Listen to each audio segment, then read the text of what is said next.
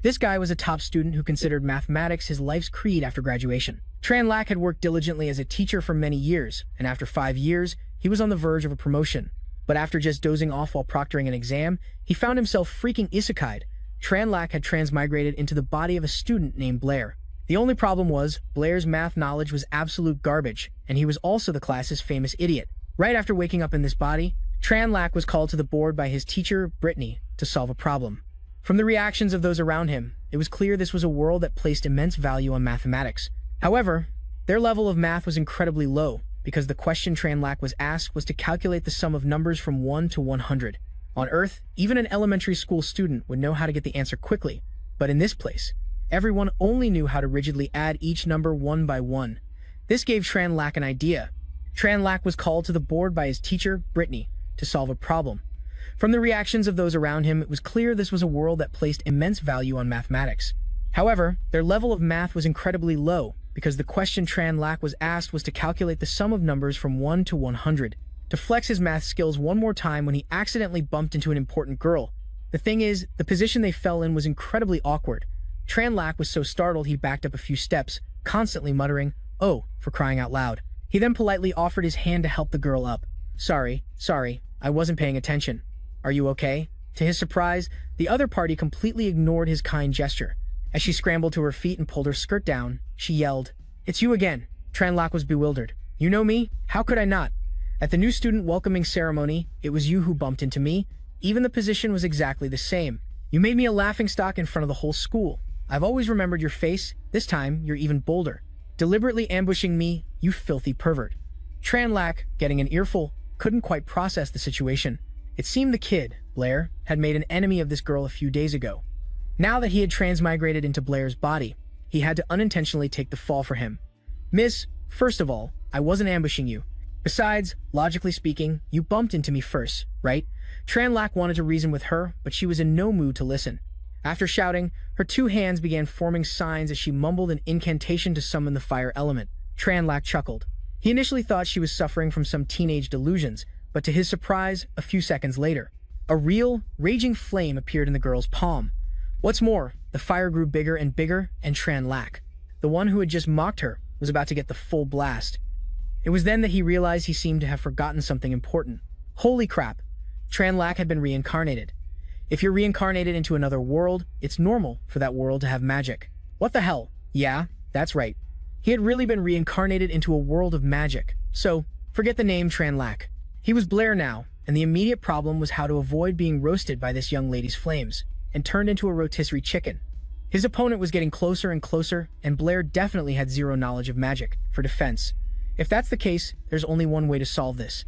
The young man quickly bowed his head at a perfect 90-degree angle. "I'm sorry," he said to the tigress before him. Although it was a bit humiliating, a wise man knows when to bend and when to stand tall. Preserving his life was the top priority. And sure enough, this method worked. The girl stopped and retracted the fireball in her hand. However, her attitude was still very resentful. "Don't think a simple sorry is enough," the girl grumbled, but Blair was in no mood to listen to her scolding. The moment he saw her retract the fireball, he bolted. As he ran, Blair felt utterly confused. How could a world where science and magic coexist even exist? He just kept running, not knowing where he needed to go. Suddenly, Blair felt a splitting headache, and the world went dark. He collapsed to the ground as the memories of this body's original owner began to surface.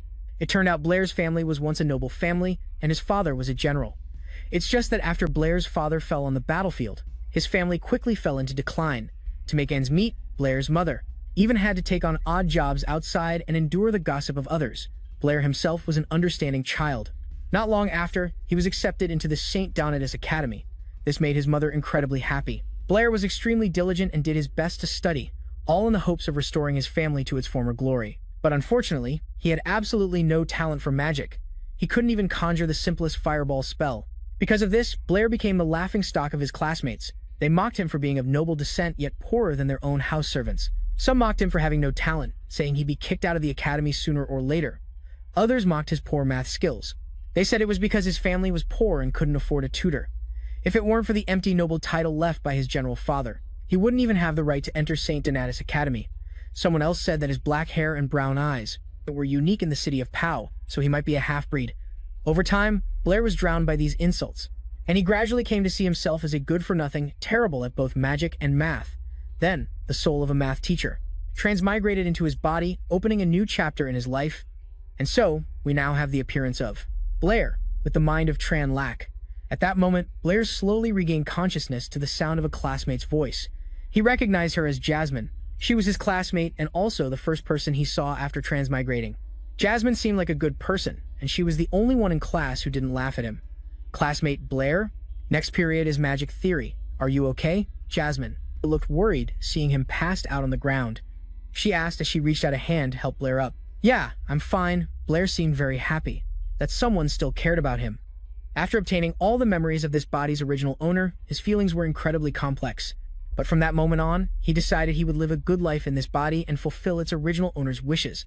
And so, in the following magic theory class, Blair listened with intense focus. In this world, magic elements are divided into 4 types: earth, fire, wind, and water. All magic must operate based on those 4 elements. It is also because of magical talent that the world is divided into mages and commoners. Here, both magic and mathematics are extremely important, and this St. Donatus Academy is one of the most famous magic schools in the kingdom. Mages use incantations or gestures and their mental strength to manipulate magical elements, turning them into various spells. And to successfully create magic, one needs talent. Besides Blair, it seemed like no other student was paying close attention, because everything the teacher was lecturing about was just being read straight from the textbook. The moment the dismissal bell rang, they all rushed out as if they'd been set free. This made the teacher a bit disappointed. As he was packing his books to leave, Blair ran up to him. Sir, I'd like to ask something. If you don't have magical talent, can you really not cast even a little bit of magic? The teacher looked at Blair with a pitying expression. I'm sorry, Blair, but you've asked this question many times, and my answer is still the same. It cannot be changed. Without magical talent, you can't even sense or manipulate the tiniest bit of magic. And because of this very question, Blair once again became the laughingstock of his classmates. They had already left, but they came back again to surround and mock him. Haha, our magic genius, Blair is daydreaming again. He's always the most serious student in class, but what's the use? No talent is still no talent. Blair, it's okay if you can't even graduate. When that time comes, you can come work for me at my father's manor. Each of his classmates chimed in, as if trying to drown Blair in a sea of spit. That is, until a large, chubby boy named Toby appeared and came to his rescue. Blair also had some of the original owner's memories about this Toby. He was Blair's only friend in class. Looking at the situation, it seemed their relationship was indeed very good. After helping Blair disperse the crowd, Toby also left ahead. He noticed that his classmate Jasmine was still there, looking like she wanted to say something but was hesitating. Blair had to repeatedly prod her before she finally relayed the message that teacher Brittany wanted him to come to her office after class. After Jasmine left, Blair was the only one left in the classroom. He truly doubted if this body, living in a world of magic, really didn't have a single shred of magic. Blair couldn't accept a loser's fate like this, so based on the magic theory he had just learned, he tried to chant the incantation for the fireball spell. At first, there was no reaction at all. This made Blair very disappointed, and he even mocked himself. But to his surprise, about 2 seconds later, a flame appeared in his hand, and more importantly, the fire just kept getting bigger. It was even bigger than the fireball spell the haughty young lady had created this morning, which completely astonished Blair. Blair stared blankly at the fireball spell in his hand. This was truly too surprising. This body clearly didn't have a shred of magical talent. Not quite trusting himself, he even tried it a few more times. And he succeeded every single time. It even felt a little too easy, lost in playing with the fireball spell. After a while, Blair finally remembered he needed to go to Miss Brittany's office. As a result, after he opened the office door, Blair was so startled by Brittany's pose that he got a nosebleed. But to be fair, this teacher's body was ridiculously hot. Oh, is that you, student Blair? You're finally here. Sorry about that. I have a habit of doing math while standing. Even after Brittany sat down, Blair still hadn't managed to control his breathing and his wildly racing heart. I'm sorry for being late, miss. I was wondering why you called for me. Blair didn't dare to look directly at her. He could only keep his 2 eyes glued to the floor. Brittany told Blair to sit at a nearby desk, where paper and a pen were already prepared for him. She wanted Blair to calculate the sum of the numbers from 1 to 79. I'm stepping out for a moment. You don't need to rush, just take your time. Brittany had just turned around and hadn't taken more than a few steps when Blair confidently announced, the result of this calculation is 3,160. The teacher seemed incredibly surprised. She rushed over, grabbing both of Blair's shoulders. How could you possibly do that? It takes even me a long time to calculate that. Could it be a problem you've done before? No, that's not right. I chose the number 79 randomly. Faced with his teacher's barrage of questions, Blair didn't know how to explain. It's not like he could just say he was a transmigrator and that in his own world. This was just a simple calculation. But seeing Brittany's expectant expression, Blair genuinely wanted to satisfy her curiosity. "I've seen your method for solving it, miss. You add each number one by one. Doing it that way isn't just time-consuming. It's also extremely easy to make a mistake. The fact that you can get the correct answer that way is really amazing, miss. It's very commendable." Blair really wanted to add that the level of mathematics in this magical world was unacceptably poor, but saying that would make him the weird one, so he held his tongue. But isn't that the only way to solve it? Brittany was extremely puzzled. "Of course not, Miss Brittany." Then Blair guided her through his method of solving it. First, you spot the pattern. The first number in the series plus the last, the second number plus the second to last, and so on. Each pair adds up to a sum of 80. The only number left over without a pair is the lonely number 40. Therefore, the addition problem quickly turns into multiplying 39 by 80 and then adding 40. Brittany caught on very quickly and seemed especially excited to see that Blair was able to discover this method. Not only that, Blair even developed the formula for an arithmetic series for Brittany. It was all encapsulated in a simple formula, leaving the teacher completely stunned. She was utterly flabbergasted. Blair never thought that the math skills he learned back in elementary school could give a scholar in this world such a massive shock. It took a long while before Brittany could regain her composure. "Is this a method you came up with yourself?" "You could say so, yes. It's a pretty convenient way to solve it," Blair said, scratching his head in embarrassment. After all, there was no Gauss in this world. Even if he said the formula was invented by the man, the teacher wouldn't have known. Miss Brittany fell silent for a few more seconds, then suddenly grabbed Blair's hand. "Student Blair, you're a true genius. As long as you're willing to continue your research, your future will surely be limitless." Although Brittany's praise was very moving, the truth was that Blair was only paying attention to the cup bust right in front of him. Brittany also asked if he wanted to become a great mathematician, but luckily, Blair was clear-headed enough to say no. He had spent his entire previous life pursuing mathematics.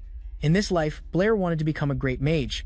Brittany looked visibly disappointed by Blair's answer, but she quickly recovered to try and persuade him. "But don't you realize you have an incredible talent for mathematics? This is a blessing from the goddess of wisdom. You can't let it go to waste. Besides, from what I know, Student Blair, you don't have a shred of talent for magic." Brittany tried everything she could to persuade Blair, but his mind was made up. In this life, he only wanted to become a mage. To be honest, given this world's level of mathematics, Blair could become a renowned mathematician as easily as flipping his hand just by casually tossing out a few advanced mathematical theories. But ultimately, those were just things he'd learned in his past life, the achievements of mathematicians from another world. In contrast, the allure of magic in this world held a much greater appeal to him than the empty title of mathematician. Seeing how resolute her student was, Brittany decided to make a bet with him, because in just a few days, it was time for the first-year magic exam. This exam would determine whether they could stay or would have to leave St. Donatus Academy. Anyone who failed would be forced to drop out. Therefore, she proposed a bet.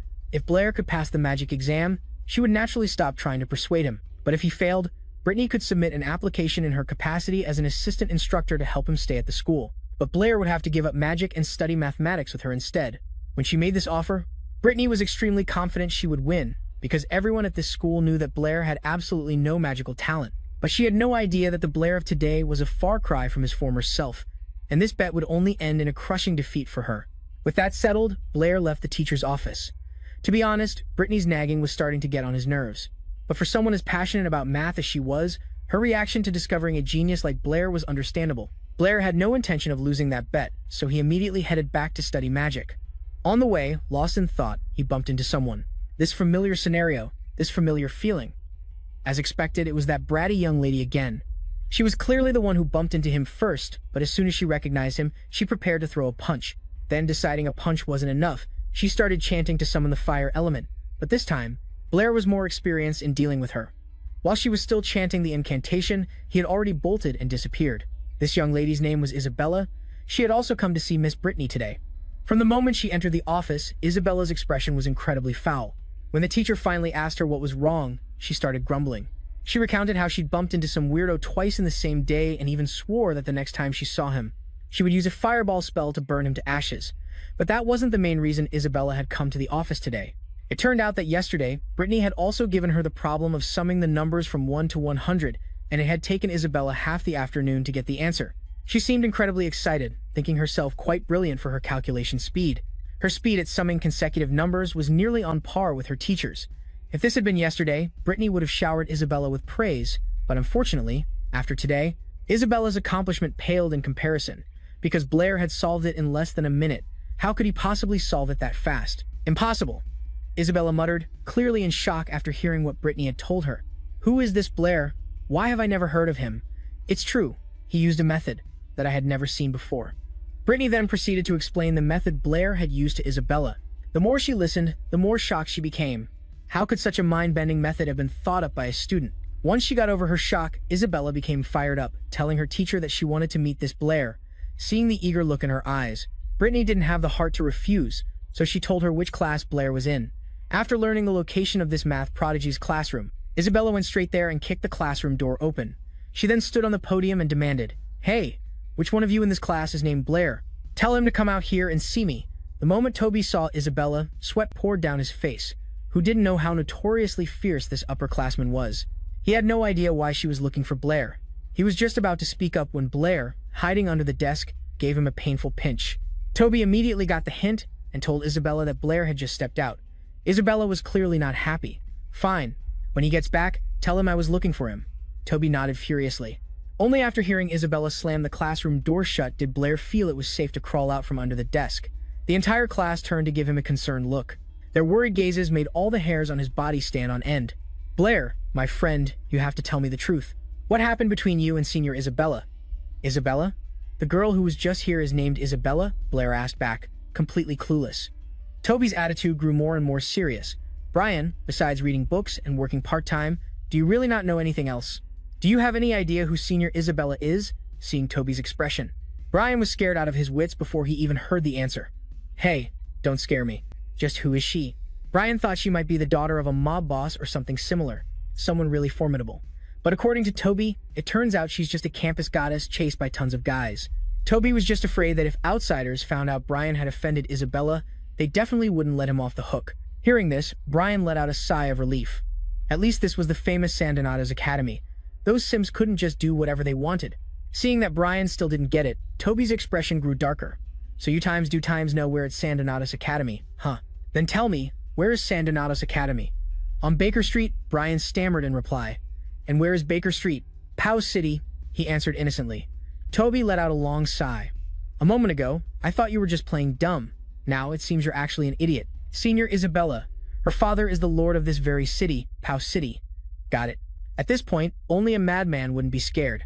Brian wasn't quite mad, and he knew he was truly screwed for messing with this girl. Brian was instantly on the verge of tears. If he went and knelt down to apologize to Isabella now, would it still be in time? Toby hadn't had a chance to think of a solution yet, but a few guys had already been eavesdropping on their conversation.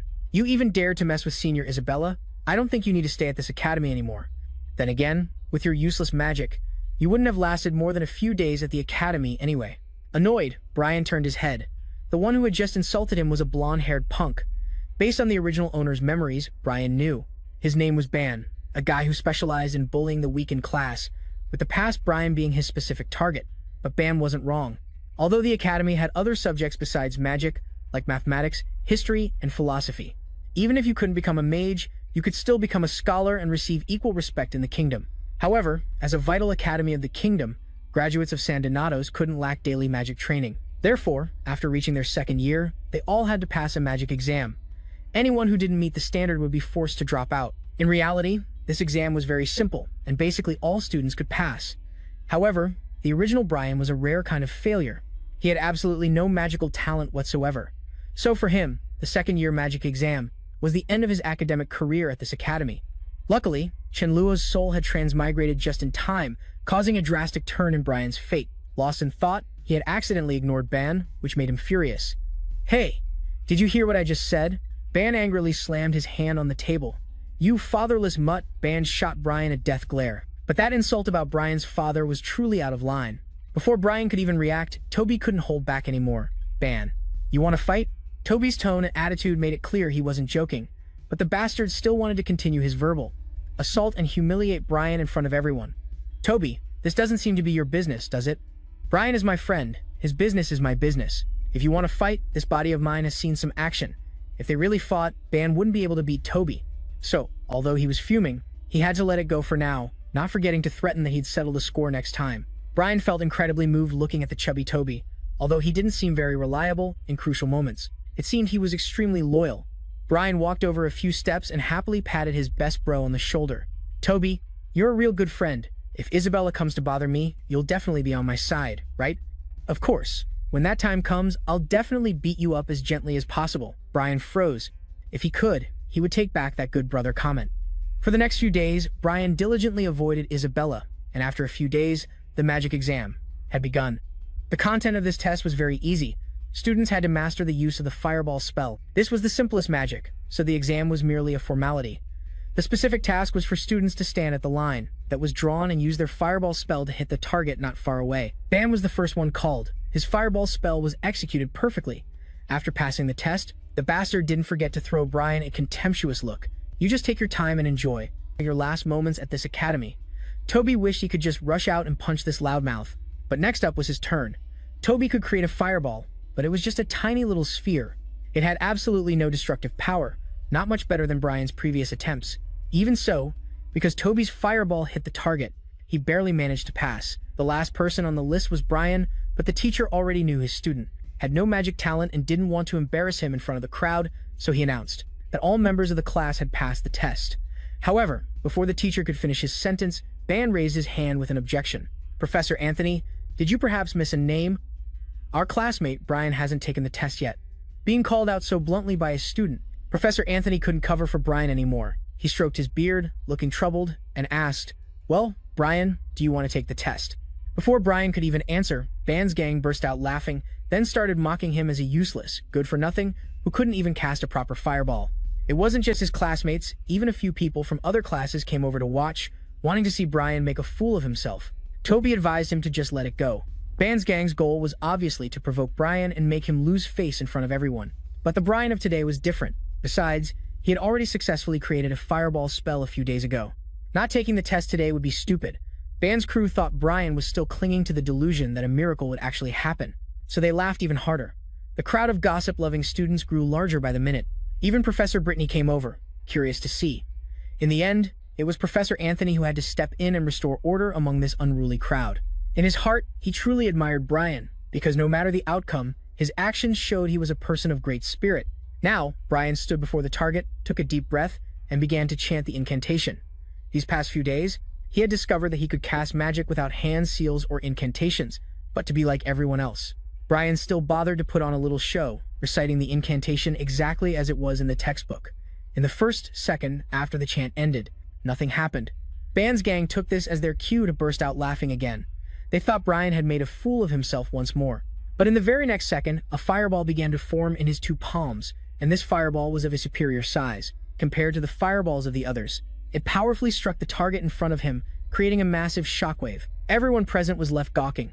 When the shockwave passed, the target had been smashed to pieces and burned to ash. Although Professor Anthony was astonished, he didn't forget to announce that Brian had passed the test. Ban stared, stunned, at the target, his mouth ceaselessly muttering, "Impossible, impossible." Toby was probably the happiest person there. He rushed over, put Brian in a headlock, and celebrated the victory. "You little rascal. I couldn't tell you were so good at hiding your skills." Before the two could finish celebrating, Professor Anthony called Brian into his private office. It was understandable, a magical failure like Brian suddenly showing such an outstanding performance on test day, what teacher wouldn't be curious? Brian also didn't know how to explain it properly. He just said that he practiced every day according to the textbook and finally, suddenly, managed to create a fireball. Professor Anthony pondered for a few seconds, finding it hard not to feel that this was too miraculous, because magic was a divine gift bestowed upon humanity. Ancestors, through chants and gestures, established a fixed connection to the elements to cast magic, and a person with no magical talent at all was considered to have been forsaken by the gods. There weren't many such people, and Brian had once been one of them.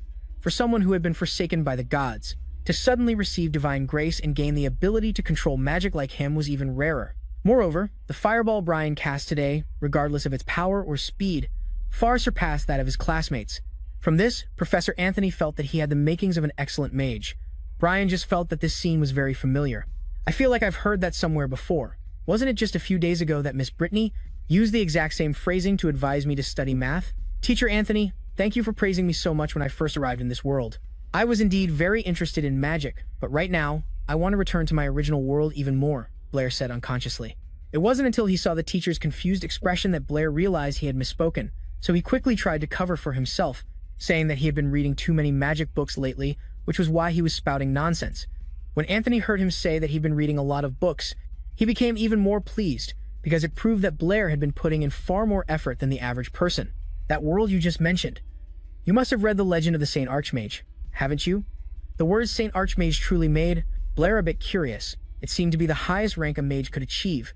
The legend tells of a Saint Archmage who could master spatial magic, tearing open spacetime to travel to another world. But that was just a legend, and in this world today, people believe that the spirit only created a single world. There are no others? What? You just said that a holy archmage can tear through space to travel to another world? Gray asked again as Anthony nodded. A thought sparked in his mind. Master Anthony, I will definitely become a holy archmage after the exam. After the magic exam, Blair finally had a few rare days off, and he decided to make the most of them. He scoured through almost every book related to magic in the school library. Blair's goal was crystal clear: become a Saint Archmage, tear open space-time, and return to being Chen Luo. Through his research, Blair also came to understand a bit more about this world. Here, the ranks of mages are divided into 7 tiers, including Novice, Intermediate, Advanced, Archmage, Magus, Grand Magus, and the highest of all, Saint Archmage. Among them, the Saint Archmage has only ever been a legendary existence. Their powerful magical abilities only exist in ancient records. No one has ever actually seen them. Many books mention that a Saint Archmage could use spatial magic to tear open space-time and travel to another world. Although most mages today believe that other worlds don't exist and that spatial magic is just a legend, for Blair, who had transmigrated, spatial magic likely did exist. It was also his hope of returning home at the moment. Unfortunately, teacher Anthony didn't believe in spatial magic, so Blair couldn't get any more information from him. It's this late and you're still here reading? Why aren't you getting to work? Our library doesn't support idlers. Blair, who was lost in thought, was startled by a voice. It was the head librarian, subtly kicking him out. Blair realized he had been sitting there for far too long. He got up and started arranging books and cleaning the library, but there was so much work it took him all night to finish. Blair never expected living at the library to be so exhausting. The next morning, Blair dragged his aching body to class. When he opened the door and stepped inside, the room was silent, with students whispering about what had happened yesterday. Blair had created a giant fireball during the magic competition, one even bigger than teacher Anthony's. Many people, instead of looking down on Blair, had started to change their tune and admire him, thinking that he had been hiding his true strength all along. Some even felt that if you looked closely, Blair was actually quite handsome. Others gossiped that Senior Isabella actually had a thing for him. All the chattering from every direction was giving Blair a massive headache. He just wanted to get to his seat quickly and rest for a bit before class started.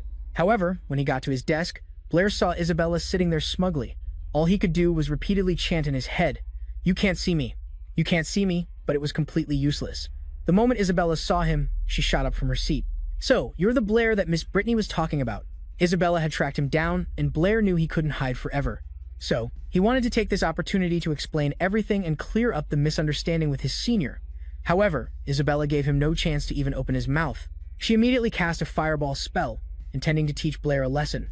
With his opponent launching a surprise attack, Blair didn't know what magic to use to counter it. He could only raise his 2 hands to cover his face, hoping her fireball wouldn't ruin his handsome face. However, after waiting for a while, Isabella's fireball spell still hadn't landed. Blair peeked his eyes open out of curiosity, only to see Miss Brittany stopping the raging lioness.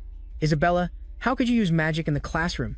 Isabella struggled, wanting to report Blair for harassing her multiple times, but Brittany was in no mood to listen. She told Blair to come to her office, conveniently telling Isabella to come along as well. When the 3 of them left, the classroom remained dead silent.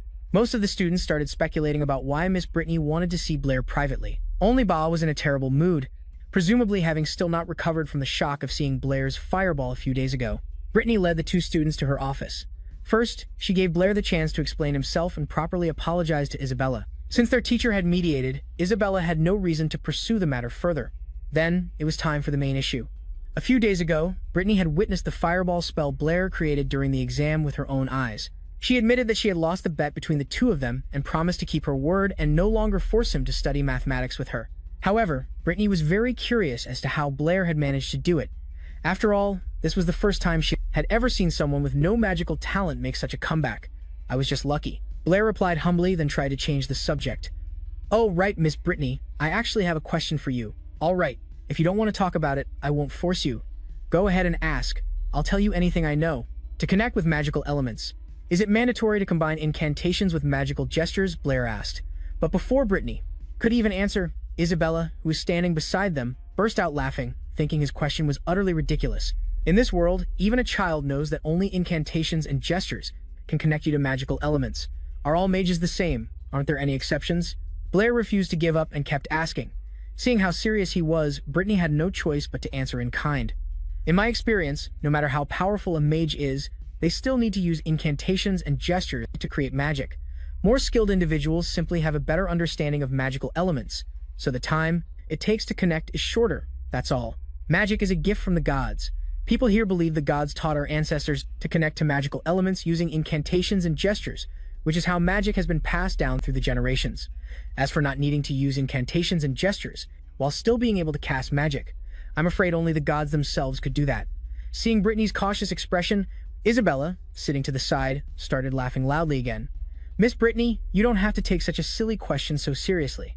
After hearing that answer, Blair was utterly bewildered, because he could cast magic perfectly fine, without using incantations or hand signs. During the competition, he was just putting on an act to seem like a normal person. Could it be that because he was an outsider, the gods of this world had no jurisdiction over him? This is the most basic knowledge of magic. If you want to become a mage, you'd better memorize the magical theories in the books. Brittany advised him sincerely. However, I actually called you here today for something more important. At this point, Brittany handed Blair a scroll. He didn't know what it was, but Isabella, standing beside him, immediately recognized it as an academic journal. The kingdom's most influential academic papers are all published in here. However, when Blair opened the journal, Isabella, who was peeking over his shoulder, was stunned by what was inside, because the paper listed Miss Brittany's name, and also Blair's.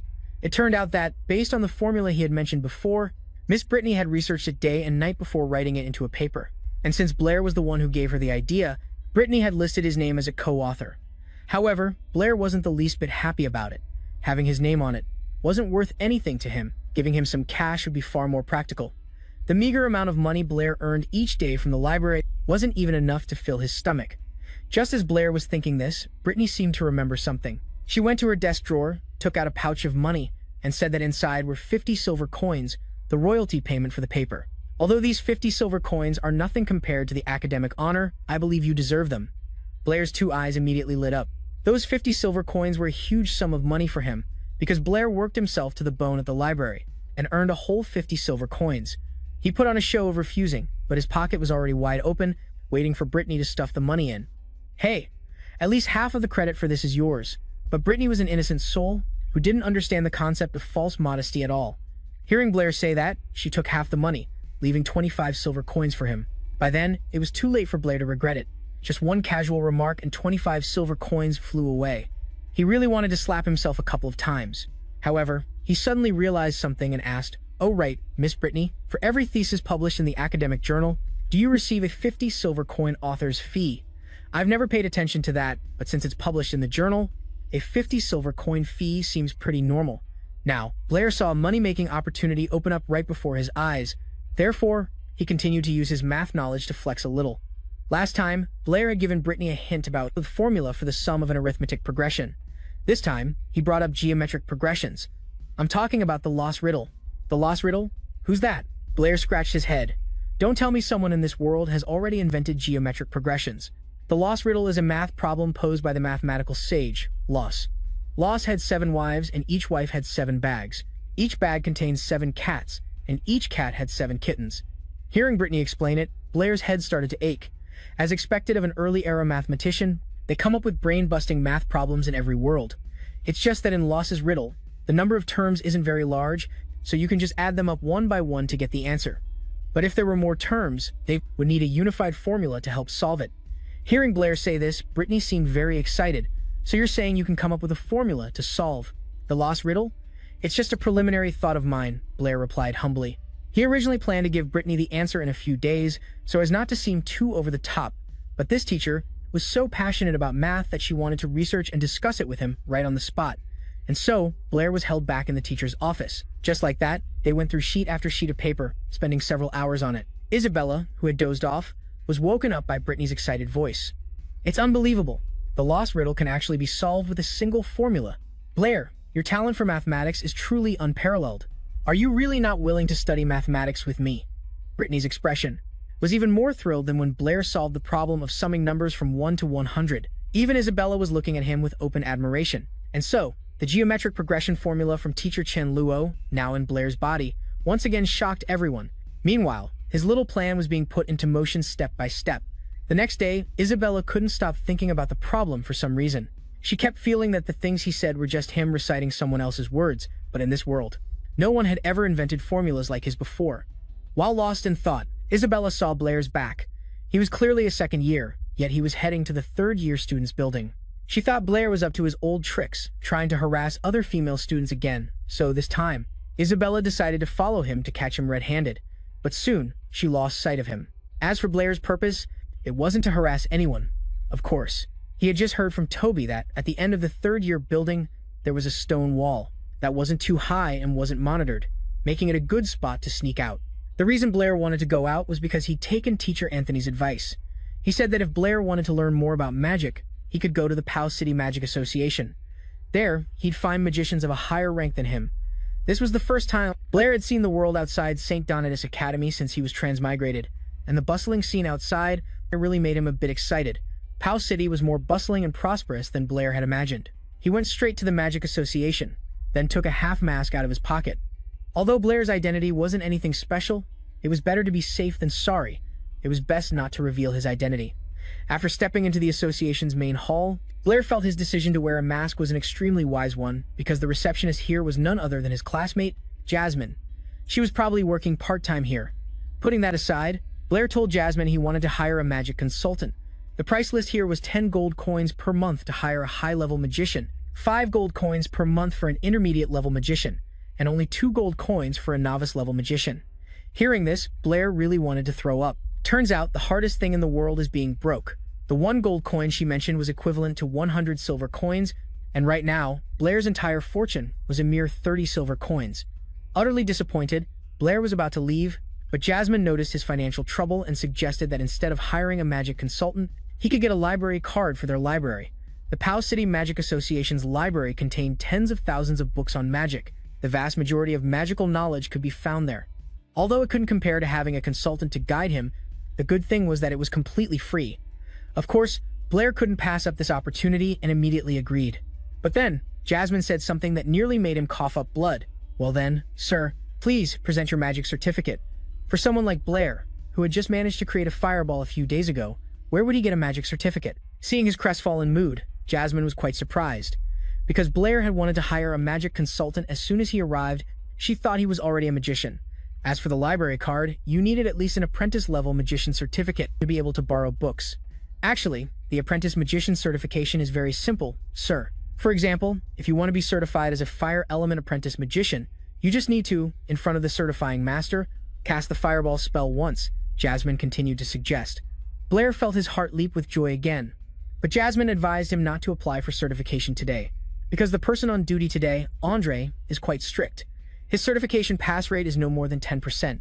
The number of magicians who have failed under Andre has already exceeded 300 people, but Blair was determined to get certified today. After all, he couldn't sneak out every day. So, Jasmine led him to meet Andre. In the study, there were 2 people. One was a bald magician, who looked very difficult, and the other was an old magician with a white beard and hair. Blair looked at their attire. The bald one was wearing a red magic robe with 2 silver threads, which meant he was an intermediate-level fire element magician. What's your name? Why are you wearing a mask? Andre sat down, taking a sip of tea as he asked. My name is Chen Luo. I'm wearing a mask because I accidentally burned my face while practicing the fireball spell a few days ago. You can burn your own face? Seems like your fireball spell is not so simple. The old man beside him chimed in. Chen Luo. What a strange name. Coming for certification at this age, the highest you'll ever reach in your life is novice-level magician. Blair now understood why Jasmine has advised him not to get certified today. This guy was only an intermediate-level magician, yet he acted so disdainful. It was infuriating. Normally, the certification test should be conducted in the examination room, but Andre, looking down on Blair's abilities, wanted to conduct it right in this room. Based on the fireball spell from the Academy's magic competition a few days ago, Blair was a bit hesitant about Andre's request. After all, he didn't want to destroy the furniture in this room, but the old man beside him advised him not to waste time, since his fireball spell wouldn't be able to hurt Andre anyway. So, Blair asked for their permission to show off his meager skills before an expert. Then, he started chanting an incantation for show. Andre looked at him with utter disgust. Stop. Your gestures are unclear, and your incantation is slow. Nothing about it is right. Blair ignored his words. After all, the incantation and gestures were completely unnecessary for him anyway. A flame gradually appeared in Blair's hand, then it grew larger and larger, finally turning into a giant fireball that shot straight towards Andre. A huge explosion occurred, filling the entire room with dust and ash. Jasmine was so scared she froze. A few coughs echoed in the room. One was from Jasmine, and the other was from the white-haired old magician. He was the one who had just blocked Blair's attack. As for Andre, that high and mighty guy was knocked flat on the ground, his eyes filled with shock and fear. My apologies. A few seconds later, Blair finally figured out what to say in this situation. I thought you were all prepared, so I used a little bit of force. After teaching Andre a lesson about never underestimating others, Blair successfully obtained his apprentice magician certification and a library card. Jasmine couldn't hide her excitement and told him that this was the first time in her life she had witnessed a fireball spell with such power. She was certain that in the future, Brian would become a great mage. Thanks. I'll see you later, Jasmine, Brian replied earnestly. After he left, Jasmine realized something strange. It seemed she hadn't even introduced herself, but Brian didn't realize his slip of the tongue. By now, he had entered the library. It was filled not only with books, but also with people. It seemed many couldn't afford to hire an advisor. Just like him, Brian picked out a few magic books to browse through. Jasmine wasn't wrong. There were far more magic books here than at the academy, and the content was much more in-depth, especially the section on spiritual magic power. The level of one's spiritual magic power is the most important criterion for judging a mage's rank. The higher a mage's spiritual power, the stronger their connection to the magical elements. The spells they cast would therefore be more powerful. Not only that, high-level mages with high spiritual power could even directly strip low-level mages of their control over magical elements. This also meant that in actual combat, the gap in rank between mages was nearly impossible to overcome. However, Brian felt that the theory of the 4 great magical elements in the book seemed a bit absurd. After all, the level of scientific understanding in this world was still quite low. All the mages in this world believed that the 4 great magical elements were not only the foundation of all magic, but also the foundation for the formation of everything in the world. All other elements were formed through a combination of the 4 great magical elements in specific ratios. Of course, from a modern scientific perspective, this view is clearly nonsense. On Earth, even a middle schooler knows that matter is composed of many basic elements, and the so-called principle of the 4 great elements simply doesn't exist on the periodic table. However, with the existence of magical elements in this world, for now, Brian truly couldn't find a scientific explanation. At this thought, Brian suddenly shot to his feet, startling the people reading around him. If he could connect with magical elements in this world, then maybe he could create new magical elements. At this thought, Brian couldn't sit still any longer and immediately bolted out of the library. He wanted to go back and test if his idea was feasible. At the same time, Andre and that old mage were chatting. After getting thrashed by Brian earlier, Andre was clearly unconvinced, because his spiritual power was relatively low, yet the power of the fireball he cast was unbelievably strong. What was even stranger was that the mage beside him was completely unable to control the fire element that Brian summoned. Both of them felt there was something about Brian that they couldn't possibly explain. But of course, they would never have guessed that Brian was actually from another world. He had now climbed back over the low wall onto the academy grounds. As luck would have it, no one was around. Brian decided to experiment with his idea. He closed his eyes, took a deep breath, and sure enough, he could feel the presence and flow of oxygen. When Brian raised his hand, he could even see a faint wisp of gas in his hand. It was the oxygen element that Brian had just gathered using his ability. The faint gas gathered in Brian's hand, forming a small sphere, since it was visible to the naked eye. He had no way of knowing if it was truly what he was looking for. Suddenly, Brian thought of a plan. He used his other hand to create a fireball spell to ignite the sphere of gas. The first time, nothing happened. The tiny puff of white smoke vanished, and the fireball immediately fizzled out. But Brian didn't give up. He tried again, and this time, the fireball and the sphere of oxygen truly reacted. A massive explosion erupted instantly, and calling it massive was an understatement for its destructive force. The windows of the nearby building instantly shattered.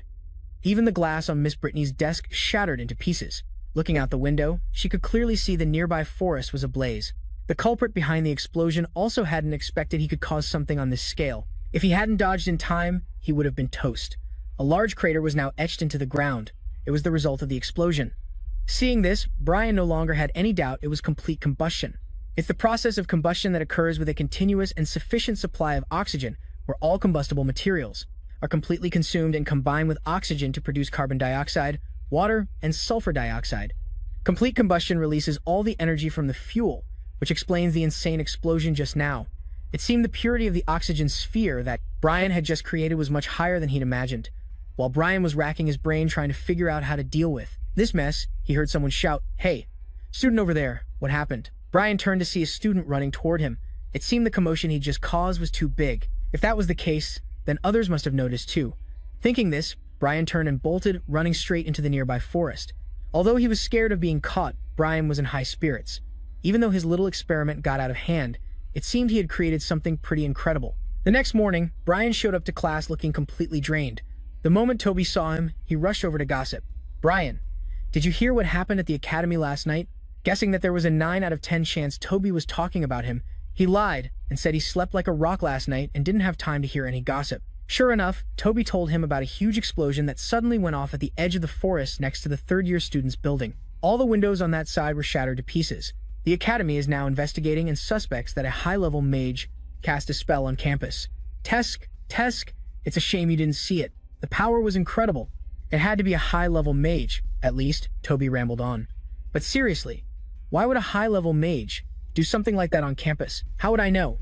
I've never even met a high-level mage before, Brian replied casually. Toby then shot him a disdainful look. What do you mean you've never met a high-level mage? Isn't Miss Brittany a high-level mage?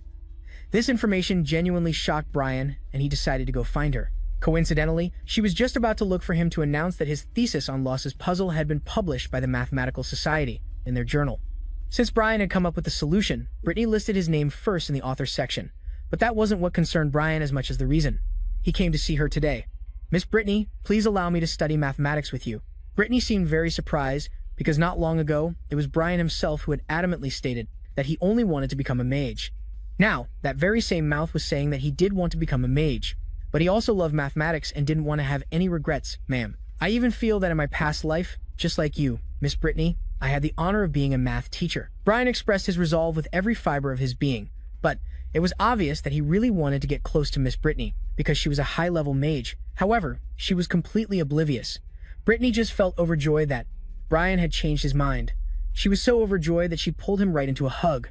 Even though Brian was in a child's body, his soul was still that of Chen Luo, a grown man. This close contact was enough to nearly give him a nosebleed. "All right, Brian, from now on, you can come to my office every evening after class to study math. With your talent, if you apply yourself, you'll surely become a great mathematician." Brian quickly pushed her away before he got a nosebleed. "Oh right, Miss Brittany, aside from questions about math, if I have any questions about magic, could I ask you those too?" "Of course, that's no problem at all." Brian breathed a sigh of relief, having achieved his goal, and made his way to leave. She reminded him to come tomorrow night to begin their math lessons. But just as Brian opened the door, Brittany suddenly shouted, "Wait a moment." Brittany's face grew pensive. She was silent for a few seconds, which was long enough to make Brian start trembling. "Brian, you're not just saying you want to study math with me because you want to ask questions about magic, are you?" It seems this teacher isn't a fool. She saw right through Blair's intentions that quickly. Brittany's eyes were filled with suspicion. There was a hint of anticipation mixed with a bit of disappointment. Blair was put on the spot and really didn't know how to respond. After scrambling for a script, he said, "What are you talking about, Miss Brittany? I was just thinking that from now on, since I'll have more time with you every day, it would be more convenient to ask you my magic questions directly instead of running to find Mr. Anthony." Before he could even finish his sentence, Brittany rushed over to him, placed both hands on his shoulders, her sparkling eyes looking as if they were about to melt. "I knew it. How could Blair be the type of person to use mathematics as a tool?" Blair sighed to himself. Suddenly, he felt a bit guilty. This teacher was just too naive, blindly worshipping mathematics and completely unguarded against a schemer like him. Afterward, Brittany let him go back to rest. The next afternoon, after class let out, Blair went to find Brittany as scheduled. There was another person in the office, Isabella. The moment she saw Blair, her eyes shot daggers at him. "What are you doing here?" Isabella's voice was filled with annoyance. Blair didn't need to explain, because Miss Brittany did it for him. "Oh, I'm so sorry, Isabella. I forgot to tell you earlier. Starting today, Blair will be studying math with us. Isabella, you're his senior, so from now on, you'll have to help him out more, okay?" Although Brittany tried to build a rapport between the two, Isabella showed no sign of wanting to be friendly with Blair. As Blair sat down, he even heard her let out a loud humph. As for Brittany, yesterday, she had already prepared a set of questions for the two of them. First question. You drop a stone down a deep well. After a certain amount of time, you drop another stone that's twice the mass of the first. When will the second stone catch up to the first? Wanting to assert her seniority, Isabella immediately spoke up after hearing the problem. The essence of this question is a motion problem. We just need to know the time interval and... However, Before she could finish, Blair cut her off. It will never catch up. Strictly speaking, assuming we ignore air resistance, the larger stone will never catch up to the smaller one. Isabella huffed again, an unconcealable look of contempt on her face. Blair, there's a limit to being ignorant of the basics. Brittany's reaction wasn't as extreme as the girls', but disappointment was clearly written on her face as well. Blair, although I don't know what this air resistance you mentioned is, the sages once said, that the falling speed of an object is directly proportional to its mass. The heavier the object, the faster it falls. This is the truth established by the sages.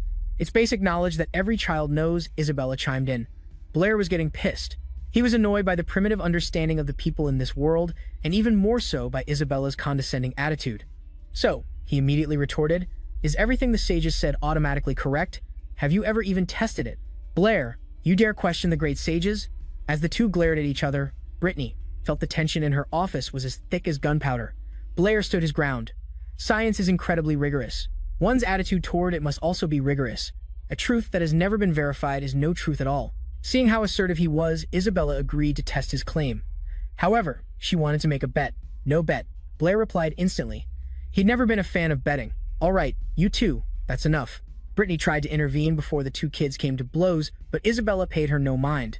She wanted to bet 10 gold coins. 10 gold coins. Blair, being dirt poor and a slave to money, how could he possibly refuse such a bet? He quickly changed his tune. You're on, Miss Brittany. I'll ask you to be the witness for our bet. And so, the three of them went to a tall tower. Brittany did as the two kids asked and found 2 stones. One was about twice the mass of the other.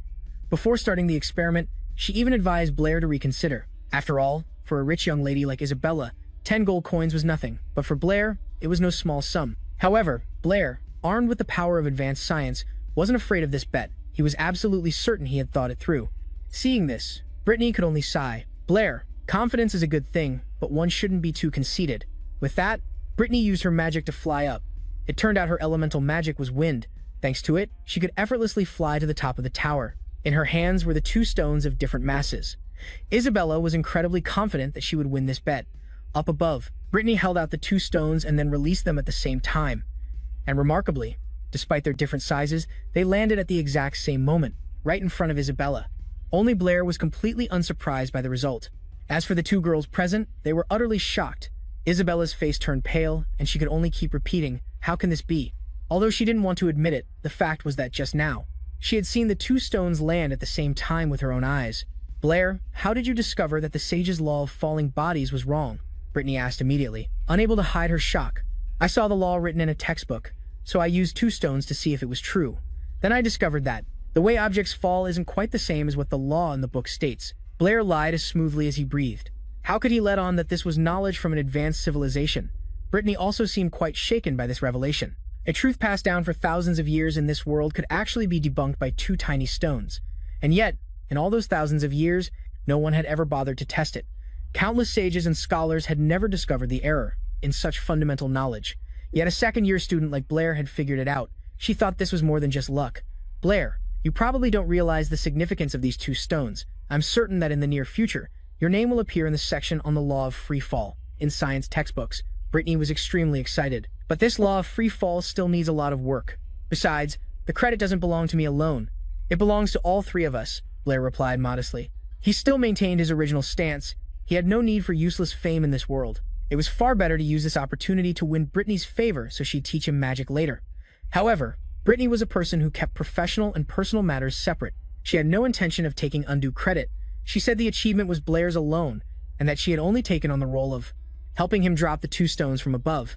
However, if you're willing, you and Isabella could perfect this law of free fall together. Saying this, Brittany turned and patted the shoulder of the nearby Isabella, perfectly diffusing the girl's embarrassment. Blair understood her meaning and immediately played along. I think I really do need Senior Isabella's help. I wonder, would you be willing to help me? Just that one sentence from Blair got Isabella thinking about the near future, when the earth-shattering news broke that at St. Donatus Academy, 2 young prodigies had suddenly emerged, who had jointly researched and developed a brand new theory that contradicted the sages of old. And when that happened, she would be hailed as a genius. The law of free fall would be named after her and Blair. The very thought was more than enough to get her excited. Although Isabella was incredibly eager, she still tried to put on a cool facade. Fine, since you've asked, I suppose I can help. Great, then thank you in advance, Senior. After this, Isabella's Hatred for the underclassman named Blair suddenly vanished. Previously, she had only seen him as a creep who went around harassing female students. But now, she found Blair to be quite intelligent, handsome even, and he knew how to share the credit. She didn't want to appear too eager, but after a moment's thought, she decided to say, Blair, now that we're partners, if anyone at the academy bullies you from now on, just tell me. I'll handle them for you. Just not having you on my case is good enough, Blair thought, but of course, he didn't say it aloud. He just politely said, thank you, and then held out his hand. A friendly handshake was perfectly normal in this situation, but Isabella found herself blushing unconsciously. She even thought Blair wanted to hold her hand. What are you doing? She asked. My 10 gold coins, Blair answered bluntly. Our male lead never disappoints. He couldn't care less about women. Money is his one true love. Isabella herself had almost forgotten about the 10 gold coin bet. Right now, Blair's eyes were glowing. They were practically turning into 2 gold coins. Isabella was hit hard by this. The guy only wanted his money, and here she was, fantasizing that he wanted to hold her hand. This guy's clearly got a screw loose, but in the end, Isabella still kept her word and gave Blair 10 gold coins. After all, she was the daughter of the Lord of Paul's City, so she wasn't short on that kind of cash. As for Blair, it was a massive fortune. He'd struck it rich from just one match in a single day, and he was ecstatic. Isabella watched his money-grubbing attitude for a long time. Although she felt like she was being a bit nosy, her curiosity got the better of her, and she finally spoke up. It seems like you don't care much about fame and glory. Even though you seem to value money a lot, I get the feeling that it's not just about the money for you. So, what is it you really want? Blair remained silent. In the silence, only the sound of the wind rustling past his ears could be heard. How could he tell her that he was dreaming of his past life? How could he tell her he wanted to go back to being Chen Luo, an ordinary math teacher, living his own life with his friends, instead of living here as the student Blair? So, in the end, he just said, What are you talking about, senior? I just want enough money to get by, that's all. It's getting late, Senior Isabella. I'm heading back first. See you tomorrow.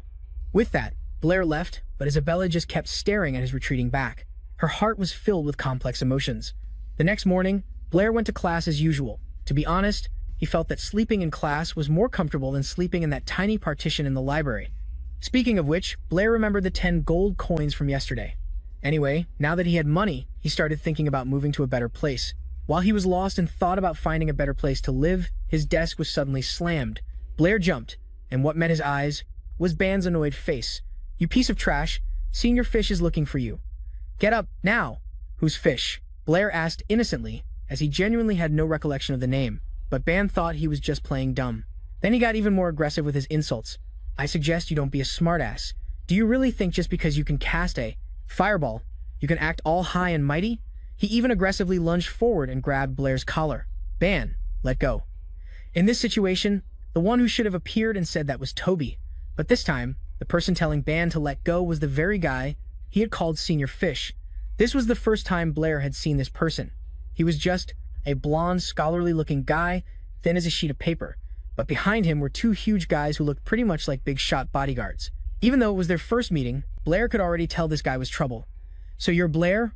Fish took a few steps forward and asked. Before Blair could even answer, the other guy let out a loud snort. He wasn't sure if he'd misheard or not, but Blair felt that snort was filled with dissatisfaction. After Ban reluctantly let go, Blair leisurely straightened his clothes before standing up to face Fish and replied, I am Blair. How can I help you? Fish didn't beat around the bush and got straight to the point.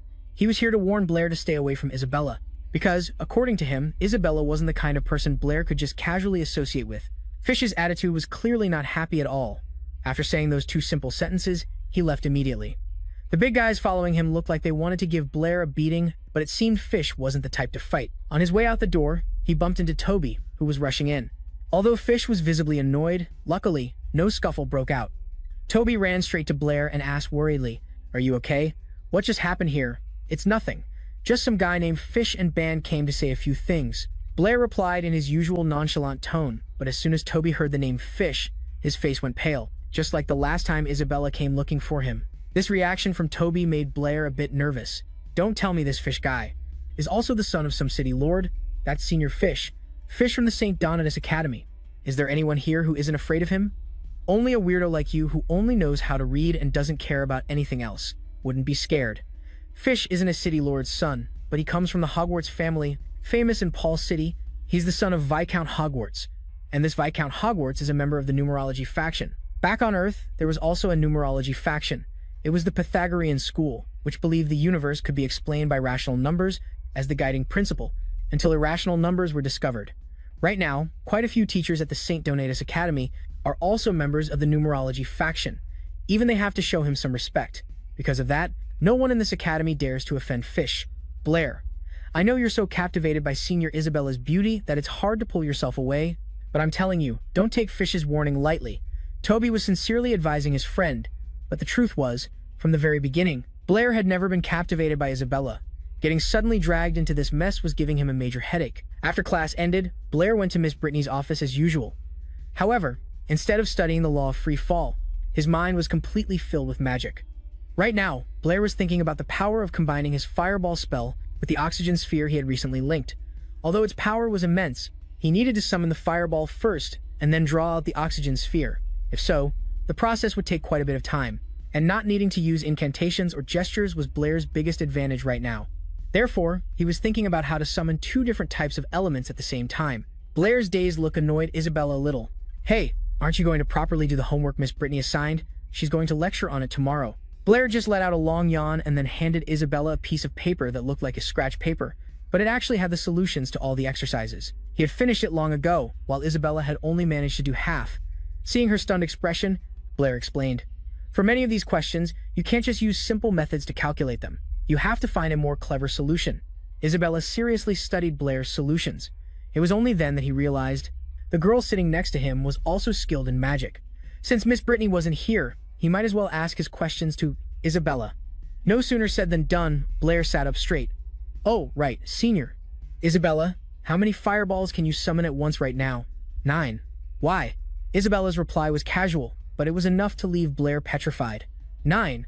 How are you so good at it? And there it was again. After he said that, that familiar expression appeared on Isabella's face again. Calling it contempt would be a bit much, but it was definitely mocking. Don't tell me the genius Junior Blair can still only summon one fireball at a time. Although it was a bit embarrassing, Blair had to admit it was true. These past few days, he had been diligently reading many magic books, but none of those books taught how to summon multiple magic elements at once. That's to be expected. Isabella said, usually, magic books only record basic theories, not specific magical techniques. However, my father hired a high-level magic advisor for me. The technique for summoning multiple magic elements at once is something I learned from her. Isabella's expression was full of confidence. It's true that when you have money, anything you say goes. Noticing that Blair was very eager to learn this, Isabella decided to tease him a bit. However, if someone were willing to call me Big Sis, I might not be entirely against teaching them this move. Of course, she thought that someone as proud as Blair would never submit to her like that. Unexpectedly, as soon as she finished speaking, Blair immediately replied, yes, Big Sis. His shamelessness, and actually made Isabella the one who felt embarrassed. But this girl was also a person of her word, since she had said it herself. Isabella didn't mind teaching Blair this technique. So, the two of them left the teacher's office and went to the back courtyard. There, Isabella showed Blair her ability to summon multiple fireballs at once, leaving him wide-eyed. Not only could she summon 9 fireballs at once, but they were all very stable. According to Isabella, the key to casting multiple fireballs lies in dispersing one's mental power. Many mages believe that mental power can only be maintained in one place, but in reality, if you master the technique, you can disperse your mental power everywhere. Then, each dispersed portion of mental power can independently summon a magical element. That's how she achieved her goal of summoning multiple fireballs at once. Dear Teacher Isabella, in that case, may I ask, can each dispersed portion of mental power summon a different magical element? Blair asked again. Student Blair, that's an excellent question. Theoretically, it's possible, but in reality, that's really hard to do. It's like asking you to draw a circle with your left hand and a square with your right hand, Isabella replied. The two of them were laughing and talking happily, but they were accidentally spotted by Bai, who was hiding behind a wall. From this scene, he assumed the two of them were in some kind of shady relationship, but Bai wasn't the only one who witnessed this, because Fish was standing right there too, and his anger was so great he could have punched a hole through the wall with one hand. From that moment on, Fish swore he would teach that brat named Blind a lesson he'd never forget, for not heeding his warning. 9 circles of fire were arranged neatly in a beautiful row, surprising everyone. Turns out, he was splitting his spiritual power into 9 parts. It was Chen Luo, concentrating his power to create them. Outside, he was training with Isabella. She stood with her hands on her hips, instructing, remember, you must follow the method I just told you, step by step, to split your spiritual power. Then, Isabella closed her eyes and added reassuringly, but it's perfectly normal if you can't do it. Even I had to practice for half a year to be able to split my spiritual power stably. From Chen Luo's hand, a fiercely burning fireball suddenly appeared. All of a sudden, a loud boom echoed, causing Isabella to fly her eyes open in shock. Before her was the sight of Chen Luo, focused on creating 9 blazing fireballs. Isabella's eyes widened in astonishment, looking at him in disbelief. She felt like she'd forgotten how to speak, finally managing to stammer out, You, how could you do that? While controlling the power with his hand, Chen Luo casually replied, I just followed the method you taught me, senior. Split my spiritual power into 9 parts and then just summon them. Hearing his casual words and seeing that punchable face of his, Isabella got angry, pointed her finger, and yelled, No, I'm not asking you that, I'm asking how you could do it instantly. Chen Luo looked innocent and confused as he asked, Once you know the technique, can't you just do it? Was it different for you, Senior Isabella? His question was so naive it made her freeze, staring at him and questioning her entire existence. Then, Isabella thought to herself, This freak. Not only is his talent for mathematics incredible, but how can his talent for magic be so heaven-defying too? Isabella kept staring at Chen Luo, her face blushing as she wondered, This isn't someone abandoned by the gods. This is clearly the god's favorite child. Then, she snapped out of it and stomped her foot hard on the grass. Isabella leaned forward, shouting in frustration, causing the 9 fireballs and Chen Luo to simultaneously lean back. Of course, it was the same for me. I understood it much faster than you. After saying that, she quickly turned and ran off, leaving him with one last sentence. I don't want to teach you anymore. From now on, if you have any problems with magic, figure it out yourself. Don't come looking for me again. Chen Luo stood there for a moment. He scratched his face, confused. What did I do to upset her this time? A girl's heart is so hard to figure out. Chen Luo then put his hands in his pockets, but suddenly, he felt something. Chen Luo's eyes lit up. He let out a curious sound. By now, Isabella was already far away, her steps forceful and full of frustration. As she walked, she cursed. That freak, he's so infuriating. Suddenly, from behind, Chen Luo caught up and grabbed Isabella's hand. This made her stop in surprise. Then, Isabella turned around and asked irritably, What are you doing, you freak? Let go of me. Isabella looked down curiously. In Chen Luo's outstretched hand was a cat necklace. It was sparkly and cute. Chen Luo smiled brightly and said gently, Dear Senior Isabella. Then he began to explain. The only reason I was able to learn this time was thanks to your dedicated teaching. After finishing his sentence, Chen Luo bowed forward sincerely to thank her. Please accept this small token of your junior's gratitude. His formal words made Isabella freeze, her heart starting to pound for some unknown reason. In Isabella's eyes, the cat pendant necklace in Chen Luo's hand looked incredibly beautiful, sparkling nonstop. She found herself drawn to it, her face gradually turning red. Isabella's heart kept thumping wildly. She looked at Chen Luo's ingratiating smile and reluctantly replied, I guess you have some conscience after all. She thought to herself, This freak isn't so bad. Isabella roughly snatched the necklace from his hand, her face red as she ran away, shouting some dishonest words. But this necklace is hideous. Karma came swiftly. After just a few steps, Isabella tripped and fell flat on her face. She let out a cry of pain. Chen Luo was startled and called out, Senior, slow down. Isabella was beyond embarrassed. She scrambled to her feet, dusted herself off, and let out a small hem to hide her awkwardness. She turned back and frowned at Chen Luo. Being stared at so suddenly made him jump, and he thought to himself, Why is she looking back at me, that old hag? What should I do now? Should I run over and comfort her? Won't I just get yelled at? In the end, Isabella just continued to run off, only leaving behind one sentence. This is all your fault. You're such a freak. Chen Luo was a bit speechless watching that crazy girl. Isabella's shouts continued, You just wait. I'm far from done with you. What did I do wrong this time, he lamented. Chen Luo lay leisurely on the grass, staring blankly at the sky, lost in thought. Seriously, if you don't like it, you shouldn't have taken it. That thing cost me 50 silver coins. He stayed in that position for a long time. Chen Luo lamented. Originally, that gift was prepared for Miss Brittany as a thank you present. Well, great. Suddenly, a few figures approached, startling him out of his thoughts. 3 large-looking guys were standing over Chen Luo. He quickly sensed the danger. The blonde one, who seemed to be the leader, spoke first.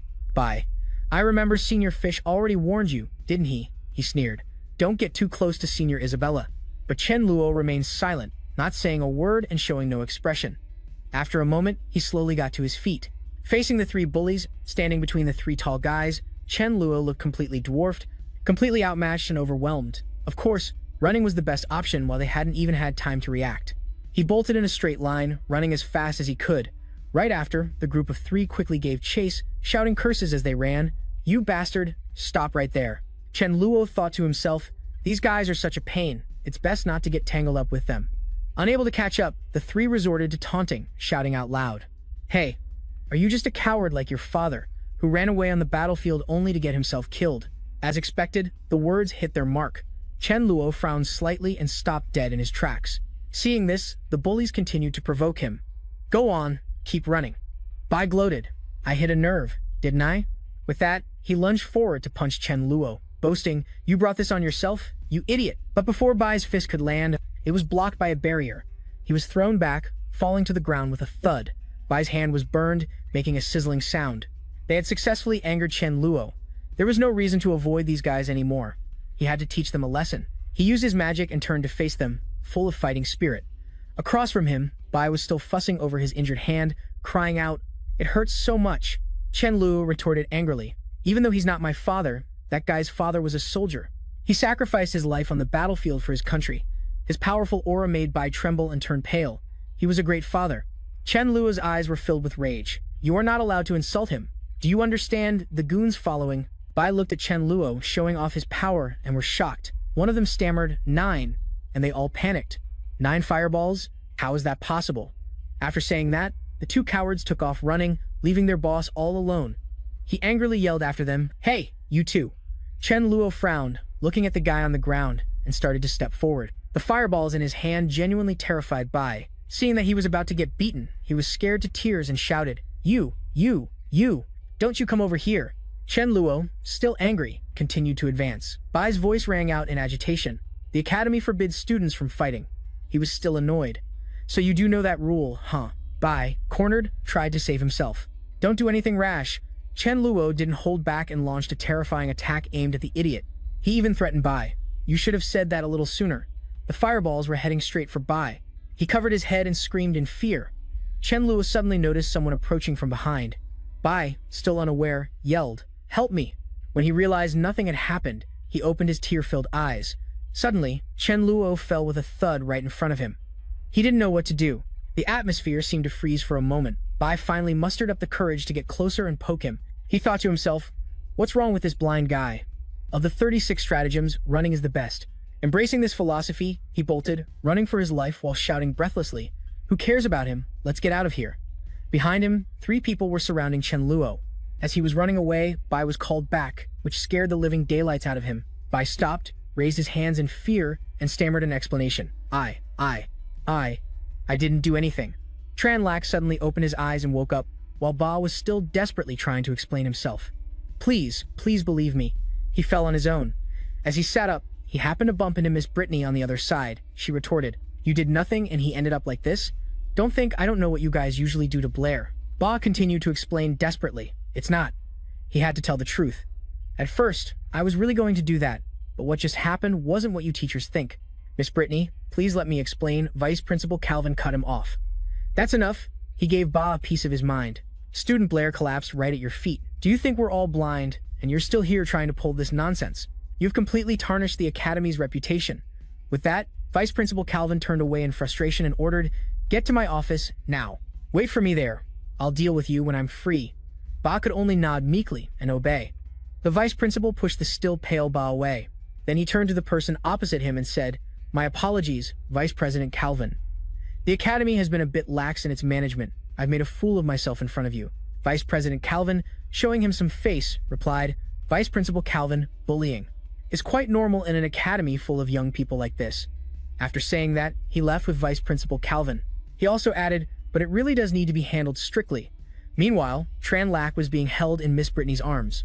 The voices of the 2 men echoed in the distance. I just don't know what Blair's current condition is. Brittany also noticed that Tran Lak had woken up. She exclaimed, Blair! Tran Lak, having just woken up, blushed so hard his nose started bleeding, his soul floating away. Mom, I'm seeing heaven. Whoa! An angel is waving at me. Seeing her student wasn't responding, Brittany gently shook him. Blair, are you okay? Shaken to the point of a headache, Tran Lak replied. I was fine, but now I'm about to be suffocated to death by you, miss. Hearing this, Brittany was so happy she hugged him tightly. It's good that you're okay. Do you have any idea how worried I was? Tran Lak replied guiltily, Miss Brittany, I'm sorry. Vice Principal Calvin cleared his throat, interrupting the touching scene. He approached and said, Student Blair, the Academy will definitely handle this matter strictly and give you a satisfactory resolution. However, we came here this time for something more important we need to discuss with you. Miss Brittany also snapped out of it. Ah, that's right. I forgot to introduce them. She pointed to the two teachers and introduced them. This is Vice Principal Calvin, whom you probably know. And this is Vice President Calvin from the Mathematics Association. Tranlac nodded as if he understood, then bowed his head in greeting. Greetings, Vice Principal Calvin, Vice President Calvin. The man straightened up and replied, to be able to help Miss Brittany complete the solution to the lost puzzle, you truly are a budding young talent in mathematics. Hearing this, she quickly explained, Vice President Calvin, I think you've misunderstood something. Being very righteous, Brittany corrected him for Tranlac's sake. The lost puzzle was solved by Blair alone. I merely helped him write the paper. Hearing this, Vice Principal Calvin's face grew serious as he reminded her, solving the lost puzzle will greatly help you in the selection for the Edwin Award. This year, it would also be a great honor for the city's branch. He presented a condition. If you are willing, the branch will do everything in its power to help you win the Edwin Award. Vice President Calvin also chimed in, Miss Brittany, I think you should consider this seriously. The Edwin Award is the most prestigious award in the academic mathematics world. The voices of the two men continued to echo. Whether for you or for the Academy, this is a matter of great significance. Contrary to the two men's expectations, Brittany stood her ground. She didn't expect much and retorted, can't it be, Blair?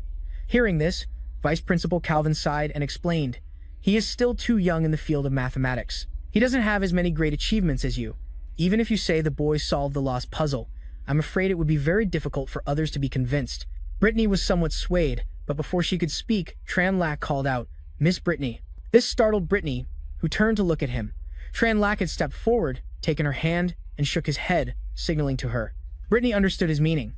He was telling her to stop resisting and take credit for the solution. Vice Principal Calvin and Vice President Calvin, seeing this, felt that things would go smoothly and quickly left to let the two of them talk. How about this? You and Blair discuss it further. Once you've made a careful decision, let me know. Regardless, the association will respect both of your decisions. After saying that, they left immediately. Brittany had no choice but to agree with the two men. As evening fell and the sunset enveloped the academy, Brittany and Tranlac walked back to the dormitory together. The two of them had been silent the whole time, their minds a mess of thoughts. She was the one to speak first. Blair. A standard solution to the lost puzzle, while not a groundbreaking new development, has solved a historical problem. It holds extraordinary significance in the entire history of mathematics. As a righteous person, Brittany still couldn't accept it. She couldn't accept stealing someone else's solution. She continued to persuade him, it belongs only to you. You shouldn't let someone else receive this glory. Hearing this, Tranlac could only remain silent. After a moment, he spoke with difficulty. Miss Brittany, you may not know. But actually, this glory shouldn't belong to me either. I completely trust you. Besides, Miss Brittany, you're not a stranger. These words suddenly made Brittany's heart flutter. The silence made the chaotic thumping in her chest even more pronounced. Her shyness turned into flustered anger as she replied, What are you talking about? Tranlac also replied awkwardly, It's just. But before he could say anything else, she shooed him away. It's getting late, you should go back now. I have things to take care of. I'm going back too. This sudden change in demeanor surprised Tranlac, who silently wondered to himself, did I say something wrong again? The next morning, a large crowd of students had gathered at the Academy's bulletin board. They looked at the information on the board and couldn't help but whisper among themselves. What's the new announcement? Who's Blair? A loser with a name like that can write a paper. A paper? How? Some mean-spirited female students exclaimed, That guy, Blair, actually got to co-author a paper with Miss Brittany. It seems to be related to some puzzle. The students continued to whisper, not realizing the main character was right nearby. The lost puzzle is a problem that many great scholars couldn't solve. Tranlac tried to minimize his presence. He carefully blended into the bustling crowd. The critical comments kept coming. Could Blair possibly be more brilliant than those great scholars? He must be riding Miss Brittany's coattails. Someone else spoke up, slandering him, Damn that Blair. What on earth did he do to Miss Brittany? Give her some kind of love potion? Tranlac finally understood what was happening. He thought, speechless. Asterisk, I can't believe Miss Brittany. Asterisk, asterisk. Still published the paper with a joint signature. Asterisk. He finally managed to slip away from the crowd and hide in a corner. He let out a deep sigh of relief. Suddenly, a harsh curse rang out. You damn bastard. This startled Tranlac, who looked toward the source of the sound. He saw the back of Vice Principal Calvin, along with a few other people in a secluded corner. The scolding continued. You got into a fight at school again? He got closer to observe and saw Bob being severely scolded by a middle-aged man. It seemed to be his father. He cursed without restraint. Our family struggled to send you to street. Donatos, just so you could get into fights? The more he spoke, The more agitated he became, his gaunt face showing undisguised frustration. "You like to fight, don't you?" Without any regard for the teacher who was present, and with no mercy for his own son, Ba's father raised a cane aiming to strike him. "I'm going to beat you to death today." Ba, on the other hand, just stood there silently, taking it. His father was really going to hit him, and Vice Principal Calvin had no intention of stopping him. A jarring thud echoed. This father showed no mercy at all. But still, it was his own son. 3 million per strike. Wincing in pain, Ba trembled as he stood up. His father turned to beg Vice Principal Calvin, "Your Excellency, Vice Principal, from now on I will definitely discipline this brat carefully. Please, don't expel him." In response to his plea, the Vice Principal replied bluntly, "I'm sorry, Ba's behavior was too egregious. He has seriously violated the regulations of our academy. We can only..." Before he could finish, the man dropped to his knees right there on the school grounds. The action surprised both Vice Principal Calvin and Ba. The man bowed his head, pleading, "I'm begging you, sir." The Vice Principal looked troubled. "Yes, sir? What are you doing?" Ba's father clasped his hands in an extremely subservient manner. "Please, I'm begging you." He was about to kowtow to the Vice Principal when Ba couldn't take it anymore and stopped him. Dad, don't do this." Just then, Tranlac spoke up, "Vice Principal Calvin." The man turned and replied, "Good morning, Student Blair." He also said politely, "Good morning, sir." Tranlac asked curiously, "Vice Principal, what's going on with Student Ba?" Seeing him, Ba gritted his teeth, mainly because he felt completely humiliated. The man calmly explained, "Student Ba has seriously violated the school's regulations. The academy was preparing to resolve this by expelling him. Brian, rest assured, we will handle this strictly this time." Ba's father, seeing his son's victim, felt like he'd found a lifeline and hurriedly grabbed Tranlac's sleeve. Cornered, he had to resort to begging him, "Are you Student Blay? I'm begging you." His face was haggard. His gaunt face looked somewhat pitiful. "Please forgive Ba. When we get home, I'll be sure to discipline him properly. Our family went through a lot to get him into this school. If he gets expelled this time, his whole life will be ruined." These words swayed Tranlac. After thinking for a moment, he sighed and decided to speak up for them. Tranlac turned to Vice Principal Canton and smiled. "Vice Principal Canton, although Student Ba and I had a few minor disagreements." To Ba's surprise, Tranlac actually spoke up for him. "It's not serious enough for the academy to punish him so severely." The air fell silent. All three of them hung their heads in silence, awaiting the verdict from the Vice Principal. Vice Principal Canton looked sternly at Ba, his words carrying a warning. Since Student Blay has spoken up for Student Ba, Ba and his father anxiously awaited the Vice Principal's decision. Then the academy can temporarily retract this decision. But he didn't stop there, also adding conditions as a word of warning. "However, Student Ba, if you ever do something like this again, the academy will not give you a second chance." Before the Vice Principal could say more, Ba's father immediately forced his son's head down in apology. Fulfilling his duty as a parent, he sternly yelled at his son, "Hurry up and thank Student Blay and Vice Principal Canton." Ba could only swallow his pride and bow to the two of them, struggling to say each word. "Thank you, Vice Principal."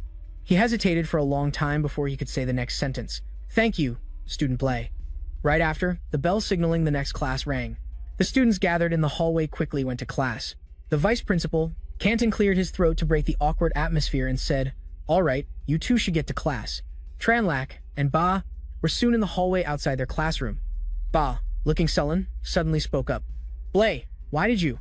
He didn't answer right away, standing with his hand on the doorknob, lost in thought for a moment with a final bit of compassion for him. Tranlac replied firmly, "Don't let your father down again." Hearing this, Ba reflected on himself and felt deeply ashamed. He hesitated for a moment, then mustered up all his courage to say, "Thank you, Blay." After receiving a sincere apology from Ba, he calmly opened the door and entered the classroom. Suddenly, Ba, from behind, seemed to remember something and added, "Oh, right." Tranlac listened in silence as he seriously warned him, "Watch out for Fix. He won't let you off easy." Ba honestly told him everything he knew about Fix. He has an uncle who's a vice principal of the academy. After talking with him for a while, Tranlac immediately headed to the library for his part-time job, complaining all the way, "What a long, unlucky day, and now I still have to work." As soon as he arrived, he saw the librarian standing squarely at the door waiting for him. Tranlac looked at him, confused, and called out, "Librarian." The man didn't beat around the bush and asked directly, "Blay, have you offended someone recently?" He remained very calm and replied, "Did something happen?" Seeing Tranlac's innocent act, the librarian could only sigh. He calmly relayed the news. "Starting tomorrow, you can no longer work in the library, nor can you sleep in the partition here anymore. This is an order from a certain vice principal." Hearing this news, he quickly packed his belongings in the library and then went to the office of Miss Brittany, the math teacher. Seeing that Tranlac had arrived, she quickly got to the point. I'm getting ready to take you and Isabella tonight to the Mathematics Association for the academic exchange party. Noticing he seemed to be in a hurry to leave, she asked, Blay, whatever it is, can it wait until tomorrow? Faced with this question, Tranlac was a bit troubled. He gave a wry smile, scratched his head, and explained, I'm sorry, Miss Brittany, but I just got kicked out of the library. I have to find a place to stay outside tonight. Hearing Tranlac's predicament, Brittany calmly said, Why didn't you say so sooner? I have a spare room at my place that's usually empty. You can move in with me. He imagined what she'd be like at home and blushed, beet red, stammering this, living together. Is that really okay? He was clearly thrilled, but still hesitated, making a token refusal. It wouldn't be very convenient. Brittany, innocently and sincerely wanting to help, replied, What's not convenient about it? Living together, we can discuss mathematics anytime. If you have any questions about magic, it would be very convenient to ask me, wouldn't it? Tranlac scratched his head, embarrassed, and quietly agreed. What you're saying is indeed true. Seeing him still hesitating, Brittany made the final call. All right, it's settled then. Move in as soon as the ball is over, okay? Tranlac forced a smile and reluctantly agreed. Just then, Isabella burst through the door, looking incredibly excited. Miss Brittany, I'm here. She froze for a second when she saw him. Why is Blay here too? Brittany calmly explained each point. Brian is also coming to the academic exchange party. Furthermore, he just quit his job at the library. Starting today, he'll be moving in with me. Hearing this, Isabella's attitude changed instantly. Flames of anger erupted inside her. What? How could you let this pervert live with you, Miss Brittany? Brittany tried to calm her down. Isabella, how many times have I told you Brian is not that kind of person? Being reprimanded by her teacher, Isabella pouted and stammered, but I'm just worried about you. This pervert has a wicked heart and ulterior motives. Hearing her talk about him like that, Tranlac could only feel helpless and swallow the bitter pill. How did I become a pervert? To ease the tense atmosphere between the two, Brittany could only laugh it off and coax Isabella. All right, don't you worry. Now, hurry up and go change. We need to get going so we can make it to the exchange party, or we'll be late. She also didn't forget to turn and remind Brian, do you have a more suitable outfit? After all, tonight is our first time attending this kind of academic discussion party. It's best if our clothes are a bit more formal. Tranlac asked awkwardly, formal clothes, would a magic robe be okay? Brittany smiled pleasantly, waved her hand at him, and replied, if you have one, of course that's fine. That evening, at a luxurious and magnificent manor, scholars from all over had gathered. This, of course, included Tranlac, Isabella, and their math teacher, Miss Brittany. All three of them had changed into splendid attire, be ready to attend the party tonight. Looking at the magnificent scenery before her, Isabella couldn't help but look on with curiosity. She asked her teacher where they were. Brittany was more than happy to introduce the place to her students. This is the manor of the Hogwarts family. It's also the permanent venue for the Pau City Mathematics Academic Exchange Party. She explained in detail that the numerology faction is one of the top 2 major academic factions in the entire Lauren Kingdom. Therefore, the Hogwarts family's status in the Pau City Mathematics Association is by no means ordinary. Every Pau City Mathematics Academic Exchange is held at the Hogwarts Manor. Tranlac carefully observed the manor. Based on what Miss Brittany had just said, a vague thought crossed his mind. Hogwarts Manor. Fix's home? At this time, the scholars had already begun to chat enthusiastically with each other. What do you think of that calculation method, sir? It's a bit off. Brittany approached from a distance to greet Vice President Calvin. He quickly recognized her and him, and joyfully welcomed them. Brittany, Brian, you two are here. Tranlac politely bowed to President Calvin. Isabella, standing beside him, looked at him with suspicion. This guy knows the Vice President of the Mathematics Association. Since when? The man continued enthusiastically. Brittany, a few old friends and I were just talking about you. If you're willing, I can introduce you to these old friends of mine. Seeing this was an adult matter, Brittany turned and signaled to her students, Blay, Isabella, you two go on inside first. I'll find you later. They obediently and happily entered the party inside the mansion. Tranlac gazed at the lavish spread of food, sighing in his heart, wow, so much delicious food. Rich people really are on another level. With a chicken leg in his mouth and a glass of wine in his hand, he enjoyed himself comfortably. So good. This is the first time I've eaten this well since I got here. Suddenly, Isabella shouted at Tranlac, are you a pig? Then she grabbed his hand, muttering as she dragged him away. Miss Brittany didn't bring us here just for you to eat. You're completely embarrassing us. Abruptly, something on the wall caught Tranlac's attention. He stopped in front of a painting, causing Isabella to stop as well.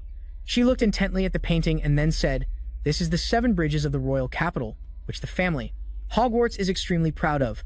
Tranlac asked doubtfully, the 7 bridges of the royal capital? This happened to be overheard by Fix. Hearing this, he spoke in a sarcastic tone. You don't even know about the 7 bridges of the royal capital, and you still have the nerve to attend an academic exchange party, so it's you, Blay. Did you come to my house just for the food? Looks like I'll have to discipline the gate guards later for letting someone of your class in here. That's so rude.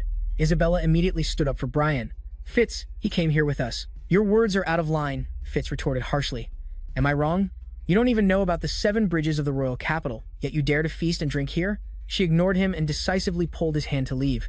Brian, don't mind this guy. Let's go. Fitz's resentful gaze was fixed on the two of them. What he noticed was Isabella's hand holding Chen Luo's. Fitz suppressed his anger and provoked him. What's wrong, Bri? Can you only hide behind a girl's skirt? Chen Luo didn't back down, immediately retorting, the 7 bridges of the royal capital? Oh, it sounds quite interesting. Senior Fitz, I'm all ears. Isabella, thinking he was being reckless, tried her best to stop him. Bri, you. Chen Luo looked at her with a determined gaze and said frankly, Senior Isabella, I really do want to hear about the 7 bridges of the royal capital. Who knows, I might get some new ideas. Fitz sneered contemptuously. New ideas? Bri, it was only because Miss Brittany felt sorry for you, that she added you as an author. You don't actually think you're some math genius, do you? Isabella didn't hesitate to step forward again to defend him. Fitz, what do you know? Bri was the one who came up with that thesis in the first place. Of course his name should be on it as an author. His face was sinister, his voice filled with sarcastic insinuation. If that's the case, we'll have to see what new ideas he has. Finishing his sentence, Fitz spoke loudly to attract the attention of the surrounding crowd. Ladies and gentlemen, please look over here. This Mr. Bry claims he can solve the 7 bridges of the royal capital problem. Seeing Fitz blowing things out of proportion, Isabella was extremely frustrated. The people around them were now starting to gossip. Is Brian that young man who recently solved the lowest puzzle with Brittany? He's just a kid who's still wet behind the ears. Who knows what tricks he used to get Brittany to willingly add his name as an author. And now he dares to claim he can solve the 7 bridges of the royal capital. Hearing the nasty rumors about Chen Luo, Brittany and the dean immediately took notice. Bri. Seeing his plan had succeeded, Fitz looked extremely smug. Math genius. Don't disappoint everyone here, you hear? He scratched his head awkwardly and replied, I never said I could solve it. Suddenly, a woman's hand grabbed his. Miss Brittany whispered his name, Bri. He looked at her, puzzled. Miss Brittany? Why are you over here? Brittany leaned close to Chen Luo's ear and whispered, Why did you pick a fight with Fitz? Do you have any idea how powerful the Hogwarts family is? She said sternly. If you anger them, it won't just be the Mathematics Association. Even the Academy will have trouble in the future, Brittany continued. Besides, the 7 bridges of the royal capital is a difficult problem that has stumped countless scholars for hundreds of years. Fitz is using this to put you on the spot. He wants to humiliate you in front of everyone here. Just then, holding a glass of red wine, he approached the teacher and student, greeting, Miss Brittany, your student sure is a braggart in front of a crowd. Didn't you once say Bri was a math genius? Why don't you have faith in him now? Brittany was about to retort strongly, Student Fitz. To be honest. Before she could finish, Chen Luo stopped her. It's okay. He looked at her with determination. Let me give it a try. Consider it my thanks to Senior Fitz for helping me change my job at the library. Hearing this, both Isabella and Brittany immediately understood why he was reacting so strongly. She asked, worried, Bri, have you really thought this through? Chen Luo paid no mind and turned directly to face Senior Fitz, confronting him head-on. If you're that insistent, then I will solve the 7 bridges of the royal capital problem, Fitz challenged him nonchalantly. I really didn't expect you to be this stupid. Fine, let's see what brilliant insight you have. He began to recount the tale. The legend of the 7 bridges of the royal capital is a problem posed by the first patriarch of our Hogwarts family. It has been several hundred years since he posed this question, and aside from the patriarch himself, no one has ever been able to find the solution. The story begins several hundred years ago, with the first patriarch of our Hogwarts family. He once held a post in the royal capital. He noticed the capital's unique terrain and drew a general map of it. Back then, the inner city of the capital was not as large as it is now. The inner city was divided in 2 by the Lauren River, and in the middle of the river were 2 islands. To make travel more convenient, the capital built 7 bridges connecting the inner city and the 2 islands. The people living in the royal capital relied on these 7 bridges to travel back and forth. Then one day, the first patriarch looked at the 7 bridges, had an idea, drew it out like this picture, and posed a question to himself. Is it possible to start from any point, cross each bridge exactly once, and then return to the starting point? After the patriarch made this thought public, it immediately attracted the interest of scholars throughout the kingdom. Many renowned scholars of that time flocked to the royal capital, trying to find the solution. However, over a long period, the scholars conducted countless trials, but still, no one could find a way to solve it without recrossing a bridge, until one day. The first patriarch finally found the solution himself. He announced this news to the mathematical community of the entire kingdom, and decided to announce it the next morning in front of everyone. The next day, almost all the scholars of the kingdom had gathered before the 7 bridges. However, they waited from morning until evening, but the first patriarch never appeared. A few days later, the first patriarch's body was discovered. Unfortunately, it's believed that the night before the announcement, he was overly excited, slipped, and fell into the river. The death of the first patriarch was a great loss to the entire mathematical community in the kingdom. The solution to the 7 bridges of the royal capital was thus lost to time. Even the later generations of our Hogwarts family do not know what the solution was. Several hundred years have passed since then. Countless scholars have tried to solve it, but no one has succeeded, Fitz added with a confident boast. Although the solution has been lost, to commemorate the first patriarch who posed the 7 bridges of the royal capital problem and was the only one to find its solution, our Hogwarts family still has it carved in our main hall. He stood before the picture and said proudly, "This is the honor of our family, our mathematical lineage." After hearing the story, Chen Luo thought it over and speculated to himself. Just as I thought, the so-called 7 bridges of the royal capital is just a copy of the 7 bridges problem. It's Euler in this world. After subtly showing off his family background, Fitz didn't forget to humiliate him. So then, great genius, can you find that lost solution? Chen Luo stroked his chin and calmly replied, "No, I have no way of finding the solution. Furthermore, it can never be found." Fitz let out a smug, cold laugh, then he burst out laughing. "Is that your answer? What? Weren't you so arrogant just a moment ago? Great genius?" The murmurs started up once again. "What did I tell you, Alice?" Countless taunts were directed at Chen Luo. This kid really is just a worthless fool who doesn't know his place. "Oh, really?" The girl beside him replied calmly, but his expression hasn't wavered at all amidst these whispers. Alice stated frankly, "I feel like this kid isn't as simple as he seems." Chen Luo suddenly spoke up to clear his name. "The reason I can't find the solution," he emphasized each word forcefully, "is because the 7 bridges of the royal capital problem has no solution to begin with." An uproar of whispers filled the room. Brittany and Isabella looked at each other in disbelief. "No solution?" Fitz, full of arrogance as if he had already won, sneered. "Great genius, what nonsense are you spouting? Just because you can't find it, you claim the problem has no solution? The first patriarch of our Hogwarts family already found the solution." Chen Luo retorted firmly, "Then let me ask you, can you prove right now and that he found the exact solution? Is there any proof that this solution even exists?" This time, Fitz couldn't hide his anger. "What do you mean by that? You dare to doubt our ancestor? Do you know what the first patriarch's status was in the kingdom?" A loud thud echoed, along with a powerful voice.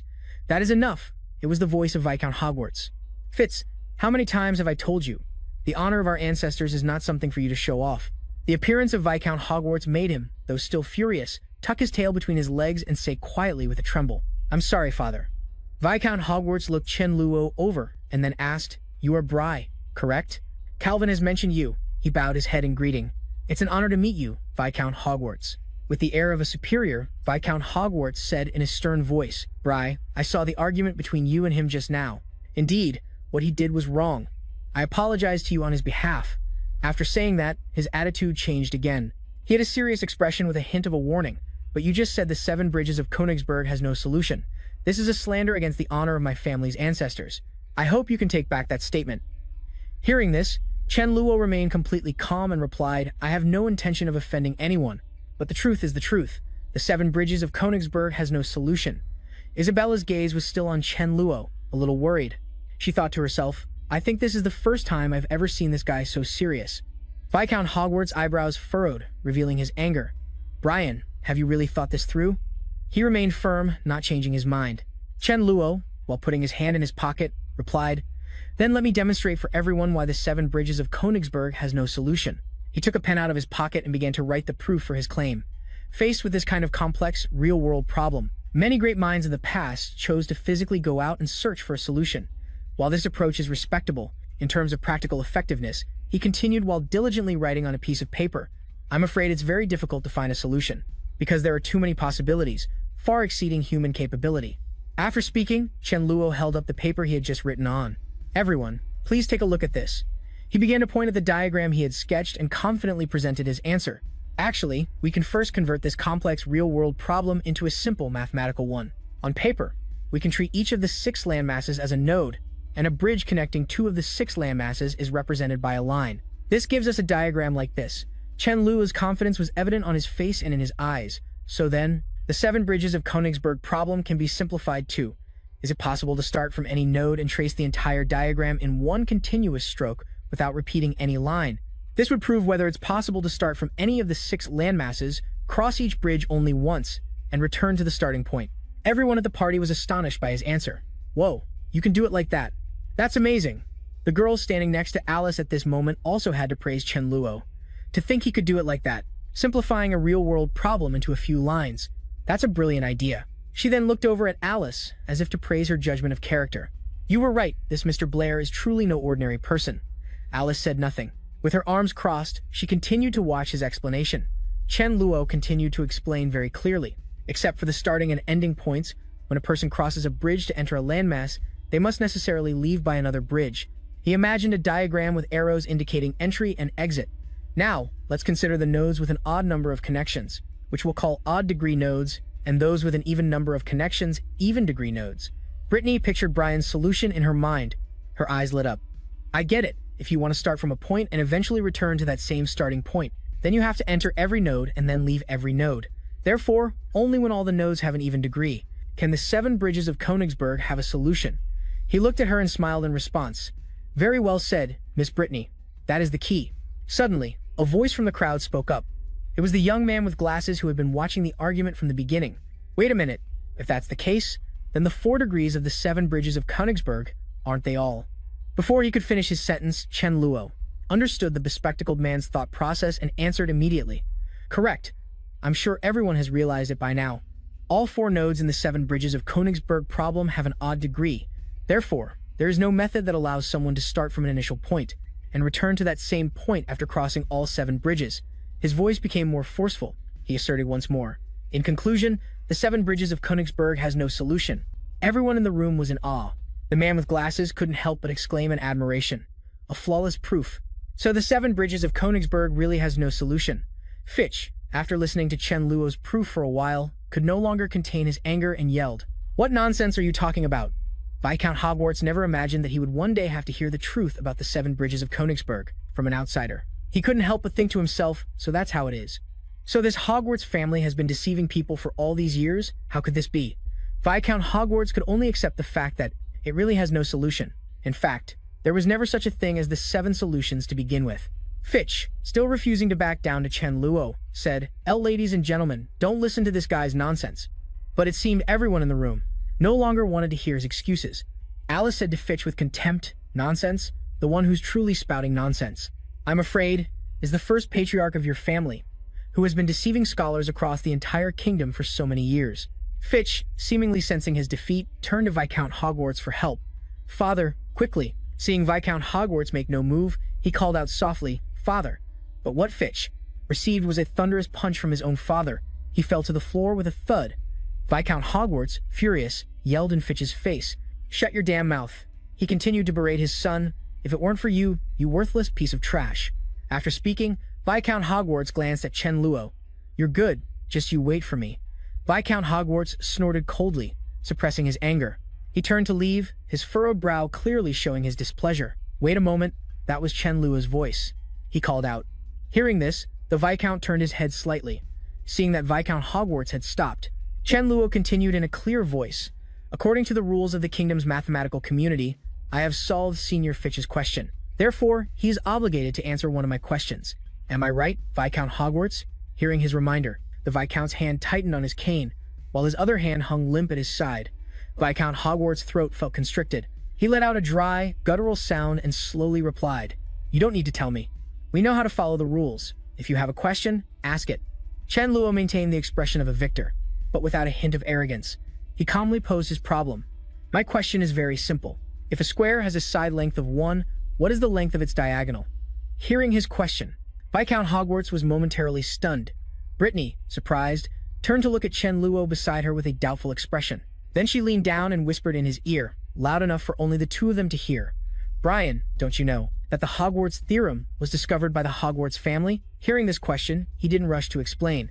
On the contrary, Viscount Hogwarts, as if having regained his confidence, answered his question. According to the Hogwarts theorem, for a square with a side length of 1, the square of the diagonal's length is equal to 2. This is basic knowledge. Hearing the answer, a smug look appeared on Chen Luo's face. He slightly closed his eyes and asked again, Viscount Hogwarts, You haven't answered my question. I didn't ask for the square of the diagonal, I asked for the length of the diagonal itself. As he spoke, the corner of his mouth curled into a smirk. At this point, the anger in his heart flared up. Viscount Hogwarts was about to explode from hearing such a twisted question from a mere kid, like Chen Luo. In a corner of the room, whispers arose again. A man's voice said, "I've actually never thought about the length of the diagonal itself." Then someone else said, "It's probably easy to express, right?" Seeing the slightly flustered look on Viscount Hogwarts' face, Chen Luo seemed even more certain of his thoughts. Just as I predicted. This guy has known about the existence of this number for a long time. His fingers unconsciously went up to rub his chin as he thoughtfully analyzed his own judgments. In that other world, although scientists are respected by everyone, most of them are not well known. Compared to the scientists who made great contributions to the development of humanity, people are more interested in the news, the pointless, trivial gossip of famous celebrities. As he thought this, Chen Luo recalled the real world where he was supposed to be. But in this world, although the current level of science is still very low, the status of scholars here is incredibly high. Chen Luo continued with the jumbled thoughts in his head. People in this world revere knowledge, even more so than magic. Scholars who make great contributions to scientific progress, regardless of their nationality, receive the respect of everyone. Even royalty and nobility must treat them with reverence. Because of this, scholars with similar views choose to gather together, forming schools of thought with immense economic and political resources in their hands, creating powerful factions. Chen Luo seemed to have reached a conclusion about the state of this world he had transmigrated to. The numerology faction is one of them. It is a renowned family of mathematics, and the Hogwarts family is the core force of the numerology faction. This also gives them a significant voice in the mathematical circles of the entire kingdom. Even Isabella's father, the Lord of Paul's City, has to consider the Hogwarts family's standing when dealing with matters. The Number Sect is an organization that combines politics, academia, and religion. Its members possess a reverence for numbers. They advocate that all things can be measured, no matter what entity exists in the natural world. They believe everything can be accurately represented through numbers. Tran Lack continued to be engrossed in his own reasoning. In reality, the beliefs of the Number Sect are identical to the Pythagorean school from that other world. The Pythagorean school emerged in ancient Greece. It was founded by the famous scholar Pythagoras. The Pythagorean school was once incredibly powerful, but their belief system had a fatal flaw. And it was this very flaw that led to the collapse of the entire school. That is, the numbers they understood were not the complete set of real numbers. He seemed to have become completely lost in the world of his own thoughts. The Pythagorean school confidently believed that integers and rational numbers could represent all numbers in the world. The first person to discover this flaw was Pythagoras' student, Hippasus. He discovered that for a square with a side length of 1, the length of its diagonal could not be expressed as an integer, nor could it be expressed as a rational number. Tranlack concluded, following his own logic, that this discovery directly overthrew the belief of all things are numbers held by the Pythagorean school, shaking the school to its very foundations. The horrified followers of the school realized they had no way to solve this problem. Therefore, they decided to solve the person who raised the question. In the end, Hippasus was tied to a stone by the followers of the Pythagorean school and thrown into the Aegean Sea. However, the truth could not be buried forever. Hippasus' discovery gained more and more attention from later generations, eventually sounding the death knell for the Pythagorean school. Later generations called the numbers that were not integers and could not be expressed as rational numbers, irrational numbers. From then on, humanity's understanding of numbers expanded to the entire realm of real numbers. After pondering his speculation for a moment, his eyes darkened slightly. That old man's expression from earlier, perhaps he's long known about the existence of irrational numbers. If so, what kind of treatment did this world's Hippasus have to endure? The guests at the party were chattering non-stop. Someone even pulled out a book to find the answer to Tranlack's question. Strange, why can't I find that number? The young man with glasses flipped through the pages of the book in his hand but couldn't find anything. Impossible. There can't possibly be a length that can't be represented by a number. Where on earth did that question come from? Brittany was no exception. She couldn't find the solution either. She turned to him and asked, "Brian, what's the deal with this number? It seems like no number can produce that result." Tranlack turned and replied to her, "Brittany, this is a completely new type of number. There are many more numbers like it. I'm afraid someone in this world discovered it a long time ago. It's just that this discovery was hidden away by certain people. I just wanted to thank Fish for his help and at the same time, expose this discovery in front of more people. That's all." Viscount Hogwarts' hand gripped his cane so tightly that the veins on the back of his hand bulged. A look of defeat was plain on Fish's face. His anger made him curse. "Damn it, it's all because of this punk." With that, Fish raised his fist toward Tranlack, his voice filled with rage. "Brian, you're dead meat." In the middle of the grand hall, an enraged Fish raised his fist and lunged at Tranlack. Caught off guard by the sudden attack, his eyes filled with panic, he could only weakly raise his hands to block the blow. Suddenly, a pair of hands reached out and caught Fish's arm. The two men stared blankly as a girl with flowing curly hair but a stern expression appeared and stopped the punch midair. Her slender hands gripped his wrist tightly. Being stopped, Fish, disregarding his image, immediately flew into a rage and yelled, "Who are you? Get away from me." Despite his tantrum, Alice remained calm and spoke politely. "Pardon me, but I cannot stand by and watch your boorish behavior." Although she spoke softly, the strength in her hand was immense. No matter how hard he struggled, he couldn't free his hand. Fish gritted his teeth in anger. This broad, how is her grip so strong? Suddenly, an authoritative voice called out, "Fish," and his body immediately tensed up. Viscount Hogwarts growled, "What do you think you're doing?" He questioned his son, trying to suppress his fury. "Isn't the trouble you've caused today enough?" A terrified Fish turned his head toward the man. He stammered, "Father, I." But Viscount Hogwarts gave him no chance to explain, cutting him off and loudly addressing the guests. "Everyone," he said seriously, "my deepest apologies for all the trouble caused to everyone today. It is because I have failed in my duties. I will be sure to discipline him strictly in the future." He also presented himself as a responsible man. "As for the number Mr. Bright just mentioned, please rest assured, the number sect will certainly do our utmost to find a solution within the next few days." In front of all the esteemed guests, he unabashedly turned to Tranlack and bowed. "Mr. Bright, thank you for the lesson you've taught my family. I have urgent matters to attend to today, so I must take my leave." Viscount Hogwarts lowered his voice. It was as if he was trying to suppress his rage.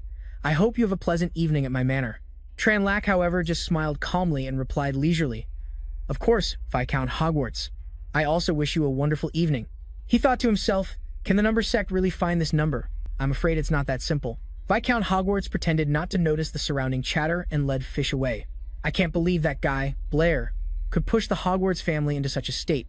After things calmed down, Tranlack didn't forget to approach the girl who had just helped him. "Thank you." Hearing him address her like that, Alice was surprised. "Me? Why?" She smiled teasingly. "Junior Blair, have you forgotten me already? That's a bit cold of you." Suddenly, Isabella rushed up from nowhere and smacked Tranlack hard on the head. She scolded irritably, "You pervert! How dare you flirt with someone other than me?" He clutched his swelling head, pouting, "I'm being framed. I didn't do anything." "Wait, what do you mean flirt with someone other than you? I haven't done anything to you either." Watching the two jealous lovebirds from the side, Alice couldn't help but burst out laughing at Tranlack's awkwardness and Isabella's fury. She couldn't help but find it amusing. "Sorry, I couldn't hold it in. I've interrupted your little flirt session. I admit, I was just teasing you earlier," Alice said. "But your relationship is so good, it really makes one envious." Isabella's face turned beet red. She hastily tried to explain, "Who's flirting with him? We're not what you think." Isabella tried to change the subject. "Anyway, why did you show up here?" Alice smiled knowingly and asked. "On the contrary, hasn't Miss Brittany told you?" Then she looked at Isabella with an affectionate gaze. "I've always been here. What about you? I believe this is the first time I've seen you here." At this point, Miss Brittany smiled and cleared up the confusion. Alice's family is a renowned mathematical family from Paul City. She's been representing her family at this academic exchange party for a few years now. Alice politely extended her hand, showing her amiability. Her voice, full of confidence and charm, introduced herself once more. "I'm Alice," she continued, "a third-year student at Street Donatos Academy, Isabella's classmate." Alice looked at Tranlack. She chuckled softly, subtly helping him out of his awkward situation. "Nice to meet you, Junior Brian. I hope my joke from earlier didn't seem too lame." Understanding everything now, Tranlack also happily shook her hand. "Nice to meet you, Senior Alice." After shaking hands with Tranlack, she suddenly gave a mischievous tug on the front of her dress. Immediately, a pair of round, rolling hills met Tranlack's eyes, causing him to have a nosebleed and scream silently. Seeing Alice do this, Isabella felt a bit dejected. Her gaze unconsciously drifted down to her own slightly flat chest. It's true what they say, some have more than they can handle, while others can't even get a bite. Alice leaned in close to him, calling out in a coquettish voice, "Junior Brian." She praised him sincerely. "Your performance today was truly top-notch. This is the first time I've ever seen the arrogant Hogwarts family so utterly defeated," she continued to ask. "From now on, can I come to you with math questions?" But Tranlack actually refused. "I'm sorry," causing Alice to pause. His expression turned firm. "Allow me to decline." Tranlack put both hands on his hips, proposing with the look of an upstanding young man. "I suggest you'd be much better off asking Miss Brittany. My ideas were inspired by her." Hearing this, Alice crossed her arms, rested her chin on her hand, and shook her head in admiration. "You're really a hard person to figure out. With that, in the middle of the grand hall, Alice turned her head slightly and waved goodbye to him, adding a somewhat formal remark. Goodbye, Junior Tranlac. Let's talk again next time when no one else is around. Tranlac watched her back as she left, also raising his hand in a polite reply. Goodbye, Senior Alice. Behind him, Isabella saw the lovey-dovey scene between the two of them, her face pouting as she grumbled in an annoyed tone. What's this? Wait until no one's around to talk nonsense. Brittany, standing beside her, also waved goodbye with an exasperated look on her face. Goodbye, classmate Alice. Isabella crossed her arms, her eyes fixed on Chen Luo as she said in a sulky tone. And you too. You looked like you were completely mesmerized. It looked to me like you wanted to go with Alice. Hearing this, Chen Luo, who was opposite her, glanced over and asked doubtfully, Why would I want to go with her? Seeing him argue back, Isabella's anger flared up again. She pointed a finger right in Chen Luo's face and yelled, The moment you see a pretty girl, you want to chase after her. You're no different from all those other despicable guys. Chen Luo rubbed his nose and looked at Isabella, puzzled. Is she as beautiful as you? Hearing his compliment, her face flushed red and she stammered. So, you think she's not as beautiful as me? Chen Luo replied nonchalantly, No. Hearing this, Isabella felt a bit apologetic and said, Oh, is that so? After telling that lie, he turned away, secretly fighting back tears as he thought to himself, This woman is surprisingly easy to appease. Well, she only asked about her face, not her figure, so I guess I wasn't technically lying, huh? Suddenly, a voice cut into the trio's conversation. Hello, everyone. Vice President Cavan suddenly appeared out of nowhere. Seeing him, Brittany said excitedly, Vice President Cavan, what brings you here? With his hands clasped behind his back, Vice President Cavan looked at Chen Luo's group with a stern expression and began to speak. You three are the stars of tonight's party. Naturally, I had to come over and greet you. Upon hearing Vice President Cavan's words, Chen Luo replied humbly, President Cavan, you flatter us. We simply helped solve a math problem and then happened to ask a small question of our own. Cavan looked at him with satisfaction. The problem you solved and the question you posed were anything but simple. An image of a question filled with a dense web of confusing lines appears, followed by his voice.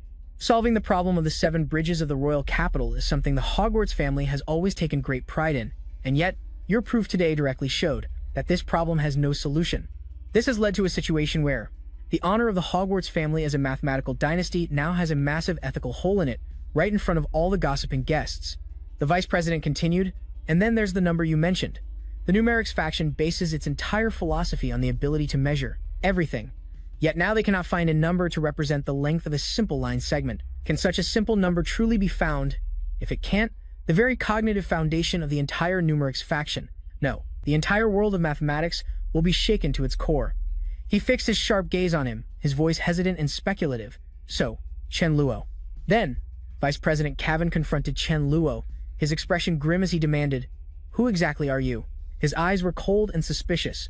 Why, with such a terrifying gift, have you only chosen to reveal it now? What is your true purpose? Faced with these probing questions, Chen Luo's expression darkened, and he remained completely silent.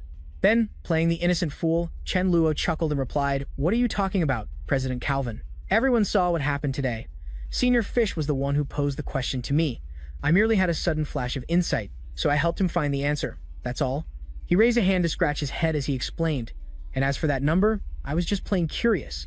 Besides, Viscount Hogwarts himself said earlier that he and the numerics faction would definitely find that number. Cavan gently stroked his goatee. Nodding as if he understood, he said, You have a point.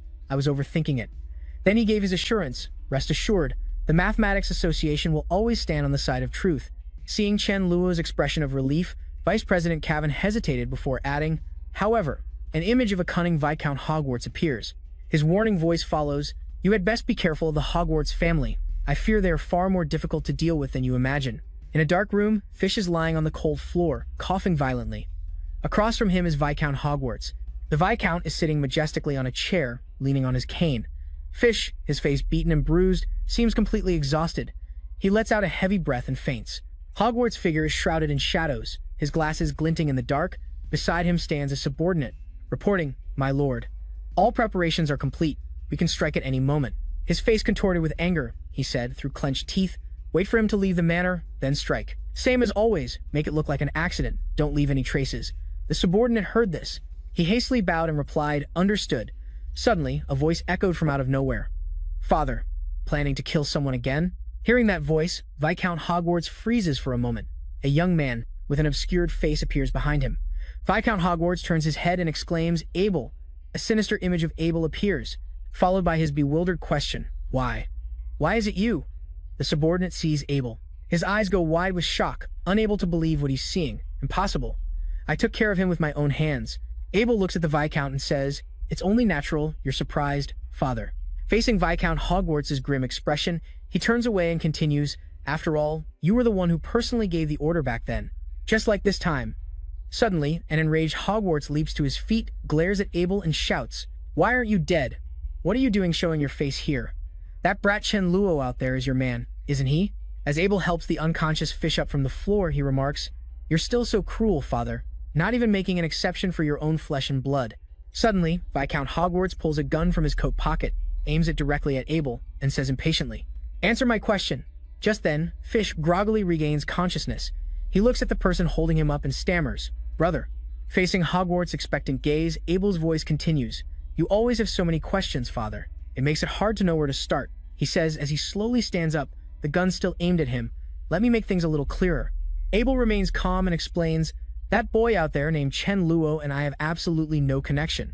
However, he presented me with a perfect opportunity, which is why I've returned now." His face half-shrouded in darkness, he continues, "As for the question of why I came back, I can only tell you this." Abel's eyes glint sharply, his voice firm. "I have returned to change the entire Hogwarts family." Still holding the gun, Viscount Hogwarts looks at Abel doubtfully. "You want to change the family?" Abel holds out a hand towards the Viscount and replies, "That's right, father." Then, he suddenly asks, "Father, what do you believe is the current foundation of our family?"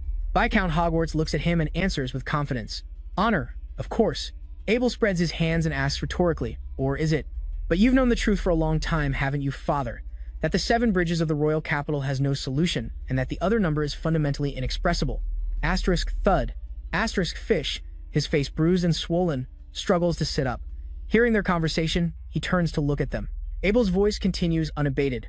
"But to maintain the family's so-called honor and the legitimacy of the Numerics faction's existence, you chose to bury those truths." Facing Hogwarts' cold expression, he adds, "And not only that, for the past few years, anyone who discovered the truth and tried to reveal it to the public, you used any means necessary to take care of them." Abel concludes with a profound, inscrutable expression, "And that included me, your own son. You made no exception." As if unable to stand it any longer, Viscount Hogwarts screams, cutting him off, "Enough!" His hand remains steady, the gun still aimed at Abel, as he gives a grave warning. "For the family, I have no problem killing you a second time." Seeing his father's unstable condition, Abel's face darkens and he earnestly pleads, "Father, you've crossed the line. Do you remember what I once told you? The truth cannot be concealed forever. Sooner or later, someone will come forward and expose everything. They will cause this family, which was built on lies, to turn to dust."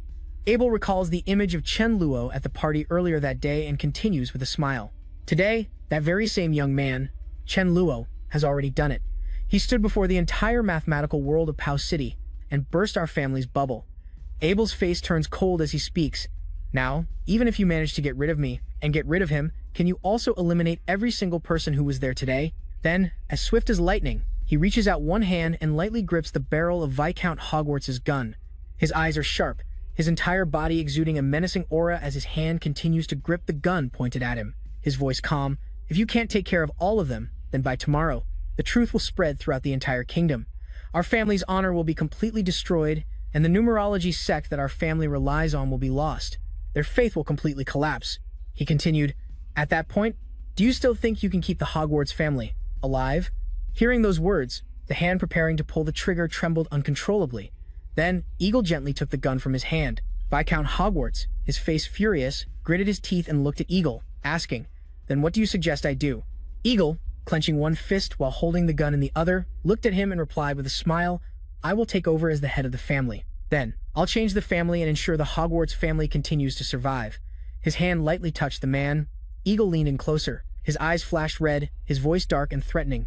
"You should know that right now, besides me, no one else can save this family." After hearing his son's words, Viscount Hogwarts seemed to hesitate, lost in thought and speechless. Then, suddenly, his son leaned in and whispered something in his ear. It made the man's expression change, his fear becoming palpable as he broke out in a cold sweat. A few days later, at Brittany's house, in a cozy room. As the alarm clocks rang, Chen Luo woke up. He gently sat up, stretching his arms and legs to greet the new day. Chen Luo got out of bed, reaching over to turn off the blaring alarm clock, thinking, sleeping in a bed is definitely way more comfortable. Plus, it doesn't have that musty smell like the warehouse. Chen Luo's hand gently opened the door.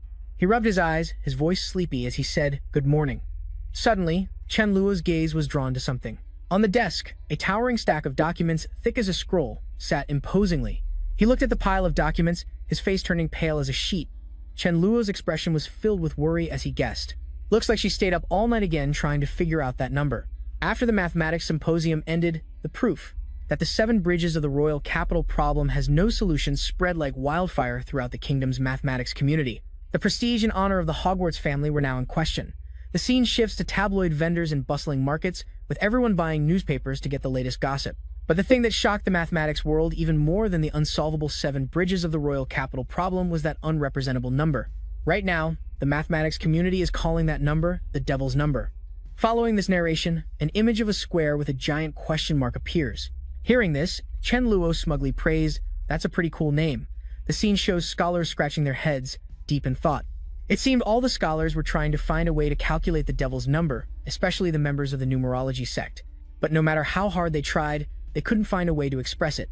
Chen Luo looked up at the numbers on the paper. He thought, this is to be expected. No matter what number or calculation method this world currently has, none of them can express an irrational number. To them, irrational numbers are a completely new, unexplored field. Even so, the scholars of this world still deserve respect. In the dark, they continue to think and explore tirelessly. Chen Luo watched a piece of paper fluttering out the window, telling himself, "I believe that in the end, they will confidently find a way out, just like their counterparts in another world. No matter how bumpy the road is, they will eventually reach the other side of truth." His silhouette remained at the window for a long time. He watched the fluttering paper as it drifted farther and farther away, as if it carried Chen Luo's own faith and hope. Faint sunlight streamed through the window. Chen Luo was sitting in a chair. In front of him was a thick stack of papers. Chen Luo looked thoughtful, resting his chin on one hand. His eyes were fixed on the stack of documents on the table, his expression pensive, as if he had realized something. His eyes suddenly widened. On the table was a newspaper with a picture of Mr. Hogwarts right in the middle. Chen Luo looked at it doubtfully. He gently picked up the newspaper, looking at it and thinking to himself, giving up on mathematics is indeed the most logical choice for the Hogwarts family right now, but to be able to act so decisively. This new family head seems interesting. Chen Luo thought curiously, I wonder what this new family head looks like. As he was lost in thought, oblivious to his surroundings, Brittany's figure appeared from nowhere. She slowly approached him from behind. Brittany rubbed her eyes, her face flushed, and greeted Chen Luo. "Good morning, Bai." Seeing her, he blushed and replied dazedly, "Good morning." He stared at her suggestive appearance. Chen Luo hesitated, then continued, "Miss Brittany." Brittany's face darkened as she looked at him and demanded, "Didn't I tell you last night to wake me up when you got up?" Hearing that, Chen Luo's eyes darted away from her and down to the desk. He stammered, I forgot." Seeing his cute reaction, Brittany gently poked his cheek and playfully scolded him, "You naughty boy." She pointed a finger upwards, teasing, "You always say you forgot." Brittany looked at him and added slyly, "And about that number 2. You actually knew something about it, didn't you? You just wouldn't tell me. Don't push your teacher now." Before she could finish, she seemed to realize something was off. Brittany suddenly noticed how embarrassed he was, blushing to the tips of his ears. Her expression did a 180-degree turn. It went from cheerful to unusually dark. Brittany let out a blood-curdling scream that echoed through the house, "Pervert." A moment later, Chen Luo was using fire magic in the kitchen to cook, with a red 5-fingered handprint on his face from being slapped. Brittany, standing beside him, glanced at him shyly. She clasped her hands together guiltily and said, "I'm sorry, Bai. Does it still hurt? I wasn't really aware of what I was doing." Chen Luo, skillfully stir-frying vegetables, looked at her and remarked, "Miss Brittany, I've noticed that when you've just woken up versus when you're fully awake, it's like you have 2 personalities."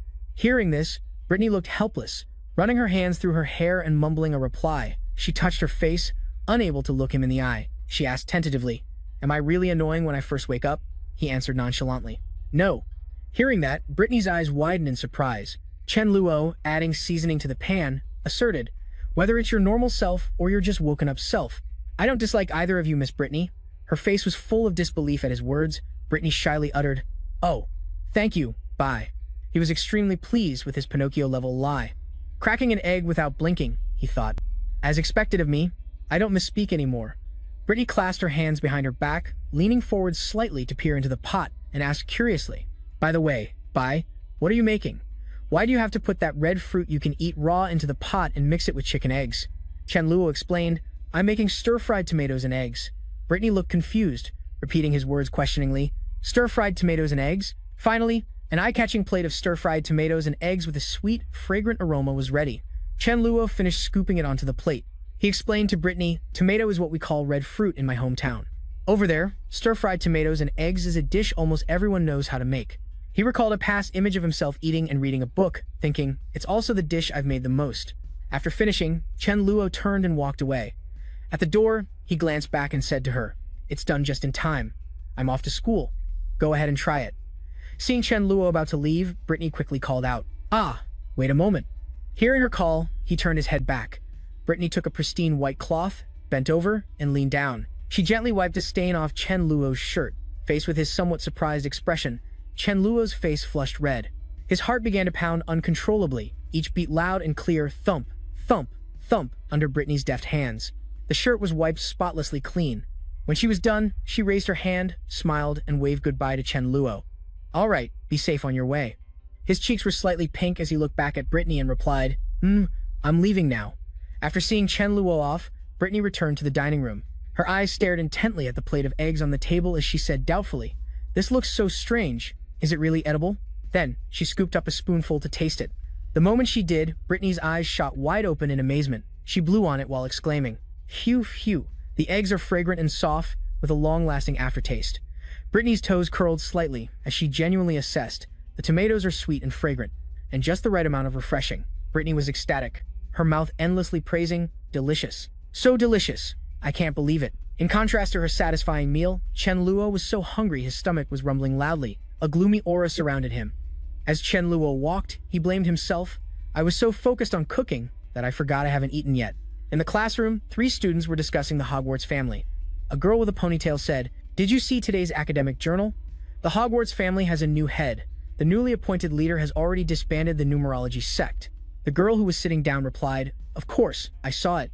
I heard the new head is a handsome young man. He seems so mysterious.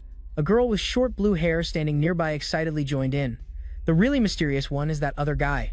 The one who solved the 7 bridges of the royal capital and proposed the devil's number, then just vanished. The brown-haired girl also offered her opinion about him. I heard from my uncle at the Mathematics Association that the person is actually around our age, and the reason they're keeping a low profile is because they requested it. The girl with the ponytail was shocked. How could someone who shook up the entire mathematics world with just one number be our age? I don't believe it. The young lady continued to speculate. I think it's some reclusive old master. In the distance, Isabella was standing with her arms crossed, talking to Tranlac. She spoke up, hey Blair, are you even listening to me? I'm asking you, do you really not know how to express that number? Tranlac crossed his arms, looked at Isabella, and said, I already told you. I don't know everything. Isabella angrily slammed both her hands on the table, saying, no way, you're definitely lying to me. Suddenly, a voice rang out, Isabella. Are you bothering my little Blair again? Alice said as she entered the classroom with a smile on her face. Good morning, Junior. Hearing this, both Tranlac and Isabella turned their heads to look. As she entered, Alice blew a kiss and winked at Tranlac, startling him. Isabella looked at her unhappily and questioned her. Alice, aren't you a 3rd year? What are you doing here? And another thing, who's your little Blair? Tranlac also looked over and greeted her. Good morning, Senior Alice. 2 classmates chatting in the distance were also drawn in by the commotion. The 2 recognized campus belles of the 3rd year, Senior Isabella, and the other senior, are both here for Blair. What kind of luck does this kid have? The friend, resting his chin on his hand, fantasized about the 2 seniors. He couldn't help but feel jealous. Is that Blair guy hitting the jackpot with the ladies? Jasmine walked by and saw the 3 of them. Tranlac didn't understand what was happening. Alice moved in close to him and asked, Junior Blair, what were you all talking about just now? Was it about that number? Her breath tickled his ear, making him jump and blush. Suddenly, a strange sound was heard. It was Tranlac's stomach growling. He clutched his stomach and turned away in embarrassment, leaving both Alice and Isabella bewildered. Tranlac scratched his head and apologized to them. Alice broke into a warm, sunny smile, but Isabella couldn't help but scold him. What? Are you a pig? It's not even lunchtime yet. Alice stood behind him, giggling, while Tranlac could only give a sheepish smile. Suddenly, a steamed bun was held out to Tranlac, making his mouth water. It turned out to be a bun from Alice. She asked politely, as it happens, I brought an extra lunch today. Would you mind helping me with it? Tranlac's eyes lit up, and he stared greedily at the bun in Alice's hand. He immediately agreed, oh, Sure, I can. Tranlac quickly took the bun from her hand and whispered, "Thank you, Senior Alice. You're so kind." Suddenly, Isabella pinched his cheek. It made him wince in pain. "You can't take that," she yelled, leaning in. "Blair, how could you just accept food from a stranger like that?" Tranlac said resentfully. "I was going to refuse, but the bun smelled so good." Isabella completely lost it. She snapped, "Why didn't you tell me if you were hungry?" With tears in his eyes, he rubbed his aching cheek in misery. Tranlac looked away and retorted, "But I did. Didn't you just call me a pig?" Hearing this only made Isabella more annoyed. "I don't care. I don't know. That's because you weren't sincere enough. I was clearly here first." Alice had to speak up.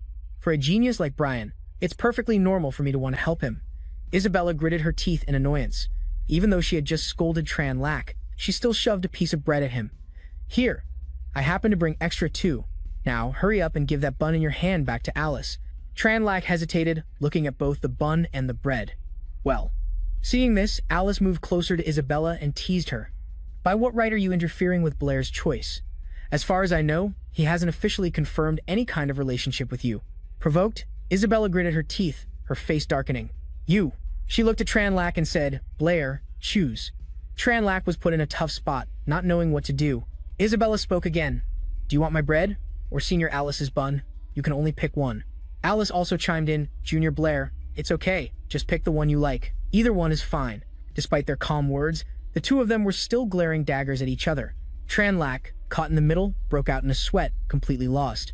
Alice and Isabella glared at each other while Tranlac, stuck in the middle, could only manage a weak smile. Isabella held out the bread to him. Tranlac immediately reached out to take it, saying, "All right then, thank you, Senior Isabella." Seeing this, she smiled triumphantly. "See, my bread is better after all."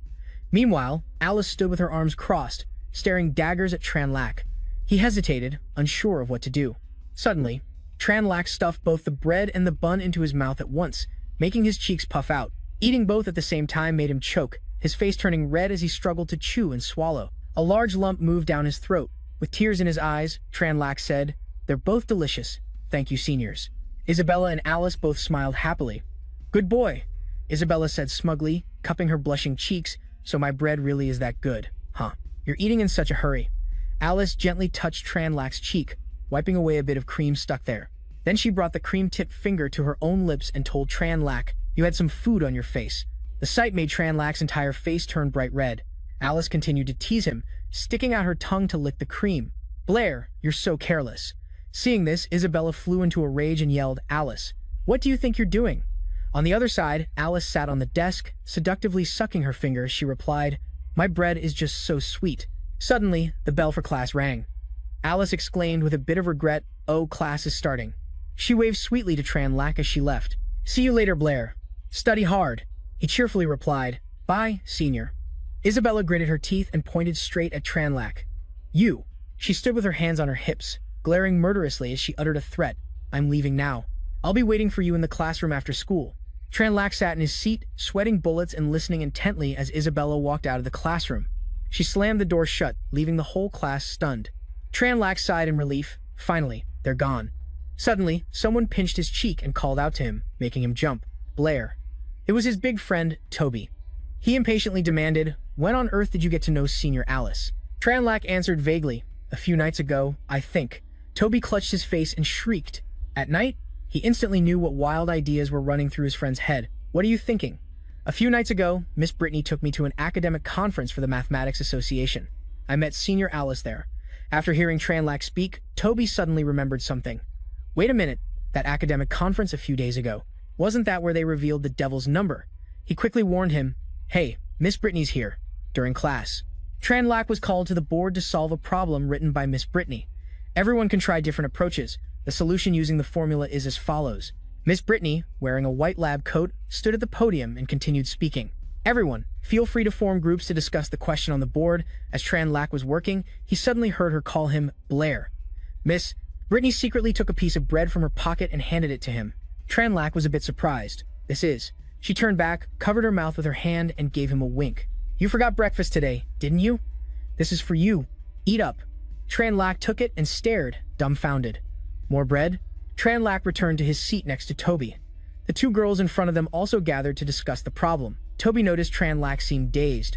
Seeing him holding a piece of bread, he asked, "Blair, where did you get more bread?"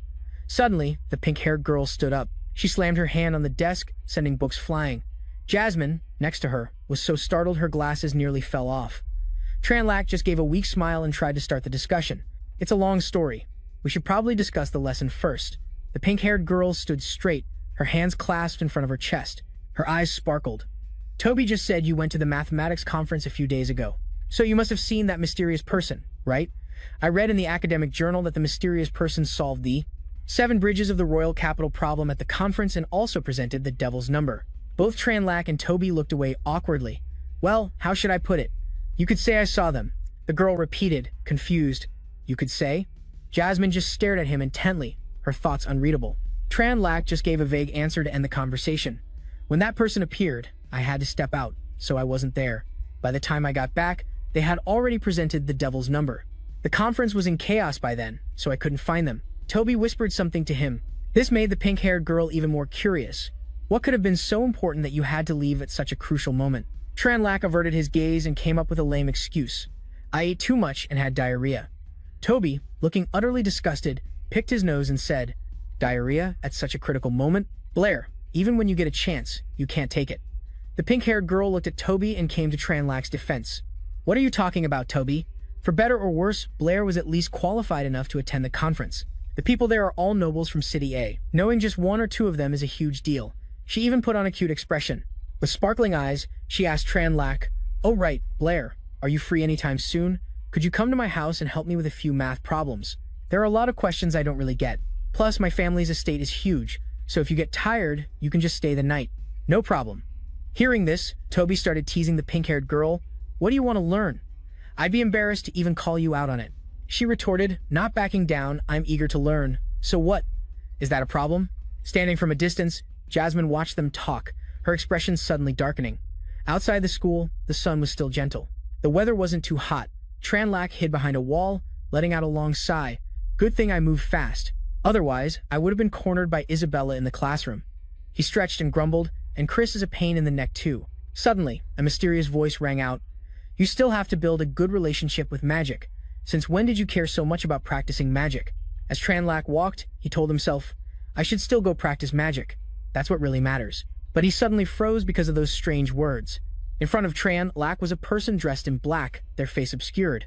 That person suddenly held a sharp object to Tranlac's neck. He frowned and questioned, Who are you? The person remained cold and silent. It turned out to be Jasmine. She threatened in a cold voice, Don't make any sudden moves. This knife is very sharp. Tranlac raised his 2 hands in surrender, saying, Lily. Before he could finish his sentence, she cut him off. If I'm not mistaken, Jasmine interrogated. The one who solved the 7 bridges of the royal capital problem and came up with the devil's number at the exchange event that day. Was you, wasn't it? I noticed a while ago that your math and magic abilities have been improving at a strangely fast rate. She stared at him and yelled, You're not Blair. He could never be that talented. Tell me, where is Blair?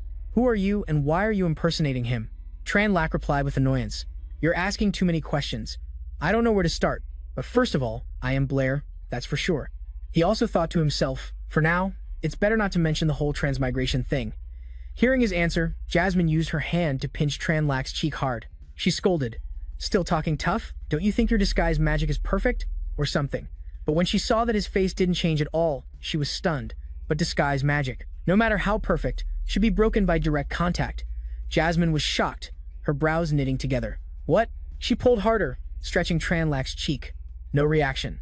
Taking advantage of Jasmine's distraction, he kicked her leg. Jasmine lost her balance and fell. Scared, she squeezed her eyes shut. However, Jasmine didn't fall as she expected. Confused, she opened her eyes to see Tranlac catching her. Jasmine's cheeks turned pink as she looked into Tranlac's eyes. He was looking at her with a serious expression. Jasmine shyly struggled. You, what are you doing? Let me go. Tranlac sighed. I can let you go. He pointed at the spoon. But stop pressing this against my neck. Tranlac also held up one finger as a signal. Besides, you already tested it just now. So now you must believe that I'm Blair, right? Jasmine turned her face away and said, Let me go first. She moved away from Tranlac and mumbled, Even if you're not using disguise magic, how could you suddenly have such a talent for math and magic? Plus, the way you talk is very different from Blair's. He propped a hand on his hip and scratched his head, explaining, This, how should I put it? It's a long story. Tranlac began his story. I am Blair, but I'm also not Blair.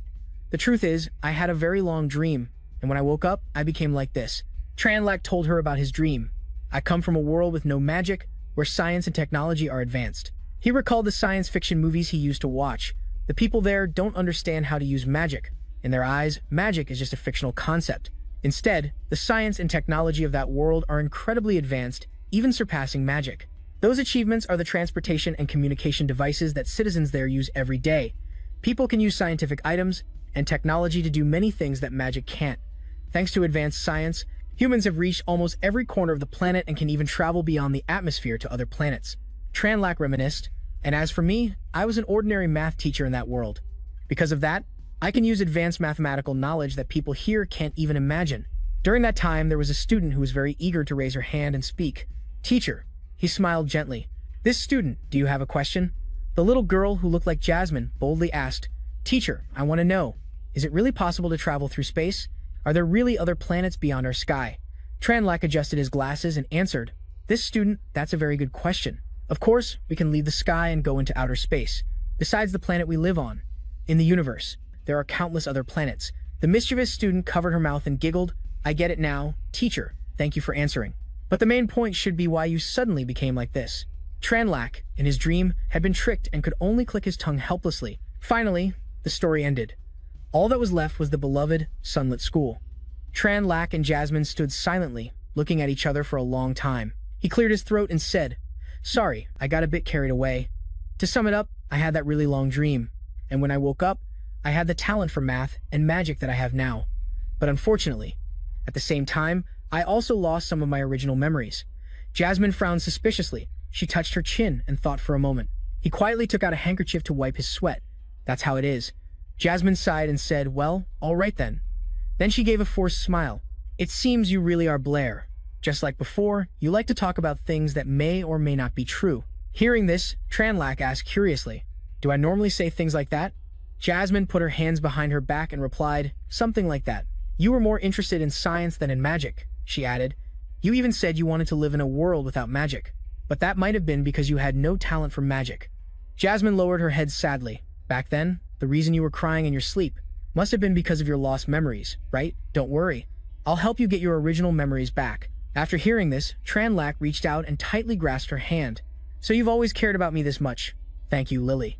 Jasmine's face turned pink and she was speechless. You. She became angry out of embarrassment and yelled, I only agreed to help you find your memories. Don't get the wrong idea. He sighed. Huh? What wrong idea? The dramatic conversation finally came to an end. In the hallway, people were walking around. Only Tranlac stood still, lost in thought. He unconsciously looked down at his two hands. Suddenly, an arm wrapped around Tranlac's neck. It scared the daylights out of him. Turns out, it was Toby. He had one hand around his neck, and the other wrapped around Tranlac's stomach, locking him in a tight hold. Helpless, he scolded, Fatty, what are you doing? Let me go. Of course, Toby wanted to keep messing around. Where the hell were you earlier, when the whirlwind blew away the parking lot? Lucky you didn't get blown away, he interrogated. What were you doing, sneaking around and hiding from me? Spit it out. In the distance, Fitch watched them silently. Tranlac, not wanting to be outdone, stuck two fingers into Toby's two nostrils. When he saw the other guy, he immediately recognized him. Senior Fitch. Toby stepped forward to shield Tranlac. What do you want? The surprising thing was that this guy, Fitch, bowed low before them. He gathered all his courage and said, Blair, my apologies. It turns out I was wrong. He stated clearly, I, Fitch Edward, sincerely apologize to you. When he heard Fitch utter the words, please forgive me, Tranlac was so shocked his jaw dropped. The people around them saw this scene and started gossiping. What's going on? He was still bewildered. Forgive? The crowd immediately buzzed. A junior female student covered her mouth and whispered, Senior Fitch is apologizing to someone else? What on earth did this Blair guy do? Another girl also spoke up, confused. The Edward family has been in chaos lately. We barely see Senior Fitch around, so why did he suddenly run to the academy to apologize? Then, Fitch respectfully presented an invitation he had prepared beforehand. He asked, What's this? Fitch immediately explained. This is from my older brother, the current head of the Edward family, Apple Edward. He told me to give this invitation to you. Tranlac took it and studied the contents with Toby. While the two of them read the invitation, Fitch's voice continued unsteadily. He wants to hold a press conference for the entire mathematics community in the kingdom. All questions regarding the Edward family will be answered at the press conference. He bowed his head, suppressing his unwillingness, and said, I hope that you, Blair, can be the bigger person and not hold a grudge. Please forgive my previous disrespectful behavior and honor us with your attendance. Toby leaned close to his ear worriedly and advised, Blair, don't go. This Fitch guy suddenly being so subservient and inviting you like this. It's definitely a trap. Looking at the letter in his hand, Tranlac tried to ponder the deeper reason behind it. Night gradually fell upon the Edward family's mansion, a vast and magnificent place. The architecture was in a classical style. Right in front of the main entrance stood a large fountain, its beauty enhanced by the shining lights. Looking inside, the guests exchanged a few words of greeting with each other. Professor, it's been a long time. That academic lecture must have been a bother for the professor. Oh, you're here too? Standing outside, Chen Luo mumbled to himself. In the end, I couldn't suppress my curiosity and came anyway. I wonder how that guy named Abel plans to deal with this situation. Suddenly, his ear was pinched hard. He jumped in surprise, then recognized the familiar sensation. Isabella grabbed Chen Luo's ear and yelled angrily, I knew you'd show up. So, where the hell did you disappear to this afternoon? Didn't I tell you to stay in the classroom and wait for me after class? He was in too much pain to reply, only managing to yelp, Ow, ow. Suddenly, Brittany appeared, calling out, Blay, I knew you'd be here. Brittany walked up, waving at him. We were looking for you at the academy before we came over. Chen Luo turned to her and asked, Miss Brittany, did you all receive invitations too? Brittany leisurely crossed her arms and answered softly. The news that the House of Edward was holding a press conference tonight has spread through almost the entire mathematics community in the kingdom. She glanced inside, then continued. Pretty much everyone in the community from Abyss City has come. Many people from other places have also made the trip to attend, but nobody received an invitation. Holding the invitation, Chen Luo thought to himself, that's weird. Am I the only one who received an invitation? He jumped as someone touched him again. Alice had appeared beside him, ignoring Isabella, who was standing nearby with her cheeks puffed out in annoyance. Her face filled with concern, she said, Little Blay, is your ear all right? Isabella is just too rough. Let me rub it for you. Chen Luo looked at her in surprise. Huh? Alice Senpai, you're here too. Isabella impatiently slapped his back and snapped. I barely use any force. All right? Blay, you tell us, does it actually hurt? Alice didn't spare her a glance, her attention solely on Chen Luo. Blay, let me blow on it for you. It's all red. Of course it hurts. He could feel the intense hostility radiating from the two girls beside him. He screamed inwardly in terror. Of course, it's happening again. Brittany pointed forward, urgently saying, Come on, let's go. The press conference is about to start.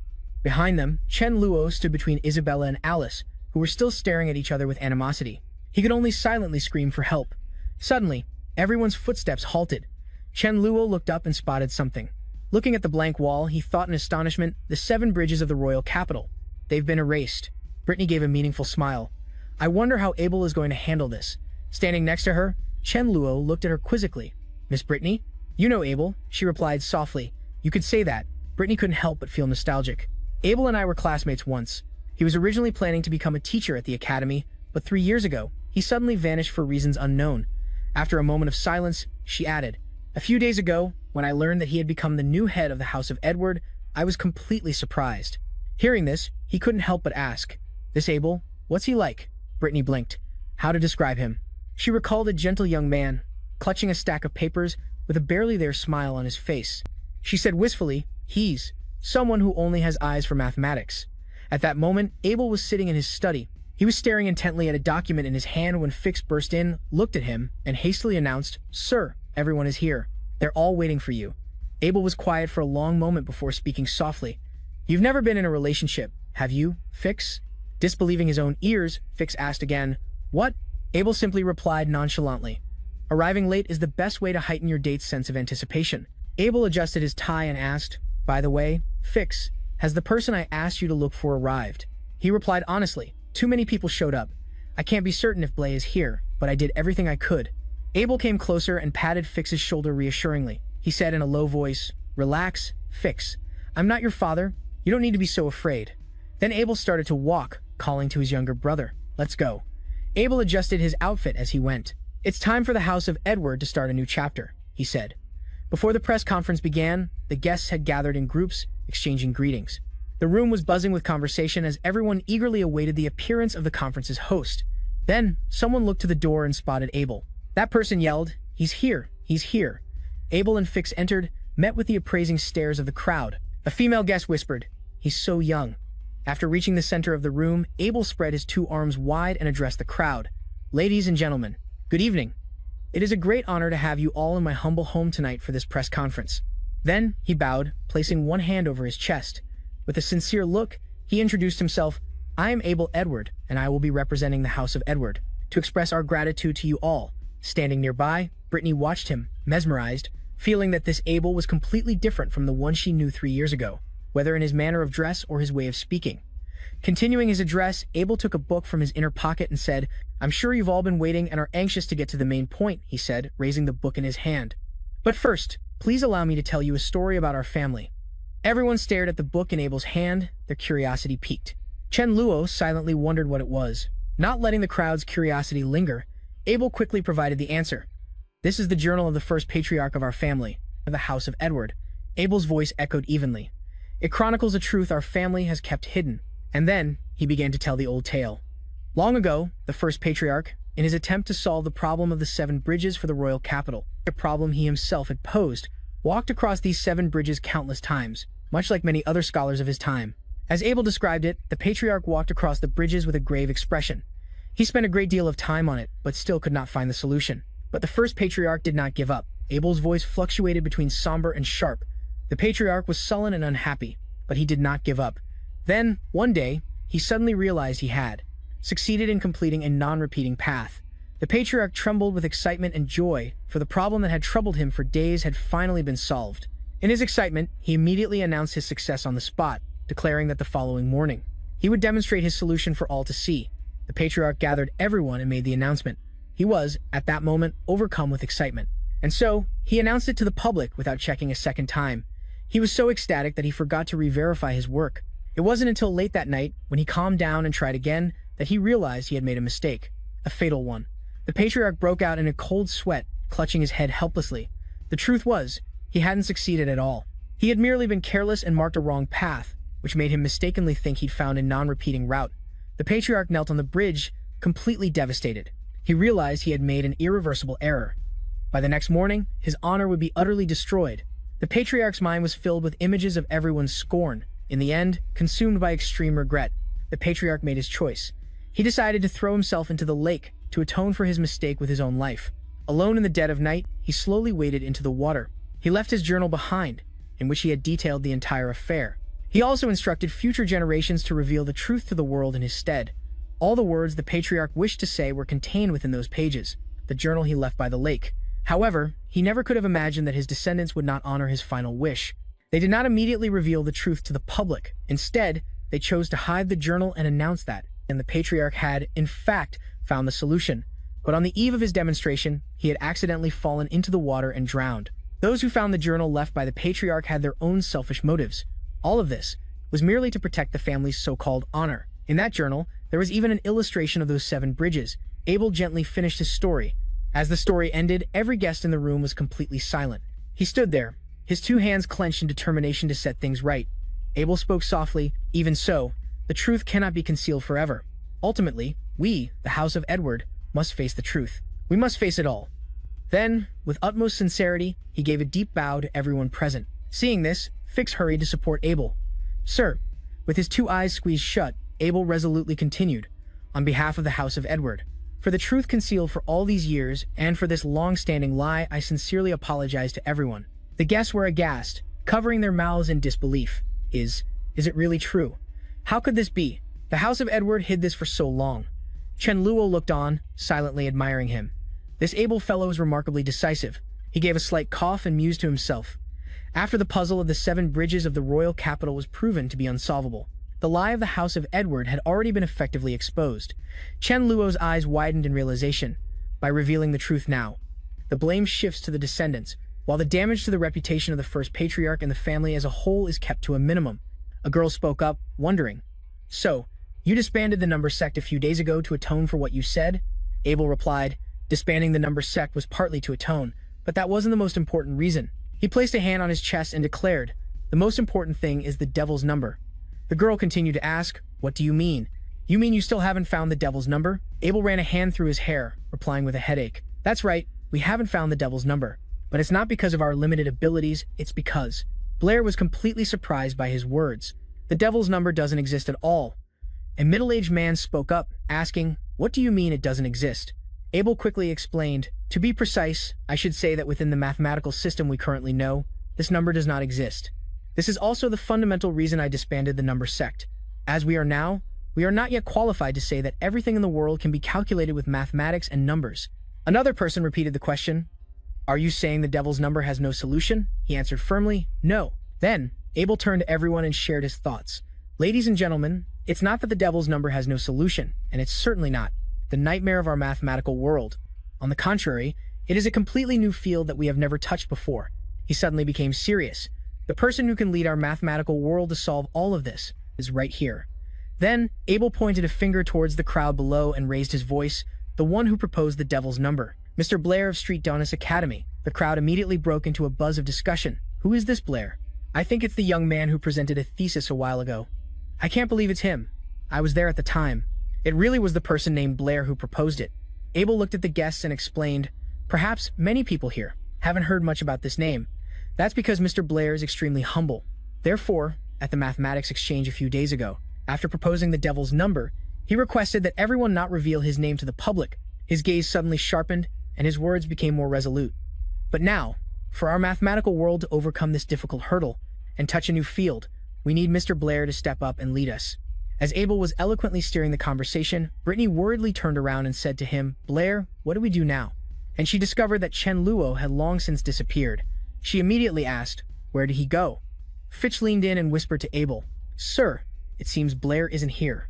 He let out a disappointed sigh, and I thought he wouldn't be able to resist his curiosity and show up, but no matter. Abel adjusted his tie and continued, sooner or later, he'll come to see me on his own. After hearing this, Fitch looked at Abel as if he wanted to say something but held back. The next day, in the classroom, the female students gathered to gossip. Hey, have you guys heard? A female student turned to the desk below and said, lately, there's a rumor going around outside that the mysterious person who proposed the devil's number is actually Blair. Another female student replied, I heard that too. Moreover, everyone is now calling for Blair to step up and solve the problem he himself proposed. Sitting in class, Chen Luo wanted to cry his heart out internally. He thought, that Abel guy shifted the focus of attention to me. Now, no one cares about the Edward family's affairs anymore. The chatter about this topic continued around him. Is it true? Is this Blair guy really that good? Do you guys remember the magic test? Suddenly, his arm was poked a few times. Toby called out softly, Blair. Chen Luo looked at him helplessly and said, come on, didn't I just tell you? I saw things were getting messy back then, so I bailed. I don't really know what happened after that, so stop asking. Toby hesitated and pointed behind him. Well. Chen Luo, with a head full of question marks, followed his gesture, and saw the history professor, Han, with his large frame, standing right behind him. He timidly greeted Professor Han. He seemed annoyed and said, Blair, I know you have a very high level of mathematical skill now and are very famous, but do you have some sort of problem with me? You've never once scored above average on my history tests. Chen Luo gave a forced smile, trying to smooth things over. Professor Han, please let me explain. My memory for history isn't very good. Before he could finish his sentence, Han slammed the desk and angrily shouted, Blair, you better remember this. He looked at Chen Luo with a warning. No matter how famous you become, you are still a student. You must prioritize your studies and not become arrogant and conceited. Toby quickly tried to defuse the situation. Professor Han, someone is looking for Blair. Upon hearing this, Han directed his anger towards him as well. Looking for him for what? Can't you see I'm lecturing him? Toby said resentfully in a low voice. But, Calvin. He looked at Toby with a stern, intimidating expression. I already said I'm lecturing him. It's useless no matter who comes, even if it's the vice president. Not even Calvin. Understand? Hearing this, Vice President Calvin placed a hand on Han's shoulder and said, Professor Han, I came to find Blair. This made him jump. Han took out a handkerchief and hastily wiped the sweat from his face. He feigned a smile and said, Oh, Vice President, you're here. Blair, hurry up. Don't keep the Vice President waiting. Chen Luo walked straight through the school corridor. When he arrived, his footsteps stopped. Calvin looked at Chen Luo with a gentle smile and said, We meet again, Blair. Looking at the hand extended in front of him, Chen Luo said sadly, President Calvin, are you here because of the devil's number? Calvin answered frankly, Right now, people are calling for you to step up and solve the devil's number puzzle.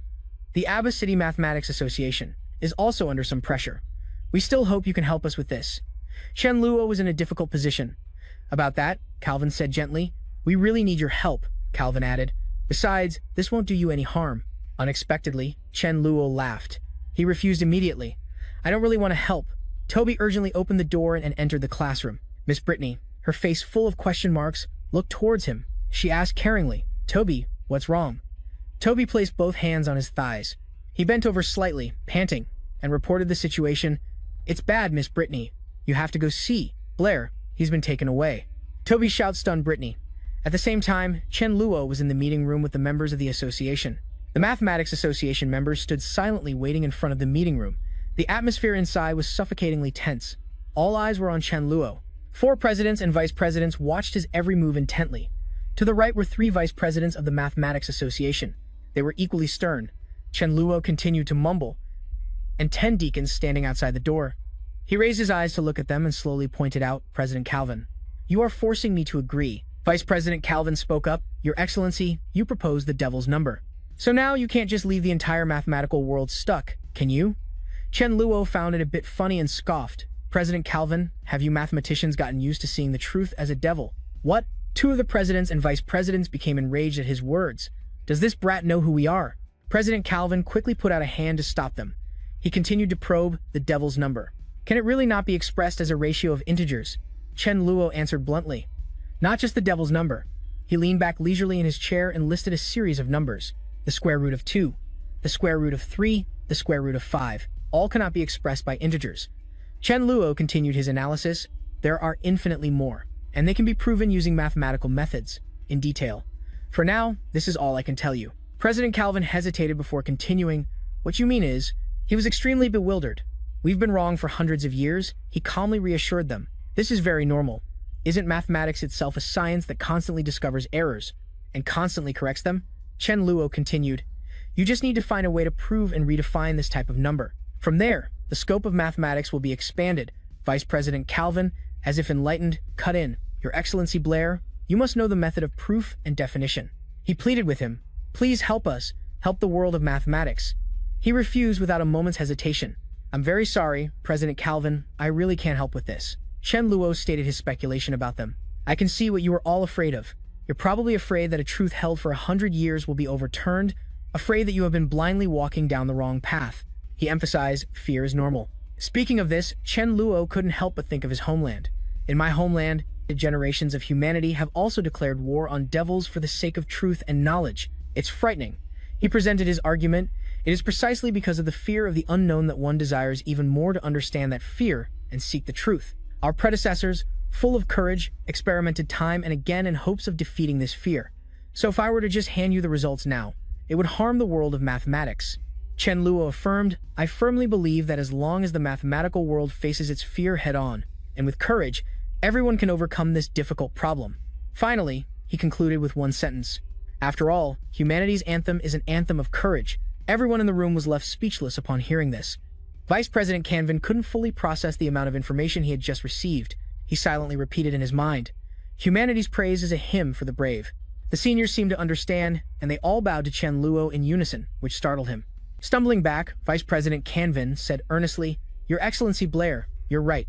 Just now, we were indeed too focused on fame and fortune." He sincerely thanked him. "Thank you for your guidance today. The world of mathematics will always remember your contribution." Chen Luo felt a bit awkward and replied, "No, Vice President, you're flattering me." Before he could finish his sentence, he was cut off by the sound of a door being smashed.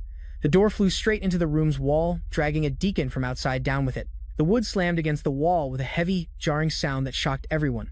The deacon behind it lay unconscious, looking like his soul had left his body. Everyone, including Chen Luo, stared wide-eyed at the door as a furious Miss Brittany stormed in. She raised her hand and shot out 2 gusts of wind in 2 different directions.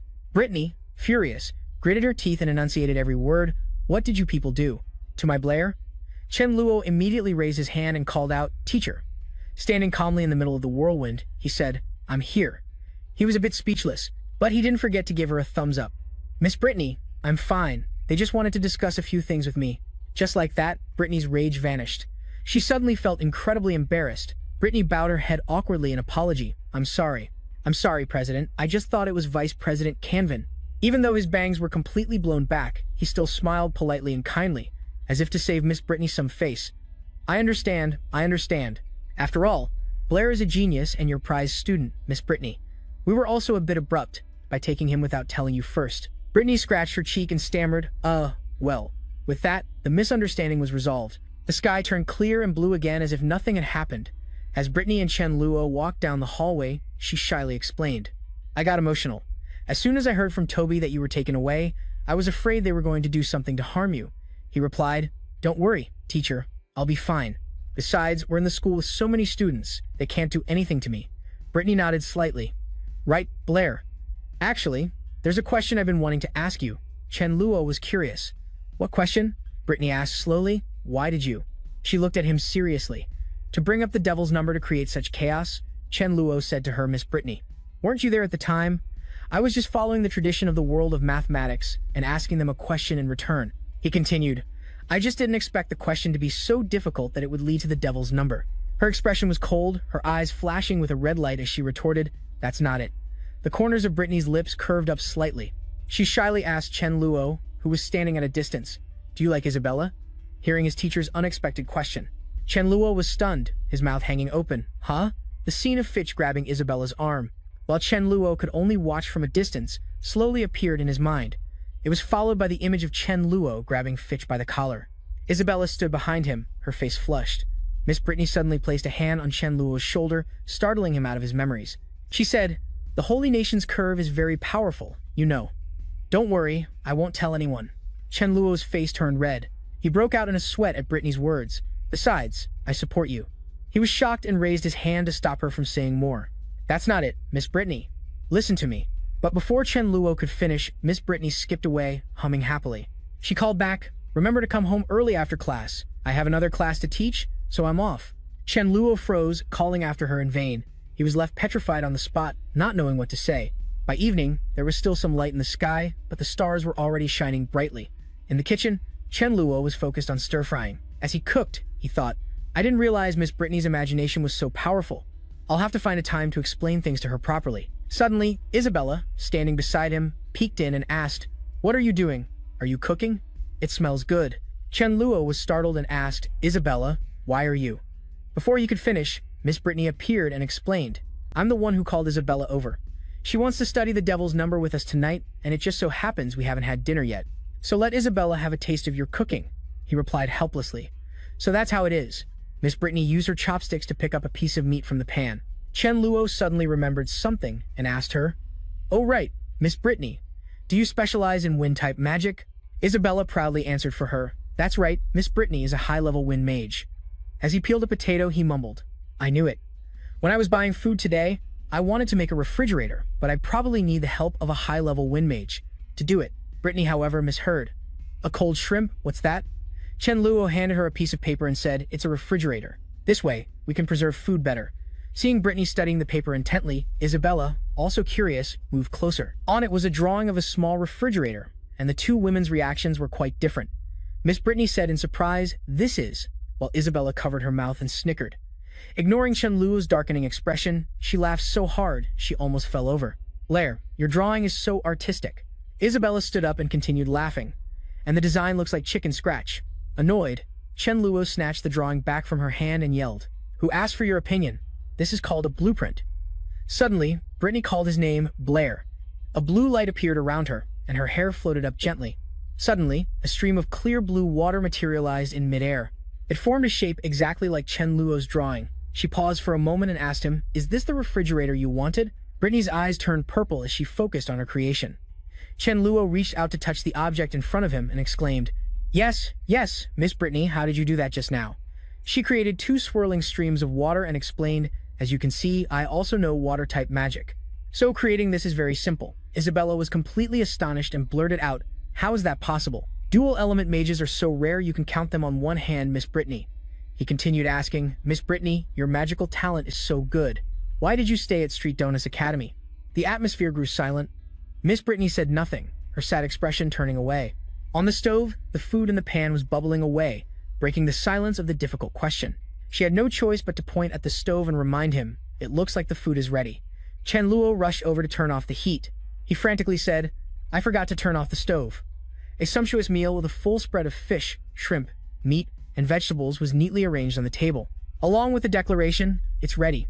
To prepare for the feast, the three of them sat down at the table. Isabella looked at the food and commented, "Although it smells really good, it looks so strange. These are all dishes I've never seen before." The teacher served a bowl of rice for Chen Luo and replied to Isabella. At first, I also thought Blair's cooking looked very strange, but it's actually delicious. You'll know once you try it. Chen Luo picked up his bowl of rice and said to his senior, "These are all dishes from my hometown, Isabella. It's perfectly normal that you haven't eaten them before. Besides, I didn't invite you to eat anyway."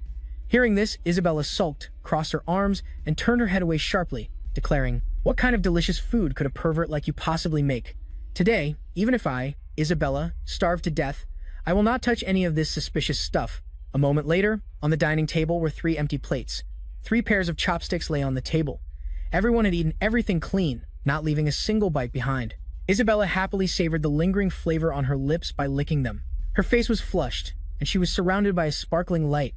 Her eyes were teary as she rested her chin on her hands and sighed. So delicious. Next to the senior who was lost in the delicious flavor, with flowers blooming around her, Chen Luo was at a loss for words. His face darkened as he began to clear the plates and chopsticks. Chen Luo retorted to his senior, "Isabella, didn't you say you'd rather starve to death than touch the food I cooked?" As if he had hit a sore spot, Isabella immediately took action to punish her junior. Isabella grabbed Chen Luo's hand and pinched it hard. Embarrassed and angry, Isabella yelled, This isn't my fault. It's just because your cooking is too good." Caught off guard by the attack, Chen Luo could only raise his hand in surrender and cry out, "Ow, ow, ow." Seeing her 2 students bickering like this, Miss Brittany suddenly let out a happy laugh. Hearing their teacher's laughter, the pair stopped and asked, "What is it, Miss Brittany?" The teacher crossed one arm, rested her chin on her other hand, looked across at them, and said, "It's nothing. I just think you two make a great couple." Immediately, 2 pairs of cheeks flushed red on Chen Luo and Isabella. Both were stunned, their mouths agape at Miss Brittany's comment. Isabella immediately crossed her arms, feigning dislike, but her cheeks were still red. Who would make a good couple with this pervert? Protesting just like his senior, Chen Luo turned his head away and said, "Who would make a good couple with this arrogant girl?" His face was still flushed, breaking the awkward atmosphere. The teacher asked, "Oh right, Isabella, you're about to advance to an elementary level mage. Have you thought carefully about which element you'll specialize in later?" Isabella smiled brightly, pointed upwards, and answered her, "I want to specialize in the wind element, just like you, Miss Brittany." A brief explanation. Although wind magic is extremely powerful in the later stages, it doesn't have much combat power before one becomes a high-level mage. The teacher continued, "Besides, as a girl, the most important thing is being able to protect yourself. You might want to consider the earth element. The defensive power of earth magic is the strongest among the 4 elements." Resting her chin on her hand as she listened to the teacher's advice, Isabella objected, "I don't like earth magic, it's so lame." It was a reason for refusal that no one could have imagined. Tran Lack had to sweat drop at his senior's reasoning. It was exactly the kind of excuse she would come up with. As if she knew what her junior was thinking, Isabella turned and grabbed Tran Lack's ear for the umpteenth time. He screamed in pain. "Ow, that hurts." His face twisted in anger, he spun around and yelled, "You again! I didn't even say anything."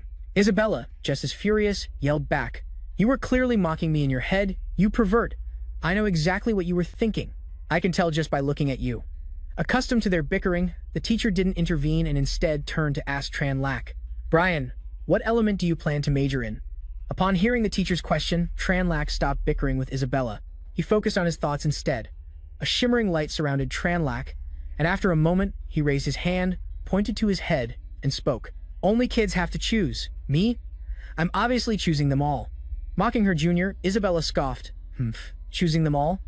Are you dreaming? Someone like Miss Brittany has an extraordinary gift. You think you can just learn multiple elements at once, let alone all 4 of them?" Extremely surprised by Tran Lack's answer, the teacher's eyes widened. She probably hadn't expected him to say that. Resting her chin on her hand, the teacher remarked, "If it's Brian, he might actually be able to do it."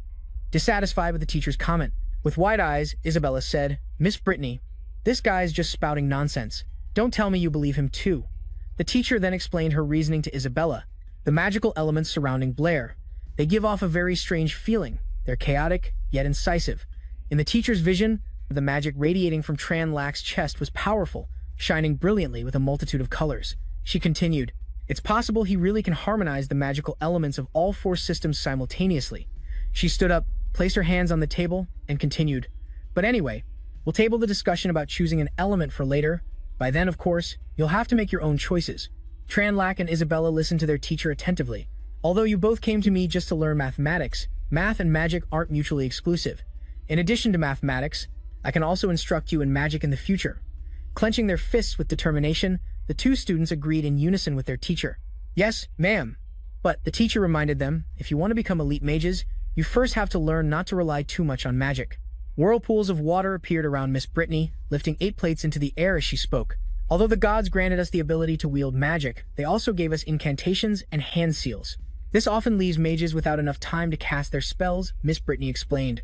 She demonstrated some magic to illustrate her lesson. To compensate for this weakness, elite mages need to practice combat techniques, which are specifically for handling close-quarters combat when there's no time to cast a spell. Tranlac watched the teacher use magic to wash the 8 dishes. Tranlac thought to himself, damn, with this, I'd never have to waste time washing dishes again. Magic is so convenient. Once she finished, the teacher said, in many situations, combat skills are even more important than magic. I hope the two of you can recognize this soon. Therefore, before I teach you magic, I will teach you combat techniques first. Tranlac became increasingly amazed by his teacher's skills. He couldn't help but think, Miss Brittany knows combat techniques, too? Unlike the thoughtful Tranlac, Isabella clasped her hands together in a warm-up stretch and immediately spoke up, Miss Brittany, I've already learned combat techniques at home. How about I spar with Blair first? It'll also give him a first-hand look at combat. Agreeing to her student's request, she still cautioned, all right, but Isabella, you have to be careful. Don't injure Blair. Stretching her arms to warm up, Isabella replied to the teacher, don't worry. I'll definitely go easy on him. Her inner thoughts, however, were different. You might be a bit better than me at math and magic, but in a fight, I'll definitely never lose to you. Sensing that something wasn't quite right with his senior, Tranlac couldn't help but look worried, breaking into a cold sweat as they entered the training room. Everyone changed into training clothes. Isabella was already in her stance, while Tranlac just stood there. Isabella gave him a well-intentioned reminder beforehand, though it was actually a taunt. Blair, don't come crying to me after I'm done with you. Both of them looked dead serious.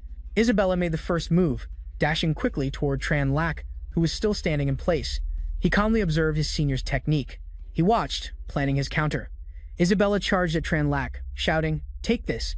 Every one of her movements was sharp and decisive. Her speed was like a blur, but Tranlac still managed to dodge. The deep night sky stretched out like a mysterious black velvet tapestry, dotted with countless stars that glittered like diamonds scattered across the heavens behind the house. Tranlac and Isabella lunged at each other, their movements lightning fast. Each technique they unleashed was visualized by glowing red and blue circles. Fists flew, and the sharp sounds of impact rang out. Suddenly, Tranlac caught Isabella's wrist. Everything seemed to freeze. Her hand was held tight, unable to move. Isabella's eyes widened in surprise. She was taken aback by his action, unsure of what to do next. Suddenly, Tranlac twisted her arm behind her back, forcing Isabella to bend forward, a look of surprise still on her beautiful face. Tranlac was incredibly strong. He subdued Isabella with just one hand. Forced to her knees, she used her free hand to prop herself up from the ground. Isabella angrily shouted, "Pervert, let go of me." Releasing his senior, Tranlac placed a hand on his hip and replied calmly, "All right, fine." Isabella's irritated glare remained fixed on Tranlac. Tranlac's expression turned to fear. "But, senior, don't." Before he could finish, a foot came flying straight for his face. With incredible speed that made the air shriek, Isabella took advantage of the moment Tranlac was speaking, to launch a surprise attack. She leaped into a sharp kick, but Tranlac dodged in time, raising his own leg to counter. He zipped forward with incredible speed, leaving Isabella behind him. She was in trouble. Her feet slipped as she landed, causing her to stumble precariously. Now Isabella was even more frantic than before. Her arms flailed as her entire body fell backward, her mouth agape. Her face was a mask of terror, eyes squeezed shut as she let out a scream. Her mind went blank. All she knew was that she was falling. She braced for a painful impact, but it never came. Confused, she peeked open one eye to see what was happening. The atmosphere was completely different from before. It was now sparkling and romantic. Tranlac was supporting her waist with one arm and holding her hand with the other. He called out, "Senior Isabella." Instantly, Isabella's face flushed beet red.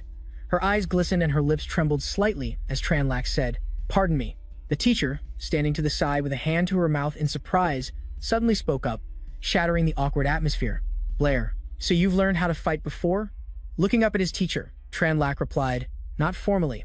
I was just really interested in combat sports, so I practiced Sansho for a while back in my hometown." The teacher asked dubiously, "Sansho?" First crossing her arms, then placing a hand on her cheek, the teacher imagined Tranlac channeling his energy with a blue halo of fire over his head. Then she said, "That's another thing I've never heard of. Blair, your hometown is truly a magical place." He looked a bit awkward, his expression twisting. The bridge of his nose flushed red and sweat beaded on his cheeks as Isabella's familiar hand prepared to grab his ear. It turned out Tranlac's hands were still on her. Despite her blushing face, she still yelled, "Pervert, How long are you going to keep holding me? Let go of me already. Not only did she yell, but Isabella also pinched Tranlak's cheek hard, making him wince in pain and apologize. I forgot. Isabella puffed out her cheeks in a sulk, placed a hand on her hip, and said, that's right, if I hadn't slipped, there's no way I would have lost to you. She left Tranlak standing there, speechless. In contrast to Isabella, the teacher was incredibly excited, her eyes sparkling. She said enthusiastically, Blair, that Sancho you used earlier was fascinating. Try attacking me with it. Ignoring Isabella's pouting, Tranlak turned to the teacher. I don't think that's a good idea. It's hard to control the force behind Sancho. I almost hurt Senior Isabella just now, despite her students' worries. The teacher continued, don't worry, just come at me with everything you've got. Left with no choice but to obey his teacher, Tranlak immediately took a stance, preparing to use his Sancho. He clenched his fists, agreed, and gave a warning. All right then, Miss Brittany. Please be careful. Tranlak's body shot forward like an arrow. He charged forward without hesitation, the force of his movement seeming to sweep everything away with him. The air shrieked, but Miss Brittany just stood there, waiting. It was time for a counterattack. Her feet lightly touched the ground before she launched herself forward, her expression turning serious and decisive. Brian froze, completely stunned by her counterattack. Brittany's two knees were about to slam into his face. At that moment, he suddenly recalled something from his past. He remembered his combat instructor once saying, Brittany, with her cold expression and a faint smile, landed a direct kick to her student Brian's chin. He took the hit, but he was still lost in thought when fighting a true master. You don't even have time to realize what's happening to you. And it didn't stop there. Brittany followed up with a left-handed strike to the back of Brian's neck. The winner of the fight seemed to be decided.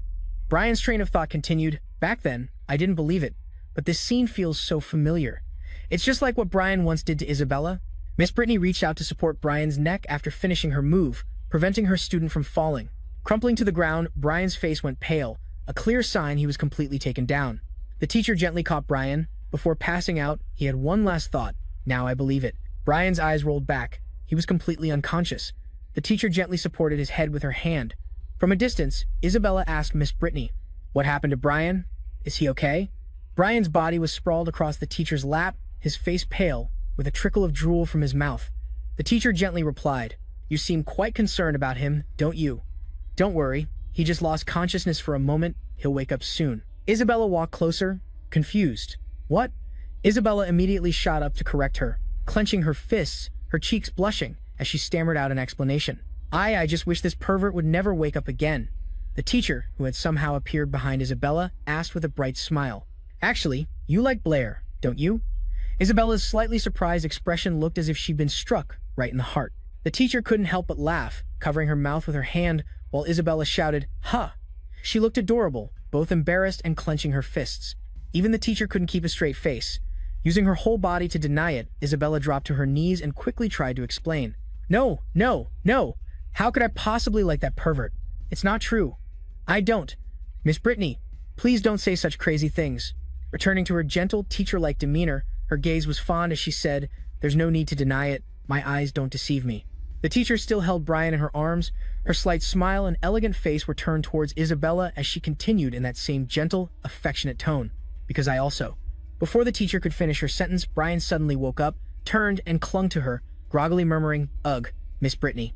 The teacher was also completely surprised by this action, but the most shocked person was probably Isabella, who raised both hands to cover her mouth. A sense of panic rose within her, her eyes wide. He had only just woken up, but Brian was still groggy. His eyes were dazed as he let out a small groan, Ugh. His mind was filled with questions. Brian was sitting in the classroom. The injuries from yesterday had left Brian bandaged up. He raised a hand to touch his cheek, letting out a small cry of pain. Ow. Toby, his chubby friend next to him, looked at Brian with a scrutinizing gaze. Resting his chin on his hand, he prodded, What happened to you? How did you spend one night at Miss Brittany's house and still manage to get hurt? Last night must have been pretty wild, huh?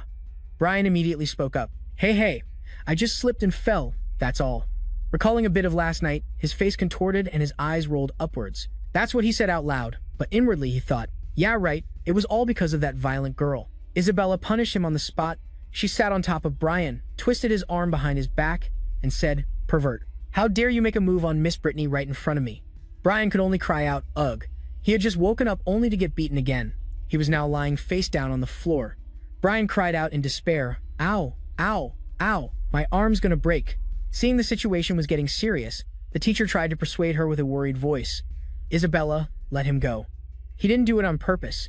Cutting back to the present, Brian was sitting in class with his arm bandaged. He gritted his teeth and cursed inwardly. Her fighting style is a mess, but she's not weak. She really was about to break my arm. His eyes widened slightly as he thought back to the fight with the teacher yesterday. Brian continued his thoughts in awe. But yesterday was truly unexpected. Miss Brittany's fighting technique is so powerful. She must have received very specialized combat training, and for a long time too. Lost in thought, he pictured himself in a martial arts uniform with a black belt, fists clenched. In this world, a normal family can't afford to give their children combat training from a young age, let alone studies in both mathematics and magic. His face was extremely serious as he pondered this. Brian unconsciously raised his injured arm. Just who is Miss Brittany? A voice suddenly cut through his train of thought. Hey, Blair. It was none other than his chubby deskmate from before. His pointed nose and smirk radiated confidence. He gave a thumbs up and continued, "That hand sign technique for summoning 2 fireballs you taught me last time. I've completely mastered it." Completely surprised, Brian's jaw dropped and his eyes widened as he asked his friend, as if not believing what he just heard. Really? That fast? Behind them was a cheering banner that read "Superpower" in large letters. The chubby kid stood proudly, cracking his knuckles in preparation. "Of course. Let me show you." He confidently closed his eyes, focusing all his concentration, and began the incantation. Oh, fire elements scattered throughout the world. He slowly felt the source of fire surrounding him. He brought his 2 hands close together as a powerful light emanated from around them, gathering between his palms. He continued, "Heed my call and descend upon this place." Seeing his friend casting in the spell so skillfully, Brian couldn't help but be surprised. A proud smile on his face. A small spark of fire had appeared between his hands. A strong light emanated from the center. The culmination of all his efforts was here. The chubby kid sat down, channeling all his power. His eyes and mouth wide open, he yelled, "Deploying spell. Summon. Fireball Jutsu." Brian's face froze, his wide eyes sparkling with anticipation. His mouth was agape. He was so excited for his friend's fireball that he was completely transfixed. Awaiting the result, reality was harsh. The atmosphere in the classroom returned to normal. The fiery light also vanished. Brian hesitantly asked, "Hey, there's nothing there." The 2 turned to look. A tiny spark of fire appeared. "You had to squint to see it," his friend reminded him. "Look closely." There really were 2 tiny, pitiful, and weak sparks of fire. Brian had to press his face close to his friend's hands to see them clearly. A leaf fell in the wind. Brian gently patted his friend's hand to console him. "Toby, your aptitude for magic. All I can say is it's already higher than mine used to be," he said, looking up with a thoughtful expression. So much for consoling his friend. But Brian thought to himself, that's not a fireball spell. At best, it's a fire sparkle spell. Startled, Brian looked down at what had just appeared in front of him, a pink cake with cream and a cherry on top. A hand was holding the cake. The girl offered the cake to Brian. He said her name, Senior Alice. With 1 foot standing and 1 knee on her chair, Alice said, "Blair, I heard you were hurt, so I brought you some food." The beautiful Senior Alice winked at Brian. She was wearing 3 bows, and a sparkling aura emanated from around her. Alice asked, "I bet you didn't bring lunch to school today either, right?" She had her hands on her hips and a slight smile, but her expression was completely different from a moment ago. A dark aura radiated from the senior as she asked Toby, "This classmate has already eaten, right?" Toby, sweating bullets, hurriedly stammered, Yes, I ate." "Blair, I just remembered I have something to do. I'll be going now." Love bubbles appeared around Brian again. He hugged the cake to his chest, his mouth watering, but he still felt he had to refuse. "This isn't right. I can't eat your cake every day." Leaning down on the chair with an expectant look, her cheeks lightly flushed, she had an affectionate smile and her hands were clasped together. Alice asked, "Is it good?" As he put a piece of cake in his mouth, Brian praised, "Your cake is the best, Senior." He then asked, "Oh right, Senior, have you not eaten yet? Why are you just standing here watching me eat?" She watched her junior eat the cake. Bringing a hand to her chin and maintaining her slight smile, Alice said, "I have a question I want to ask you." Brian immediately replied, "Go ahead and ask." "If it's something I know, I'll definitely tell you everything." Alice asked directly, "What's this about you liking Isabella?" Completely shocked by the question, Brian did a spit take with the cake. His whole body swayed as he coughed to keep from choking. Brian struggled to ask his senior, "Why are you asking about this too?" Alice raised her hand and said, "It seems someone else has asked you before." Her smile widened, though her eyes remained affectionate. With an interested expression, she continued to ask, raising her hand as she spoke, "If that's the case, what was your answer?" Wiping his mouth with a napkin, Brian closed his eyes, a bead of sweat on his cheek, and answered his senior, "Right now, I just want to focus on studying magic." Upon hearing his answer, Alice stood up, stretched, and let out a small yawn before saying, "That's a pretty heartless answer, huh? But that's good." too. Confused by his senior's words and actions, Brian asked again, "What do you mean?" Before he could react, Alice quickly moved in and planted a kiss on his cheek. Brian was caught completely off guard, his eyes blinking in shock at what had just happened. A red lipstick mark was now on his cheek. Chen Luo's face was full of confusion as he spoke to Alice's retreating back. His senior just walked away, waving goodbye to her junior. Alice said, "I'll come visit you often from now on, Brian." Chen Luo just sat there. With only the two of them in the classroom, the surrounding students started to whisper and speculate. First it was Isabella, and now it's Alice. This Brian guy really is a lady killer. Chen Luo looked around, lost in thought. What did Alice's words from yesterday even mean? He still couldn't figure it out. He rested his chin on his hand. Chewing on his pen, he mumbled to himself, whatever. I'll stop thinking about it. I've already read almost all the magic books on this floor anyway." Chen Luo stretched and let out a big yawn. He glanced up at the second floor and decided it was time to check it out. He'd heard they had more advanced magic books up there. On the second floor, Bella was engrossed in a romance novel, messily spitting sunflower seed shells all over the table. Chen Luo walked up to Bella, presented his certificate, and asked, "Hello, I'd like to ask something. How do I get to the association's second floor library?" "Here's my certificate." She took the paper, glanced at it, and replied, "Oh, an apprentice." Bella immediately tossed it back, rejecting him. "If you want to go to the second floor library, you need to be at least a novice mage." Chen Luo asked dejectedly, "Right now, my spiritual power isn't high enough to pass the novice mage test. Is there any other way?" She continued to focus on the romance novel in her hands, not even looking at him as she answered, "Then you're out of luck. Besides, with your level of magic, could you even understand the books on the second floor?" Chen Luo scowled, speechless at Bella's attitude. Suddenly, a voice rang out, "Long time no see, Mr. Chen Luo." The owner of the voice was Jasmine. The young girl walked up to him, smiling and waving. "Can I help you with something?" Bella saw her. As Jasmine arrived, Bella quickly tried to palm off the task on her so she could leave. "Oh, Lily, you know him? This Mr.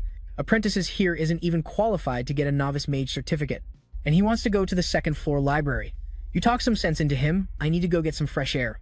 Chen Luo was at a loss for words. He noticed she hadn't even cleaned up the sunflower seed shells on the table.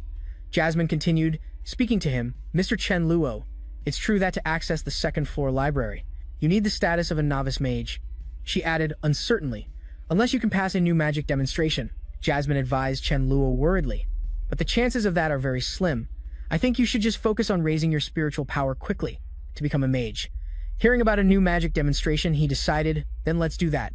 It just so happens I have a new way to improve water-type magic." She continued, "If you fail to demonstrate the new magic, the association will deem you a fraud and blacklist you. From then on, you won't be able to enjoy any of the association's resources, Mr. Chen Luo. Are you sure you want to do this?" Seeing Jasmine's worried expression, Chen Luo reassured her, "Don't worry, Lily, trust me." She fell silent, thinking for a moment. After seeing his determination, Jasmine agreed to lead the way. "Mr. Chen Luo, please follow me." He gave a slight nod in agreement. In a room, Teacher Bradley and Teacher Andre were sitting and talking when Jasmine approached to report Chen Luo's request.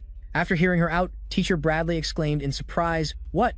A magic apprentice wants to demonstrate an improved water ball spell." Teacher Andre, however, clicked his tongue contemptuously, finding it utterly ridiculous. He raised his wine glass and sneered. He's probably just using the improving magic excuse to scam the association. A basic spell like water ball has been refined for generations. What's left to improve? He scoffed. Besides, he's just a measly magic apprentice. Ridiculous. Teacher Bradley turned and warned Jasmine in a loud voice. "You'd better think this through. When the time comes, if he can't perform, it won't just be about getting blacklisted. Wasting the association's resources for the demonstration also carries a fitting punishment." She had great faith in Chen Luo, so she continued to persuade the two teachers. "Yes, I understand. But I believe in this gentleman. Please just let him try once." Seeing Jasmine's resolve, he waved his hand in approval. "Fine, let him in. He can just do it right here." With permission granted, Chen Luo stepped inside. The two teachers were still sipping their wine, chatting about their families. Chen Luo walked up and greeted them. "Greetings, two seniors." He introduced himself. "I am Chen Luo, a magic apprentice." Hearing this, Teacher Andre was suddenly stunned. Chen Luo continued, "Here to demonstrate an improvement to the water ball spell. With my improvements, the power of the water ball spell can be increased significantly." He looked at Chen Luo in utter shock. "What? It's you again?" he shouted. He immediately turned to Brady with a worried expression. "Old brother, take my advice. We should go to the laboratory for this. This kid is the same one from last time." Hearing this, Brady yelled back, "Andre, what's wrong with you? Ever since that last incident, you've become such a coward." He's just a magic apprentice. What are you afraid of? He then pointed at Chen Luo and ordered, Kid, use your improved water ball on me. Attack me. Right now. Chen Luo bowed his head. Yes. Then, please forgive my impudence. Chen Luo began to unleash his power. Spreading his arms, he gathered spiritual energy. He closed his eyes, focusing all his senses.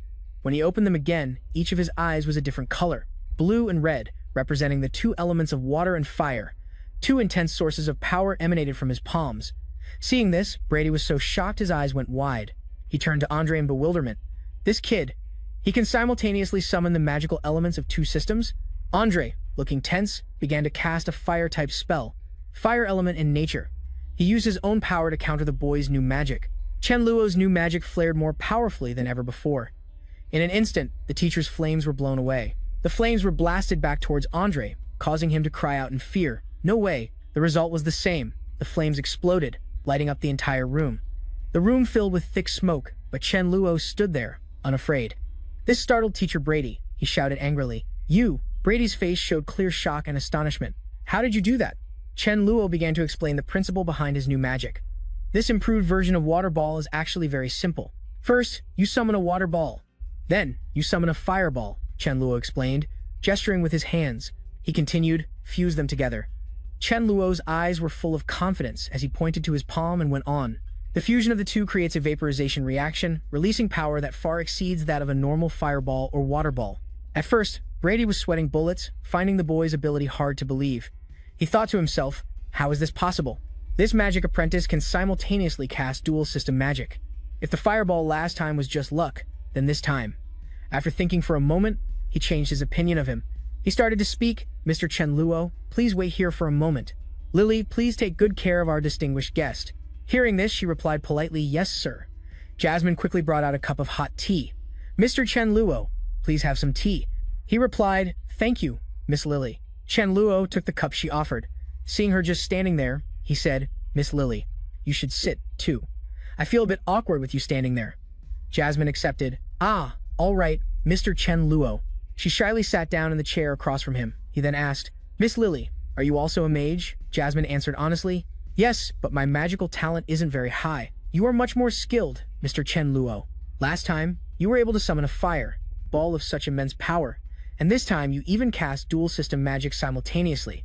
Hearing her praise, Chen Luo blushed with embarrassment, but he still said humbly, actually, my magical talent isn't that great either. My spiritual power still hasn't reached the level of a novice mage.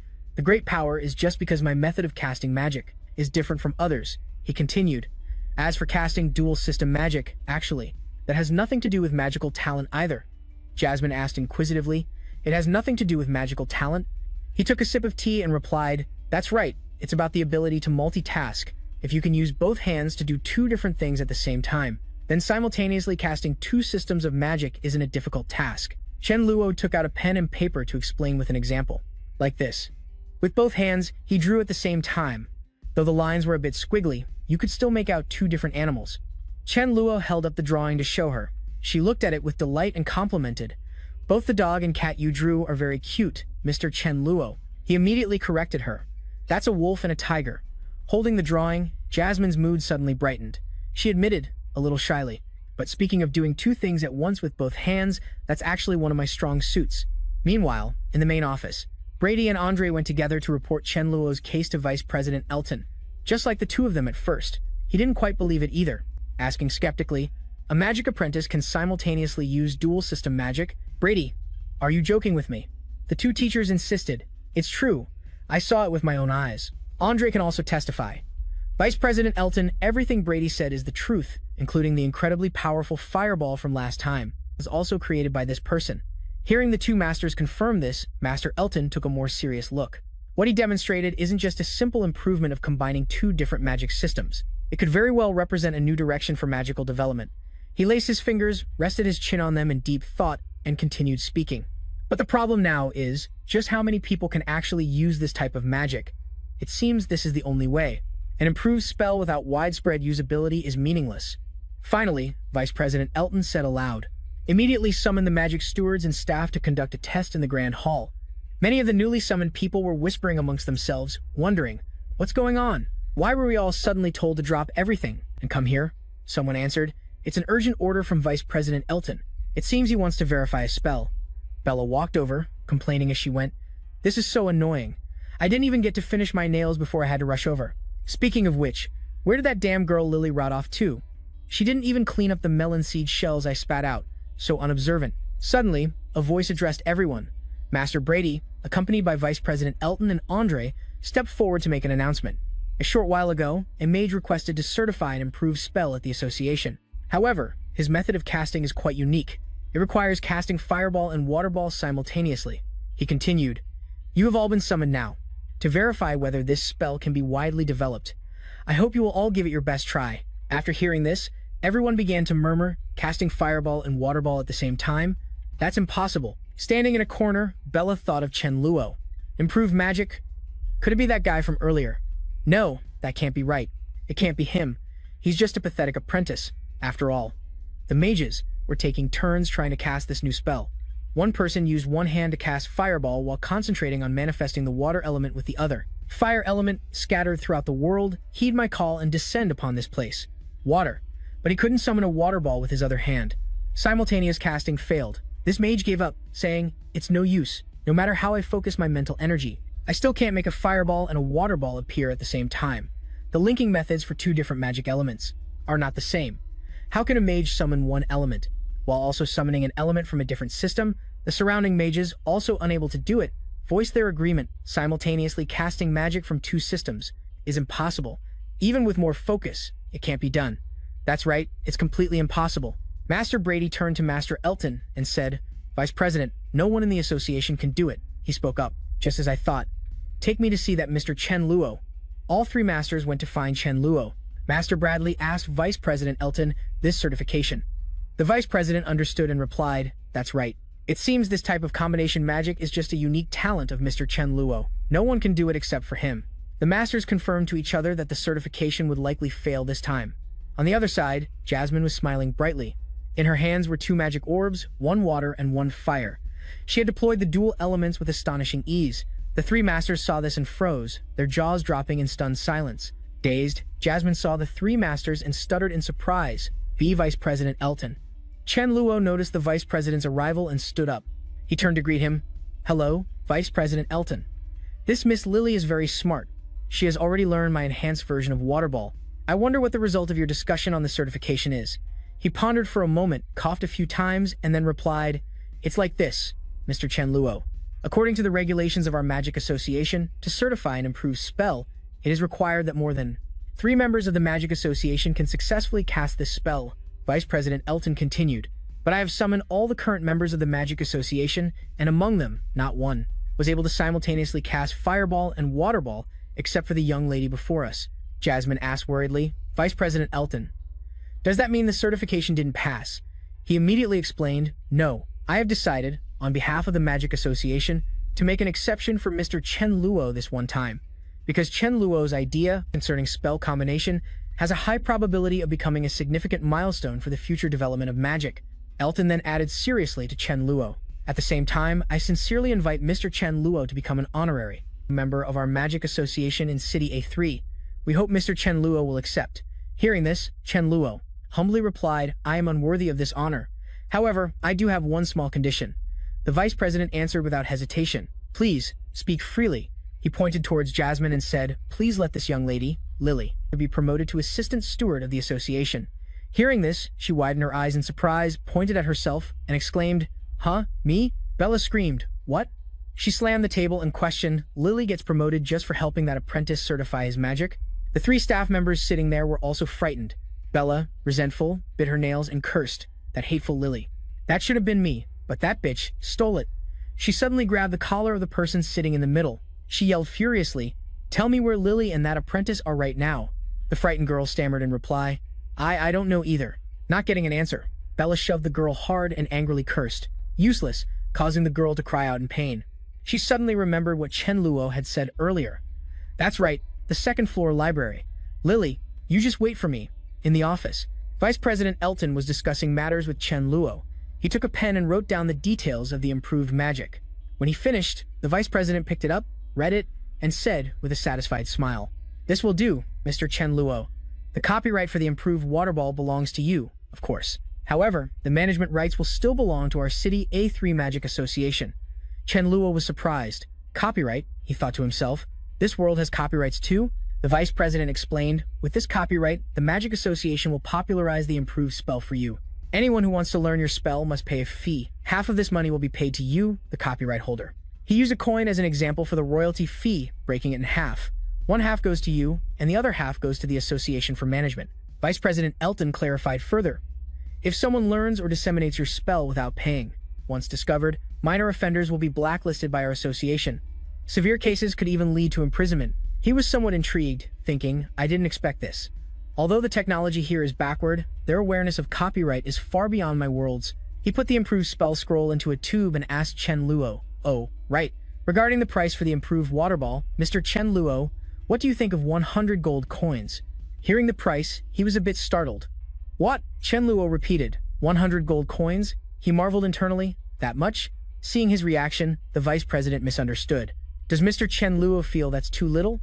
This spell has very high requirements for talent. I'm afraid that if we set the price too high, and the buyer can't cast it after purchasing, they will come and cause trouble for you, Mr. Chen Luo, and the association. Chen Luo quickly replied, in that case, let's just go with Vice President Elton's suggestion. 100 gold coins it is. As for your worry about people causing trouble, I have a solution. The vice president was curious. Oh. Chen Luo was secretly delighted. 100 gold coins is considered a small amount. No wonder all mages are so rich. What is this, if not usury? He stated his solution. I suggest adding one more line of text. At the end of the explanation for this spell, the vice president stood up, startled. What? Chen Luo said as he wrote. This improved spell has special requirements regarding a mage's talent. Please consider carefully before purchasing. Once purchased, no refunds or exchanges. He adjusted his glasses to clearly read the line he wrote, magic.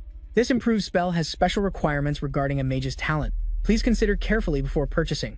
Once purchased, no refunds or exchanges. The final right of interpretation belongs to the Magic Association and Chen Luo. The vice president read to the last sentence. He asked questioningly, Mr. Chen Luo, the final right of interpretation is? He immediately replied, it means that in the end, we don't have to bear any responsibility. After hearing this, his face darkened. Very good, Mr. Chen Luo. Your thinking is indeed thorough. He wasn't to be outdone and replied, you're one to talk. Jasmine led Chen Luo to the second floor and introduced, Mr. Chen Luo, this is our association's second floor library. He looked around and commented, it feels quite a bit larger than the first floor. Also, it seems there's no one here. She explained, after all, only high-level mages are allowed in. Normally, very few people come here, Jasmine continued. Not only are there high-level magic books here, but there are also many new, copyrighted spells. Mr. Chen Luo, you can view all of them. He turned to look at her for a moment, then agreed. Jasmine, noticing Chen Luo staring at her, asked curiously, what is it, Mr. Chen Luo? He smiled and complimented her. It's nothing. I just think you look very beautiful in the assistant deacon's uniform. Hearing this, Jasmine looked down at herself in her new outfit. Blushing shyly, she said, oh, for this, I have to thank you, Mr. Chen Luo. Chen Luo got back to the main topic of finding the book. Right. Do you know where the books on how to increase one's spiritual power are? Jasmine thought for a moment before answering. There aren't many books on spiritual power, but I remember a few. The book was on a high shelf, so she needed to use a ladder to get it. As Jasmine reached out and touched a book, she said, found it. Jasmine exclaimed gleefully, this is the one. A treatise on the practice and enhancement of spiritual power. Standing below, Chen Luo exclaimed, you've really helped me out a lot. Thank you, Lily. Suddenly, her foot slipped off the ladder. Jasmine let out a frightened cry. She couldn't keep her balance. She managed to grab the book but still fell. She closed her eyes, expecting it to hurt a lot, but she didn't feel any impact. As Jasmine's eyes slowly opened, she realized Chen Luo had caught her, holding her securely in his arms. A radiant aura seemed to emanate from him as he gently asked, are you okay, Lily? She lay in his warm embrace. Her face grew redder, the vague yet familiar feeling making her wonder, why does this feel so familiar? Bella was hiding behind a bookshelf, peeking at the two of them. Her brow was furrowed, her expression clearly showing her jealousy. Meanwhile, Jasmine was flustered, stammering, Mr. Chen Luo, you should read the book. I'll get back to work. Just call me if you need anything. He calmly replied, all right. The more Bella listened, the angrier she got, cursing inwardly. I knew it. Her eyes darkened. As expected, this bitch is seducing him. No wonder. Bella tried to act coy, calling out, Mr. Chen Luo. Hearing her, he wondered what she was up to and replied, why are you here? She winked flirtatiously as she approached Chen Luo, starting to sweet-talk him. Mr. Chen Luo, congratulations on passing the magic certification. I told you you could definitely do it. Bella struck a pose to show off her figure, flicked her hair, and cooed in a soft, whiny voice. Oh right, is there anything you need Bella to help with? Bella can help with anything at all. Chen Luo looked at her with disgust and contempt, thinking, why is she acting so ridiculously flirty? Then he shouted out loud, get lost. She couldn't believe she had just been rejected by a guy. Hearing him tell her to get lost, she was utterly bewildered, her face turning pale as she stood speechless. Chen Luo turned his back to her, affecting a mysterious air. My apologies, I accidentally spoke my mind just now. Let me say it again, miss. Could you please leave? I need to read a few books that an apprentice wouldn't be able to comprehend. Hearing this, she stepped forward, trying to explain, Mr. Chen Luo. I'm sorry. I was indeed a bit disrespectful at first, but it was a misunderstanding. Please listen to my explanation. Don't believe the twisted things Lily said. Hearing this, Chen Luo understood and quietly sat down in a chair. He leisurely flipped through a magic book, reading in front of a worried Bella, and replied, I haven't heard Lily say anything about you. But now that you've said that, it seems you must have done quite a few bad things, haven't you? After saying that, Chen Luo proceeded to kick her out. I'll ask you again to leave voluntarily. Otherwise, I'll have to ask for help from Hall Master Elton. Seeing this, her face went pale with fear, and she quickly tried to stop him. Don't. I'm leaving. I'll leave right now. Finally, Chen Luo could read his book in peace for a while. He closed the book, thinking, the method mentioned in this book is definitely worth a try. The contents of the book appeared. Up until now, mages have all believed that the growth rate of spiritual power and magic is solely related to an individual's magical talent. Those with high talent improve faster, while those with low talent improve slower, Chen Luo pondered. As for how to increase spiritual power, the magical world currently believes there are only two ways. One is meditation, and two is to continuously cast and maintain magic, he recalled. But the author of this book discovered that, when learning a new spell, a mage's spiritual power is consumed extremely quickly, but after resting for a period of time, their spiritual power will recover, and at the same time, their spiritual power limit will increase significantly compared to before. From this, Chen Luo drew a conclusion. So, I just need to learn many new spells, constantly deplete my power, and then rest and wait to recover. That way, I might be able to break the constraints of my talent and become stronger. Having made his decision, a fire of determination burned within him. I'll learn a new spell tonight. Then, I finally have a hope of becoming a Saint Magus. A while later, Chen Luo jumped over from the other side of the high wall. He'd climbed this wall so many times he was used to it. As he walked in, he thought to himself. As he reached out to open his room door, he thought, why do I get the feeling I forgot something important today? The moment the door opened, Chen Luo saw Miss Brittany and Isabella, who were starving. Miss Brittany was anxiously waiting. Brian, you're finally back. While Isabella was going crazy, I'm so hungry I could eat a person. It was only then that Chen Luo realized what he'd forgotten. Oh, crap. That's right, I forgot to cook dinner for Miss Brittany. He looked at the two of them, sitting at a table fully set with plates and cutlery, just waiting for him to cook. He was speechless. The two of them. Miss Brittany had the look of a little bunny waiting to be fed. Daddy, daddy, hungry, hungry, food, food. Isabella, on the other hand, slammed her fork and spoon on the table. She jumped up, pointed at Chen Luo, and berated him. Bray, where the hell have you been? Why are you only back now? Miss Brittany and I haven't eaten all day. Are you trying to starve us to death? Chen Luo hurriedly put on an apron and prepared to cook dinner for these two ladies. He even had to explain himself. I had some business at the Magic Association. I thought Miss Brittany would have cooked for herself. By the way, why are you still here so late? Haven't you gone home yet? Isabella put on a mischievous expression. What? Hasn't Miss Brittany told you yet? She asked, while Chen Luo rolled up his sleeves. To cook. Isabella playfully crossed her arms and boasted, starting today, I'm moving in here too. Chen Luo was busy stir-frying food.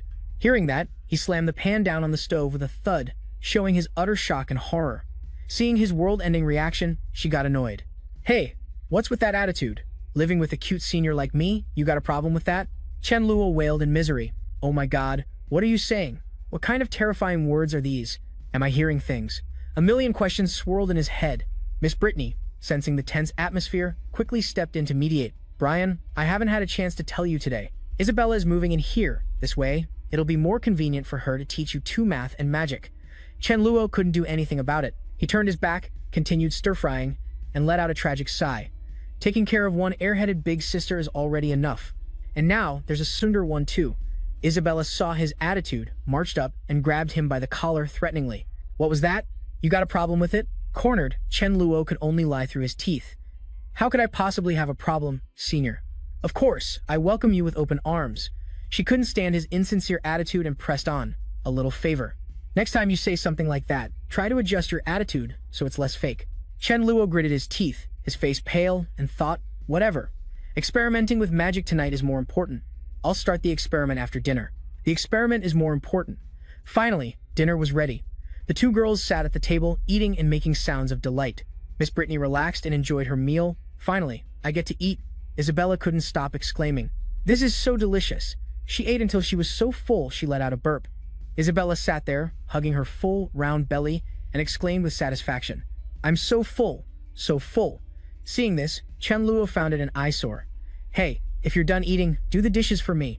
A while later, the bathroom door opened. Chen Luo, covered in foam, yelled in protest. I told you, after you shower, you have to clean the drain. It's about to get clogged with your hair. He stormed over aggressively, but after changing his clothes, his anger was extinguished.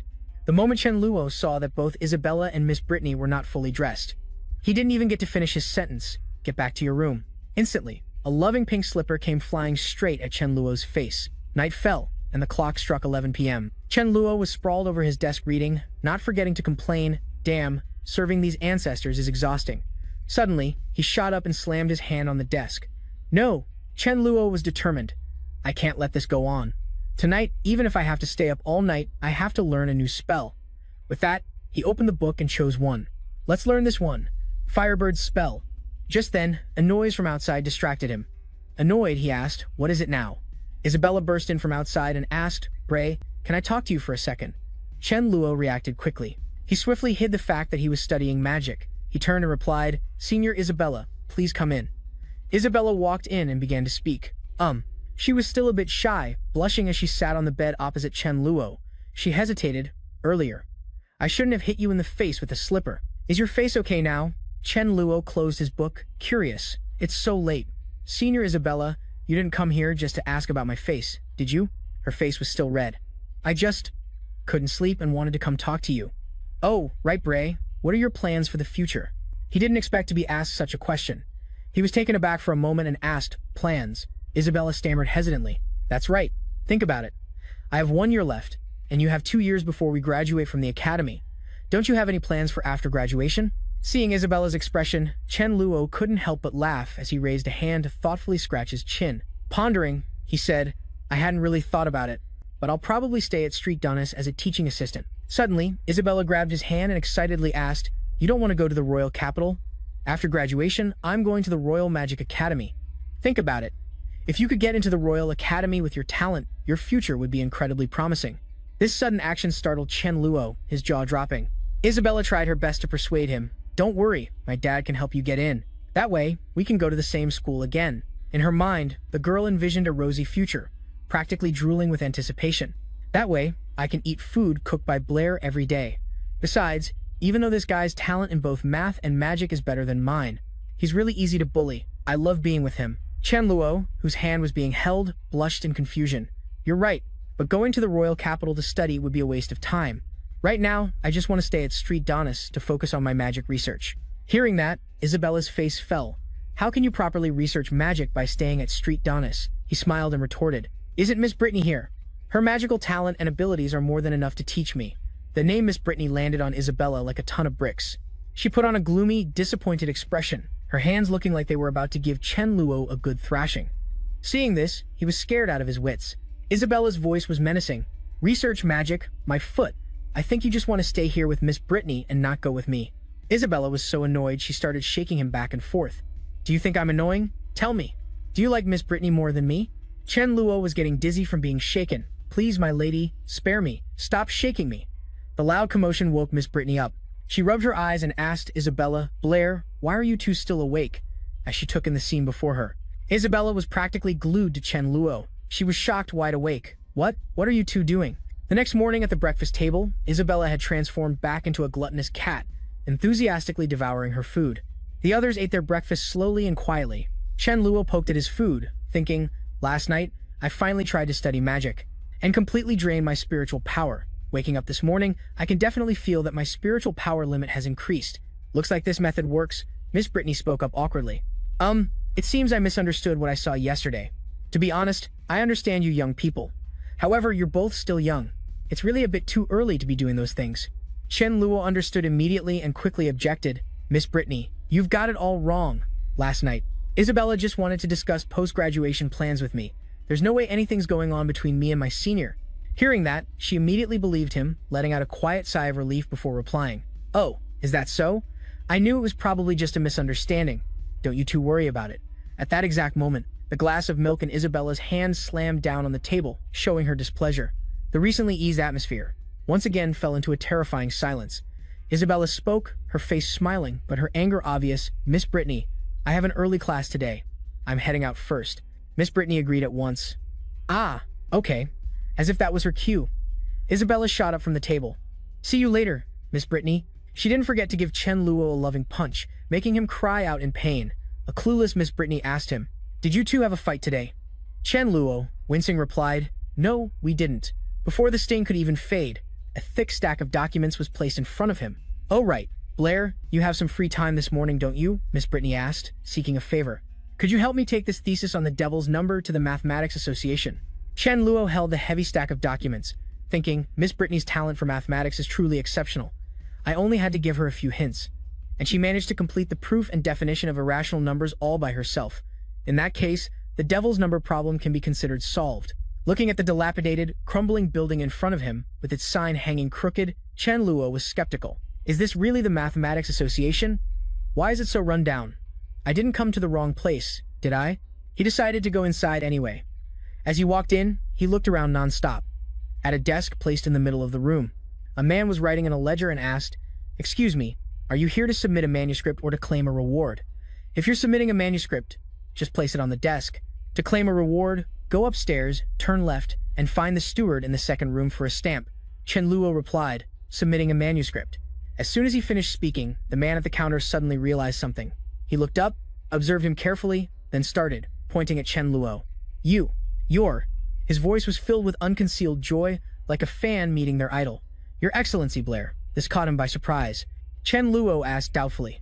You recognize me? The receptionist quickly grabbed his hand, filled with excitement. Of course. I saw you at the academic exchange the time you solved the 7 bridges problem and introduced the devil's number. The commotion attracted everyone. People happily gathered around to get a look at Chen Luo. One person exclaimed, It really is Blair. Your Excellency Blair, in the flesh. Can I have your autograph? Another person asked curiously, Your Excellency Blair, have you made another important discovery? Could you give us a little hint? Overwhelmed by the sudden fame, he quickly backed away from the zealous crowd and replied, Everyone, I'm truly sorry. I'm just here to submit a manuscript for my teacher. I have other matters to attend to. With that, he beat a hasty retreat. The crowd behind him had somehow produced banners, cheering for him like he was an idol. If Your Excellency Blair is in a hurry, please go ahead. As for the prize money, you can come and collect it whenever you have time. Hearing that, he stopped dead in his tracks, surprised. Prize money? He spun around, pushing up a pair of non-existent glasses as if he'd just caught on, and asked, What prize money? Inside the shabby room of the Mathematics Association, people bustled in and out. Some stood staring intently at the mathematical formulas plastered all over the walls. Vice President Adre scratched his head with an apologetic look. My apologies, I was mistaken. I thought you were here to claim a reward. So you were just submitting a manuscript. In that case, never mind. Please, take your time. Your Excellency Blair. Chen Luo was still standing there, casually whistling as he probed in a low voice. I just remembered, I'm actually not in that much of a hurry. Could you tell me more about this prize money? The man was startled, his face lighting up as if in understanding. Your Excellency Blair, don't you know about the association's bounties? Vice President Adre immediately began to explain the bounty system to Chen Luo. The Mathematics Association places bounties on certain difficult problems for scholars to solve. Anyone who solves one of these problems can receive the listed prize money. The amount of the reward is based on the problem's difficulty. The minimum is 10 gold coins, with no upper limit. After hearing this, he seemed to have a major epiphany, his gaze growing more determined. It's absolutely not because of the money. So that's how it is. I'd like to see these bounty problems, Vice President. Adre enthusiastically gestured for Chen Luo to follow him. Certainly, please follow me. With his eyes sparkling, Chen Luo seriously followed the man. The two of them stopped in front of a wall covered with the association's bounty problems. On the wall were all sorts of math problems, from arithmetic to geometry, solid geometry, and more. Vice President Adre introduced, Your Excellency Blair, look here. These are all the current bounty problems of the Mathematics Association here in our city of Alba. He let out a long sigh, his face filled with sorrow. he continued to lament. Many of these questions have been here since before I even arrived. To this day, no one has managed to solve them. I don't know if I'll ever see the answers to these problems in my lifetime. Even just one would be a blessing. Chen Luo stood there, looking on in deep thought. He rubbed his chin and spoke with a serious expression. Could you leave me alone here for a moment? I want to think carefully about these problems. The man bowed his head and slowly backed away. Of course, no problem. Just call me if you think of anything. Chen Luo touched the wall as if sensing something, standing perfectly still for a moment. He closed his eyes as if entering his own private world. A worried person approached the Vice President Adre. Should we really just leave His Excellency Blair alone like this? He turned and answered slowly, yes. At a time like this, we must absolutely not disturb him. Vice President Adre continued in a steady but weighty tone. For mathematical geniuses like His Excellency Blair, inspiration often strikes in a single moment. If we disturb him and cause him to lose that precious inspiration, we will all be sinners for the ages. While he was lost in a daydream about Chen Luo potentially solving a problem in the future, the person next to him hesitated before pointing to the now empty wall. It seems, His Excellency Blair is gone. The Vice President looked as if he'd been struck by lightning, unable to believe his eyes. In another corner, Chen Luo raised his fist in celebration. He jumped for joy, cheering, 535 gold coins. All the bounty problems added up to exactly 535 gold coins. And what's more, the questions on the wall were actually incredibly simple. Many of them were things even an elementary school student from my old world would know how to do. Chen Luo stood looking at the shabby building of the Mathematics Association. A happy expression on his face, he thought to himself, I was just worrying about not having money for new magic. I never expected that this run-down-looking Mathematics Association, but they're actually so rich. I don't want to interfere with this world's development speed. But remembering my broke situation, tears welled up. My gaze hardened with resolve. Their prize money is just too much.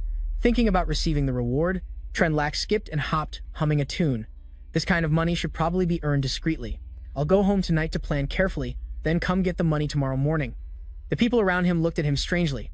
A little girl whispered to her mother, Mommy, that guy is so weird. The mother quickly covered her daughter's eyes. Don't look at him. Let's go. Another day passed. Bright sunlight flooded the room of the Mathematics Association. Vice President Andre was bowing his head, focused on his work. A person cleaning the room stopped, took a breath, and curiously asked him, Vice President Andre, do you think His Excellency Blair is really that good? Yesterday. Why did he just look at the bounty wall and then leave? Vice President Andre calmly continued his work and replied, What would you know? Even long-established great scholars couldn't solve those problems, which is why they've remained unsolved until now. Even a genius like His Excellency Blair can't solve them that easily. Suddenly, a loud thud echoed, startling Vice President Andre, who looked up. In front of him was a stack of paper taller than his head, which someone had just slammed down on the desk. This is... The person who brought the huge stack of papers stood there, dusted off their hands, and said nonchalantly, claiming the reward, I'm in a hurry. Please have someone verify this as quickly as possible, then settle the prize money for me. Vice President Andre couldn't believe it. How can there be so many? He picked up a few sheets to look. This is the question for. Which bounty? Trunlack, now wearing a half mask, turned and said, All of them. Upon hearing this, both Vice President Andre and the janitor stared at him with wide eyes. The Vice President slammed the table and stood up. What? Trenlack arrogantly replied, All the bounty questions from the Aba City Mathematics Association. A total of 23 problems. The answers are all here. Time slowly passed until afternoon. The Vice President's head was covered in a cold sweat. Andre, one hand on his head and the other holding an answer sheet, had a serious expression as he and the others in the room checked the work. One person shouted with a trembling voice, Vice President Andre, we finished checking. They're all correct. He looked up, startled. In the room, everyone was still diligently comparing answers and scribbling notes. Vice President Andre wiped the sweat from his forehead with one hand, holding a paper in the other, his voice filled with excitement. It's real. All the problems have been solved. I never thought I'd live to witness such a miracle. You really do see strange things if you live long enough. Who on earth is that person? Everyone was overly excited. They quickly ran over to where he was dozing off, their voices booming. This is something that scholars across the Nolan Empire, no, across the entire God's Grace continent, couldn't do. They cheered and celebrated. This terrifying person can only be described in 4 words. The God of Mathematics. Vice President Audrey, wiping away tears of emotion, touched Trenlack's shoulder. Your Excellency. He was startled awake by the man's touch. Huh, is it done? Trenlack yawned and wiped the sleep from the corner of his eye. Have you all finished verifying it? Everyone, including Vice President Adre, bowed their heads respectfully. The Vice President spoke up, The solutions are perfect, not a single error. Your Excellency's great contribution to mathematics is truly beyond words. May I ask what we should call you, Your Excellency? He jolted and sat up straight on a stack of books, replying, My name is Tren Lak. While the vice president was still stunned, he continued, If you've checked and there are no problems, then pay up. The total prize money is 535 gold coins. Tren Lak cheerfully winked at Vice President Adre. Since it's our first time working together, let's round it down. Just give me 530 gold coins. Upon hearing this, the vice president was utterly speechless. In a luxurious room, a disbelieving, slightly stuttering voice rang out. Mr. Tren Lak. Jasmine was astonished and surprised as she looked at a bag full of gold coins on the table, her voice trembling as she asked, This is. Tren Lak pointed to the bag of gold coins and said confidently, To buy new magic. A horse with powerful strides galloped through puddles of water. It galloped through the heavy rain like a brave warrior. On its back was a soldier, who was currently heading to the Abas City Lord's Manor. Arriving at the city gate, the soldier was stopped by 2 guards. This is the City Lord's Manor ahead. You cannot enter on horseback. Seeing he was blocked, the soldier retorted, Get out of my way. Urgent orders from the royal capital. Quickly, go inform the City Lord. Afterward, the letter was delivered to the City Lord. He was stunned by its contents, stammering, This? City Lord Autumn Gravis's eyes widened, his eyebrows knitting together as he exclaimed, Is this real? The soldier from before knelt and replied, Yes, the royal capital has verified it. Latan has indeed entered Abas City, but his specific location and objective are still unknown. The lady beside the city lord, also bewildered, clutched a round handkerchief and added, Isn't Latan that high-level mage who turned traitor? He's been in hiding for almost 3 years. Why has he suddenly appeared in Abas City? City Lord Austin Gravis scowled and replied, I don't know. A look of fear appeared on his face as he declared, but with Laton's magical abilities, if he wanted to. Around the City Lord's manor, purple lightning strikes crashed down, looking powerful and terrifying. Along with City Lord Austin Gravis's assertion, I'm afraid destroying all of Abas City wouldn't be a difficult task. At school, at that moment, Tren Lak accidentally dropped his pen under his seat. He bent down to pick it up, lamenting, Learning new magic to increase my spiritual power is fast, but it drains a lot of stamina and costs money. I've already finished learning all the new magic I just bought. Tren Lak listlessly slumped down, grumbling to himself. 500 gold coins really isn't enough. Looks like I'll have to think of another way to make money. Toby, sitting next to him, saw this and turned to look. He grinned slyly, as if he had some wicked idea. Brian, why is it that, ever since you've been with Miss Brittany, your body seems to be getting weaker and weaker? Hearing this, Brian angrily retorted, Are you asking for a beating? Up ahead, the girls were excitedly chattering about something. One girl was showing her friends some pictures of Lak Thun that they managed to get. Look, this is a picture of Lak Thun. It took me so much effort to get it. The girls next to her gushed, Lak Thun is so handsome. How did you get it? Let me see. He's so young. Holding the picture of Lak Thun, her friends praised him endlessly. Lak Thun is so handsome. Toby, sitting behind them, clicked his tongue at their fangirling. A bunch of fangirls. Chun Lak next to him turned and asked, Who is Lak Thun? Toby immediately explained, You don't know. Recently, a masked person named Tren Lak solved all 23 of the association's most difficult math problems, which had accumulated for nearly 100 years all at once for the Amos City Mathematics Association. Now, the entire mathematics world of the Nolan Kingdom is in an uproar, scrambling to find this person. He also emphasized, because his mathematical ability is so unbelievable, he's been nicknamed Lak Thun. After hearing that, he broke out in a cold sweat. What the heck? They've already deified me? Toby pouted jealously and said, In my opinion, someone that amazing. Must be some old geezer. How could he possibly be that young? Don't you agree, Brian? Tren Lak, tired of listening, just mumbled in agreement. Ah, right. You're totally right. Suddenly, Toby slung an arm around his shoulder and asked curiously, Oh, right. After school this afternoon is the extracurricular magic practice. Have you decided who you're going to group up with yet? Tren Lak didn't answer right away and asked back, Aren't you grouping with me? Toby sighed dejectedly. I'm not going to the magic practice. With my level of magic, there's no point in going. I already had my old man call me in sick. Then, he said something that surprised him. I heard this time the magic practice will be held with the 2nd and 3rd years. In the afternoon, on the back mountain of Street Donis Academy, the teacher gathered the students and announced, The goal of this magic practice session is to further cultivate your magical abilities. For you all. The students lined up neatly in one place and listened as the teacher continued to explain, You will use this opportunity, this rare training opportunity, to apply magical theory to practice. They emphasized.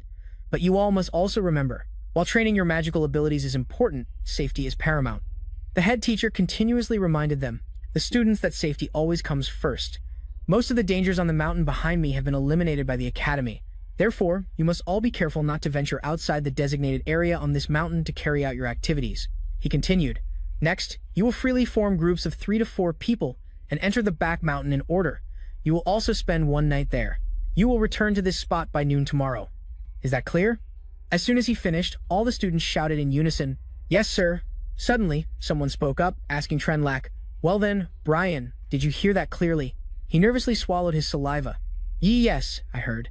Isabella stepped forward, pointed at Alice, and then asked, "Good, now, you decide. Me or her? Who do you choose as your teammate?" Trenlack scratched his head and replied shyly, "About that. Can't we all just go together?" Hearing his answer, Alice covered her mouth and laughed, then burst out laughing. "I never realized Junior Blair had such big ambitions. You want both of us as your teammates. All right, I think that's a great suggestion. I really like Isabella." Isabella angrily clenched her 2 fists and called her out by name, Alice. Unwilling to concede, she said, "Fine, I agree too. Teaming up is fine. Who's afraid of who anyway?" Seeing this, Blair felt a sense of relief. "That's more like it," he thought, silently thanking his lucky stars. "This is great." But as soon as they reached the forest, Isabella pinched Blair again, making him cry out in pain. "Isabella, what are you pinching me for?" She yelled back, "I'm pinching you, so what?" On a mountaintop, someone was observing everything. He spoke up, "Sir Leto, the sun has set." Leto walked forward, holding a staff in his hand, and stood right in the middle of the group. Leto declared, "Everyone, we have finally reached this stage." The people with him listened with intense focus. "This city," Leto shouted, "will never see tomorrow's sun again." In the back hills of Street Donus Academy, deep in the forest at night, a rabbit was foraging when its ears suddenly shot straight up. It suddenly jumped up as if sensing something was about to happen. Its teeth began to glow. Emitting strange streams of light, the rabbit suddenly spat out a large ball of fire, setting the nearby area ablaze. Luckily, Isabella was there and helped the rabbit extinguish the fire. This shocked the little rabbit so much its soul nearly left its body. Isabella cast her magic with a very stylish pose. She effortlessly dealt with the fire, which even made Alice, who was standing behind her, gasp in admiration. After finishing, Isabella turned to show off to her teammates. "Success, I've taken control of its fireball." While Isabella was happily showing off to everyone, Blair was focused on observing the rabbit. He examined it while thinking to himself, ignoring Isabella's victory dance behind him. It's exactly as Anthony said. Once control of the rabbit's fireball is taken away, it will freeze on the spot, completely motionless. Suddenly, a hand reached out from nowhere and pinched his ear. Isabella yelled, "Blair, how could you grab such a cute rabbit by its ears?" Pinched by her, Blair stammered, "Ow, ow, ow. Let go, both of you." Isabella managed to get the rabbit. She hugged it tightly and told it, There, little rabbit, don't be scared. I've chased the bad man away." After being pinched by Isabella, he sulked and held his head. He complained that he was treated worse than a rabbit. Seeing Blair's ear turn red from Isabella's pinch, Alice walked over and took hold of it. She rubbed his ear while leaning in close. "Is your ear okay? Aren't you going to catch a rabbit?" "Only by catching a rabbit. Will you get a score for this magic practice?" Her being so close made Blair blush as he replied, "I'm fine. We're just getting started. There's still time to catch one." Then, he cleared his throat a few times and asked, "By the way, Alice, besides rabbits, do other animals also know magic?" Alice, while holding the rabbit, replied, "That's right. It's common knowledge on the God's Grace continent. Magic isn't a unique talent to humans. Most animals also have the ability to communicate with magical elements, but usually only with one system. Furthermore, they can't cast overly complex spells." Alice used various animals as examples. For instance, rabbits can only use elements close to fire, and they can only cast the lowest level fireball spell. She continued, "As for the question you asked Professor Anthony earlier, I'm afraid no one on this entire continent has the answer." Hearing her say that, he sheepishly scratched his head and replied, "I was just asking on a whim back then." Elsewhere, Professor Anthony was standing and pondering something. Suddenly, a voice called from behind, "Professor Anthony." Vice Principal Canvin approached and asked, "Professor Anthony, why aren't you patrolling the mountain?" He replied, "Vice Principal Canvin, I was thinking about the question Blair asked me earlier." He was surprised that a professor like Anthony would be so lost in thought. "Blair again? What did he ask you?" Professor Anthony recounted the moment. Blair knew that rabbits could spit fireballs from their mouths and asked me why humans need incantations and hand signs to control magical elements, while rabbits don't. After hearing this, Vice Principal Canvin was also at a loss for words, not knowing how to explain it. The two of them stood there like statues, pondering his question. Suddenly, the Vice Principal patted Professor Anthony on the shoulder and spoke. "Right, Professor Anthony, you should go patrol the mountain to protect the students." Professor Anthony still didn't want to go and tried to hold him back. "But you haven't answered my question yet. Vice Principal Canvin quickly replied so he could get him to go patrol the mountain. Answer what? Is your question more important, or is the student's safety more important? Huh. Now get going. Meanwhile, Blair, Alice, and Isabella were chatting. Isabella. Alice. The two of them. Isabella, with a flushed face, cut him off. Blair, you already touched them earlier. So, which one is bigger? Mine. Isabella turned to Alice and continued, or Alice's. Blair, sitting beside them, rested his chin on his hand and blushed. Well, I did indeed touch them both, but it's still very hard to judge. As he spoke, Alice took his hand, startling him. Well then, Junior Blair, just feel them one more time. Isabella's face darkened. You, my rabbit is clearly bigger than yours, and you still won't admit it. Just wait and see what Blair says. Isabella said loudly, Blair, you tell us, is my rabbit or Alice's bigger? He could only give a strained smile and stammer. Well, suddenly, the rabbit in Isabella's hands struggled violently. It leaped out of her arms, making her exclaim, Ah, my rabbit. The rabbit ran over to the base of a nearby tree and crawled under a wooden plank. It seemed to be running from something. Isabella looked for her rabbit, constantly calling out, Where did it go? Suddenly, Alice called her name, Isabella. Isabella bent down to a pipe to look for her rabbit. Why is there a pipe here? Did the rabbit just crawl inside? Alice continued to warn her, Isabella, I told you not to run around. Suddenly, the ground began to shake, surprising the three of them. A crack appeared in the ground beneath them. It didn't stop, but grew wider and wider, causing Alice and Isabella to fall in. Isabella's face turned pale with fear as she screamed. Alice was just as terrified, but she still held on tightly to her rabbit. A cloud of dust and rubble swirled into the air, creating a chaotic scene. A trembling hand struggled to crawl out from under the collapsed rubble. With a pained expression, Isabella finally managed to lift her head and pull the upper half of her body from the wreckage. Then, she grabbed a soft arm, now covered in wounds. Isabella struggled to help Alice move quickly to a safe spot. They seemed to have exhausted their strength, collapsing to the ground and panting for breath. A look of terror filled Isabella's eyes. Where is this? Alice, exhausted, fell into a daze, unconsciously calling out someone's name, Blair. Isabella frantically tried to wake her friend. Alice, wake up. After a while, there was still no sign of response. She then placed her hand under Alice's nose. Isabella's face darkened as terrible thoughts filled her mind. This is not good. Suddenly, she lifted Alice's face, as if preparing to do something. Isabella then decisively placed her lips on hers. She performed mouth-to-mouth resuscitation with all her might. After a long time, her method worked. Alice began to stir. Her face was filled with exhaustion as her eyes slowly fluttered open. Alice sat up abruptly, looking completely bewildered. Isabella immediately placed a hand on her shoulder, rubbing it gently. Alice choked and started coughing uncontrollably, her face turning from pale white to a flushed red. Isabella was so happy she couldn't hold back her tears. She stared at her intently and asked, Are you okay now? Alice, having now recovered a bit, struggled to speak through her coughing fit, replying one word at a time, Yeah, I'm fine. She looked around and became frightened. Where are we? Isabella quickly told her, I don't know either. When I crawled out of the rubble, we were already here. It looks like a cave. Alice stood up and immediately began observing her surroundings. I've never heard of a cave under the Academy's back hills. Isabella suddenly remembered something. There's a door over there. Maybe we can get out. Alice turned to her shyly. Right about that. Thank you for earlier, Isabella. Hearing this, she froze for a few seconds. Are you okay? Are you okay? Are you okay? Are you okay? She suddenly snapped. Alice looked at her, confused, and asked, What's with the attitude? Isabella, dejected, didn't bother to explain. It's nothing. I just didn't think you knew how to say thank you. Hearing this, she was left speechless. It was the middle of the night, but everyone was still gathered together under the full moon. That was so scary. What was that earthquake just now? I don't know. Does this mean I won't get a score? All my rabbits ran away. A student with a very worried expression asked Vice Principal Canvin. Does this mean we've lost all our scores? He gently replied, reassuring the students. It's all right, everyone, calm down. This incident will be treated as an accident. Don't you worry. Professor Anthony suddenly turned to him to speculate about something. Vice Principal Canvin, I'm sure all the students are out of the mountains now. He asked with a very serious expression. Are you sure? Professor Anthony stammered, trying to find the words to convince him. Well, the earthquake happened so suddenly. The other teachers and I did our best.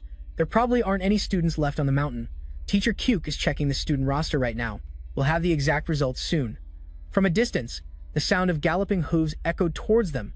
A large group of city guards appeared. They seemed to be in a great hurry, shouting for everyone to get out of the way. This caught the students' attention, and they watched with curiosity and surprise. Soon, the mounted warriors were very close, kicking up clouds of dust everywhere. Cao Chung and teacher Anthony were extremely confused and a bit scared. The city guards? Why are they taking action? Vice Principal Calvin spoke up a moment later, his face full of suspicion. It seems this earthquake isn't as simple as it looks. A mysterious door slowly opened, and light quickly crept through the opening. Isabella peeked her head out to take a look and immediately exclaimed, "This place is huge."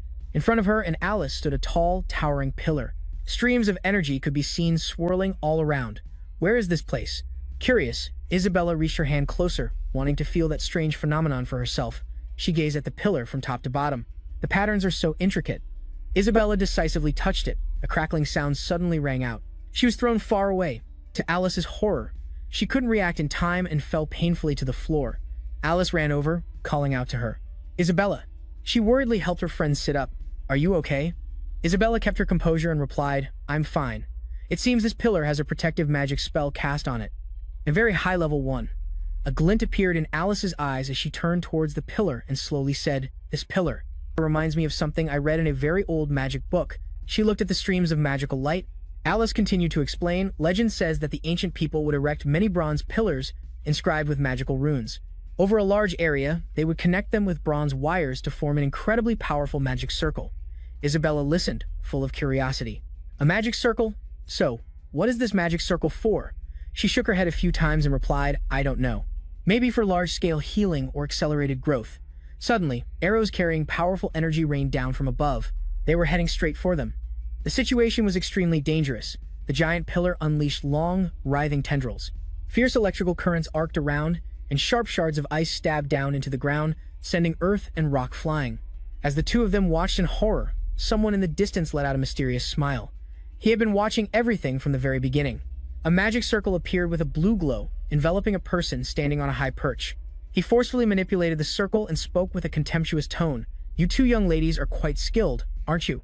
They stood facing each other, the situation incredibly tense, angered by his rude actions. Alice was so angry she was speechless. The mysterious man observed them closely from head to toe. She finally managed to force the words out of her mouth. "Who are you?" His face suddenly turned sinister. "That's a question I should be asking, but never mind. After all, you two will be dead soon enough." Alice and Isabella turned to look at each other, communicating intently with their eyes. "What should we do?" "Attack first." Without hesitation, the two of them began to cast a spell. "Oh, fire elements throughout the world, heed my summons." The mysterious man, unafraid, watched them chant. He smirked triumphantly. "Descend upon this place." Instantly, a large fire appeared, blazing intensely. It raged fiercely as the two girls chanted in unison, "Fireball." A giant block of ice quickly blocked the spreading flames. The heat of the fire didn't affect him at all. In fact, it was completely absorbed into the ice. They stared in disbelief. "What?" The mysterious man suddenly leaped up with incredible agility, then flew straight at the two of them, his blade held tight, ready for a fight. His power was so strong that it sent them flying backward before they could even react. Alice slammed into a wall, the pain leaving her immobilized. Like a madman, the mysterious man lunged towards her. Alice managed to dodge in time, quickly backing away to find an escape route. Suddenly, a blast of energy shot past her cheek. Her safety was short-lived as the man cornered her. She had now lost all advantage. The color drained from her face, and she looked terrified. He ruthlessly grabbed Alice by the throat, his grip tightening until she couldn't struggle anymore. The mysterious man smiled with satisfaction as he watched her slowly collapse, but he wasn't finished. With one hand, he lifted Alice into the air, making it incredibly hard for her to breathe. He stared at Alice and spoke in a mocking tone. "My apologies." She tried to pry the mysterious man's rough hand off, but he seemed to be in a very good mood. "But I can only kill you too." The mysterious man suddenly pulled out a dagger, raising it high and aiming it straight at Alice. She was terrified, all hope lost. Alice squeezed her eyes shut. She could only wish to escape this situation. Suddenly, fresh blood splattered everywhere. It was a chilling sight. Chen Luo had suddenly appeared, taking the fatal blow for her. The mysterious man was furious that his chance, which was right in front of him, had been snatched away by someone else. Alice's face was filled with horror, and for her, the most terrifying thing right now was seeing Chen Luo injured. His eyes shone with determination. He didn't look scared at all. Isabella struggled to her feet, stumbling towards them and shouting, "Chen Luo." She only had time to get out the word, "Careful." The man's words stopped abruptly, as if he had witnessed something terrifying. "You!" Red sparks flew past his face, causing the mysterious man to freeze for a few seconds, unable to react. The three of them gathered together as a blazing red circle formed around them. The man watched with a resentful gaze, and he realized something too late. The magic circle was emitting a latent power, a colossal source of energy. It seemed capable of incinerating everything. The mysterious man was confused. How is this possible? This guy didn't even chant a magic spell. Everything around them turned to ash. Dark, gloomy smoke billowed around them. The three of them assumed a combat stance together. They scanned their surroundings, searching for him. Isabella approached Chen Luo, her face filled with alarm, and checked on him. How did you get here too? Does your arm need to be bandaged first? Chen Luo avoided her gaze. He replied softly, I went into the cave you two fell into and followed you here. Chen Luo clutched his wound. His tone was grave. My arm can wait. He continued as the thick smoke started to clear, revealing the man's figure. He was crouched on the ground, looking pathetic. The mysterious man was filled with immense hatred. Chen Luo gritted his teeth, thinking, I couldn't see how he cast that spell at all. Could it be that this guy's casting speed is even faster than Sir Latan? Not thinking anymore, he gripped his weapon tightly, determined to fight to the end. Whatever, they've seen what's in this place, so they must die. His blade transformed into a sharp icicle, and a chill could be felt emanating from it. The mysterious man aimed straight for Chen Luo and charged towards him. Isabella and Alice shouted in unison. Worried for his safety, Chen Luo, be careful. The man charged forward a short distance, then suddenly stopped. He looked at Chen Luo, confused. He's not fighting back? Suddenly, from a distance, he watched in terror. He saw an orb of energy gradually forming. It grew closer and closer. A series of questions flashed through the mysterious man's mind. Water sphere? He's casting magic again without any gestures. The sphere suddenly cracked open. A ring of fire blasted heat towards him. Wait, there's something different about this water sphere. Finally, the mysterious man was engulfed by the sphere, along with the blazing rings of fire surrounding it, which incinerated every part of his body, leaving him unable to react. Then, it exploded. Fresh blood streamed down the mysterious man's face. Unable to bear it any longer, he coughed up blood. Exhausted and drained of all strength, he collapsed to his knees, his face now a mask of misery and hatred. The mysterious man's hand could no longer hold on, but to his sword. It slid down with the stream of water from above. He was charred black. He staggered to his feet, stunned. Before a few seconds had passed, he fell face first onto the ground, his blood and body pooling together and spreading across the floor. What the hell was that? Night fell upon the old forest. Latom was sitting peacefully on a large rock, blending in with the whistling wind. His eyes held a hint of worry. He seemed to have noticed something. A subordinate ran up in a panic to ask, Sir Laton, what's the situation?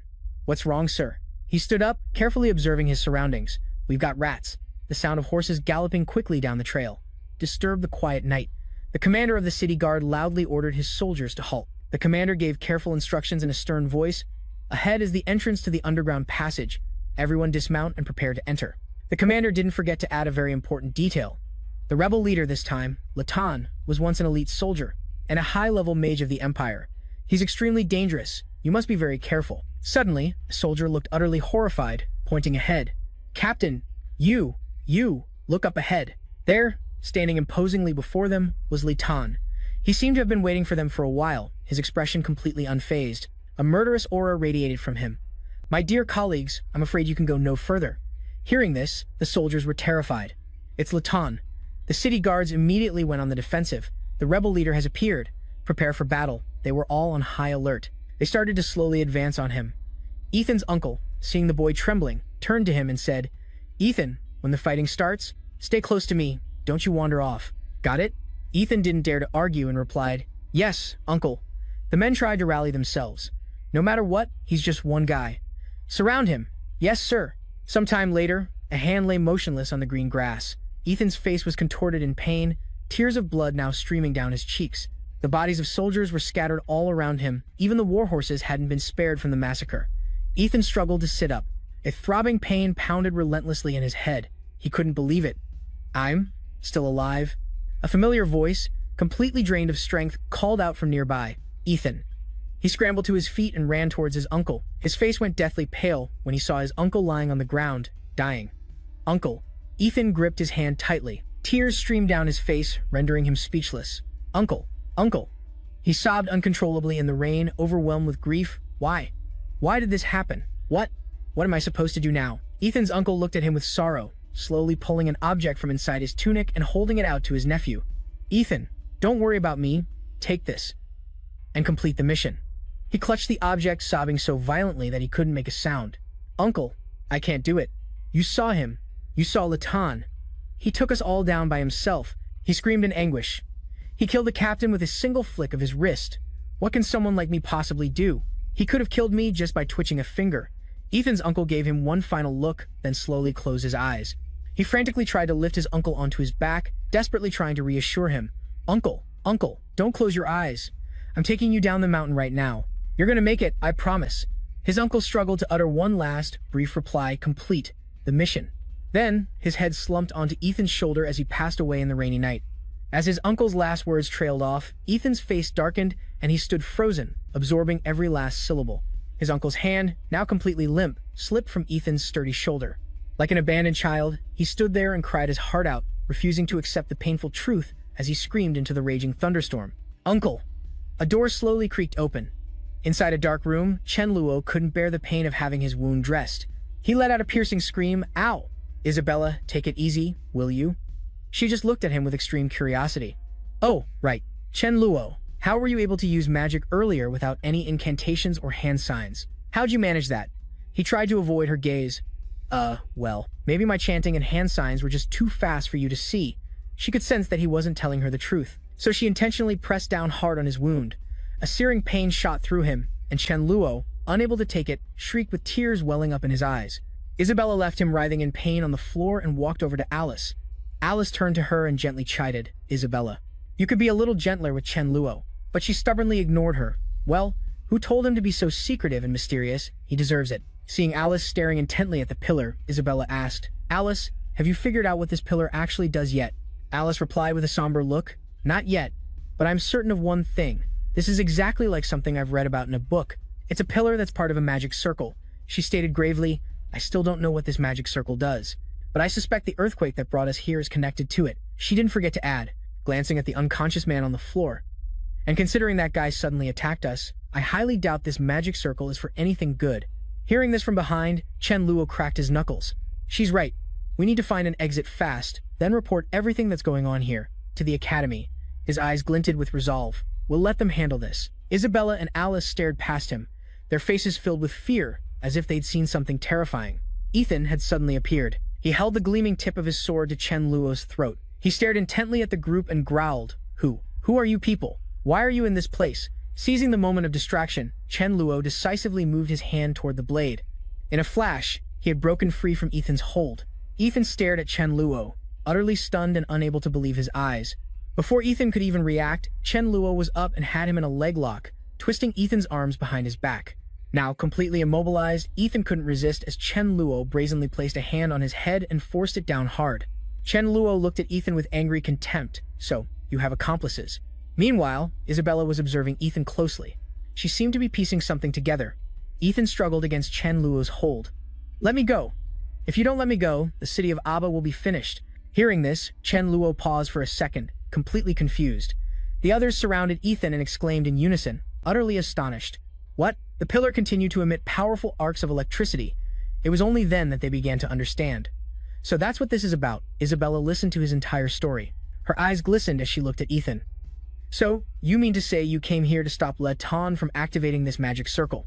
But you were ambushed by Latan, and your whole unit was wiped out. And now, you're the only one left?" He began to slowly recount the events. Actually, a few days ago, the royal capital received intel that Latan had infiltrated the city of Aba, but we were never able to find his exact location. We had no idea what his plan was either, until just a while ago when the earthquake hit this area, accompanied by a massive magical fluctuation.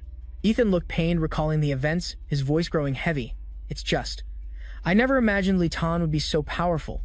All of us put together couldn't." Chen Luo raised his hand with a dopey expression. "Speaking of which, I have a question. Who's Latan?" At his question, everyone fell silent, not even bothering to explain. Isabella spoke up, annoyed. "Chen Luo, could you possibly be any more clueless?" Alice, however, gently began to explain to him.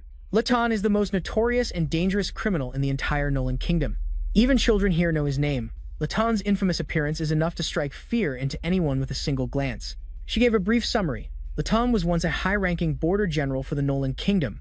He's not only a master of close-quarters combat, but he's also a high-level mage who wields formidable magical power. He fought in countless wars on the kingdom's borders, achieving one glorious victory after another for Nolan. At the time, he was a nationally recognized war hero. Alice emphasized a key point, but, to everyone's shock, during a crucial battle, Latan suddenly led his troops in a betrayal of the kingdom. It was because of his treason that the Nolan kingdom lost that battle. She continued in a low voice. The outcome was predictable. After that, Latan vanished without a trace. And even though the kingdom has always maintained a high bounty for the capture of this traitor, he remains at large to this day. Rumor has it that Latan is hiding in the royal capital, preparing to overthrow the government at any moment. Isabella quickly put the pieces together. So Latan came to the city of Abba for this magic circle. What in the world is it for? Ethan's expression grew grim. This magic circle, it has the power to destroy the entire city of Abba. The three of them were stunned and shouted in unison, "Destroy! Destroy the city of Abba!" He stood up, staring intently at the pillar, which was generating powerful surges of energy. Including this pillar, the magic circle is comprised of a total of 118 magic pillars. They're scattered all throughout these mountains.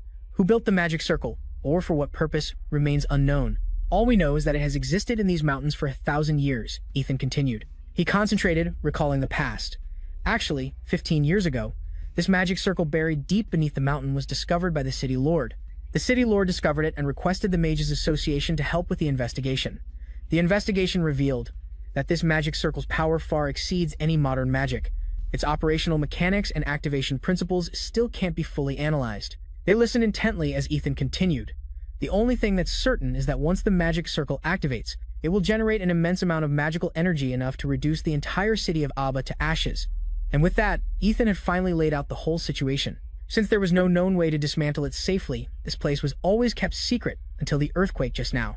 We don't know what method Latan used, but it's obvious that he has now activated the magic circle. That's why my unit was dispatched here to stop it. Save Abba City. Chen Luo mused. You guys don't know much about this magic circle either, so how can you stop it? Ethan took something out, his expression filled with determination. That's why we have to use this. They moved closer to observe the intricately carved stone block. They couldn't help but be amazed. He didn't hide anything. Although this magic circle is formed by many magic pillars, its core component is a single, largest main pillar. That spot plays a crucial role in activating the magic circle. When this magic circle was discovered, this tablet was placed right next to the main pillar. He seemed to treasure the stone block, casually continuing. The Mage Association has tested it and knows that this tablet, the closer it gets to the main pillar, the more the magic circle's power will noticeably decrease. And when this tablet touches the pillar, the magic circle will completely cease to operate and then shut down for good. Obviously, this tablet is the stop command that the creator of the magic circle made back then. Therefore, to prevent any unwanted situations, this tablet has always been kept in the city lord's manor. After hearing this, Chen Luo was extremely surprised. So, we just need to bring this tablet to the pillar, and we can stop this magic circle? Ethan, with incredibly determined eyes, said, "This is our mission. It's just that Latan's power still surpassed our imagination." Chen Luo, with a slightly worried expression, offered his opinion. "If your entire squad has been wiped out now, that means Latan is already on alert. You should go down the mountain and call for reinforcements. Otherwise, you won't be able to complete the mission relying on just yourself." Ethan understood his feelings, but he still replied calmly, "There's no time. You all saw the light on this pillar. I'm afraid in just 1 more hour, this magic circle will be fully activated. By then, even with more people, it would be useless."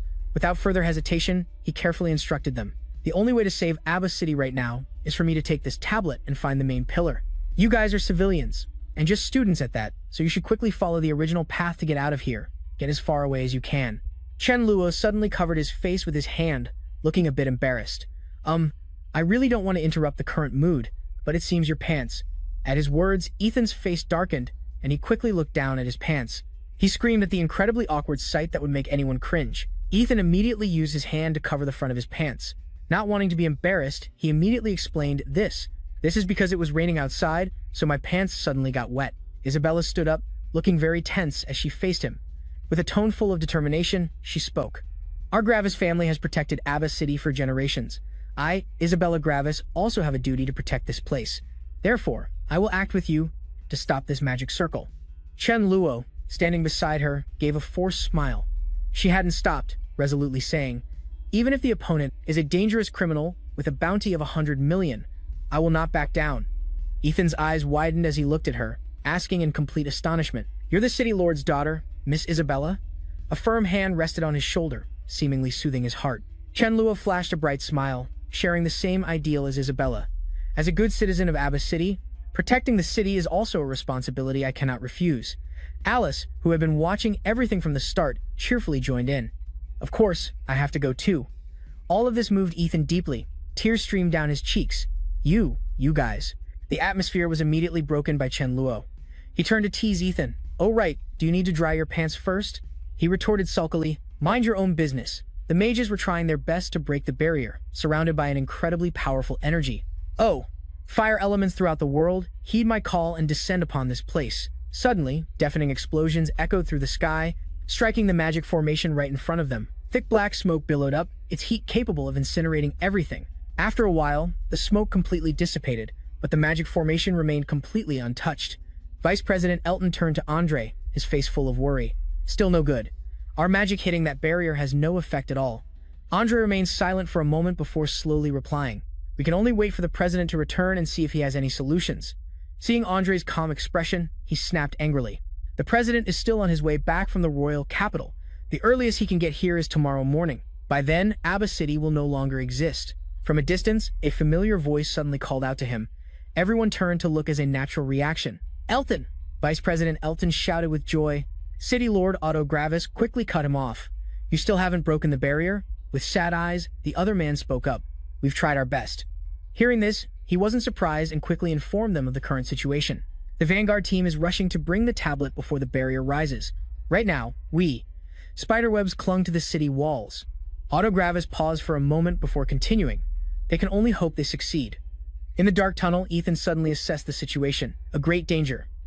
This is indeed a great danger. Chen Luo suddenly walked up to him and smacked him hard on the head, causing Ethan to cry out in pain. From behind, he cursed at Chen Luo, but all he got in return was an indifferent look. What did you hit me for? It's all spiderwebs up ahead. Aren't you afraid of spiders? A spider was slowly descending onto Ethan's shirt, its body dangling gently. He felt something clinging to him. He immediately reached his hand back, his face filled with anxiety and fear. He opened his palm.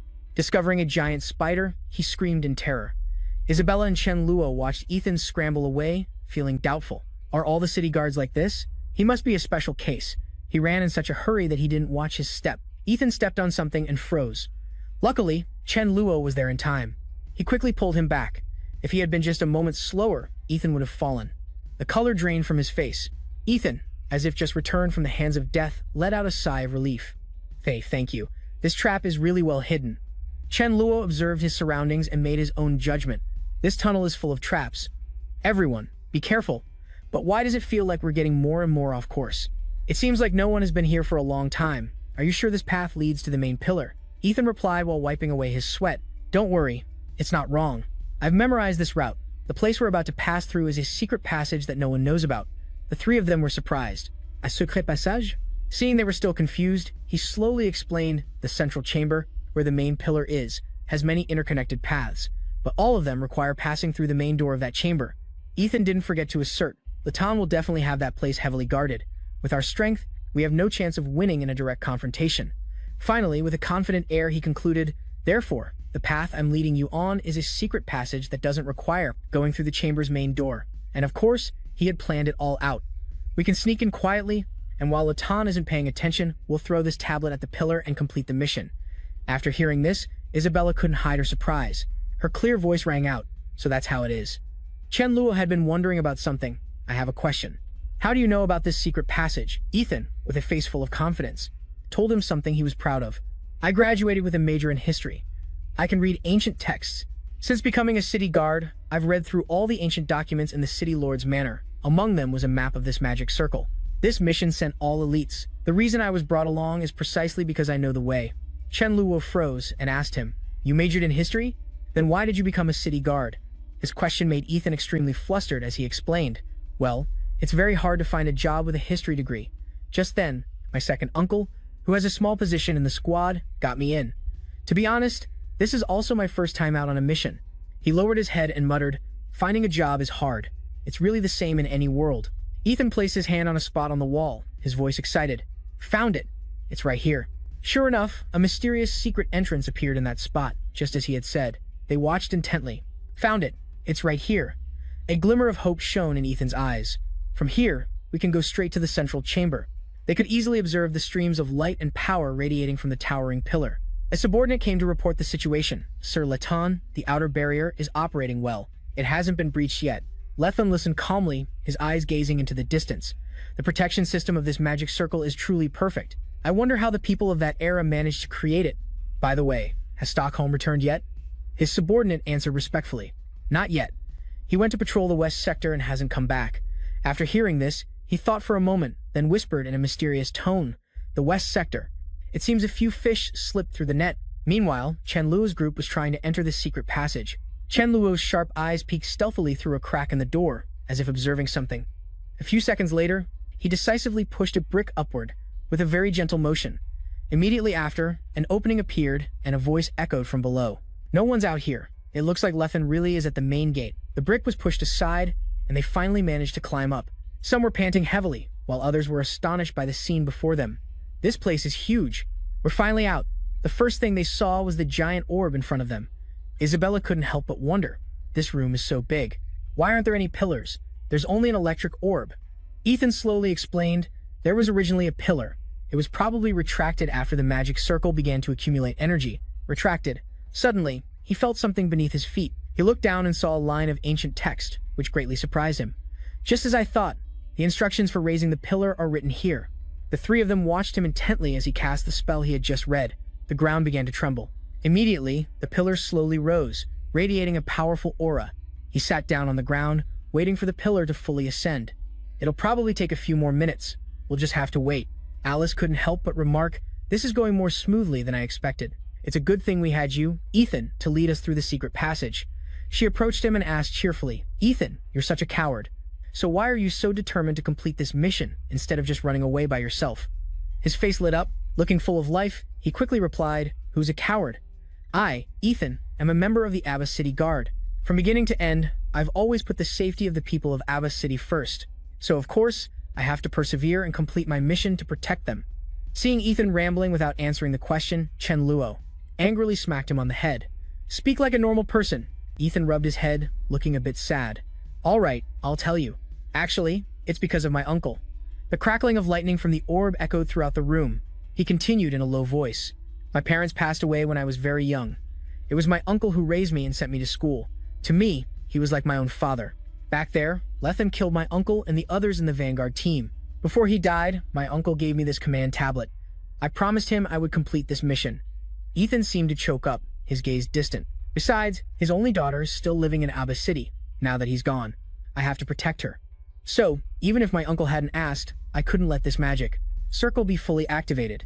Chen Luo moved closer and said mockingly, about that, I was thinking, is it possible that you actually, like your uncle's daughter? Before he could finish, Ethan's face turned as red as a beet. It's not. I'm not worthy of her. Slender fingers grabbed Chen Luo's ear and twisted it hard, while his injured arm was squeezed, pressing the muscles together. Isabella yelled into his ear, Chen Luo, you usually seem so clueless. How are you so sharp right now? Alice added fuel to the fire. Chen Luo, don't tell me you've been pretending to be dumb this whole time? Caught between the two of them, he struggled. Ah, ow, ow, ow. I'm not pretending to be anything. Ethan showed them a picture of a beautiful girl. Chen Luo was surprised. This is. He quickly took it and carefully examined the person in the picture. He shyly confirmed, this is my uncle's daughter. Her name is Lena. After this mission is over, I'll. Standing beside them, Isabella praised, she's so pretty. Did you draw this? Chen Luo yanked hard on Ethan's arm, leaving him confused. With a furious expression, he yelled in Ethan's face, stop. Don't say another word. You're jinxing yourself. You know that. It frightened Ethan asked. Huh. Chen Luo didn't hesitate to explain. It's a saying from my hometown. Long story short, just remember, before everything is over, don't say things like, when this is over, I'm going home to get married, or when this is over, I'm going to confess my love. And you definitely can't show anyone her picture, got it? After hearing this, Ethan froze. Gee, go home and get married? A picture? Oh, I think I get it. Alice whispered into Isabella's ear. Why have I never heard that saying before? Isabella reassured Alice. Don't mind him. He's always like this. He sometimes says things that nobody understands. The light from the pillar shone directly in their faces, making them turn their attention to it. Ethan exclaimed with delight, ah, it's finally done. He immediately picked up the command tablet, not forgetting to instruct Chen Luo's group. I have to release the seal. You guys get ready. Chen Luo, looking confused, asked, the seal? Ethan was concentrating on rotating the command tablet, which was emitting rays of light, to avoid being detected by Lethan before reaching the main pillar and entering the mountain. This command tablet was sealed with a simple spell. I just need to channel a little spiritual energy into it to release it. Once the seal is broken, the magic circle will react. At that point, I'm afraid Lethan will also sense the tablet's presence. So, we have to act fast. The command tablet pulsed with a mysterious energy. It flew directly up. As if sensing the tablet's energy, the electric orb began to flash with bolts of lightning. Ethan took the tablet and placed it directly on the pillar, ordering them. It's almost done. We need to retreat quickly. Suddenly, something caused Chen Luo's pupils to dilate. Blazing red flames appeared out of nowhere. They swirled into circles, enveloping the command tablet. He was also engulfed in the flames right before their horrified eyes. Just as quickly, the blazing fire vanished. They rushed over to where Ethan lay unconscious. The command tablet remained in place, not separating from him. Flickering embers still pulsed on his knuckles. Lethan appeared, his voice dripping with malice. "We finally meet, you little rats." Chen Luo's group was stunned. Ethan woke up, his body covered in wounds. He glared at him with eyes full of hatred. Lethan, Isabella, and Alice seemed to have a plan. They quickly and approvingly signaled each other. The two girls hid flames behind their backs. In unison, they chanted, "Oh, fire elements throughout the world, hear my summons and descend upon this place." They immediately hurled the fireballs at Lethan. Fireball jutsu. Before they could even get close to him, a dark purple light appeared, stopping them. They then vanished in Lethan's hand. His face was now filled with killing intent. This terrified Alice. His spiritual power is much higher than ours.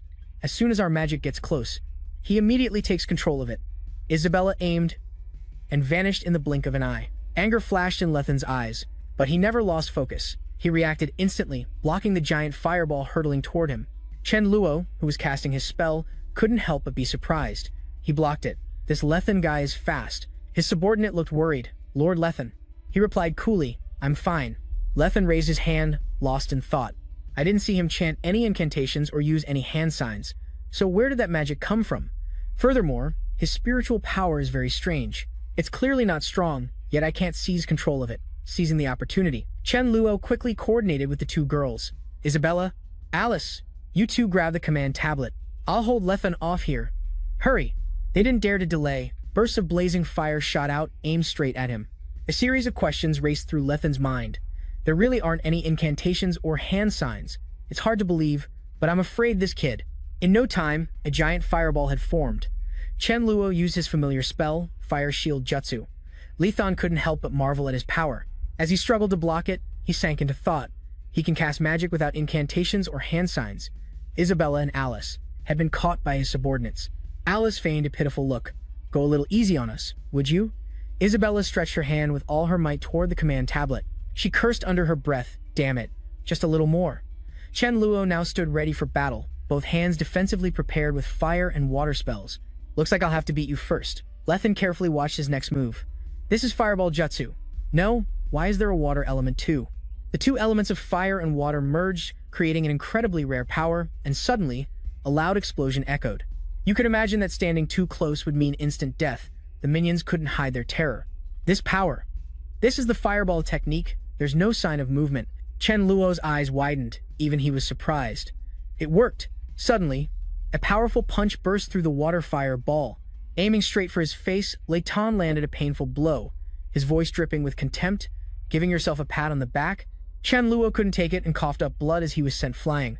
Only Leighton's critical voice echoed, "Your magic release speed is fast, kid. But the delay between your skills is too long. You have no other moves to force an opponent to reveal an opening."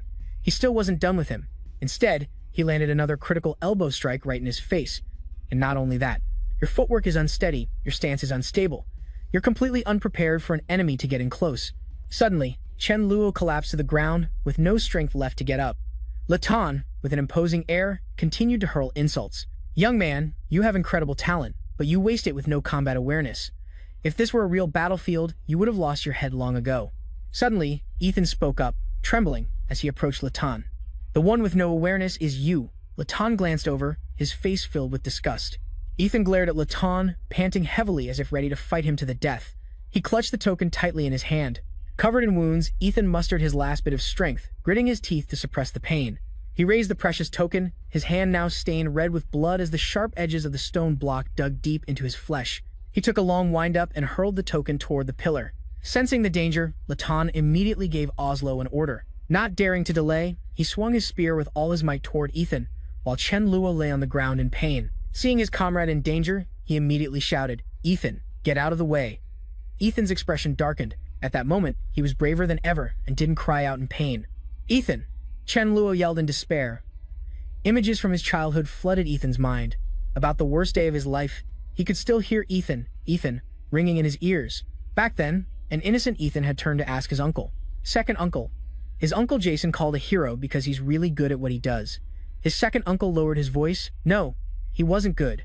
Your Uncle Jason never even met the potential standards, and because of that, the captain chewed him out countless times. What's more, he was pretty cowardly. If we just gave him a little scare, he might have even wet his pants." The clever Ethan immediately pressed. "Then why does everyone call him a hero?" His wide eyes listened intently as his uncle spoke. "Because when the darkness descended, he was the one who stood up to protect everyone." The current situation proved that Ethan was a true hero. Chen Luo's group couldn't hold back their tears. Everyone grieved for their friend. Only Latan remained calm from start to finish. Ethan now had a wound piercing straight through him. But what pained him most was his failure to complete the mission. Second uncle. Deep in his heart, he now felt a sense of pride. Even with just a mortal body, one can do extraordinary things. "I did it." The token now rested on the magic pillar. Ethan's tone was filled with happiness. "I did it." Fresh blood streamed to the ground, mixing with his sweat. A hero. The token and the pillar fused, creating a stunningly beautiful beam of light. They stood below, watching everything, not missing a single detail. The electric orb suddenly shrank, and the surrounding electrical energy began to fade. Latan's subordinate looked completely panicked. "The magic circle has stopped." Isabella cried out his name in anguish, tears streaming down her face. "Ethan." Oslo's eyes narrowed as he spoke with contempt. "This guy didn't even bother to dodge my spear." A rough, callous hand moved close to Ethan's nose to check on him. In a very strange move, he knelt beside Ethan, gave him a once-over, and then casually announced, "He's dead." Chen Luo couldn't believe his eyes. He struggled with all his might, screaming in anguish and fury. Oslo blocked him and roared, Don't move." One of the subordinates looked on worriedly. He asked him what to do next. "Lord Latan, the magic circle seems to have stopped. What do we do now?" He held a photo in his hand trembling as he thought of something. He clutched the picture of a smiling Lena. Her face was filled with happiness. Latan was silent for a long moment. Then, he spoke in a cold voice. "We've lost." Hearing this, the subordinate was utterly horrified. Lord Latan. He looked up at the magic circle. His mind was likely on something else. A flicker of sadness, difficult for most to notice, appeared in Latan's eyes. This young city guard knew full well that not dodging the spear meant certain death, but he still used his life to place the deactivation device into the magic circle. We have gravely misjudged his willpower. There was a hint of lament in his voice. This time, we have truly lost. Oslo looked at him, unable to accept it, and urged, "Lord Latan, don't we still have that final method?" Latan explained with reluctance, "I know what you're trying to say, but, as I've said before, our understanding of that method is extremely limited. It's highly likely we'd have to sacrifice our lives, for nothing in return." Suddenly, all the subordinates knelt before him in unison. The situation had reached a climax. They pleaded desperately, "Lord Latan, if we didn't have that resolve, we certainly wouldn't have followed you this far. Even if there's only a sliver of hope, we're willing to give it a shot." His expression was now conflicted. "You all." Before he could finish, they cut him off. "After everything we've been through, we finally have a chance for revenge. Even if it's just the faintest glimmer of hope, we want to try." Chen Luo's group was now restrained, tightly bound by several loops of rope. They roughly shoved Chen Luo to the ground. He fell painfully against Alice's legs. Isabella and Alice looked at him with pity in their eyes. "Chen Luo, are you okay?" Not wanting them to worry. Chen Luo lifted his wounded face to look at the two of them to reassure them. "I'm fine." Oslo respectfully bowed and reported to him, "Lord Latan, we have completed all preparations. Please give the order." He looked at his subordinates, astonished by their loyalty to the very end. "You all, you're not hesitating?" Latan immediately replied with firm resolve. "Help me one last time. I'm counting on all of you." They obeyed the command in unison. Their morale was sky-high. "Yes, sir." One by one, they approached the pillar as powerful arcs of electricity crackled around it. They clasped their hands together as if in prayer, with utmost reverence. Suddenly, streams of light began to emanate from their bodies. It appeared to be their spiritual energy, which was immediately drawn into the electric orb. Chen Luo watched their every single move intently. "What are they doing?" Alice quickly realized something. This looks like some kind of ancient sacrificial magic. It's a technique that's been lost for ages. They're sacrificing their own spiritual energy to the magic circle, replenishing its power, and from there, reactivate the pillar, making it shine brightly, full of energy. Alice emphasized a gruesome truth, but this sacrificial magic is usually irreversible, so in the end, they will all turn to dust. Just as she said, Sure enough, just a few seconds later, the magic circle began to activate, releasing an infinite amount of energy. Andre, on the outside, couldn't hide his anxiety. He watched it intently, confused. How did it recover? Vice Guild Master Elton frantically reported the situation to the City Lord, Autogravis. City Lord, a moment ago, the barrier suddenly began to weaken. We increased our attack power and were just about to break through, but now, for some unknown reason, the barrier has suddenly restored itself. After hearing the report, he paused, as if pondering something deeply. His tone was filled with compassion. What in the world is happening? Meanwhile, one of the subordinates was overjoyed. He looked up at the pillar with pride. It's activating again. We did it. But he couldn't savor the joy for long, as he had to face the laws of nature. Their bodies were slowly fading away. Oslo looked at Latan with the utmost respect, managing to get out his final words. Farewell, Lord Latan. Latan's eyes glinted with resolve as he made a direct promise. Farewell. Rest easy. I promise all of you, the city of Abba will be destroyed. Hearing this, he gave a satisfied smile and gently faded away. Thank you, my lord. Chen Luo's group was furious. Unable to accept this reality, Alice screamed, the magic circle is restarting. Isabella, filled with resentment, uttered a single word. Why? She mustered all her courage to confront Latan. Why do you have to go this far? What do you think you're doing? You want to destroy the city of Abba. There are hundreds of thousands of residents in this city. You want them all to die? You think what you're doing is a good thing? Glorious, you say? A tear streamed down his cheek as he wore a dazed expression. He replied, You're right. I've never felt that what we're doing is right. We're nothing more than a bunch of fools, consumed by anger. Isabella, wanting to get to the bottom of it, asked in a harsh tone, Why do you have to do all this? Leto suddenly fell silent, sighing as if trying to compose himself, ignoring her question. He walked slowly toward the pillar, his voice low as if delivering his final words. In half an hour, you, me, and the entire city of Abba will completely vanish from this world. So, before that happens, I will tell you my story. He seemed to be in great pain as he recalled the past. It's a very long story. Where should I even begin? An incredibly chaotic scene flashed through Leto's mind. Dust and smoke filled the air, evidence of a fierce battle. Everything was in ruins. The flag fluttering in the wind was tattered and torn. A worried Oslo turned to Leto. Captain, we're out of arrows, and we only have enough food for half a day. Leto seemed to already have a plan.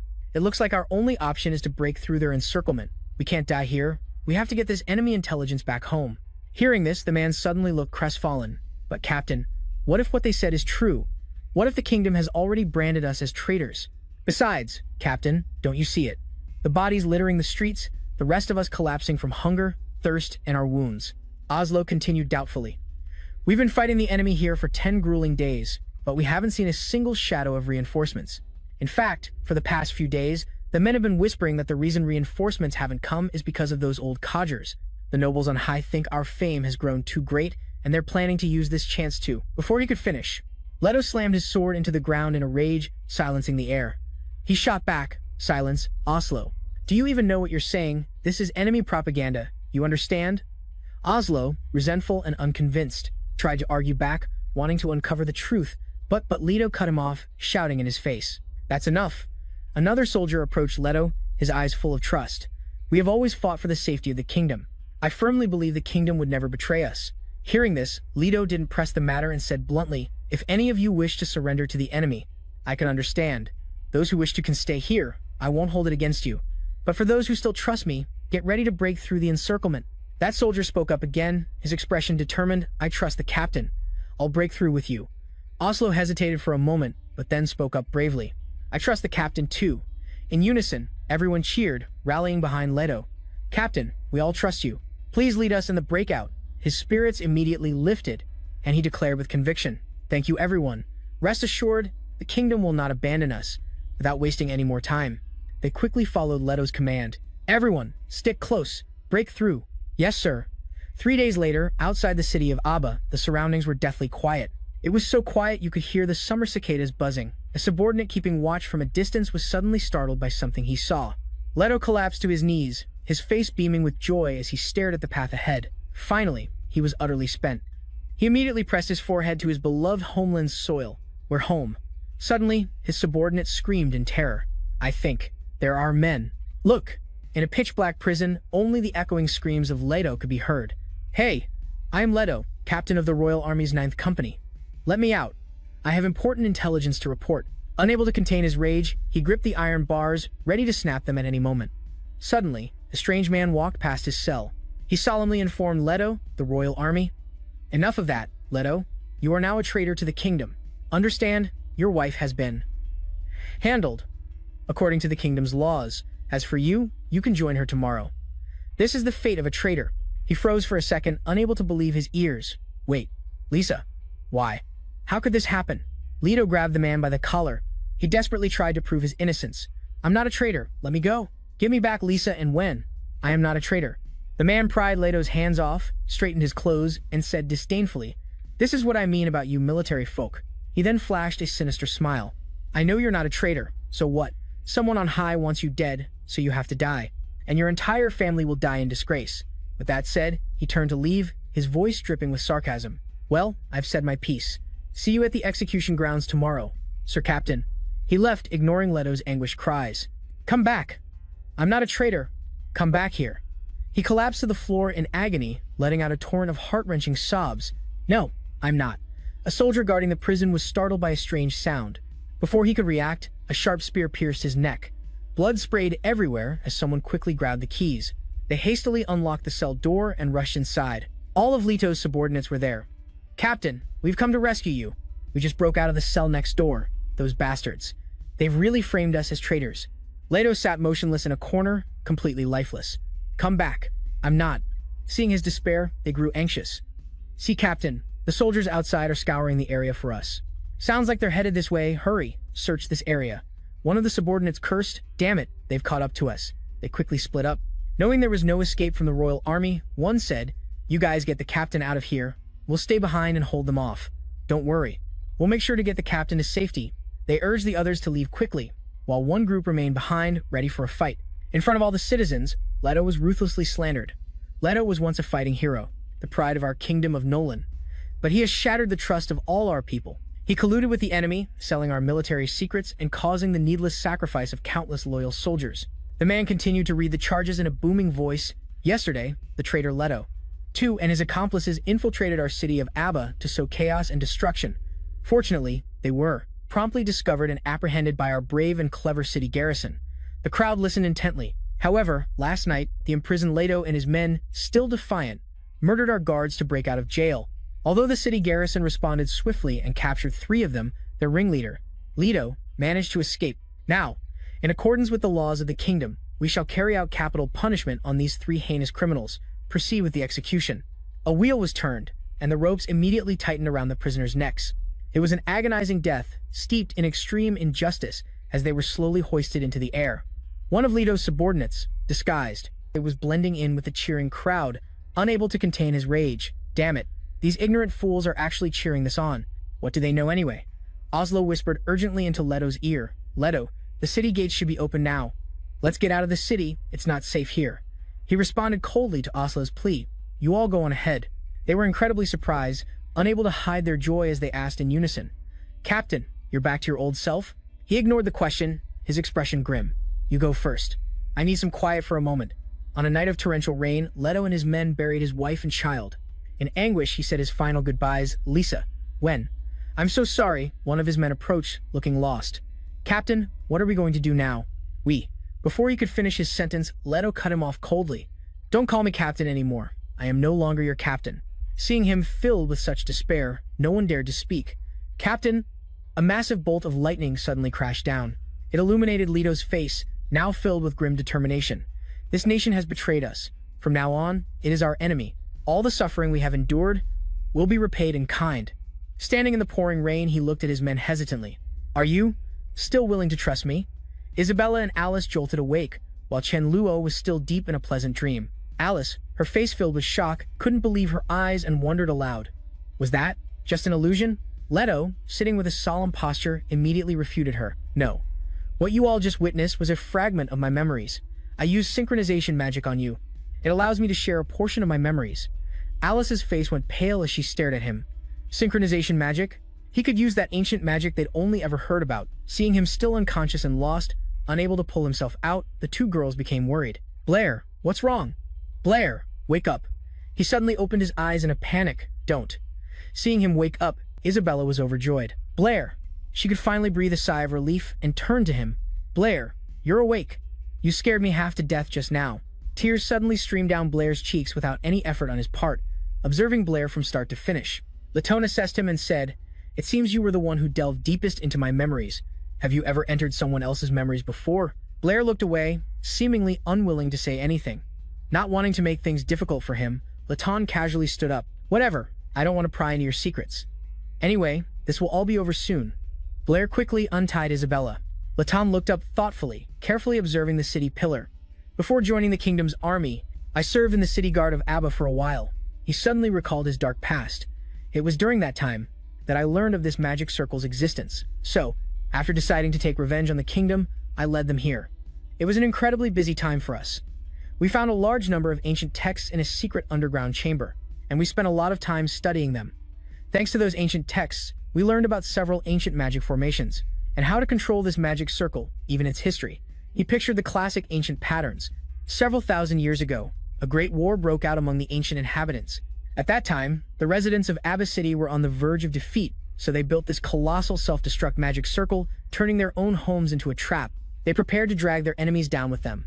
Now, the moment between life and death is drawing very near. Latone suddenly spoke in a low tone. What ultimately happened to them wasn't recorded in the ancient texts.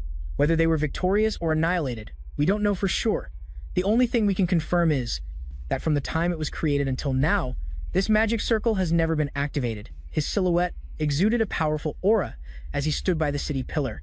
Once activated, in just a moment, this magic circle will generate an immense amount of magical energy, annihilating all living things in the entire city of Abba. Latone gripped the blade in his hand tightly. He said in a cold-blooded tone, "There will be no suffering. In just 1 second, everyone will be liberated."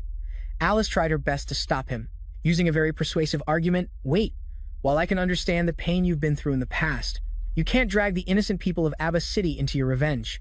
He looked at her calmly and gave a cold smile. "You can understand? What a joke. Sometimes, even I can't understand myself." A thought suddenly crossed Blair's mind, and he immediately shouted, "It's useless." His face was filled with sorrow. With deep thoughts, he gently explained. To him, the targets of his revenge aren't just the kingdom and the nobles, but also the foolish commoners who cheered when his comrades were executed. To put it bluntly, to him, and no one is innocent. Latone looked at him with eyes full of empathy. "It seems you really did place yourself deep within it." He raised his hand as if to touch the smooth, shiny surface of the sphere. He decisively pierced his hand through his own flesh and directly touched the floating liquid. The forest lit up in the dark night as a powerful energy radiated everywhere from the sphere. The ground began to shake. The mages struggled to keep their balance. Vice Guildmaster Elton couldn't help but feel panicked. "This is bad. I fear the magic circle has been activated." Brittany, who was focused on writing, was startled and looked out the window in confusion. The glass in the window suddenly cracked. A thought flashed through her mind. An earthquake. This time, she confirmed with certainty. "No, it's a magical tremor, and an incredibly intense one." Blair's group looked up at the swirling magic formation. Their hearts were filled with panic. Isabella looked down, her expression full of regret. "As I thought, in the end, I still couldn't do it. I'm sorry for dragging everyone here." She didn't forget to turn to him with an awkward smile. "Oh, right, Blair. Actually, you and I." Before she could finish, he cut her off sternly. "Don't say it, Isabella." His eyes were now filled with determination. "Wait until I've dealt with him, then you can tell me." Before she could be moved by his words, her face went blank, not understanding what was happening. Latone's figure looked lonely. Even at the final moment, he didn't forget his brothers. "Brother Oslo, HL, look! Our rage has finally made the kingdom tremble." He waited no longer and shouted the command, "Magic Circle, activate." A punch, long prepared by Blair, flew hard past his face, catching Latone so off guard he couldn't block it. He was punched so hard that he tumbled to the ground. He lay motionless with no sign of waking up. Isabella and Alice watched his action, impressed but also confused. Blair, his eyes shone with determination, tinged with a bit of heartache. "I'm sorry, but I still have to stop you." A large, glowing, jade-green sphere enveloped the entire city of Abba, along with a massive shockwave that terrified everyone. The expanding sphere suddenly stopped. Andre and the people around him, their faces still showing panic, exclaimed, It stopped." The guards were still bewildered, breaking out in a cold sweat. "I thought we were dead for sure this time." Otter Gravis's face was stern, his eyes still showing a hint of fear. At the same time, Vice Guildmaster Elton was surprised to see Miss Brittany. "Why are you here?" He was puzzled. Miss Brittany walked hurriedly, her face anxious. "There's a strong magical fluctuation coming from the back mountain. My students are still in there." "How are they?" Vice Guildmaster Elton replied kindly. The students have all been evacuated home. You're not a member of our mages guild. This place is very dangerous right now. You shouldn't have come. Miss Brittany was skeptical. Evacuated home? But Blair and Isabella haven't returned yet. Suddenly, as if realizing something, she exclaimed in alarm. No, that's not right. At least 2 students haven't come out. Blair and Isabella are still inside. Vice Guildmaster Elton frowned slightly. Isabella, the city lord's daughter? Hearing this, the lord of Abba City grew worried. Isabella is still inside? Memories of a young Isabella immediately flooded his mind. The little girl with her small body, nestled in her father's arms. Her chubby, cute face and big, round, sparkling eyes, babbling, "Daddy, when I grow up, I want to join the city guard." He chuckled and asked his daughter, "Why is that?" The little girl clenched her fists, surrounded by a sparkling aura. "Because I'm a Gravis. One day, I have to protect you in Abba City too." Otter Gravis smiled happily, his words filled with love. He hugged his little daughter tightly. Protecting Daddy too, huh? Returning from the past to the present, he finally understood. Isabella, are you in there fighting for Abba City? Inside the sphere of light. Latan pushed himself up from the ground, exclaiming in shock, "How did you get untied?" He was furious, blaming himself for being too careless. "I only knew the magic circle had activated. I didn't notice him getting close. I was too complacent." Blair frowned and replied, "Then you should go ask the city guard soldier you all killed." He recalled the time of the city guard soldier, Ethan, who was holding a short blade. At that time, Blair had asked him doubtfully, "What's this?" The city guard soldier, Ethan, replied, "Take it. It's a fine tradition of our city guard to hide a shard in our clothes, to handle unexpected situations at any time." Blair, worried, hurriedly asked the man who was turning away after giving him the shard, "You're giving this to me, but what about you?" Ethan turned back, gave a thumbs up, and smiled confidently. "Don't worry, I'm a fast runner when trouble starts. It'll be more useful if you have it." Latan frowned, looking at the soldier he had killed earlier, pierced by a spear, his blood staining the ground red. Latan's lip twitched, his tone slightly sarcastic. "I forgot about the city guard's tradition. He was truly an outstanding junior. He used his spear to stand up. So, even though you entered my memories, you still decided to stop me, right?" Blair clenched both his fists, readying his fighting stance. He replied in a stern voice, "That's right." Latan ran his hand over his staff, his pupils constricting, his eyes filled with killing intent. "It seems we both have our own beliefs. I take back what I said before. You have the resolve to fight. More talk is useless. Let's have a battle to decide the winner." He raised his scepter and shouted, summoning a fireball that emitted a powerful golden light. In a void, fire elements throughout the world, hear my summons and descend upon this place. Isabella and Alice shouted in worry and fear. "Blair, be careful. He's casting a large-scale spell." Blair, at present, though covered in injuries, gently reassured them, "Don't worry. I've already thought of a way to deal with this." Along with a brilliant golden light that seemed capable of incinerating everything, Leto roared, "Fire dance!" The flames immediately rushed toward Tranlac, as if wanting to devour him. A barrier of blue light was summoned. The fireballs were blocked, unable to harm Tranlac in the slightest. In the end, they were neutralized. Fading away into thin air, Isabella and Alice let out a sigh of relief. He thought to himself, "Just as I thought. Even magical flames need oxygen to burn. All I had to do was remove all the air around the front, and any fire-based magic would be nullified as it got close." Leto's pupils constricted, a mix of surprise and fear. My magic just vanished. Did he seize control of the elements from me? No, his spiritual power isn't that strong. What in the world just happened? He suddenly glanced to the side. Leto would never have dreamed he'd be betrayed by his own magic. He frowned in terror. This time, I'm sure I didn't see it wrong. He can cast magic without incantations or hand signs. While Leto was still reeling in shock, Tranlac had already appeared right in front of him, throwing a punch so fast he couldn't react. "Looks like you weren't ready to be approached." Tranlac landed a solid punch right in Leto's face, distorting his features and sending teeth flying from his jaw. Leto was sent flying. The magic staff spun in mid-air. Tranlac stared at it, then quickly leaped up to snatch the staff. Can't give him a chance to retaliate. Tranlac successfully grabbed it. Suddenly, he felt something was wrong. How can a staff? Wait a minute. There's residual magic on this. Leto slowly got up, a smug smirk on his face. Your thinking is always so simple. My sword has been hidden inside the staff all along. I never expected you'd push me this far. His sword suddenly lit up. Taking advantage of Tranlac's distraction, Leto lunged at him. He mercilessly slashed Tranlac's arm. Leto, holding the blood-stained sword, coldly watched as Tranlac collapsed, clutching his wound and crying out in pain. He smugly stomped on Tranlac's wound, taunting in a cold voice. "Young man, you truly surprise me. Not only do you have an ability I can't comprehend, but you also learn very quickly. But in the end, you still lack decisiveness. You had a chance to kill me. Leto raised his sword high, seemingly preparing to use all his strength to land a fatal blow on Tranlac. He didn't forget to mock, "On the road to death, killing your opponent is the greatest respect you can show them." Tranlac could only grit his teeth, his eyes filled with despair. Is this the end? Suddenly, a brilliant crimson light shot toward Leto. It made him widen his eyes in shock. The attack exploded on impact. It was Isabella and Alice counterattacking. The Kravitz family will not flee the battlefield. Tranlac used his bloody hand to hastily draw a magic circle, hoping to defeat Leto. Well done, Isabella, Alice. Let's risk it all and drain the air. Leto gritted his teeth in confusion, his eyes wide with terror. What is this? The divine sword left its master's hand and fell to the ground. Leto trembled, clutching his throat. His face turned pale. He couldn't speak, nor could he breathe. What did he do? He coughed heavily and then collapsed. Tranlac raised his hand, summoning a stream of blue light, his heart filled with determination. He said to Leto on the ground, "Sorry, Leto. You were right. Killing the enemy is the greatest respect." His body trembled uncontrollably, drenched in cold sweat. In disbelief, he uttered, "I actually..." With a fierce will to survive, Leto kept crawling forward. He knew he couldn't escape his fate. Finally, Leto could no longer hold on and collapsed. Isabella and Alice ran worriedly to Tranlac, asking, "Brian, are you okay? Your wound." He clutched his arm while gently reassuring the two of them. "I'm fine. I was lucky to have you both just now." The sphere of light was fluctuating, shrinking continuously. It kept getting smaller, as if about to disappear.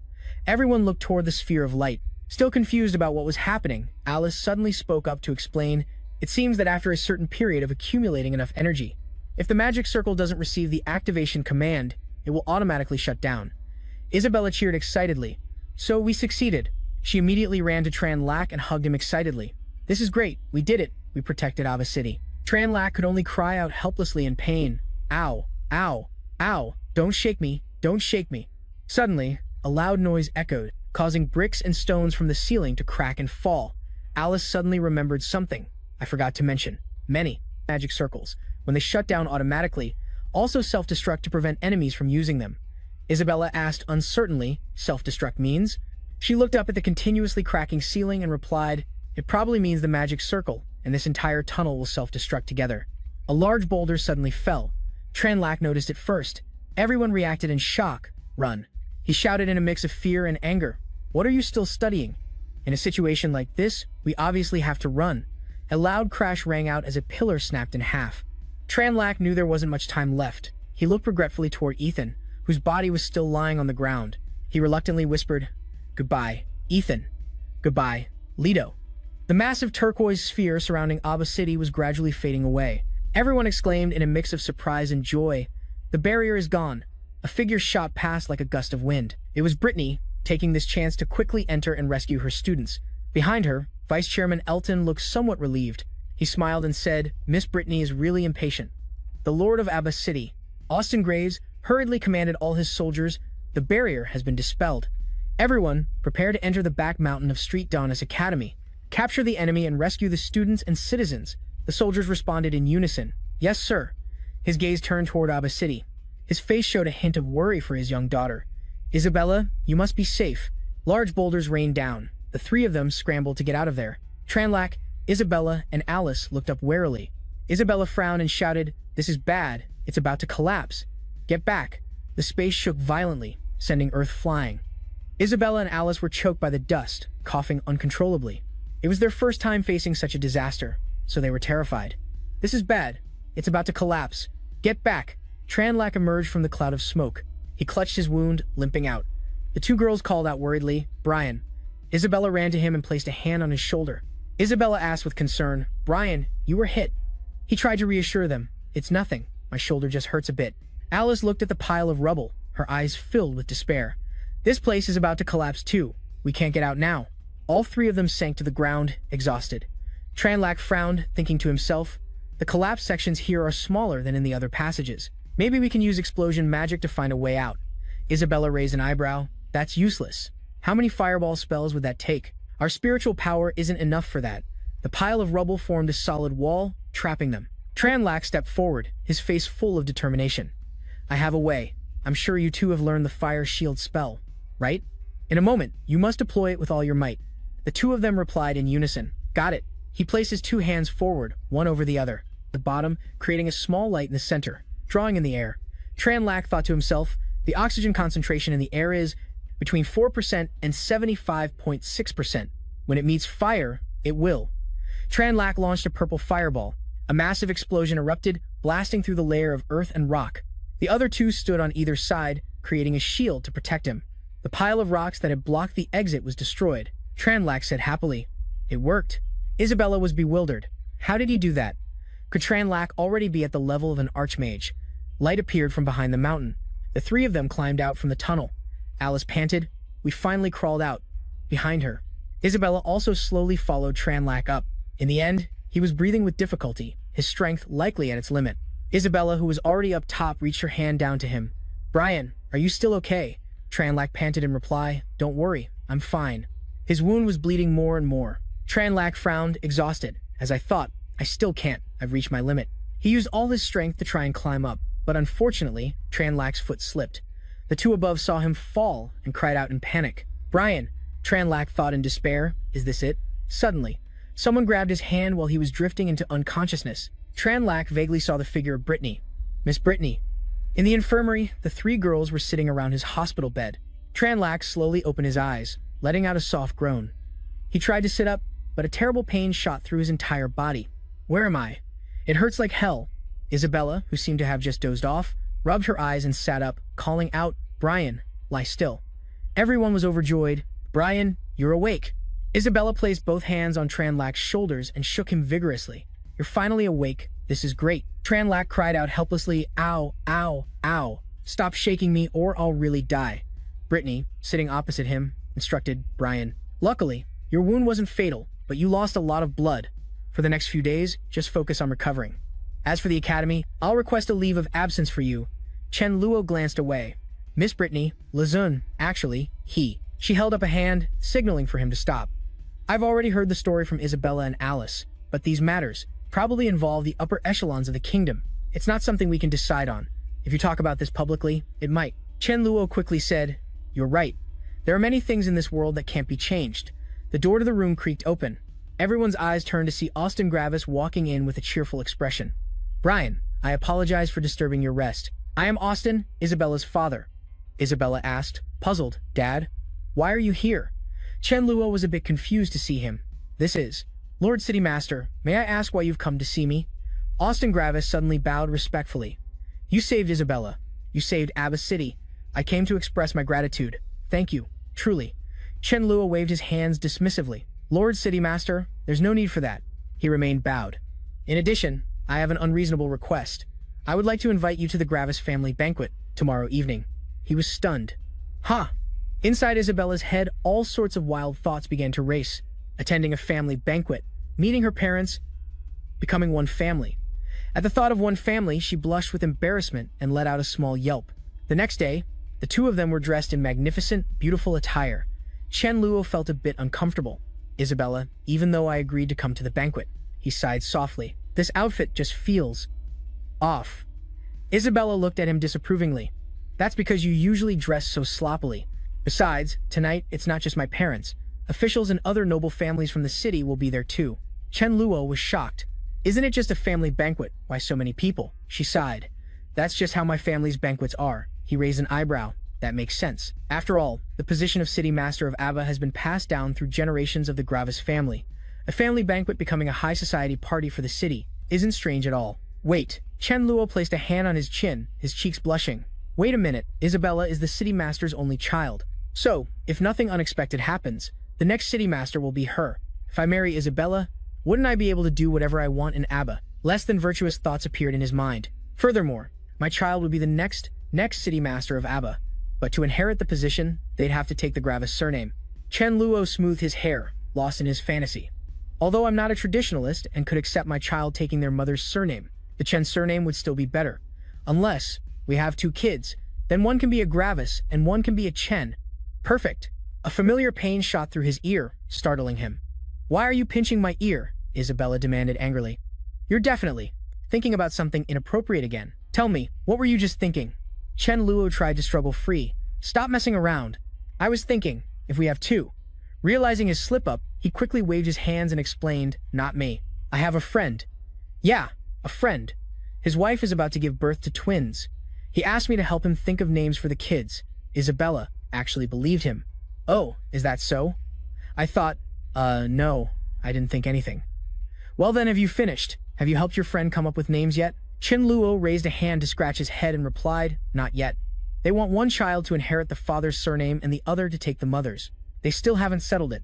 Suddenly, she asked, oh right, Brian, would you be able to accept your child taking their mother's surname? The two of them chatted as they walked through the garden. If we had 2 kids, I think I could accept it. Oh really? That's good. Well, try your best to think of names for your friend's kids. They arrived at a magnificent and splendid place. Seeing the person in front of them, Isabella happily called out, Mother. Lady Gravis turned to look at her and then inquired, Axas, and this must be young Mr. Blair, I presume? He bowed politely. Good evening, Lady Gravis, she replied with great satisfaction. Mr. Blair, thank you for saving my ex-Axa. Actually, she often mentions you to me, saying that you... Isabella quickly cut her off. Mother, don't say such nonsense. Suddenly, Chen Luo was surrounded by beautiful young ladies. So you're the one who saved Axas and the young lady from the Herman family. Is that right? My, what a handsome young man. Nowadays, young men with your courage and ability are so rare. Zaxa really has a good eye. She's never brought a boy home before. Are you two dating? Tell us, have you held Zaxa's hand yet? At this, Isabella quickly grabbed Chen Luo's wrist. She hurriedly made an excuse to pull him away. Mother, I'm taking Blair to see father first. A woman with purple hair teased, Zaxa, what are you afraid of? It's not like we're going to steal him from you. The two of them hurried away, with Chen Luo trying to keep up with Isabella's pace. Hey, slow down, she snapped. Why are you talking so much? Hurry up. In a certain room, Austin Gravis spoke. So, you're saying Walter is plotting something? Abel, sitting opposite him, replied. That's correct. This is also the reason I came to inform you. Austin Gravis placed his hands on the table, his expression serious as he questioned, Abba City is the Gravis family's stronghold. We have passed it down through our family for hundreds of years. Do you really think a mere minister of finance like Walter can shake us? He just chuckled lightly. If it were before, then yes. But in recent years, the royal capital has been making efforts to reclaim the power of the city lords. Now, in cities outside the royal capital, including our Abba City, both financial and military authority are no longer in the hands of the city master. Instead, they are held by the Minister of Finance and the Peacekeeper, who are dispatched from the royal capital. Furthermore, as I understand it, Abel's expression turned grim. Marquis Walter is not just the Minister of Finance for Abba City, he is also the younger brother of the current queen. He continued his analysis. You are also aware that at this time of year, the royal capital sends tax officials to each city to audit the tax ledgers. They hold immense power. Once a tax issue is discovered, even a city master can be arrested on the spot. Abel continued, according to my reliable sources, Marcus Walter and the tax official who came to Abba City this time had a rather long, secret discussion a few days ago. They may have concocted some sort of conspiracy against you. Austin Gravis responded calmly. I understand. Thank you for the warning, Abel Edward. I will be careful. Abel stood up. Then, I shall not disturb you any further. I'll take my leave. He also stood up and called out, Wait, I want to ask one question. Why did you have to tell me these things? He simply replied, For the stability of my family, esteemed Lord City Master. The Edward family still needs time. During this period, if Abba City faces any turmoil, it will be very difficult for us. Austin Gravis remained silent, not responding. Just as Abel was leaving, Isabella happened to bring Chen Luo to the door, calling out, Father, I brought Blair. Hearing this name, Abel glanced at him, put on a white hat, and thought to himself, Brian, you certainly always manage to appear where things are happening. Good luck to you. In the room, Austin Gravis looked seriously at the two of them. The three of them faced each other in silence. Finally, Isabella spoke up, asking, Father, why aren't you saying anything? He said flatly, Zaxa, you can go outside first. I have a few words I'd like to say to young Blair in private. She quickly stood up. Then I'll go outside first. Chen Luo looked up and said to Isabella, I'll come find you when I'm done. Austin Gravis's brows furrowed tightly as he witnessed this ambiguous scene. His precious daughter was intimately waving to the other man, saying, I'll wait for you outside. While Chen Luo happily replied, Got it, his hand clenched slightly. The door quickly closed. Austin Gravis's expression darkened. First, I want to thank you for protecting Isabella. If it weren't for you, I would have lost her. Chen Luo, feigning ignorance, replied casually, A man can't just leave a woman behind and run away. He held a sword in his hand, intending to intimidate him. Zaxa says you've been very attentive to her at the academy. The sword was about to be drawn from its sheath. Seeing this, Chen Luo broke into a cold sweat. We're all Miss Brittany's students. It's only natural that we help each other. Austin Gravis brought the sword closer to him, questioning, So you mean everything Zaxa said is true? Chen Luo carefully explained. It was the right thing to do. He forcefully drew the sharp blade from its sheath. In that case, Austin Gravis's anger flared. In her dreams, my daughter says you kissed her, hugged her, and even bullied her. Is that also true? Chen Luo was stunned. When did I kiss her? He roared again. So that means you did hug her and bully her. His expression gradually calmed. Lord City Master, did you call me here today? Just to talk to me about these things? Hearing this, Austin Gravis was taken aback. He sheathed his sword and praised him admiringly. You're the first young person to speak to me like that. Just kidding. Ex-Axa is my only daughter. I hope you don't mind, Mr. Blair. Austin Gravis extended his hand towards him, making a request. In the future, I'll have to rely on you to take care of and help Ex-Axa a lot. The two shook hands like true men. Austin Gravis whispered softly into Chen Luo's ear. Oh, right, our conversation. He quickly whispered back. I understand. I guarantee Isabella won't know a thing. A moment later, they went outside together and sat down at the banquet table under the sparkling lights. Isabella turned to look at Chen Luo. Brian, what did my father say to you just now? Holding a knife and fork, he replied mysteriously. Can't say. This is a secret between men. Not getting the answer she wanted, her two cheeks puffed up as she pouted at him. Otter Gravis chuckled softly seeing Tran Lak and his daughter fighting like cats and dogs. Stop fighting, you two. Suddenly, a man in a white suit came over and whispered in his ear. My Lord City Lord, the Minister of Finance and the tax official have come looking for you. Walter appeared out of nowhere. With an arrogant expression, looking down his nose at everyone. Lord Austin, you're hosting such a grand banquet. Why wasn't I invited? He stood up, frowning, and said, My apologies, Your Excellency, Minister of Finance.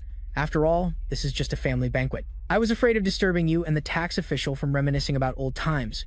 Walter smiled sinisterly. Not exactly reminiscing about old times. The tax official was just discussing the city lord's matters with me. Vice President Cesar, standing behind him, added, That's right, Marquis. Walter and I have discussed City Lord Austin in detail.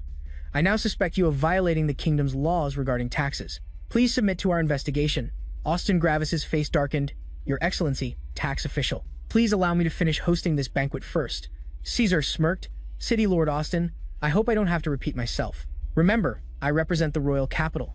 The banquet attendees also began to whisper, What's happening?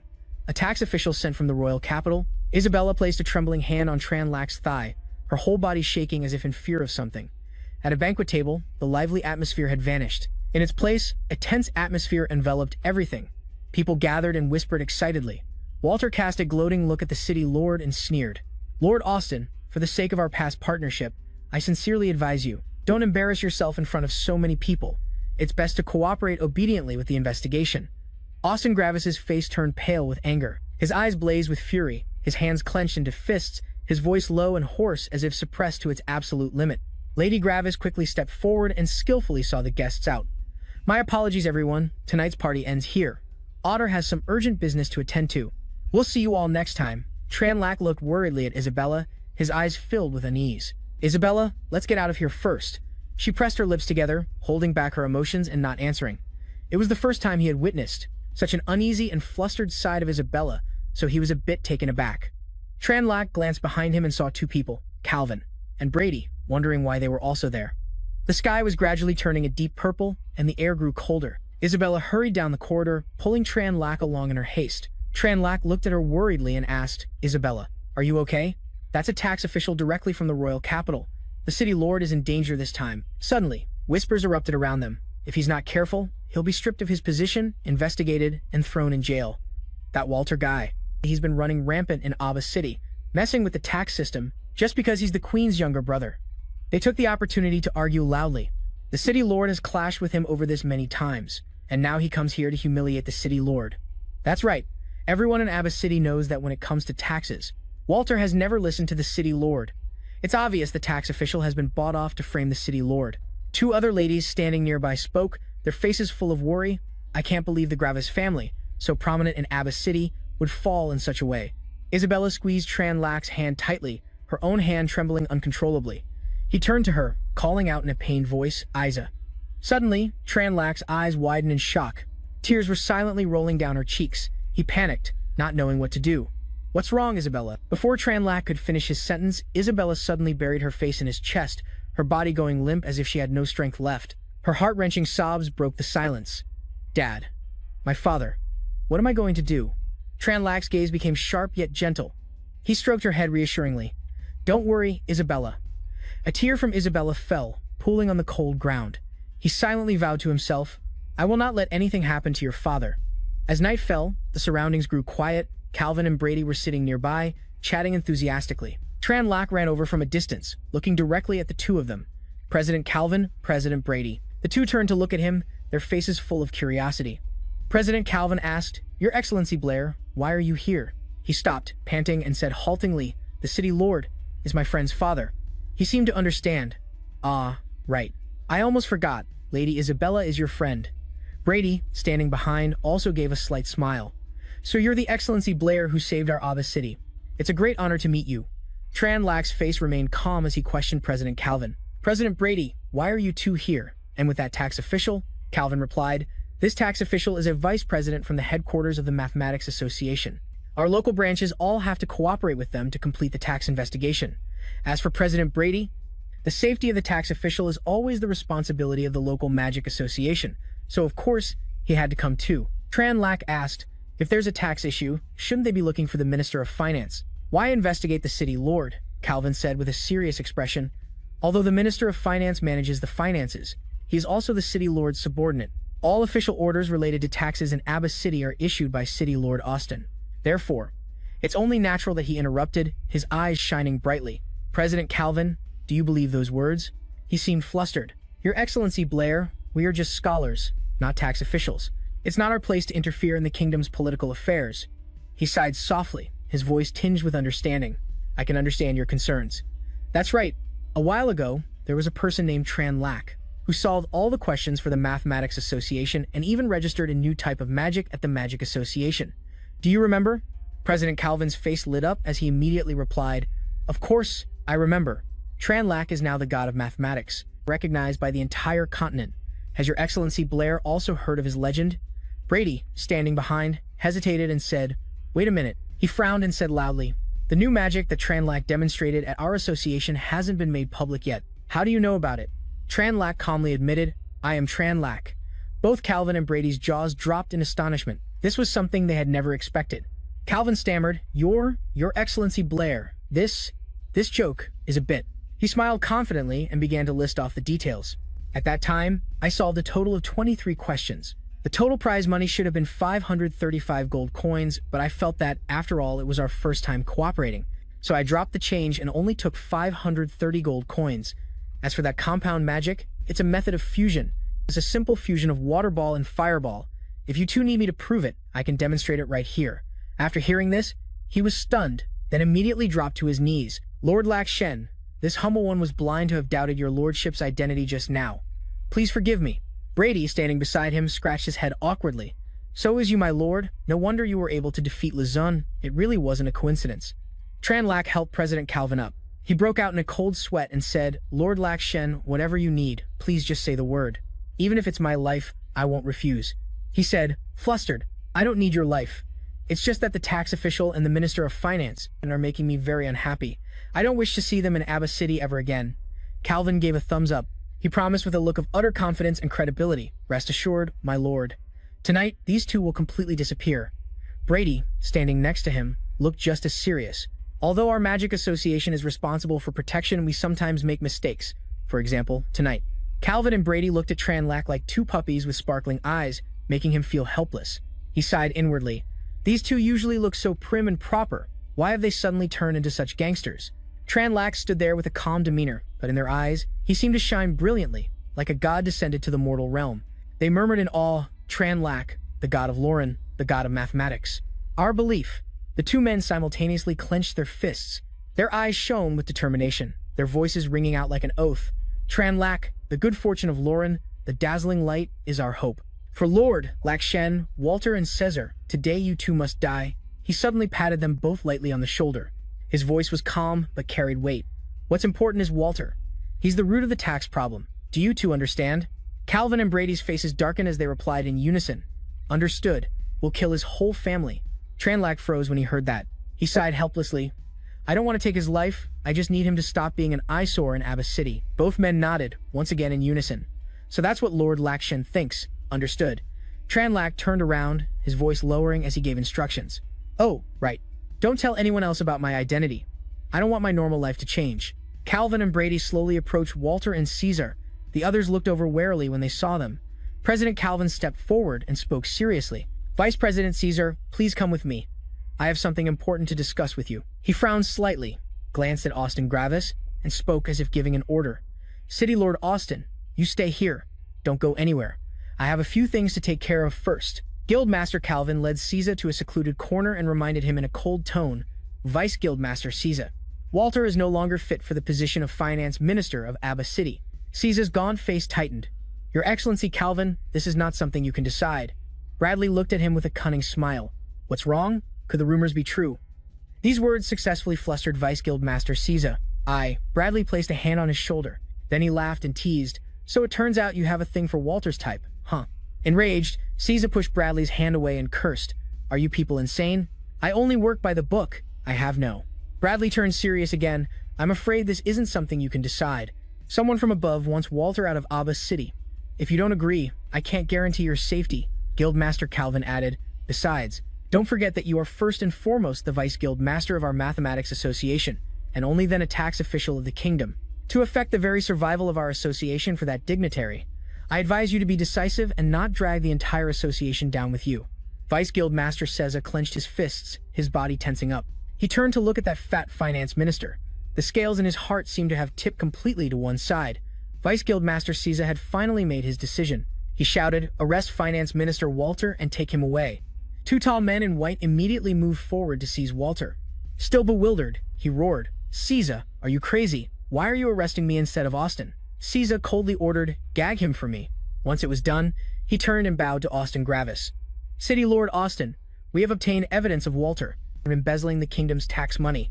Apologies for the disturbance. After hearing this, he let out a surprised, huh. Lady Kravitz was also confused about what was happening. Seeing that everything had been settled, Blair turned to leave. He thought to himself, asterisk, I need to get back quickly, or Isabella will pinch my ear again. Asterisk, Austin Kravitz saw his wife covering her mouth and smiling, and asked curiously, what's wrong, dear? She picked up 2 wine glasses and scolded softly. You still don't get it? The two of them clinked glasses. The lady sighed. Blair is a good kid. Austin Travis and she looked at each other under the crescent moon. A drop of wine fell, mingling with the yellow flower petals nearby. Isabella sat alone on a bench, heartbroken, softly calling out, Blair. While lost in thought, Isabella felt someone gently stroking her head. When she looked up, she saw that it was Blair. He stood considerately beside her, gently comforting her. Isabella quickly composed herself, wiped the tears from her face, and asked Blair worriedly, why did you come here? How are my parents? Blair brushed her hair, avoiding Isabella's gaze, and said, it's more or less all taken care of. I asked a friend for help. Walter has been taken away by the tax officials. Isabella stared at him blankly. Huh? Blair shrugged and said, looks like it's time for Abba City to get a new finance minister. Isabella, still unable to process the information, asked awkwardly, how is that possible? Weren't the tax officials in cahoots with Walter? Blair explained smugly, perhaps that friend of mine is a bit more influential than the tax officials. Isabella's eyes widened in surprise. She looked at Blair, completely bewildered. Your friend, you say, is. Blair raised a hand to cut her off. You're asking too many questions, Isabella. Taking advantage of Blair's unguarded moment, she grabbed his hand tightly and gently kissed his cheek. She ran off in embarrassment, not forgetting to urge Blair. Let's go. The banquet isn't over yet. They headed back to the party. The sparkling lights made the atmosphere even more lively. The ladies were still sitting at the banquet table, chatting idly. In a corner of the party, 2 men were arguing. City Lord Austin won. Fork over the gold coins. Did you know beforehand? I spit on you. They fought over the bet money, causing the gold coins in their pockets to scatter everywhere. 1 gold coin rolled across the floor. Isabella was rushing towards the party. Blair, who was behind her, reached out and called, Isabella, slow down. Isabella carelessly stepped on the shiny, rolling gold coin. She immediately lost her balance and fell backward, causing Blair behind her to stare wide-eyed, his mouth agape. He rushed forward, reaching out his hands to try and catch Isabella. She screamed in panic, making Blair behind her rush forward even faster, but he only managed to grab a piece of Isabella's dress strap. Blair's face went pale. Holding the torn piece of fabric, he stammered, sorry. Hearing Isabella's scream, her parents hurried over. They found her sitting on the ground with red, teary eyes, clutching her chest resentfully. Isabella burst into tears and scolded Blair, you're not human, which made him awkwardly explain, I didn't do it on purpose. Her face flushed with anger. She screamed, clenching her fists and hitting Blair. You did it on purpose, you jerk. Blair helplessly grabbed her hands and explained, I really didn't mean to. I was just trying to catch you. Who knew that you'd suddenly? Isabella frowned, not letting a single one of Blair's words sink in. She furiously began to chant a magic spell. Oh, scattered water elements of the world, heed my call and descend upon this place. Instantly, a stream of power, burning like a red flame, enveloped Isabella's body, making Blair break out in a cold sweat. Lady Travis cleared her throat lightly, attracting Blair's attention. He leaned and turned his head, only then noticing Isabella's parents standing nearby. Isabella was so angry her face turned pale. She gritted her teeth. Blair, you. Blair shook his head, denying it. I swear I didn't see that. No, I didn't see anything at all. Her rage left Isabella speechless. You, she stammered, pointing a trembling finger at Blair. He just nonchalantly smoothed his hair, feigning innocence. Isabella's mother chuckled and remarked, Ah, to be young. Her father tilted his head, observing quietly. Only then did he speak up. Young Blair, we still have some unfinished business from earlier. Please follow me for a moment. The backs of Blair and City Lord Austin grew distant. Lady Kravitz couldn't help but sigh.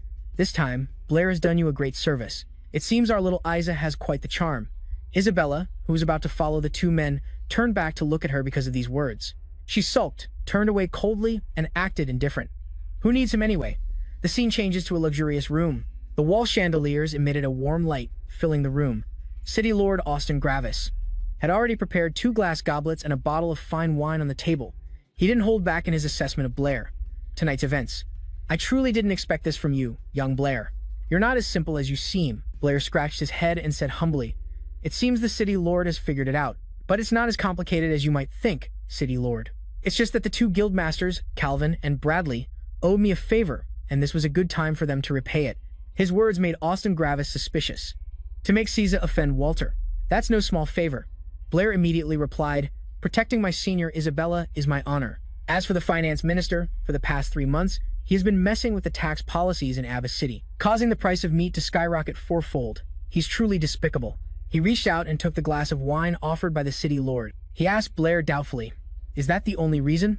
Blair stated seriously, Your lordship, if the price of pork is soaring, one doesn't need to think hard to know how much the cost of living in Abbas City will increase. Tax collection affects the lives of the people. Allowing the finance minister to collect taxes arbitrarily will only make the citizens' lives miserable, he continued, his hand loosely holding the wine glass. Blair looked at Austin Gravis and asked in return, When the people in your city have no food to eat, is there any hope left for this city? He nodded slightly in agreement.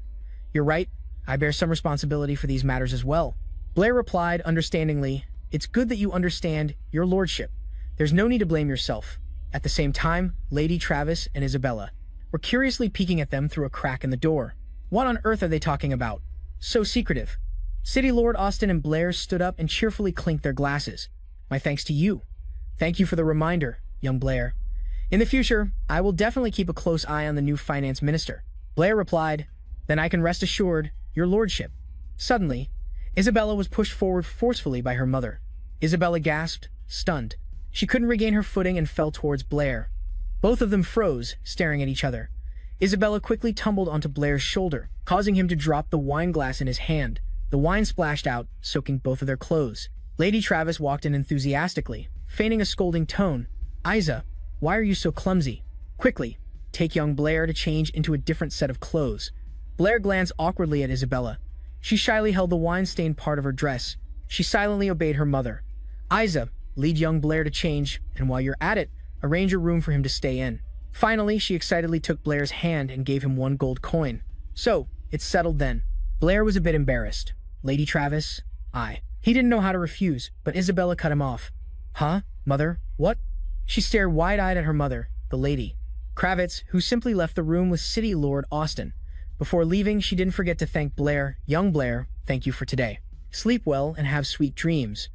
After the 2 of them had changed into new clothes, Blair hesitantly asked Isabella, Senior, so about tonight, She decisively grabbed Chen Luo's hand and pulled him away. Me? What me? Just follow me. After the 2 of them left, the light was still on in the room, revealing the figures of City Lord Austin and Lady Gravis. City Lord Austin stood with his back to her, lost in thought. Seeing this, Lady Gravis walked over and asked caringly, What's wrong? He then voiced his suspicion. The tax official changing his mind was indeed because of Blair, but what he said about Calvin owing him a favor, I just feel like it's not that simple. The city lord turned around. Lady Gravis ignored his words and replied excitedly, "Everyone has their own secrets. As long as he's good to Sasha, that's all that matters." "All right then." City Lord Austin was stunned and asked, "How did you know Sasha likes him?" She smiled brightly and said, "Do you even need to ask?" Before, she always talked about going to the royal capital, but not this time. She didn't even apply to any of the 5 major academies in the royal capital. Isn't it because she wants to wait 1 year to go with Blair? City Lord Austin crossed his arms and retorted, "That's because she can't bear to leave us." Hearing this, Lady Gravis just chuckled softly. He looked at his wife, his heart softening, and said, all right. Don't worry so much about Sasha's affairs. She's so naive, I'm worried she'll get bullied if she goes to the royal capital." With that, Austin Gravis let out a cold snort. After returning to his room, Chen Luo tossed and turned in bed. He held up the gold coin Lady Gravis had given him. He couldn't help but ponder what she had given him earlier. Originally, "I used the identity of Chen Luo because I didn't want any trouble, but now it seems the identity of God has other uses." Chen Luo's thoughts started to drift elsewhere. Walter is the former queen's younger brother. Before Austin, he could break rules and crush everything. He recalled the 180-degree turn in Blair's and Calvin's attitudes. He couldn't help but fall silent. Chen Luo was considered a god of the Mathematics Association, revered by Calvin and the others. They respected him like a true deity.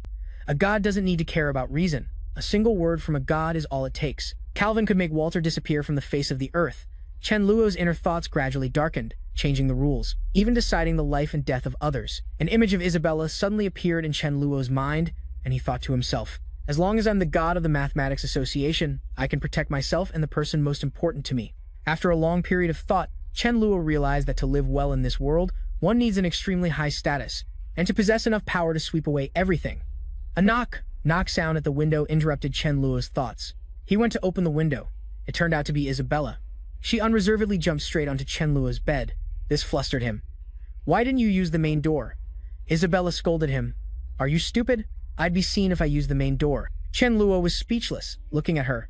"It's not like we're doing anything shady. Climbing through the window is what will cause more misunderstandings." Isabella ignored his words and said smugly, "So, Blair, is this your first time seeing such a big bed? Is that why you can't sleep?" Chen Luo, with a deadpan expression, pointed at the dress Isabella was wearing and replied, "That's right, senior. I'd be even more excited if you took it off." Isabella frowned slightly and cursed. "You pervert. I came here to ask you something." Chen Luo sat next to her, listening silently. Isabella asked curiously, "By the way, Blair, what did my father say to you today?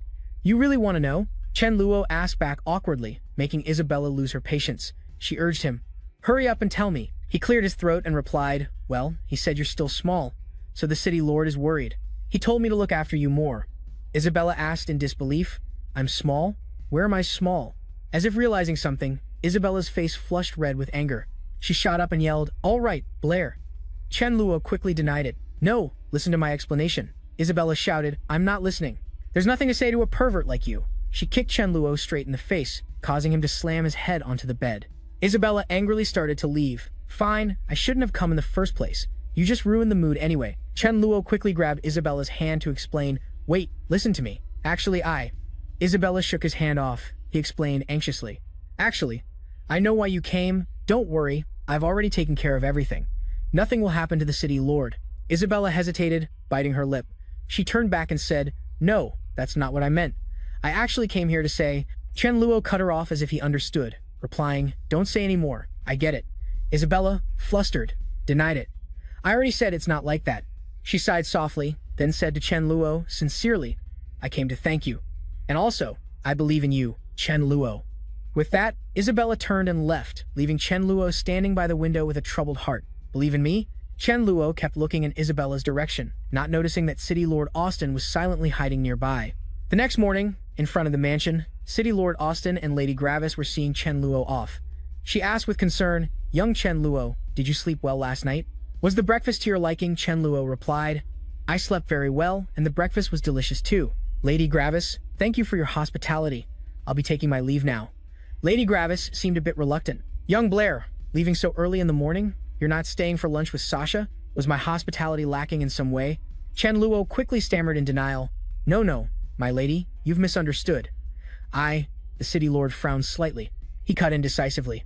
"That's enough, Anna. If he doesn't want to, then let it be.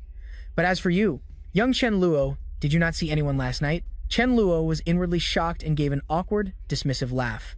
What are you talking about, City Lord? I don't understand at all. I didn't meet anyone at all. I should get going now. Goodbye. After saying his farewell, Chen Luo quickly ran off, thinking to himself, so scary. I've got to run. Lady Gravis looked in his direction and praised, that boy is quite adorable. City Lord Austin let out a cold snort. I'm not so sure about that. A knock on the door sounded. City Lord Austin was currently focused on reading a document. He casually invited them in. President Calvin quickly walked over and said respectfully, pardon the intrusion, City Lord Austin. Following behind him was Vice President Sarah. He stepped forward and took the initiative to apologize. Today's matter was all due to our failure to investigate clearly. We are extremely sorry for the trouble we've caused you, City Lord. What trouble? I am the Lord of Abba City. I also bear responsibility for tax issues. City Lord Austin waved his hand politely, but a suspicion arose in his heart. This guy was still barking threats yesterday. Now he's like a different person. What on earth did Blair do? After their discussion concluded, President Calvin and Vice President Sarah left the mansion. They were completely unaware that in the canopy of a nearby tree, Auburn's pet was silently watching. Auburn carefully read the notes about the events at City Lord Austin's mansion. He clicked his tongue. Sarah helping Austin? Blair, you're really something. Auburn smirked. He used fire magic to burn the paper in his hand. Everything is getting more and more interesting. The flames blaze, reflecting in Auburn's eyes. In the royal capital, on a bustling street, a girl held a little boy's hand as they walked together. She looked at the building ahead, her voice full of pride. Look, little brother, that's the headquarters of the Mathematics Association. Inside are our most elite mathematicians. The little boy replied disdainfully. What's so great about mathematicians? Mages are better, the boy declared with determination. In the future, I'll definitely get into one of the 5 major magic academies in the royal capital and use magic to defeat mathematics. President Calvin had appeared behind the 2 siblings at some point. He was a little displeased by the boy's words. He spoke up to rebut him. Not very old, but you've got a big mouth, haven't you? Do you know that mathematics is the origin of all research? Whether it's alchemy, divination, or scientific research, nothing can escape its connection to math. President Calvin placed a hand on the boy's head and asked seriously, do you think magic can defeat mathematics? The boy looked at President Calvin warily. The older sister felt the situation growing tense. She quickly interjected, my lord, he's just a child who doesn't know any better. Please don't take his words to heart. Although the boy warily grabbed his sister's hand, he still retorted stubbornly, why not? There will always be a powerful mage who can do it. Hearing this, President Calvin immediately burst into laughter and praised the boy. You're right, kid. Someone better will always appear. But mathematics will not be defeated. Mathematics will only continue to advance, reaching further on its own, President Calvin explained, gently patting the boy's head. With that, he turned and walked into the Mathematics Association. The sister muttered in a daze, that lord, while her little brother made a funny face as if to taunt President Calvin. The guards at the door bowed respectfully. Branch President Calvin, the Royal Capital Mathematics Association headquarters welcomes you. After he entered, a mathematician immediately approached him and complained. It's caused a huge crisis for the association. The scholars are about to have a breakdown, Branch President Calvin. That devil's number you brought a few days ago. Another mathematician came closer and refuted. It's not a devil's number, it's an irrational number, Branch President Calvin. Don't listen to his sensationalist talk. With the reassurance of the great scholar, everyone has already accepted this fact. Only the number faction is still silent and hasn't made a move. President Calvin looked carefully at the paper and replied, the discovery of irrational numbers represents a great step forward for mathematics. It is a divine grace bestowed upon the Nolan Kingdom and the entire continent. As math scholars, shouldn't we pursue the truth and abandon the fallacies of the numerology school? Calvin thought to himself. With the discovery of irrational numbers by Lord Blair, we probably won't have to argue and expose those people for this year's Edwin Prize, right? It made him recall the Edwin Prize ceremonies of previous years, where math researchers not only had to put in the effort to do research, but also had to use logic to argue. On what grounds does your chapter deserve the Edwin Prize for your thesis this time? Sometimes, a scholar couldn't hold back and would resort to violence to make their point. Talk to my fist first. This year, however, the hall was unusually peaceful. Everyone had already gathered. Chairman Calvin also quickly found a place to sit. Just as he sat down, he saw a hand extend in front of him. It held 2 voting badges. When Chairman Calvin looked up, he realized that the mathematicians had gathered around him at some point. I'm here to vote for you, Chairman Calvin. Right, this is my ballot. Everyone congratulated him in unison, leaving him a bit stunned. Everyone thinks so? The head chairman said with a hint of regret. It seems there are no surprises this year. He cleared his throat and announced to everyone. In that case, on behalf of the Nolan Kingdom's Mathematics Association, I officially declare. that the winners of this year's Edwin Prize are the teacher-student duo, Brittany and Blair of Abba City. Chairman Calvin still hadn't fully recovered from the shock. His hands trembled slightly. Overcome with emotion, Calvin couldn't help but shed tears. Now, I invite the chairman of the Abba City branch, Calvin, to come on stage to accept the award. The mathematician stepped aside, clearing a path, making way for Chairman Calvin. The head chairman of the Mathematics Association stood up, holding the Edwin Prize trophy, his gaze fixed on him. Chairman Calvin, holding everyone's ballots in his hand, slowly walked forward. The head chairman smiled kindly and said, "Congratulations." The moment Chairman Calvin had been waiting for had finally arrived. He emotionally raised his hands to receive the trophy. Finally, Chairman Calvin lifted the trophy high. He rejoiced inwardly. God Luo, above, the Abba City Mathematics Association has finally seen this day. He quickly composed himself and wiped away his tears. A mathematician beside him couldn't help but feel admiration, patting his shoulder in praise. This year has been truly exciting, with Blair discovering irrational numbers and also solving 23 difficult problems. It's just a shame that God Luo's identity is still a mystery. A mathematician next to him agreed. That's right, if God Luo had shown up, this year's Edwin Prize would have surely been his. Hearing this, Chairman Calvin couldn't help but feel a sense of anticipation. I wonder if God Luo can come along next time, but I'm already very satisfied. Meanwhile, outside the Magic Association, a group of indignant people stood at the entrance, shouting, "I can't believe our Magic Association would do something like this." The angry citizens crowded together, loudly criticizing, "It's not about the 100 gold coins. The problem is that you use fake magic to deceive us. Just because we're not angry, you think we're idiots? What's going on here? Don't tell me the Magic Association has no regard for the kingdom's laws anymore." The young boy who had met Chairman Calvin at the Mathematics Association earlier had somehow squeezed his way into the crowd. The cursing showed no signs of stopping. It's one thing to scam us, but to dare say our aptitude is insufficient. The boy, getting squished, frowned in discomfort. There are too many people. He was finally pushed to the ground. More and more people gathered, shouting loudly, "Refund." That's right, give us our money back now. No one noticed the little boy fumbling his way out of the crowd. As he was about to get out, the boy hesitated and stopped. The direction seemed a bit strange. Did I go the wrong way? A guard finally noticed him and immediately grabbed him by the shirt. Wait, this kid. A citizen suddenly pointed towards the Magic Association's door and shouted, "Everyone, look, someone's coming out." The door of the Magic Association opened, and the figure of a man gradually appeared. Everyone looked in that direction. No one paid attention to the boy, who was struggling in the guard's grasp. "Let me go." The guard looked at the man in surprise and asked worriedly, "Why is it you? Where is Lord Angus, the chairman of the Abba branch? He's the only one who verified this magic. Now that people have come all the way to the Magic Association's headquarters, why isn't he showing his face?" The man replied calmly, "Lord Angus is in a meeting with the higher-ups upstairs. Therefore, I had to be sent out to stabilize the situation." With that, the man walked towards the crowd to calm them down. "Everyone, please quiet down. There must be some misunderstanding. Our Magic Association." Immediately, someone impatiently cut him off. "What else is there to say? That so-called great way to increase the power of water magic was a scam from the start." The little boy, not understanding the full situation, still spoke up. "My mom once said that scammers should be arrested," which made the man a little angry. The guard immediately tossed the boy aside. "What do you know? Kids, stay out of this." Then, the guard stepped forward to mediate. "You must be joking. The improved magic from our association has all been verified. It can't possibly be fake.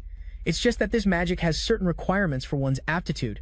The guard's words were like adding fuel to the fire, enraging a red-haired man. "Requirements for aptitude? Are you saying I have no talent, that I'm useless? Is that it?" he yelled, pointing to the crowd behind him. "Are you saying everyone here is useless too?" The guard awkwardly denied it. No, of course, that's not what we meant." The red-haired man grabbed the guard by the collar, demanding his gold coins back. The man from the association immediately intervened. "Let me be clear. I can understand how everyone feels. But it's true that this magic has been verified. To be precise, someone has already successfully cast it." Hearing this, the red-haired man let go of the guard. He pointed at the man and boldly declared, "Fine. If you can find one person today who can cast this magic, I'll admit that I'm a useless piece of trash with no magic talent. If you can't, then refund our money and apologize." "What seems to be the matter?" a royal voice called out. The red-haired man immediately turned towards the voice. The citizens behind him all bowed respectfully, clearing a path. Even the guard and the red-haired man were stunned by her sudden appearance, hastily exclaiming, "Your Highness." She walked up to them and questioned, "Why are you all gathered in front of the association's entrance?"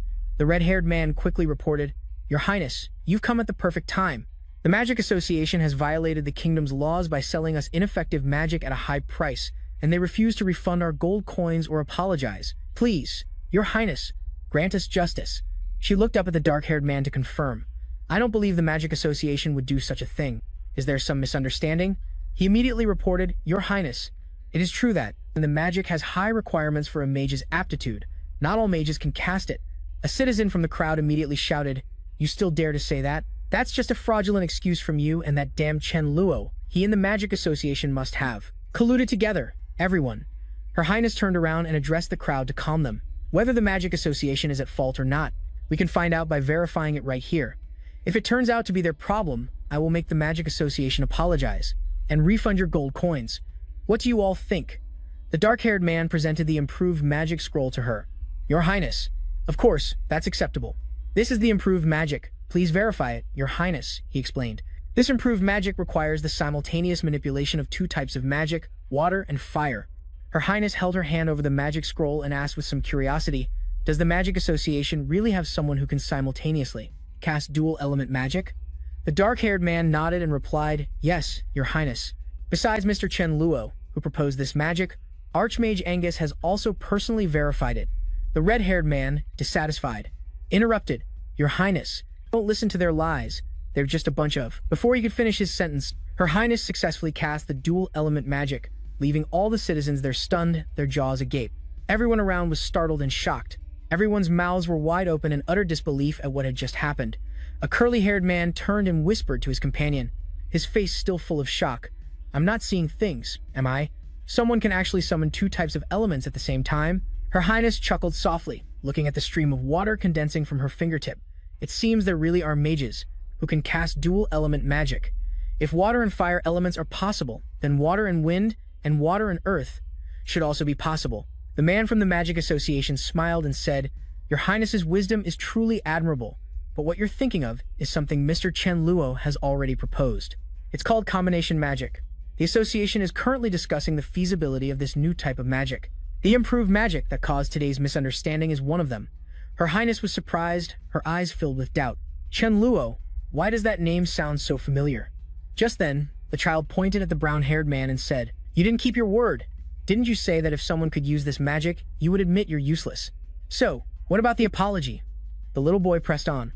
That lady successfully cast her spell, so why haven't you said you're sorry? Humiliated, he glared furiously at the child, at a loss for words. He raised his hand, intending to strike the nosy kid. You little brat, you've got a death wish. Seeing the man's move, the boy's eyes flew wide with terror. He instinctively threw his hands over his head, but the expected pain never came. It turned out Her Highness had used magic to stop the man. Facing someone so powerful, he could only beg helplessly for mercy. Your Highness, spare me. I know I was wrong. The magic caused him excruciating pain, forcing him to his knees on the ground. So scared he didn't dare lift his head, the man knelt trembling on the ground. Your Highness, I'm sorry. I'm useless. I'm trash. Please forgive me. She just stood there calmly and said coldly, Go home and reflect on your actions. Don't go blaming others and causing a scene just because you fail at something. Her Highness furrowed her brow. Her eyes were full of contempt. Remember, there won't be a next time. The man, as if granted a pardon, hastily replied, Yes, yes. The little boy who was watching the scene was suddenly pulled by the ear from behind by his mother. His mother looked furious. What are you doing over here? I was only gone for a moment to buy food, and you're already running all over the place. One of these days, you're going to be the death of me.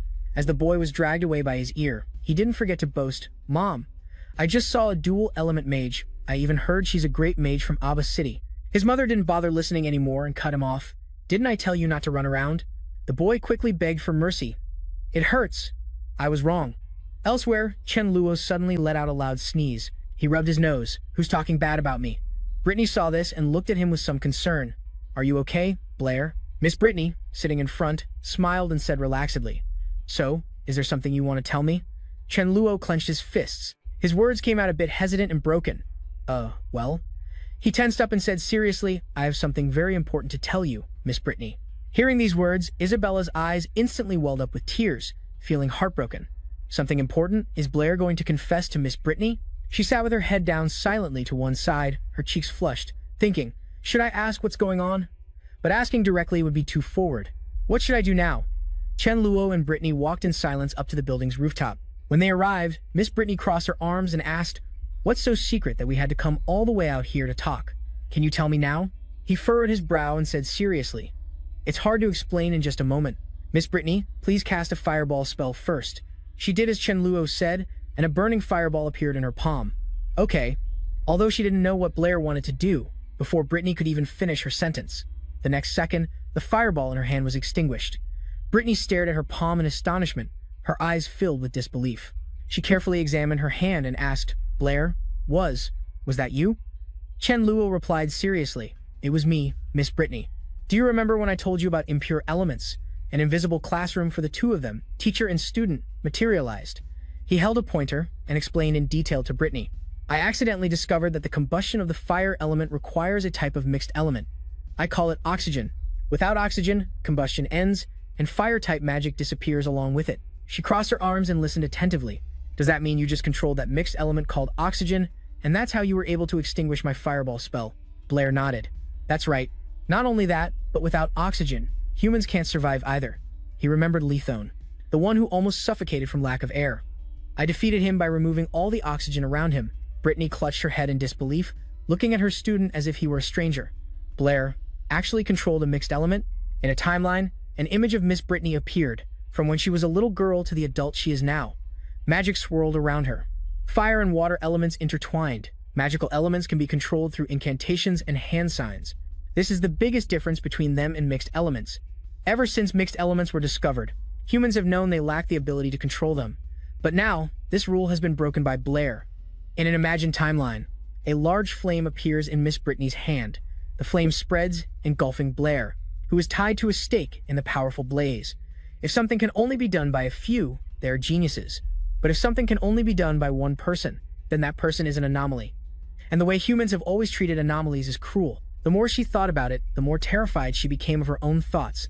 Brittany gripped his shoulders tightly. Extremely tense, she asked, "Blair, does anyone else know that you can control mixed elements?" Chen Luo shook his head obediently. "No. I've only told you, Miss Brittany." Her expression was serious as she warned him.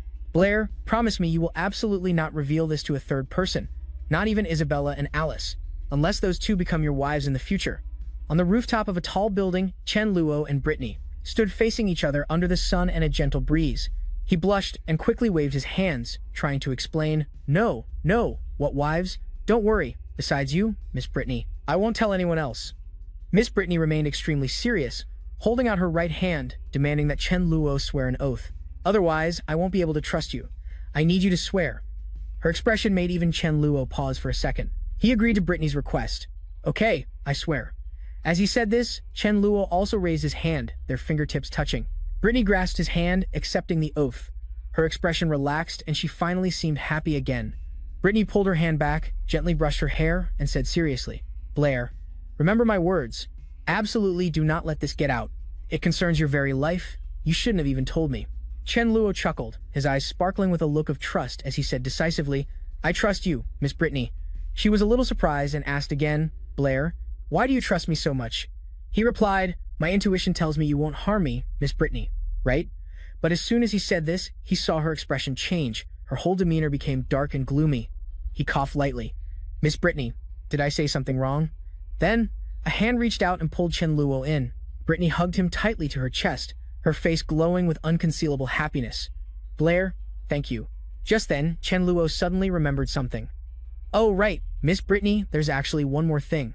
I gave the theory of combination magic to the Magic Association in exchange for quite a few variant magics to increase my spiritual power." Hearing this, Brittany grew a little worried and quickly asked, "The Magic Association? You should have discussed this with me first. You're still too weak right now.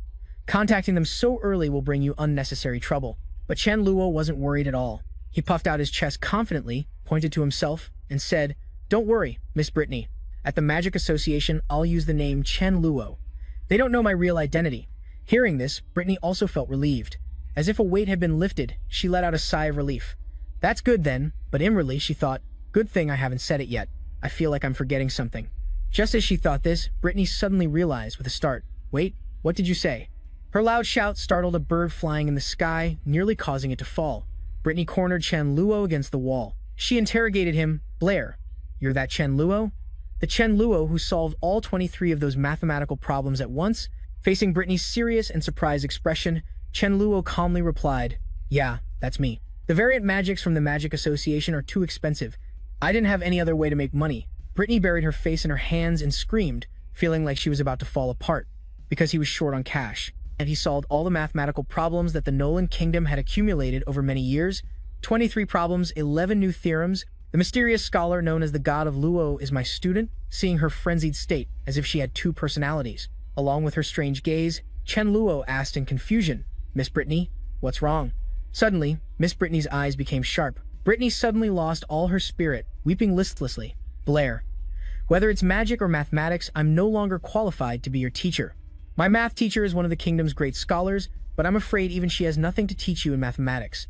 And yet, a second later, she immediately regained her spirits, her eyes shining brightly as she said with a smile, "But when it comes to magic, she can definitely help you, because besides being a great scholar, she's also a great archmage. I'll ask her to take you on as a student." Chen Luo saw her enthusiasm, his cheeks blushing as he said, moved, "Yes, okay." At the same time, he thought to himself, if I learn from Miss Brittany's teacher, wouldn't that make Miss Brittany my senior? And that teacher is an archmage, on the same level as the president of the kingdom's magic association. While he was lost in his rambling thoughts, she stood beside him, as cheerful as a flower. Chen Luo clenched his hands and asked the question he'd been waiting for, his cheeks flushed and his eyes sparkling with great interest.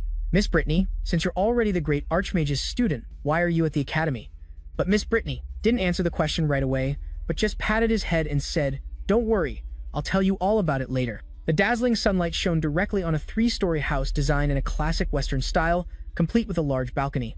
Blair closed the door and entered the house. He walked through the foyer and stepped onto a valuable rug.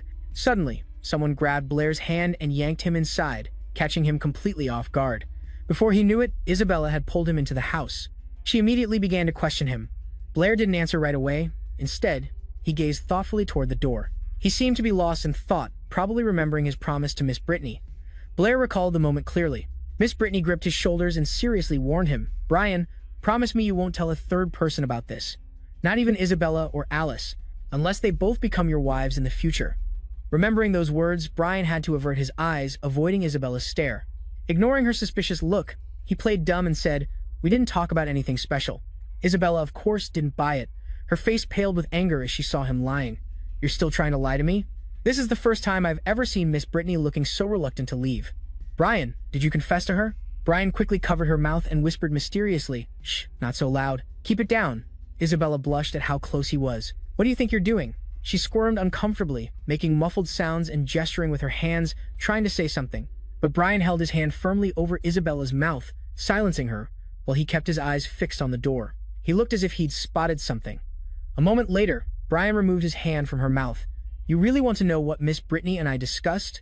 He thought to himself, "Guess I have to play this card." She puffed out her cheeks, crossed her 2 arms defiantly, and said, "Well, hurry up and tell me. I'm waiting to see how you explain yourself." Brian stood opposite Isabella and began to recount the story with a serious expression. "She asked me with a very serious expression, but what he said next was a total bombshell. 'Who do you like more, Isabella or Alice?'" Hearing his words, Isabella was instantly flustered. Her 2 cheeks burned an uncontrollable red. "Ha! She was completely thrown for a loop. Are you messing with me? What kind of nonsense are you talking about? What kind of weird things are you saying?" Brian and Isabella stood opposite each other, neither one speaking. The space was filled with a suffocating silence. Isabella spoke first, breaking the tension. "So, who do you like?" "So, how did you answer?" Brian replied decisively, "I told Miss Brittany. I'm prepared to dedicate my all to magic." Hearing that, she became ecstatic, her whole face brightening up. Her previous anger completely disappeared. She smiled demurely and replied, "Oh, is that so?" Then Isabella touched Brian's cheek, and then pinched it hard. Her mood flipped in an instant as she yelled angrily, "You're talking crap again. Can't you be serious for a second? You're still lying to me." He quickly pleaded for mercy. "Gently, go easy on me. I was just joking. I was joking. I'll confess, all right?" She summoned a magical flame in her hand, her expression turning grim as she interrogated him. "Blair, I'll give you one last chance. Tell me properly." He looked at the intimidating fireball and hurriedly waved his hands. I'll talk. Please don't get excited. What are you doing? We can talk about this calmly." Blair tried to appease her by making a finger heart gesture. "The truth is, I already told Miss Brittany. For me, Alice is just a senior, but Isabella is the friend I like the most. See? Finger heart, it's true. Trust me." He smiled appeasingly, looking at her suspicious expression, unsure of what else to do. Whatever, I'll just flatter her first and deal with the rest later. Isabella rested her chin on her hand, her brow furrowed in thought. Let's see, Alice is a senior, I'm a friend, so the person Blair likes can only be. After a moment of thought, she suddenly became furious over something and stormed away. She even snorted coldly, leaving him standing there watching her, completely baffled. With her head down and a furious expression, Isabella thought, what the heck? So he really likes Miss Brittany more after all. Blair scratched his head, totally confused by her behavior. Why'd she get angry when I was praising her? Well, at least I got through that, he thought, crisis averted. At the academy, students were packed tightly outside a classroom. A senior in the crowd pointed inside and announced, "Look, that's Blair. He's the one who saved Senior Alice and Senior Isabella during the last practical training session from a high-level mage." Blair sat in his classroom, feeling completely helpless. I'm not some monkey in a zoo. What's there to see? The people outside the window continued their lively discussion. I know him. That's Blair, isn't it? Hey, did you guys hear about the exam day? And what about his fireball spell before that? At that moment, a beautiful girl stepped out from the crowd. Taking long strides, she walked toward the classroom where Blair was. The person who had just arrived was Alice. She entered the classroom with a graceful smile, thinking, Blair is as popular as ever. He noticed that it had suddenly become quiet outside the door. The noisy chatter from a moment ago had stopped. He looked up in confusion. Why did it suddenly go silent? Did they finally leave? But it wasn't that they left, it was because someone new had arrived. Alice walked directly to Blair's desk. She pulled a chair up next to him, and his vision blurred. He couldn't see what was happening, only that his face was suddenly pressed against something soft and bouncy. This feeling. Before Blair could figure out what was going on, Alice exclaimed cheerfully, Blair, are you always this friendly with everyone? He turned bright red, knowing exactly where his face had just been buried. Blair's face was beet red as he quickly tried to explain. It wasn't on purpose. It was an accident. But Alice wasn't finished teasing him. You hurt me, and you still say it was an accident? He hurriedly clasped his hands together, apologizing profusely. I'm sorry I hurt you. Alice covered her mouth with one hand, a beautiful smile on her face, while taking out a book with the other. I'm just messing with you. But I do have a question for you, Blair. She smiled sweetly and slid the book over to him. It's about this. There are 2 problems I don't know how to do. I have to bother you again. Sorry for the trouble. Blair took the book and replied with a forced smile. It's no trouble. Really, it's a small thing. Outside, the students resumed their chatter. Did you see that? Senior Alice and Blair were super close just now. An even larger crowd gathered by the window. I saw it. Blair really is the senior killer. His luck with the ladies is off the charts. The 2 biggest beauties in school are both fawning over him. So true. Just then, a voice spoke up from behind them. What are you guys doing? The male students turned around to see who it was. Every single one of them blushed when they saw Isabella had arrived. Someone asked, Isabella, are you looking for Blair? She looked over, her pretty eyebrows knitting in annoyance. Isn't it obvious? Isabella stood opposite Alice. The moment the 2 women locked eyes, the tension was palpable. She asked irritably, aren't you doing the same thing? Alice raised a challenging eyebrow. You don't happen to like Blair, do you? You really are something else. Isabella immediately and vehemently denied it. Alice, what are you talking about? Who likes Blair? Alice obviously didn't believe her. She leaned in closer to Isabella with an all-knowing look, which only made Isabella even more furious. Isabella snapped, Me? Alice added fuel to the fire. That's right, I like Blair. Got a problem with that? The words echoed in Isabella's mind. Why you? Since when have you liked Blair? How did you keep it a secret so well? Alice just gave a provocative smile. Since you don't like Blair, I'm sure you won't fight me for him, will you? Isabella lowered her gaze and said quietly, Even if I don't compete with you, you still wouldn't have a chance. Brian already likes someone else. Alice, however, was completely unfazed by this. So what? I'll just compete fairly with her. Isabella sighed and shook her head. It's pointless. You can't compete with her, so don't waste your effort. With a competitive look, Alice said slowly, Isabella, even if you want to compete with me for Blair, you don't need to use tricks like this. I'm not giving up. Isabella stormed off angrily. Who the hell wants to compete with you? Like him all you want. It has nothing to do with me. She marched into the classroom and plopped down angrily in the seat next to Blair, silently seething. The Archmage won't give up, and even I don't stand a chance. So where does Alice get her confidence from? Sitting beside her, Blair could tell things were getting tense. He gulped nervously, thinking, I don't remember doing anything to piss her off today. Suddenly, Isabella blew up, slamming her hand on the desk and shouting, Brian, let me ask you this. If you had to choose between me and Alice, who would it be? You have to choose one. His face froze as he thought to himself, not this again. Why do I keep getting these meaningless questions? Isabella's expression made it clear. You're not leaving this room until you answer. So spit it out, no dodging. With a puzzled expression, Blair spread his two hands. Why do I have to pick one of you? Isabella slammed the table again and yelled, just pick one. Stop asking why. In anguish, he rested his head on the desk. I choose magic. She wouldn't accept that answer. No, magic isn't one of the choices. Your only choices are me or Alice. He suddenly raised his head, his eyes twinkling as he asked, in that case, can I add another option? Isabella snapped. Who else do you want to add? You want me to throw Miss Brittany in there too? Blair just scratched his head and laughed sheepishly. That's not very nice. That's blasphemy against Miss Brittany. She frowned. Then hurry up and say it. But he gave an unexpected answer. Can I choose both? Isabella got even angrier. Of course not. Out of options, Chen Luo had no choice but to clasp his hands and beg for mercy. Well, if I choose you, can you lend me some gold coins? Isabella couldn't take it anymore.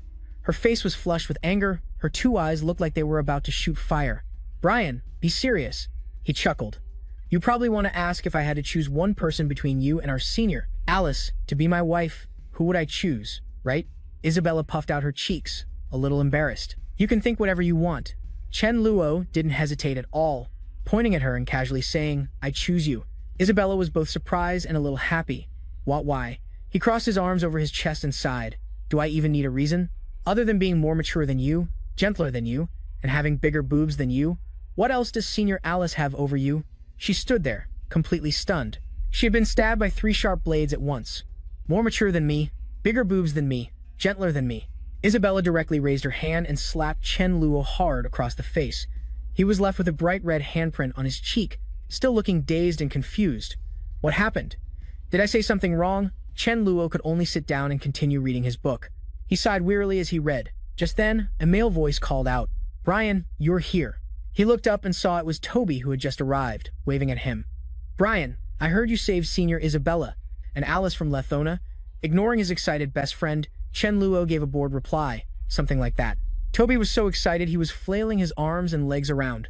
What do you mean, something like that? That was a high-level mage. Dude, how on earth did you do it? He thought seriously. Actually, I was expecting to hear an interesting story. Toby was listening so intently he didn't dare to blink, only to hear him casually say, I don't remember, which made him fall back in astonishment. Toby tearfully knelt and kowtowed to him. I'm begging you, Blair, think carefully about how you defeated Lethan. He's a high-level mage.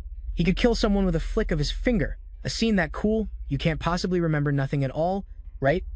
Seeing his friend like this, Chen Luo had no choice but to rub his chin and pretend to think. All right, let me think. He began to tell a story about the situation when he faced the high-level mage. Well, when Lethan used his fireball spell to attack us, at that moment, I suddenly thought, it would be great if I could just suck away all his energy and magic. The image in Chen Luo's imagination now was a scene of him using his hand to suck the energy from Lethan's magic. So I used all my strength and my entire will to absorb it. After that, the two of us ended up on the ground. As a result, Lethan's magic really did disappear. Then, I also passed out. Toby's two eyes shone like stars. He grabbed Chen Luo's hand tightly, full of admiration. Blair, you're amazing. What's the name of this magic-absorbing spell? Can I learn it? Quick, teach me. Hearing this, he quickly replied, Unfortunately, when I woke up, I couldn't cast that spell anymore, so I can't teach you. But I did come up with a name for this magic. It's called the Key-Absorbing Grand Technique. It's not about channeling energy. Chen Luo moved closer to Toby and whispered, To cast it, I'll tell you the steps. You can go home and practice on your own. Who knows, one day you might be able to use this mysterious magic. He now hesitated a little. But I don't have the guts you do. Even if I learn the Chi-Absorbing Grand Technique, when I meet a mage like Lethan, I'll still be scared and shrink back. He put an arm around Toby's shoulder and pointed confidently at himself. Remember this, no matter how strong the enemy you face, as long as you have the resolve to die, anything is possible. I believe in you, Toby. He seemed comforted and replied with a smile, Thanks, Blair. I'll definitely do my best to learn the Chi-Absorbing Grand Technique. Toby suddenly remembered something. Oh, right. Because of what happened with Lethan during the last magic practice, the wall that I told you about before has been sealed off by the school. They said it's to protect the students' safety.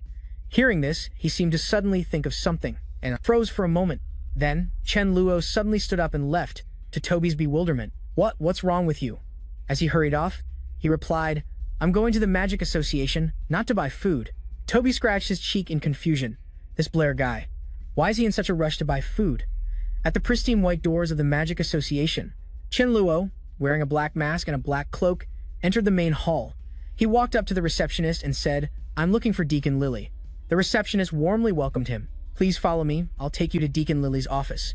She looked at the medal pinned to Chen Luo's shirt and thought to herself, an honorary member's medal from the Magic Association. It seems he's an esteemed guest who has made a huge contribution to the association. I absolutely cannot be negligent again. She led him all the way to the door, then bowed. "Lord Mage, this is Deacon Lily's office. I'll take my leave now." "Go ahead, I know. You can go." Chen Luo pushed the door open and entered the room. What greeted his eyes were pure white flowers in full bloom, incredibly beautiful. A soft cry was heard. A girl with blue hair and an adorable appearance had fallen to the floor and was using her sparkling blue eyes to stare at Chen Luo. Surrounding her were beautiful, pure white flowers. A man and a woman, one standing and one sitting, stared at each other for a long moment. Chen Luo politely knelt on one knee and offered his hand to help her up. "Get up." Jasmine took his hand and used the leverage to stand up. "Mr. Chen Luo, why are you here?" Chen Luo replied, "I came to find you. This outfit is very beautiful. Congratulations on your promotion, Deacon Lily." The young woman smiled shyly and replied, "Thank you. It's just that these new shoes are too high. I'm still not used to them." Suddenly, Chen Luo grabbed Jasmine's hand and pulled her towards him, which accidentally revealed a wound on her arm. He used his two hands to support Jasmine's injured arm and inquired, "Did you fall because of the new shoes too?" She quickly pulled her hand back, explaining awkwardly, "I was just careless and misstepped. The high heels are to make myself look more reliable. Mr. Chen Luo, you don't need to worry." Chen Luo gestured towards Jasmine and smiled admiringly. "You're working very hard. As expected of the girl I have my eye on, Manager Lily." She shyly adjusted her glasses. "It's nothing." He leaned in close to Jasmine and asked with a smile, "Then may I ask my humble, reliable financier, how much profit has the improved magic from last time made?" She handed him a report. "This is the profit chart for your improved water system magic, just sent from the royal capital. The total is 800 gold coins." Chen Luo stared at the report, his two eyes seeming to light up. He thought to himself, "I never expected that improved water system magic could sell for so much money. Unfortunately, this kind of money can only be made one time." He studied the report so intently, it was as if he wanted to poke a hole through it.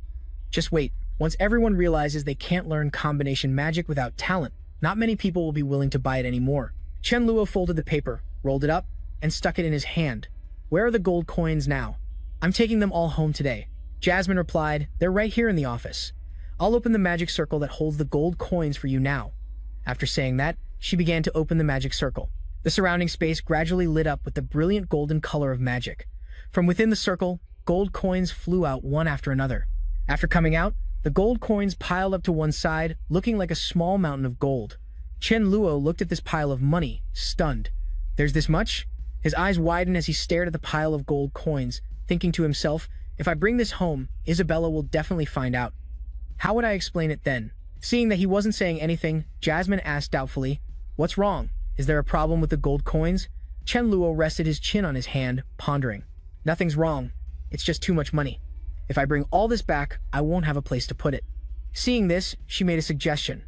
"If you don't mind, you could let me look after it for you. Just leave the gold coins here. Any expenses you incur at the association can also be deducted directly from this." Chen Luo's eyes crinkled into a smile as he agreed. "That works. I'll be spending it at the Magic Association anyway. So, you can hold on to it from me." Jasmine raised her hand to collect the gold coins. "All right, Mr. Chen Luo." He waved his hand and started to leave. "Business is done. I'm heading out." Jasmine quickly said, "Then I'll see you downstairs." Chen Luo smiled back, "No need. We'll be seeing each other again soon. After all, this place still has the treasure I'm most attached to." Just thinking about it made his mouth water. After all, the Magic Association still had his most beloved magic and gold coins. He'd wait for them to fatten up and then come back. But Jasmine didn't know what he was thinking. Hearing his words, she misunderstood them completely, and her face turned bright red with embarrassment. Treasure? What is he talking about? Chen Luo returned home and tossed and turned in bed, unable to sleep. Looks like combination magic won't be earning any more gold coins. He rolled over and buried his face in his blanket. "I've also collected the reward for solving the 23rd unsolvable problem. What other ways are there to make money? It's too hard to think about. I can't sleep." Just as he thought that, he let out a big yawn. Then, he drifted off to sleep. In his dream, Chen Luo went to the Magic Association once again and met that same receptionist. But this time, he wasn't wearing a cloak with a medal, nor was he wearing a mask. Chen Luo stood right in front of the reception desk in the main hall, and arrogantly declared, "I'm the one who killed Lethan. Now hurry up and bring out the reward." The receptionist's reaction, however, was very calm. "But the reward is huge. Are you sure you want to take it all? Standing amidst the pile of gold coins, Chen Luo grinned and replied, I'll take it all. There's no gold coin I can't handle. Suddenly, a single gold coin grazed his cheek. Chen Luo stood in the middle of the pile of gold coins. Feeling money falling from the sky, he was a bit confused. Gold coins were falling from the sky, and then they slowly started to freeze. He lay there, hugging the pile of frozen gold coins, stubbornly refusing to let go. So cold, so cold. I have to go ask Isabella for help. His vision grew narrower and narrower. A hand patted his face, urging him to wake up. But Chen Luo was still half asleep, not fully awake, so cold. As soon as he opened his eyes, he saw Isabella right in front of him.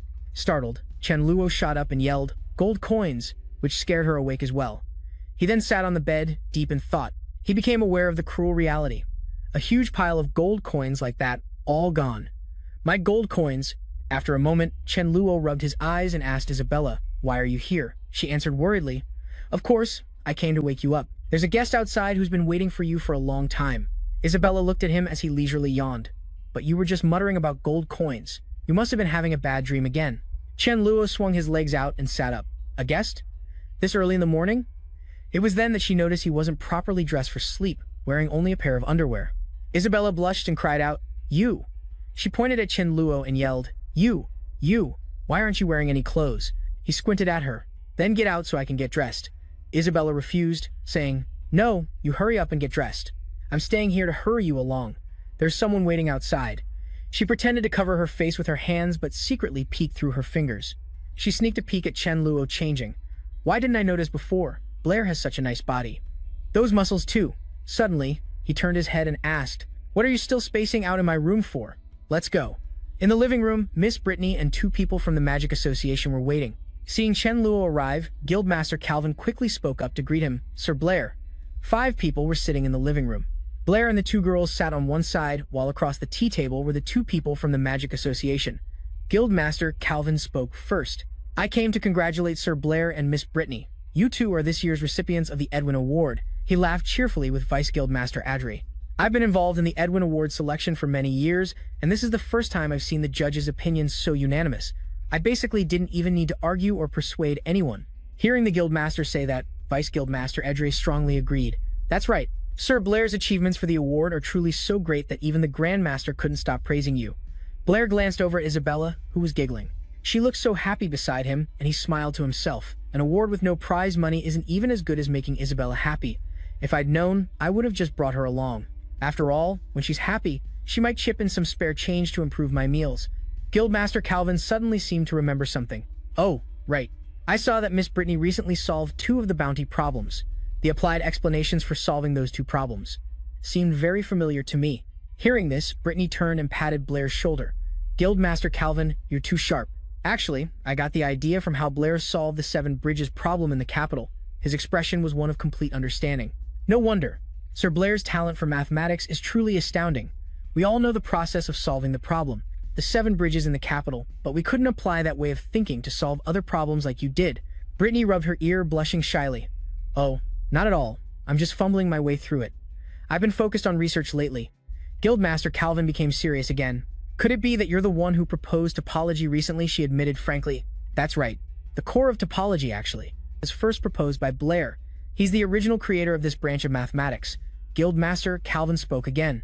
I believe in Sir Blair's abilities and Miss Brittany's passion for mathematics.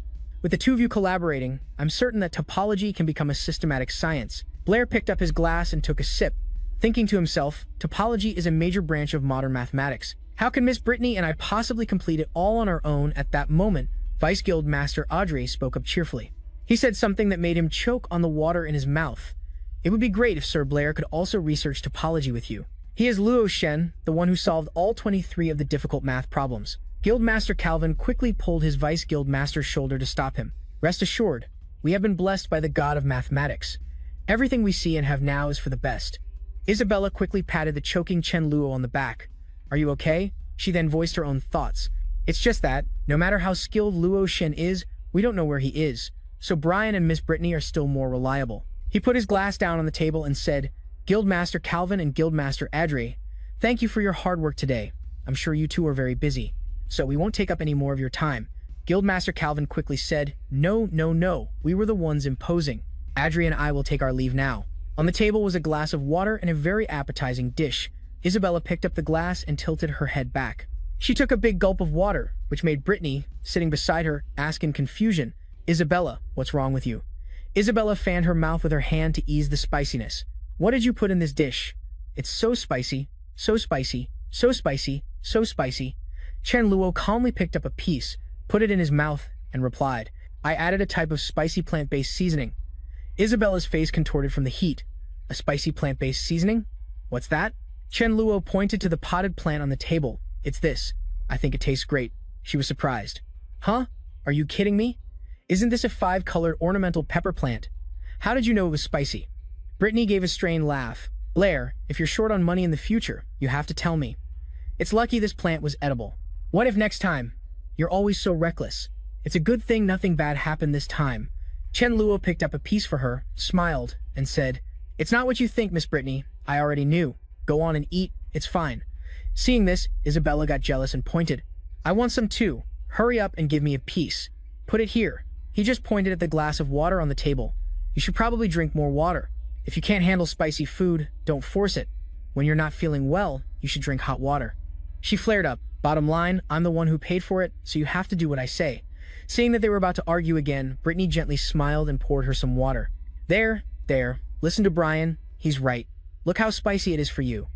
Isabella felt incredibly wronged. What? Even teacher is defending him? She bit her chopsticks and said shyly, "But Miss Brittany, I think the spicy one tastes better. It's really delicious." Brittany winked at Chen Luo. After all, Isabella bought this rabbit specifically to celebrate us winning the Edwin Award. Just let her eat some. Being placated, she immediately cheered up. "Hooray for Miss Brittany." He took a sip of water. "I never said I wouldn't let her eat." Isabella pushed her glass towards her teacher, smiled brightly, and said, "Miss Brittany, I want to drink ice water too." Chen Luo immediately stopped her. "No way. Don't give her ice." Isabella scowled in defiance. "But you can drink it." He looked away, not even bothering to argue. "Don't you know how to take care of your own health?" A few ice cubes were dropped into her glass. She happily drank the iced water. Chen Luo could only watch helplessly but said nothing. After the meal, Isabella was curled up in bed, wrapped tightly in a blanket, shivering. "Why does my stomach suddenly hurt so much?" Chen Luo brought over a cup of brown sugar water. He placed the cup on the bedside table where she was lying. Isabella, grimacing in pain, said, "What is this? It looks so weird." Chen Luo explained, "This is brown sugar water I made. If you drink it, the pain will go away." She picked up the cup reluctantly. Brown, sugar, water. "It's the color of blood. It looks so gross." He grumbled, "Are you really worried about the color right now? If you're not going to drink it, I'll take it away." Isabella quickly hugged the cup. "Wait, I never said I wouldn't drink it. Why are you so petty?" She brought the cup to her lips and took a sip. So sweet. In the end, Isabella drank the entire cup of brown sugar water that Chen Luo brought. She clutched her stomach in surprise. "It actually works. My stomach really doesn't hurt as much as before." After giving her the brown sugar water, Chen Luo didn't stay long. "I mean, you need to pay attention to your health. You haven't been your usual self these past few days. Anyway, I have things to do. I can't talk anymore." Seeing him take the cup and leave, Isabella quickly said, "Wait, don't go. I have something to ask you." Chen Luo looked back at her. She felt a little hesitant. "It's true, I haven't been myself the last few days, but how would Blair know?" "No, that's not right. Why did I stop him? How can I ask him about this without being embarrassed?" Isabella blushed and stammered, I wanted to ask you, when you become a junior mage, which element will you study?" As soon as she said it, she regretted it, covering her face and thinking to herself, "I'm screwed. I think Blair already told me this before, didn't he?"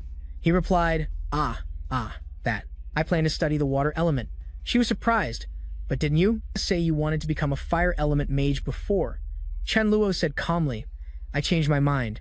Although fire element magic has very strong attacks, its defense is weak. As for water element magic, its offense and defense are both quite good in the later stages. In terms of balance, water element magic suits me better." He thought about how he would use water element magic. Water element magic isn't highly regarded. That way, I can wear a water-type magic robe that has a built-in stealth effect and pretend to be chanting a water sphere spell. Then, launching a blue water sphere as a surprise attack might be the best strategy. Isabella clenched her fists. "In that case, I'll learn the fire element." Chen Luo was confused. "Didn't you want to learn levitation and major in the wind element later? Why the sudden change of heart?" She replied chivalrously, "Because in the early stages, the fire element has stronger combat power than water magic. That way, I can protect you before you become a high-level mage." He smiled brightly. Protect me? Your choice of magic major will affect your whole life. Don't be so rash. Before Chen Luo could finish, she cut him off. I've already decided. He stared back at her intently. Isabella and he locked eyes, but she remained resolute, not changing her mind. Isabella looked down. Blair, don't you believe in me? Chen Luo stepped closer and patted her head comfortingly. You should protect yourself first. It was a clear, sunny day. Brittany smiled brightly, pushing some math problems forward. Blair, can you take a look at these math problems for me? I've been working on them for days with no progress. Chen Luo took the math problems. Sure, let me give it a try. Isabella, who had been standing silently beside them, suddenly left first. Well, I'm heading back to my room to practice magic first. Brittany wondered, why isn't she so clingy anymore? She voiced her thoughts. If this were before, she would have definitely stayed to study the math problems with us. Instead of going off to practice magic alone, he smiled and said, it's because she's starting to get serious now. She's putting almost all her focus into practicing magic. Isabella stood pressed against the door, secretly watching the two inside the room, silently making a resolve. I have to get stronger quickly. Only then can I stand by Blair's side. I'm still too weak right now. In the training room, Isabella was diligently practicing magic when Alice suddenly pushed the door open and asked, Is Blair here? Isabella, slightly distracted, looked towards the door. Alice raised an eyebrow. Why are you the only one here? Where's Blair? Isabella looked down and replied, Blair is in Miss Brittany's office. They're discussing how to solve some math problems. If you want to join them, you can go. Alice covered her mouth and quickly said, if that's the case, I won't bother them anymore. I originally had some good news to share with Blair, but it looks like I can only tell you now. Alice felt a bit resentful. What's with Isabella lately? I purposely mentioned Blair, but why isn't she getting angry? She started provoking her again, showing off a certificate. Look at this. I've become the first student at Street Donuts Academy to be promoted to a novice mage. What about you? When will you be able to get your certification? Isabella reached out and took the certificate. Perfect timing. Let me test the power of my fireball spell. Alice snatched the certificate back and snapped. Isabella, you're really something else. Practicing fireball every day. Has it burned away all your feelings too? After Alice left, Isabella sadly looked out the window. A novice mage. One winter day, snow fell, blanketing the area around the house in white. Isabella, wearing a red sweater, stood leaning against the window, looking outside. It's snowing on the first day of winter break. She clenched her fists, her eyes filled with determination. Even if it's snowing, I have to go. Chen Luo, wearing a red scarf, was waiting in front of the house. Isabella pushed the door open and stepped out into the snow. He turned to lead the way. I knew you would go. Let's go. I'll go with you too. She tried to stop him. No need. It's so cold outside. Blair, you should stay inside. I can go by myself. Chen Luo smiled and said, it's okay. Coincidentally, I was also planning to go get my novice mage certification. Let's go together. Isabella covered her mouth in surprise. Your mental power is already strong enough to cast novice-level magic? He cast a simple water element spell for her to see and said, yeah, I finished learning the novice-level spells for all 4 elements a few days ago. Chen Luo thought to himself, actually, a novice mage certification isn't all that useful, but at least it serves as a form of identification. He created a water element cloak. Isabella trudged along behind him. She called out softly, Blair. Chen Luo turned his head, confused. What's wrong? Isabella said seriously, I have something I want to ask you. He felt a bit scared hearing this. His first reaction was to break into a cold sweat. Here we go again. The two of them stood facing each other in the middle of the snow. The air was thick with tension. Isabella asked, Blair, why is your mental power able to grow so quickly? Many questions swirled in her head. Clearly, when we first met, Blair couldn't even summon a fireball. But now, after just 1 semester, Isabella's face fell. Not only can he go get his novice mage certification, but he has also mastered the novice-level magic of all 4 elements. She clenched her hand, which was hanging by her side. Once he becomes a novice mage, the gap between Blair and me will only get wider. Chen Luo smiled comfortingly. Everyone has a different pace for magic training. Don't overthink it. He stepped closer and patted her head. Just you wait. When I become a high-level mage, I'll protect you. Isabella blushed and swatted his hand away. Who needs your protection? I might be the one who becomes a high-level mage first. He played along competitively. No, it'll definitely be me first. Well, we'll just have to wait and see. The two of them arrived at the Magic Association together. Isabella walked up the stairs. Fire element mages get certified on the 2nd floor. I'll go first, and I'll find you when I'm done. Chen Luo cheered her on. Good luck. The girl who came to guide him smiled warmly. Bradley has been out on business for the past few days. Therefore, the novice water element mage certifications will be handled by Lord Zeus instead. Lord Zeus's requirements are quite strict. Please be mentally prepared. Chen Luo smiled and scratched his head. I know. Thank you. The girl raised her hand and knocked on the door. Lord Zeus, a gentleman is here for his novice mage certification. A voice from inside the room called out, "Let him in." At the water element magic certification area, he entered the room and immediately saw a person sitting at the desk opposite him. Zeus picked up a book, looked at it, and said, "Now, using your fastest speed, cast a novice-level water element spell." Just as he turned to the next page of the book, he heard Chen Luo say, "Done." Zeus paused, skeptical. That fast? When he looked up, he saw that he had used magic to create a superhero head out of water. "Sir, will this do?" Zeus was completely stunned by this sight. He can even precisely control the form of the water screen. This is no simple feat. But this shape. He clapped his hands in praise. "Your spell casting speed is very fast. Your mental power is also very condensed. I can tell you worked hard to train your mental power during your apprentice stage." He smiled brightly and replied, "Thank you." But then Zeus rubbed his chin and asked, "Have we met before?" Chen Luo was startled and quickly denied it. How could that be? "Today is my first time ever coming to the Magic Association for a certification." He exclaimed in disbelief. "What? Your first time?" He thought to himself, "What bad luck. It seems he has met Chen Luo before." Zeus stood up and said seriously, "You're applying for a novice mage certification on your first visit to the Magic Association? Does that mean you're not even a magic apprentice yet? Why do you want to skip a level in your certification?" Chen Luo sighed internally. "This is bad. When I got my apprentice certification for the fire element, I used the name Chen Luo. The name Blair has a blank record. How am I supposed to explain this now?" He quickly waved his hands. I was so busy training that I forgot to apply for my magic apprentice certification." He frowned skeptically. "But in the Kingdom of Nolan, every child must undergo an identity certification test for magic apprenticeship at the age of 8. Zeus himself had also sat in on magic apprentice certifications for other children. He said, "And you're still not a magic apprentice. This clearly means that since you were a child, you've had no talent for magic training." He thought about the other children who trained hard in magic, and an image of Chen Luo appeared in his mind. Without talent, one can only train arduously to slowly increase their strength. If that's the case, how could you, a person with no talent, possibly have enough strength to apply for a novice mage certification before the age of 20? This is something that's impossible no matter how hard you try. Zeus said with certainty, "I know. It seems you've either taken a forbidden magic potion, or you've practiced from a forbidden magic book." Chen Luo, being falsely accused, jumped in shock. "What the heck? Where is your mind going? He didn't let him finish his sentence before casting a spell. "Save your excuses for the tribunal. Go on, shut that mouth full of lies for me." Chen Luo quickly shouted, "I'm not finished talking yet."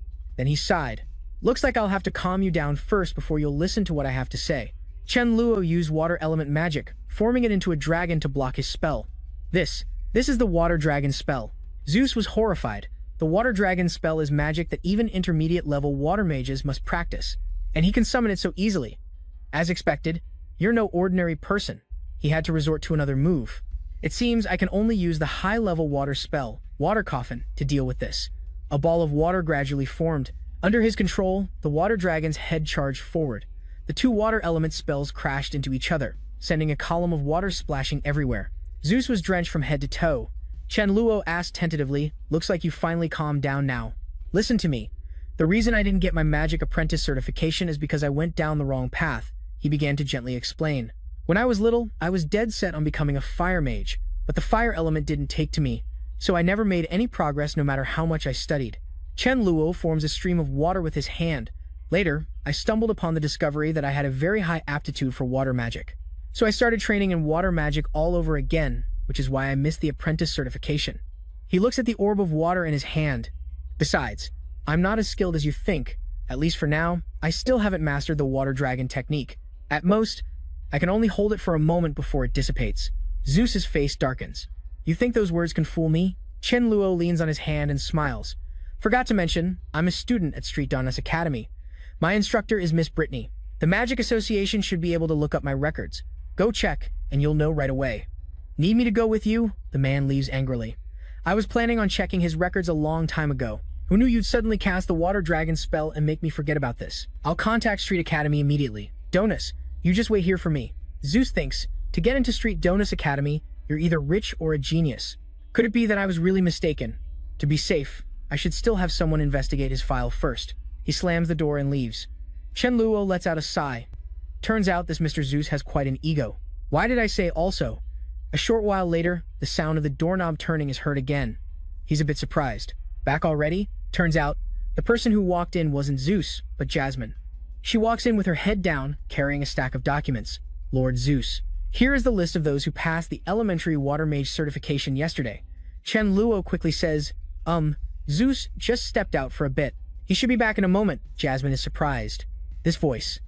Is that Mr. Chen Luo? She happily looks up and says with a smile, Mr. Chen Luo, what are you doing here too? He quickly denies it. Wait, I'm not. The papers fall one by one, scattering to the floor. She steps back in surprise, blushing. Just now, that was clearly Mr. Chen Luo's voice. Right? There's no way I misheard. Jasmine gets closer to him, pressing, Blair, you are Mr. Chen Luo, aren't you? Chen Luo frowns and backs away. You've got the wrong person. I'm not Blair and I'm not any Chen Luo. Just then, Isabella suddenly appears, her voice dark. What are you two doing? The two of them, standing close together, both jump in surprise at the sudden arrival. Chen Luo looks at Isabella's dark, stormy expression. He asks tentatively, Isabella, what are you doing here? She clenches her fists. What do you mean? What am I doing here? Why can't I be here? At this moment, Jasmine chimes in. I can let you off the hook for today, but you have to promise me that the next time we meet, you'll tell me the truth with your own mouth. He hesitates. Isabella immediately erupts, pointing at them. And another thing. Why are you two hugging?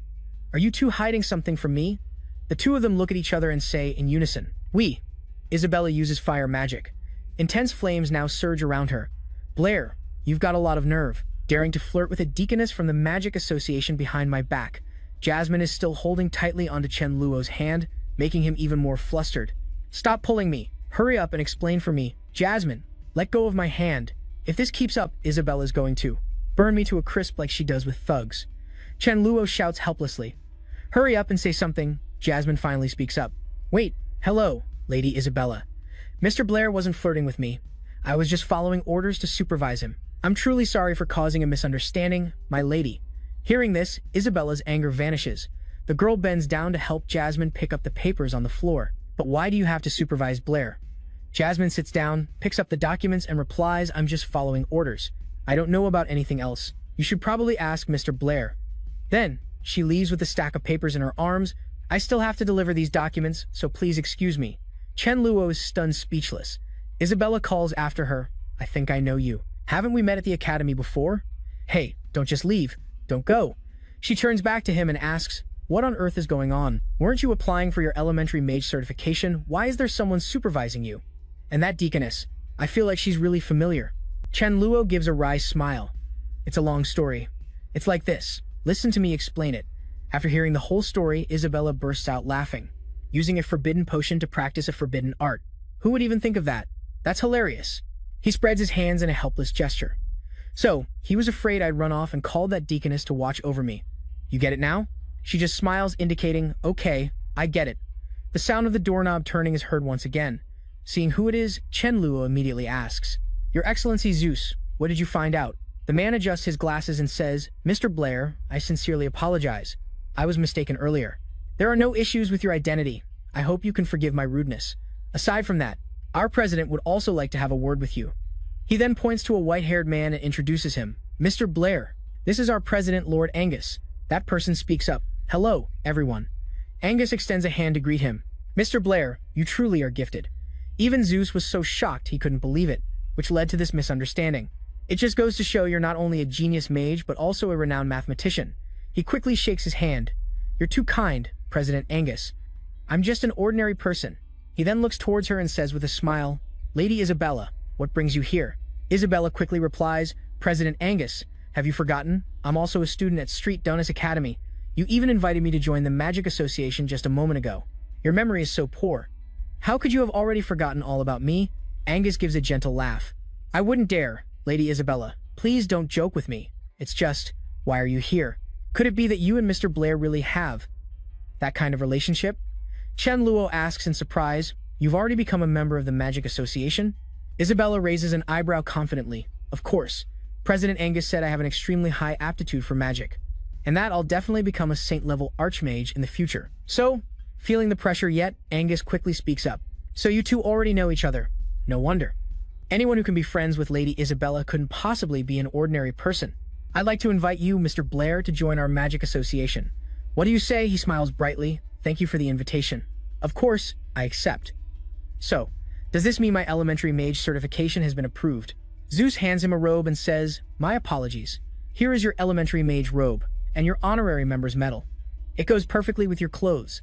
The medal attached to the robe is decorated with the image of a water drop, representing the water element. You are now an official elementary water mage. Chen Luo takes the robe. At this moment, touching the magic robe makes him feel like he's truly living in this world. After the two leave, Angus says to Zeus, "Do you feel like this Blair kid looks a bit familiar?" "My Lord President, don't say it. I really do have a feeling I've seen him somewhere before. I just can't place it." Chen Luo walks along a snowy road, lost in thought. Although an elementary mage is a step above a magic apprentice, the elementary magic sold by the association is also more expensive than apprentice magic. I'll probably have to use all the prize money from the Edwin Award just to have enough to level up to an intermediate mage. He looks up at the sky. If elementary magic is already like this, then for intermediate, advanced, and even legendary magic, won't the amount of money I need be astronomical? Chen Luo purses his lips. Learning magic really burns through money. I need to prepare another path. As he's thinking, a snowball suddenly flies and hits him on the head. From a distance, Isabella laughs mischievously. "Who told you to space out?" "I got you, you idiot." Chen Luo uses magic to create an even bigger snowball. "Just you wait. I'll show you what it means to provoke a water mage." She also uses fire magic to counter. Who's afraid of who? "I'm a fire mage, you know. Just wait until I defeat you." Chen Luo licks his lips with excitement. "You said it, so don't regret it."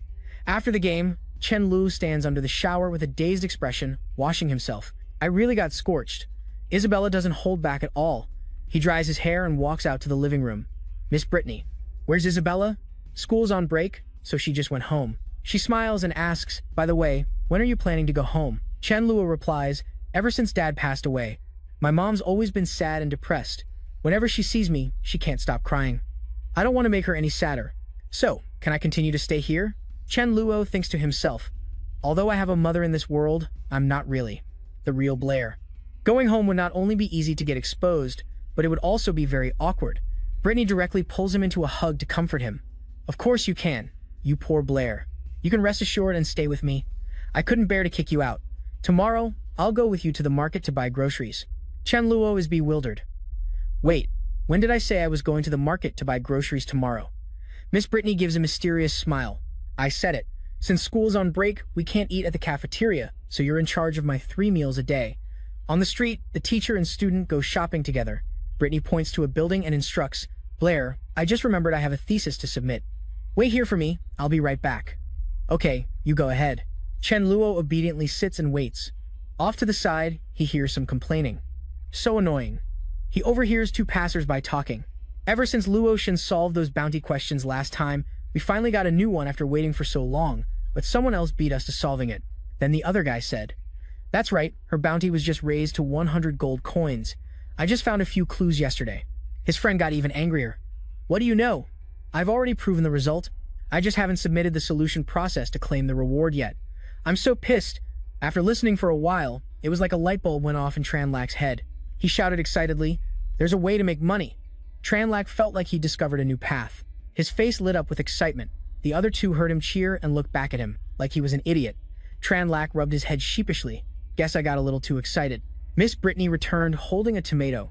"Why are the vegetables scattered all over the place? I almost stepped on them just now." Only then did Tranlak realize he had just spilled the groceries on the ground. "I was careless and dropped them." Then the 2 of them bent down to pick things up. Brittany picked up a tomato and said, "Well, hurry up and pick them up. Don't let them get stepped on." He juggled the tomato in his hand. "Don't worry, I'll get them right now." But as soon as he said that, Miss Brittany suddenly yelled, "Blay!" He had carelessly stepped on and crushed an egg and a tomato. Tranlak clutched his face in horror. "I'm screwed. Miss Brittany's favorite scrambled eggs with tomatoes is ruined because of me." She angrily crushed a tomato in her hand, but her mouth was still smiling. "It's dangerous. It's okay. Come here." "I'm not mad at all." Tranlak's eyes twitched. "Survive first, make money later." After the meal, Miss Brittany sat on a chair and praised him. "Bly, you're really good at this." Tranlak used his sleeve to wipe the sweat from his face. "I am." As long as Miss Brittany is satisfied, she licked her fingers with satisfaction. "The taste is absolutely amazing. Can I have one more bite?" He immediately stopped her. "No way. For lunch, you already ate 3 servings of roasted chicken and potatoes. For dinner, you had a plate of stir-fried shredded potatoes with green peppers, along with 2 bowls of rice mixed with 8 parts egg soup. You can't eat any more." Brittany didn't say anything more and just turned to leave. "Fine, then you go do the dishes. I have to start looking at this math problem. This left him confused. What's wrong? Tran Lac called after her. Are you mad? Don't tell me I still haven't fed Miss Brittany enough. Then I'll just cook more tomorrow. As Tran Lac was washing the dishes, Miss Brittany came out and said, wait. She walked over and handed him a pouch. Here, you keep this to buy food tomorrow. He took the pouch and said happily, great, then tomorrow I'll make 5 servings of roasted chicken and potatoes. I have a way to make money. Tran Lac poured the gold coins from the pouch, his eyes sparkling as he looked at the pile of gold on the table. This is just what I needed. At the entrance of the Mathematics Association, I came up with a brilliant way to make money. I was worried I didn't have any startup capital, and now I have it. He held a gold coin in his hand and said with a smile, tomorrow, I'll take 1 gold coin to post a bounty. For a difficult math problem, as long as no one can solve it, other people will put up money to find the solution. When the reward money accumulates to 10 gold coins, I'll go solve it. That way, I can make a profit of 9 gold coins. Tran Lac placed a gold coin back into the pile. No, not just 10 gold coins, I have to think bigger. The more people who are looking for the answer, the more money I'll make. Tran Lac slammed his hand on the table with determination. I'll do it right now. He picked up a pen, pondering which problem would be best to post a bounty on. Then, as if an idea suddenly struck him, Tran Lac put pen to paper and started writing. Got it, I'm a genius. He wrote out a problem on a piece of paper. What problem could be more suitable than proving the butterfly theorem? The math scholars here love to study problems with names like flowers and plants. By then, the reward money will definitely be substantial. At the entrance of the Mathematics Association, Tran Lac asked loudly in surprise, what do you mean? Why won't you take my money? The person he was talking to quickly waved his hands. I'm sorry, sir. Our Mathematics Association has a rule. The minimum bounty for a difficult math problem is 10 gold coins. You should put this money away. He had no choice but to accept. Fine, 10 gold coins it is. Take it. The other guy reluctantly took it. All right, sir. You can let go now. The two of them were struggling over the paper bag at the entrance when Brittany appeared. What are you two doing? The association member lost his balance and fell down. Tran Lac hurriedly pushed her away. It's nothing. It's nothing. Let's hurry home and cook. Do you want more roasted chicken and potatoes? She looked suspicious. What are you doing? In the basket were only 2 chicken legs and 2 potatoes. But today, we can only make a different version of roasted chicken and potatoes. The two of them went to the market together. Tran Lac called out, Miss Brittany, how about scrambled eggs with tomatoes for dinner today? But he was thinking to himself, I just gave 10 gold coins to the Mathematics Association the other day. Now, all I have on me is a single silver coin. Today, I'll just have to bite the bullet and appease Miss Brittany first. He chuckled to himself. Later, I'll sneak off to the Mathematics Association to solve the problem. That way, I can claim the reward and buy some chicken. Tran Lac thought, then looked around in confusion. She was just picking out vegetables with me a moment ago. Where did she suddenly disappear to? Miss Brittany? He pretended to look for her for a bit, then quickly ran off. She's gone off to play, which is perfect for me. Since Miss Brittany isn't around, now's my chance to head to the Mathematics Association. Just then, a voice called out from behind him. Bly! It was Brittany. She said cheerfully, I just took a trip to the Mathematics Association. I happened to see a new problem on the bounty wall, and solved it while I was there. Brittany held up a money pouch. Here, take these 10 gold coins. You can use them to buy food. Aren't you happy? Hearing this, Tran Lac panicked. You said what?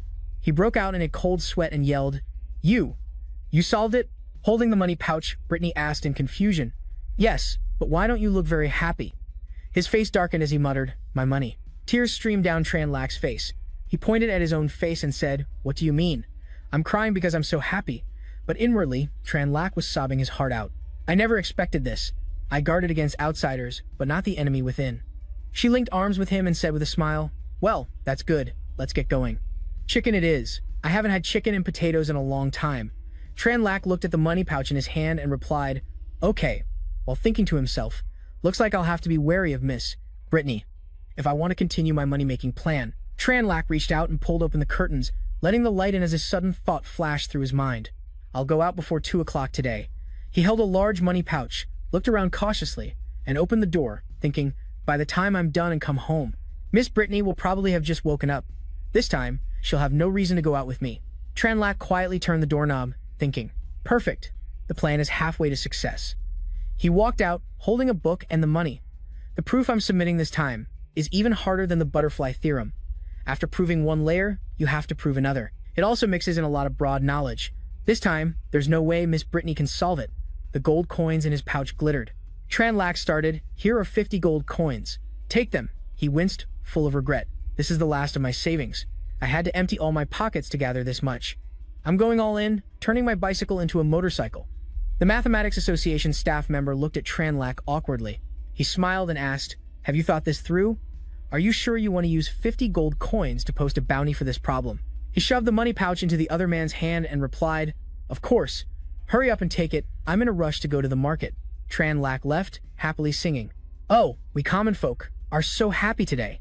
The other guy looked at the money in the pouch suspiciously. "This is weird. He didn't steal these gold coins, did he?" 3 days later, the sky was unusually gloomy. He held the documents in his hand, smiling to himself and thinking, hard work never goes unrewarded. My problem's bounty has been raised to 200 gold coins. Today's the day I'll catch them all in one net. Tranlac tiptoed out of the room. From behind, Miss Brittany saw his silhouette against the light from the glass door and asked, "Blay?" She opened the door wearing a short, form-fitting nightgown with a long green robe over it revealing her pale, slender legs. Rubbing her eyes, she said, "Where are you going so early?" Tranlac, clutching his documents, turned his head to explain, "To buy groceries. You have to go early to get the freshest ingredients. Can't talk anymore. If I'm late, all the good food will be snatched up." After saying that, he hurried away, leaving Brittany with 1,000 questions. That's weird. Why would he have to be so sneaky just to buy groceries, and he didn't even take a basket? Tranlac, holding his documents, ran like the wind, joyfully shouting, 200 gold coins, here I come," in front of the problem-solving bounty board. His problem was nowhere to be seen, only papers marked proven. Tranlac yelled in frustration, "Damn it, where's my problem?" The staff member from before came out, smiling and waving. "Congratulations, Blay. The problem you posted was proven just yesterday afternoon.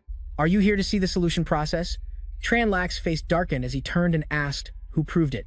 The other man replied, "It was His Excellency, Abel." Rain began to pitter-patter down, soaking him through, though he didn't know when it started. "I can't believe the irrational number I proposed forced an entire clan, the Edwards, to show their hand. Now, because of Abel, I've lost both my wits and my wealth. All my savings are gone." Tranlac just stood there in the rain, his head bowed in thought. At Divine Grace University, there's no foundation for modern mathematics. Abel solved the proof using only ancient knowledge, a proof that complex. This person must be a true genius. The staff member, seeing him from afar, couldn't bear it, so he waved and called out, "Blay, it's raining hard out there. Where are you going? Hurry and come inside to take shelter." He shoved his hands into his coat pockets, completely submerged in disappointment. "I admit I was trying to cheat the system, but who would have thought I'd lose so badly? All my savings are gone. Now I don't even have money to buy food. I have no idea how I'm going to face Miss Brittany." Suddenly, a voice spoke up. "Bly?" Alice walked up with an umbrella, holding it over Tranlac. She asked with concern, "Did you forget your umbrella?" "I was just heading to the Mathematical Society to submit a paper. I'm Kia. Why don't you come to the Mathematical Society with me to get out of the rain?" He turned and replied, "Okay." A warm feeling suddenly bloomed in his heart. Even though God slammed the main door shut, at least he left a window cracked open for me. Heaven never seals off all paths. The two of them stepped inside. Alice folded her umbrella and asked, "Blair, why have you been so tongue-tied today? Is there something you want to say to me?" Chen Luo turned to her, his face blushing, and said, "Well, I'll be direct then. I hope you won't get mad after hearing me out, Miss Alice. Even if you don't agree, can we still be friends?" Her face flushed bright red. "Go on, say it. I won't be mad." But inwardly, she was screaming her head off. Could it be that Alice's inner self was shouting with joy, "Blair, have you finally figured it out? I'm the most charming one, aren't I?" Chen Luo took both of her hands and said passionately, "Senior Alice, all you have to do is agree." Before he could finish, she closed her eyes, her face red, and shouted, "I agree." He smiled happily and said, "That's great. I knew you were the most generous person, Miss Alice. In that case, could you lend me 20 gold coins?" Hearing this, Alice questioned him seriously. "Wait a minute. You just want to borrow money from me?" Chen Luo nodded. "That's right. If that's too much trouble, Miss Alice, even 6 gold coins would be fine." She flung his hands away and left in a rage. The money was already in Chen Luo's hand. He looked down and thought to himself, as expected, money ruins relationships. I only borrowed 6 gold coins from Miss Alice, and she's already upset. Suddenly, a voice rang out. "Is that him, Blair?" President Calvin replied. "Yes, that's him. This is this year's Edwin Award winner, the one who discovered irrational numbers, Sir Blair." In front of him stood a group of strangers. Tang En smiled, a hint of sarcasm in his voice. "The Edwin Award winner of the Nolan Kingdom has to borrow money just to get by.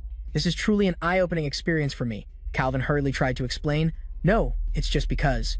Chen Luo, annoyed, asked, "Who are you?" The group continued on.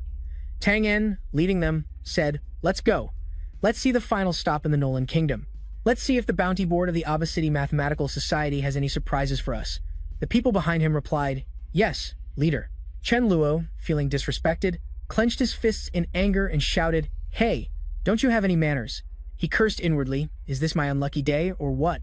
Why does even a random passerby have to step on me?" President Calvin grabbed Chen Luo's hand and pleaded earnestly, "Sir Blair, please listen to me. Right now, only you can save me. No, save the Nolan Kingdom." Chen Luo closed his eyes and sighed, "Sir Calvin, I'm in no mood to joke with you. Forget saving the Nolan Kingdom. Right now, I can barely save myself." He clasped his hands together and retorted, "No, I'm not joking. If you don't step in, then the honor of the entire Nolan Kingdom will be lost, and I will become a traitor to the nation." He wondered, "A traitor? What happened?" President Calvin fell to his knees, desperately pulling on Chen Luo's hand. He shouted, "God of Luo, I beg you, save me." Panicked, Chen Luo yelled, "Don't be ridiculous. Get up first." With teary eyes, he begged, "You have to agree to help me first, then I'll get up." Chen Luo asked awkwardly, "Since when did you learn to strong-arm people like this? Get up first and tell me the whole story, so I know how to help you." Brittany, who was nearby, saw them and pointed at him in astonishment, asking, "Blair and Calvin, what are you two doing?" Caught in the act, both of them froze and broke into a sweat. President Calvin stood up awkwardly. He pointed at Chen Luo and explained, "Oh, it's you, Miss Brittany. You see, a moment ago I almost twisted my ankle. Luckily, Mr. Blair was passing by and caught me. Otherwise, I can't imagine how badly I would have fallen." Chen Luo scratched his head and awkwardly added, "Ahem. Yes, that's right. I was originally going out to buy some food, but I didn't expect it to suddenly start pouring.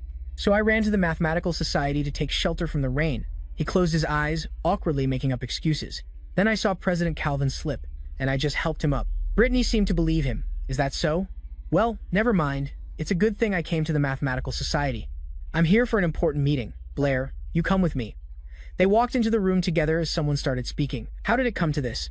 Brittany placed a hand on the corner of her mouth, bowing her head in thought. When the Gaia scholars visited before, although their skills were high, they never managed to solve every single bounty problem in all the cities of the Nolan Kingdom. Around the large round table, each person sat in a chair. Someone said, "That's because our Nolan Kingdom has accumulated for many years the 23 most difficult and profound problems which have already been solved by the god of Luo." President Calvin continued, "Although other places are now posting bounty problems one after another, the difficulty of these new problems can't compare to those 23 at all problems. That's why the Gaia scholars have been able to sweep through them all so easily. All the bounty problems in our country." Everyone started discussing, what should we do? The Aba City branch of the Mathematical Society is their final stop. If we can't come up with a bounty problem that can challenge them, then the entire mathematical community of the Nolan Kingdom will lose all face. This isn't just a contest between mathematicians, it's a clash between empires. After all, the Os and Fa empires have never gotten along with Nolan. We are a vassal state of the Os Empire. If we lose to Gaia, who are backed by the Fa Empire, then the consequences will be unimaginable. President Calvin asked everyone, but his eyes were fixed on Chen Luo. Everyone, is there really no way? At that moment, he was glaring at the person opposite him, who was wearing a white vest. He thought furiously, "He's here. My 50 gold coins are definitely on him." Suddenly, Brittany turned and asked, "Blair, is there any way you can?" She gave a dismissive laugh. "Never mind, just pretend I never asked." Chen Luo suddenly asked, "Miss Brittany, what were you going to say?" Brittany started to leave, replying coldly, "It's nothing. I was just saying we should hurry home and cook. I'm starving." Everyone else also stood up. What do we do now?" they murmured. "Let's just dismiss." Only President Calvin remained, planting his hands on the table as he stood up. He slammed his hand on the table, his eyes squeezed shut, and said as if to himself, "What a pity. The 5,000 gold coins His Majesty the King offered as a reward. Is there no one who can stop the Gaia scholars?" Hearing the word money, his eyes lit up. Calvin continued, "Must I really just give up like this?" Chen Luo turned around and replied, "No. I can do it." Hearing this, Brittany exclaimed happily, "Blair, you." Eagle also turned his head to look. President Calvin grabbed Chen Luo's hand and said urgently, "I knew you'd have a way, Sir Blair." He casually turned away. "Of course. Like you said just now. If I can stop those Gaia scholars, the king will award 5,000 gold coins." He smiled, placing a hand on his chest, and continued, "Of course, the money isn't important. What's important is rebuilding the glory of Nolan. As a man of this era, I absolutely cannot refuse." He became gloomy again and said, "That's right. His Majesty, the king is very concerned about what happens in Aba City. If we let the Gaia scholars leave Nolan just like this, our kingdom will become the laughingstock of the mathematical world from now on. Sir Blair, if Nolan is to win, we must win with dignity. We can't maliciously try to stump the visiting Gaia scholars. Do you really have a foolproof plan? Chen Luo placed a hand on Calvin's shoulder and replied, don't worry. Stopping those arrogant Gaia scholars here is absolutely not a problem. I'm even confident I can make it so they never leave the city. Abba. He finally cheered up. That's great. Tell me quickly. Chen Luo raised a finger and said, not so fast. I have one more condition. He pointed that finger at Ebel. The man looked a bit skeptical and said, Sir Blair, please speak. He declared, I want him, Ebel, to give me 50 gold coins. Ebel extended his hand and replied politely, you truly live up to your demonic reputation, Sir Blair, always acting in unusual ways. How about this? As long as you, Sir Blair, can truly salvage the honor of Nolan's mathematical community, I am willing to give you another 200 gold coins. Chen Luo shook Ebel's hand. Thank you for your kind offer, but I only need the 50. He accepted. All right, I agree. Chen Luo thought to himself, I only need to get back the 50 gold coins that belong to me to be able to let this go completely. He held out his hand towards President Calvin. All right, hurry up and get me some paper. Chen Luo sat down and, after a moment, wrote out 3 problems. Calvin picked them up and read, Sir Blair, are you serious? These 3 construction problems are way too simple. Brittany snatched the paper from his hand and said, let me see. She read aloud, trisect any given angle. Given the area of a circle, construct a square with the same area as the circle. Given the volume of a cube, construct another cube, such that the volume of the new cube is double the volume of the given cube. Everyone gathered around and started murmuring. These 3 are simple geometric construction problems. Problems this simple won't be able to stump the Gaia scholars at all. Brittany asked worriedly, Blair, they're not wrong. These 3 problems really aren't complex enough. Should you consider changing them to something else?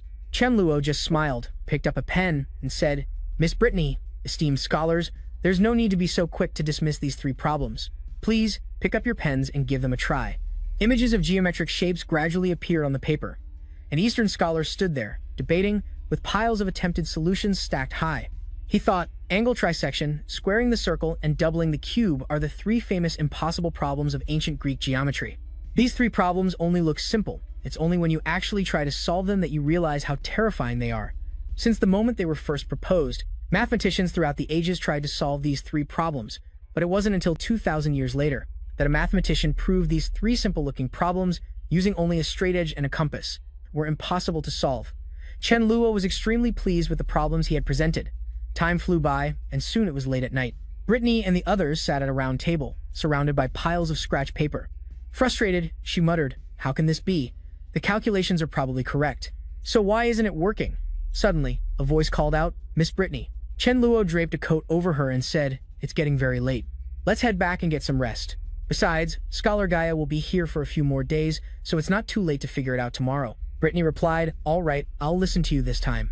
As the 2 of them were about to leave, Earl, who was standing behind them, suddenly called out, Your Excellency Bai, please wait a moment. The atmosphere suddenly became tense. Earl held up the problem sheet and asked, Your Excellency, these 3 simple-looking problems, are they actually unsolvable? Chen Luo and Brittany turned to look at him and asked, What do you mean? He turned away decisively, tossing out, Keep thinking. Earl angrily clenched the paper in his hand, his face darkening as he muttered, Just who in the world are you? As Chen Luo and Brittany were walking, she suddenly asked, Are those 3 problems really unsolvable? He replied, That's right. Those 3 problems cannot be solved using only a straight edge and compass. Whether it's Earl or Scholar Rana, they're about 2,000 years too early to solve them. Confused, she repeated, 2,000 years? The 2 returned to the house. Brittany poured herself a glass of water to drink. With a look of satisfaction, she exclaimed, I'm stuffed. Blai's cooking is still as amazing as ever. Forced to clean up, Chen Luo complained, So I'm just the designated chef now. Huh. Suddenly, a knock echoed. A voice called out, Your Excellency, Blai.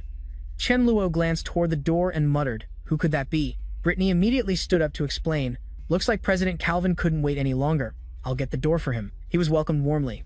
Chen Luo poured a cup of warm water and said slowly, Have a drink, it'll warm you up. President Calvin grabbed Chen Luo's hand, which was holding the kettle, and pleaded, Your Excellency Bai, you have to tell me the truth about those 3 problems. Chen Luo put the kettle down and replied, President Calvin, I know what you're worried about, but please trust me. Chen Luo stated firmly, Those 3 problems cannot be solved. Calvin breathed a sigh of relief. Good, good. So it's just as I thought. Now I can rest easy. He stood up and bowed to Chen Luo, saying, Thank you, Your Excellency Bai. You are truly a great benefactor to our Lulan kingdom. After this is all over, I will personally petition the king for your commendation. Chen Luo quickly reached out to help Calvin up. Chen Luo smiled happily and said, "You're too kind. As long as the king keeps his promise, that's enough for me. The rest is unimportant. You can do as you see fit." As President Calvin was leaving, he turned back, raised a hand, and replied with a wide smile. "Rest assured, the king of the Lulan kingdom will absolutely not go back on his word. It's getting late. I'm off to check on the Reina scholars. I'll take my leave." Chen Luo nodded. "All right, you go on ahead." As President Calvin was walking down the street, a voice called out, "President Calvin." A worried man with curly hair hurried over and asked, "President Calvin, what's the situation? Are we really using those problems? What if the Reina scholars solve them? What will we do?" He placed a hand on the man's shoulder reassuringly. "Don't panic. With these 3 problems, there is no what if. Have you forgotten how Blair earned his demon title?" President Calvin held out his hand, catching the falling snowflakes. He continued, "Let those arrogant fools find out just how terrifying the demon Blair truly is." Snow blanketed the mathematics building. President Calvin pushed the door open and stepped inside, calling out, "My friends from Rana, where are you all off to?" The group walked toward the door, facing him. Tang En spoke up. "We've imposed on the association for long enough. Since we've already solved all the difficult problems from the Able City Mathematics Association branch, there's no reason for us to stay. We're preparing to set off for home today," he announced. President Calvin held out a hand with a cunning smile, saying, "How could it possibly be a bother? You've come all this way and solved so many difficult problems for Lulan. The Lulan mathematics community can't thank you enough." Tang En replied, "You're being too polite. We were simply earning some prize money for our journey home." The 2 men shook hands. He then asked, "Well, what a coincidence. The scholars of Able City have just posted a few problems with a rather large reward. Surely our friends from Rana wouldn't mind earning a bit more for the road." Of course, he was interested. That would be perfect. Calvin handed them the problems, saying, "Be my guest." Tang En took the sheet and read it. The problems were listed. 1. Trisect any given angle. 2. Given the area of a circle, construct a square with an area equal to that of the given circle. 3. Given a cube, construct another cube, such that the new cube has twice the volume of the original. After reading the problems, the entire group was bewildered. Tang En asked in confusion, "Your Excellency Calvin, are you serious? You're offering a reward for 3 problems as simple as these?" President Calvin motioned to his secretary behind him, who confirmed, "Yes, the paper and pens have been prepared. Please, enlighten us." Tang En sneered, "Of course. But, Your Excellency Calvin, before I leave, I have one small wish that I hope your esteemed association can grant." He thought to himself, "To present problems like these, it seems the scholars of Able City have finally given up. But that's fine. After all, besides him, there's truly nothing here worth my time." Calvin asked. "Very well. What is your wish, Your Excellency?" Tang En. He imagined a mysterious figure sitting on a throne, while he himself knelt on the ground, scrambling to pick up the flying papers. A voice said, "Chen Luo, an unbeatable god of mathematics. He never uses existing theorems to prove the problem at hand. Instead, he proposes a new theorem, proves it, and then uses it to solve the problem. This is an unheard of level of genius. In a single prize problem, Chen Luo proposed and simultaneously proved 3 entirely new theorems." Tang En's face darkened as he bluntly stated his request. "Moreover, these 3 theorems are universally applicable under any condition." The voice echoed in the Ranha leader's ear. "Your Excellency Tang En." Calvin waved a hand in front of his face, trying to get his attention. "Your Excellency Tang En." Another person stepped forward to explain. "He wishes to meet the great master Chen Luo. We hope Your Excellency Calvin can arrange an introduction." Calvin chuckled and declined. "I'm afraid I must disappoint you," President Calvin said sarcastically. "But please, don't get the wrong idea. It's not that I'm unwilling to make the introduction. It's just that this Master Chen Luo is a man of mystery and has never shown his true face to anyone. Therefore, even we only know that he is a citizen of Lulan. As for his identity or whereabouts, no one knows." The man looked disappointed. "What a pity." Tang En approached his group and asked, "How is it? Have you solved them yet?" A member replied, "Just a moment, leader. We've got an idea. We'll solve it very soon." Tang En said arrogantly, "Then hurry up. Don't hold up our departure." Calvin smiled and asked, "Your Excellency, Tang En, are you really leaving today?" Tang En threw his room key on the table. He said, "We'll leave once these 3 problems are solved. By the way, this is our hotel key. Could you do us a favor and return it, President Calvin?" "Of course," he replied. Calvin took the key to the receptionist and, with a smirk, gave an instruction. "Go ahead and extend their booking for another month." The lights burned late into the night. Tang En sat at the table, holding his head and shouting, "What in the world are these 3 problems?" He shot up, slammed his hand on the table, and shouted, "Your Excellency Calvin." Tang En looked around asking, "Where is His Excellency Calvin?" Vice President Adri came over and handed a sealed file to Tang En, saying, "Your Excellency, Tang En. President Calvin had some business to attend to. Before he left, he instructed me to give this folder to you."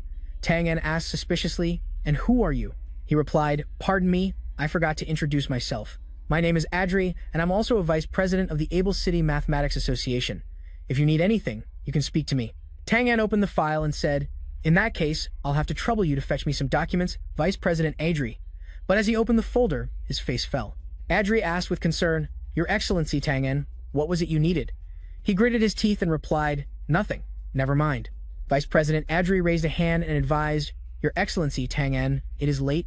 You must be sure to rest." He then left in a huff. Tang En went over to his diligently working team members and slammed the folder down, sending all the mathematical instruments inside scattering, and out of the folder. Tang En yelled, "I don't need you to divide an angle 10,000 times. Just trisect a single angle. How hard can it be? You've all disappointed me so much." Terrified, the others trembled as several of them tried to explain. "Leader, just give us a little more time." Tang En bellowed, "Enough." He snatched a quill from one of their hands and said, "Give it to me. I'll do it." Time passed in a blur. Frustrated shouts echoed as sheets of paper were tossed around the room. "Damn it, why is it still not working?" Tang En seemed to age rapidly from the stress of the fruitless calculations. One person suggested, "These 3 problems aren't simple. Let's try to break from our usual thinking and try another method." Tang En thought, "No way. If I give up here." With all our efforts having been for nothing. In his office, Adre was flipping through documents on his desk, thinking about the hero of Lackland and the Demon Blair's 3 great problems. President Calvin walked over and asked Adre, "What are you so engrossed in?" He replied, "Look, the Janya scholars have been in Apple City for 3 months now. Even the newspapers have started discussing it, and from what I know, they haven't made any progress on these 3 problems." Adre was incredibly proud. This time, the honor of the Lackland Kingdom's Mathematical Association. We finally managed to preserve it. Calvin sighed, set down the tea tray, and said, "Adre, even you think so. How did it come to this?" Adre asked back, confused. "Isn't that the case?" He replied, wringing several white claws in his hands. "Right now, we've only barely managed to save face. In reality, our honor, back when the Johnny Academy swept through the entire mathematics world of Lackland, had already ceased to exist." Unwilling to accept it, he clenched his fists. "President." Calvin tossed the paper towel into the trash can near the desk. Adre turned to look and continued, "Janya's level of mathematics was already higher than ours to begin with. If it weren't for Lord Blair of Lackland, we would have surely lost all face long ago. I feel that this is already the best possible outcome. Mr. President, you still want Lackland to become the world's center for mathematics. I don't know how long we'll have to wait." His eyes suddenly lit up as he slammed his hand on the table, correcting himself. "That's right. How could I have forgotten Lord Chenlack? If Lord Chenlack is willing, Lackland can definitely replace Janya immediately and become the new mathematical center of the continent." Meanwhile, Calvin picked up his teacup, took a sip, and said with a smile, "Such grand ambitions. Well then, you should work hard to earn some money. Who knows? Maybe when you've saved up 1 million, Lord Lack will suddenly appear." In the waiting room, only Calvin and Chenlack were present. President Calvin spoke, "Lord Blair." He bowed respectfully. "I, Calvin, on behalf of all the mathematics scholars of Lackland, and on behalf of the people of Lackland, thank you for your contributions to our nation." He waved his hand in dismissal. No. I'm a citizen of Lackland too. It was simply my duty. By the way, when am I getting that 5,000? Calvin sat in the chair opposite Chenlack and replied, "Rest assured, His Majesty the King's reward has already arrived. We're just waiting for the Janya scholars to leave Apple City. It will be given to you immediately after." He frowned slightly and thought, what if those stubborn Janya scholars can't solve these problems and refuse to give up? If they end up living here for 85 years, this 5,000 will be meaningless to me. Looks like I'll have to find a way to make them leave sooner. Calvin smiled, raising a hand to the corner of his mouth, looking pleased. Actually, in this exchange with the Janya scholars, we still lost. If only we could also dominate Janya's mathematical associations or shake the very foundation of their school of thought. If we could just accomplish one of those, then we could turn this defeat into a victory. Chenlack laughed and said, "Why didn't you say so sooner?" That's not a problem. But in his heart, he thought, although I don't have time to go around dominating Janya's mathematical associations, shaking the foundation of their school of thought is my specialty. President Calvin stood up excitedly, asking, "What? Are you serious? Did I hear you correctly?" He replied, "That's right. Shaking the foundation of Janya's school of thought is not a problem. It's just that." Calvin asked impatiently, "Just what?" "Spit it out." Chenlack raised his hand, making a small gesture, and said, "It'll cost extra." Calvin froze, stunned. He suddenly felt completely bewildered. "Did I mishear?" He held out his hand and said, All right, all right, all right, my lord. Blair, you saved Apple City in the honor of Lackland. On behalf of the Lackland Mathematical Association, how about we reward you with an additional 2,000? Chen Lack shook his hand in agreement. Deal. That night, President Calvin stood before a window. The wind blew as he murmured, "How terrifying." Under the bright moon, time seemed to warp as he contemplated the problem Lord Chenlack had proposed. It is no longer a simple mathematical problem. It also relates to philosophy, science, and even the very nature of space and time. Once it is made public, it won't just be Janya, the entire mathematical world of the continent will have to endure a shock, the likes of which has never been seen before. Calvin raised his hand, looking at it as he recalled their deal. Suddenly, the door to the room opened. Adri walked in holding a letter and said loudly, "This is terrifying." Calvin turned in surprise to see a hand slam forcefully on the table, making a dull thud. Underneath it was a piece of paper, which appeared to be a sealed letter. Adri spoke loudly to the person standing opposite him. "This is a letter from the royal capital. It says the Kingdom of Janya is praising their visiting scholars in all the major newspapers about how they've swept through the Lackland mathematics world. Now, no one is taking their obstacle in Apple City seriously." Hearing this, President Calvin raised his hand and took the letter. He muttered, "Janya wins, Lackland loses." So this is it. Adri was still furious, clenching his fists and saying in a low voice, "We still lost. If only we could have presented these three difficult problems." Right when the Janya delegation entered Lackland to stop them, then the papers would be saying Lackland won and Janya lost. Who says we've lost? Those words made him look up in shock, only to see that Calvin had already crumpled the letter, his face dark. What? His expression was incredibly stern, his brows furrowed. The competition isn't over yet. How can we just admit defeat? If Janya made the first move, then don't blame me for being ruthless. With that, President Calvin turned and walked away. His hands still clenched into a fist, he didn't forget to leave behind one last cruel remark. Go to hell. At the academy, golden sunlight shone on the tiled roofs. The atmosphere was strangely quiet as a young man sat tucked to one side, writing notes. Suddenly, a crumpled ball of paper flew out of nowhere and hit him on the head, making him shout, "Ah, this is so frustrating. It's still not right." From behind, Von Sum approached, leaned down, and said, "You're just wasting your time if you keep at it. You'd be better off going home to wash up and sleep." Laan, however, didn't appreciate his colleague's kind words and shouted irritably, "What do you know? I'm so close. Just a little bit more." Von Sum weakly retorted, "You said the same thing yesterday." At that, Laan started tearing at his hair, his mood sinking as he let out an exasperated sigh. "Why can't I solve such a simple problem? I'm seriously going to lose my mind. It seems someone really couldn't bear to watch anymore." As this scene kept repeating, another person waved his hand. "All right, that's enough," he said, telling Von Sum to take him out for a walk. "If this continues, none of us will be able to focus on the problems." Without waiting for an answer, Von Sum took action, grabbing Laan by the shirt and dragging him away. "Let's go." But Laan resisted fiercely. He cried and protested nonstop. "No, let me go. I can still figure it out." The two of them left the room, passing by the Janya notice board. Laan, who was being dragged, suddenly bumped into something and yelled, "Von Sum, stop. Look, there's something new on the bounty board." His words successfully caught Von Sum's attention. He stopped and walked over to the notice board. "Let me see. If a tortoise has a head start on Achilles, how long will it take for Achilles to catch up to the tortoise? What a simple problem. How can a problem like this even make it onto the bounty board?" Laan's expression was full of confidence as he mocked the one who posted it. "As long as they provide the tortoise's speed, Achilles' speed, and the distance between them, my 8-year-old nephew could solve this in a few minutes. Whoever came up with this is so amateurish." Meanwhile, Von Sum stood to the side, looking at the problem and rubbing his chin thoughtfully. The name written below is Blair of Apple City. That proves this problem is definitely not simple. You should look closer. But Lam didn't think so. What kind of trick could there be in such a simple problem? Suddenly, a gust of wind gently lifted the paper on the board, revealing the answer written underneath. "See, there is a trick," Von Sum said as he reached out, flipped the paper over, and began to read. "Lord Chenlack says that no matter how fast Achilles is, he can never catch up to that tortoise." The moment those words were read, Laan couldn't hold back and burst out laughing. "How absurd," he roared. "Forget about the wind archmage Achilles of the Janya Kingdom. Even my 8-year-old nephew can catch a tortoise."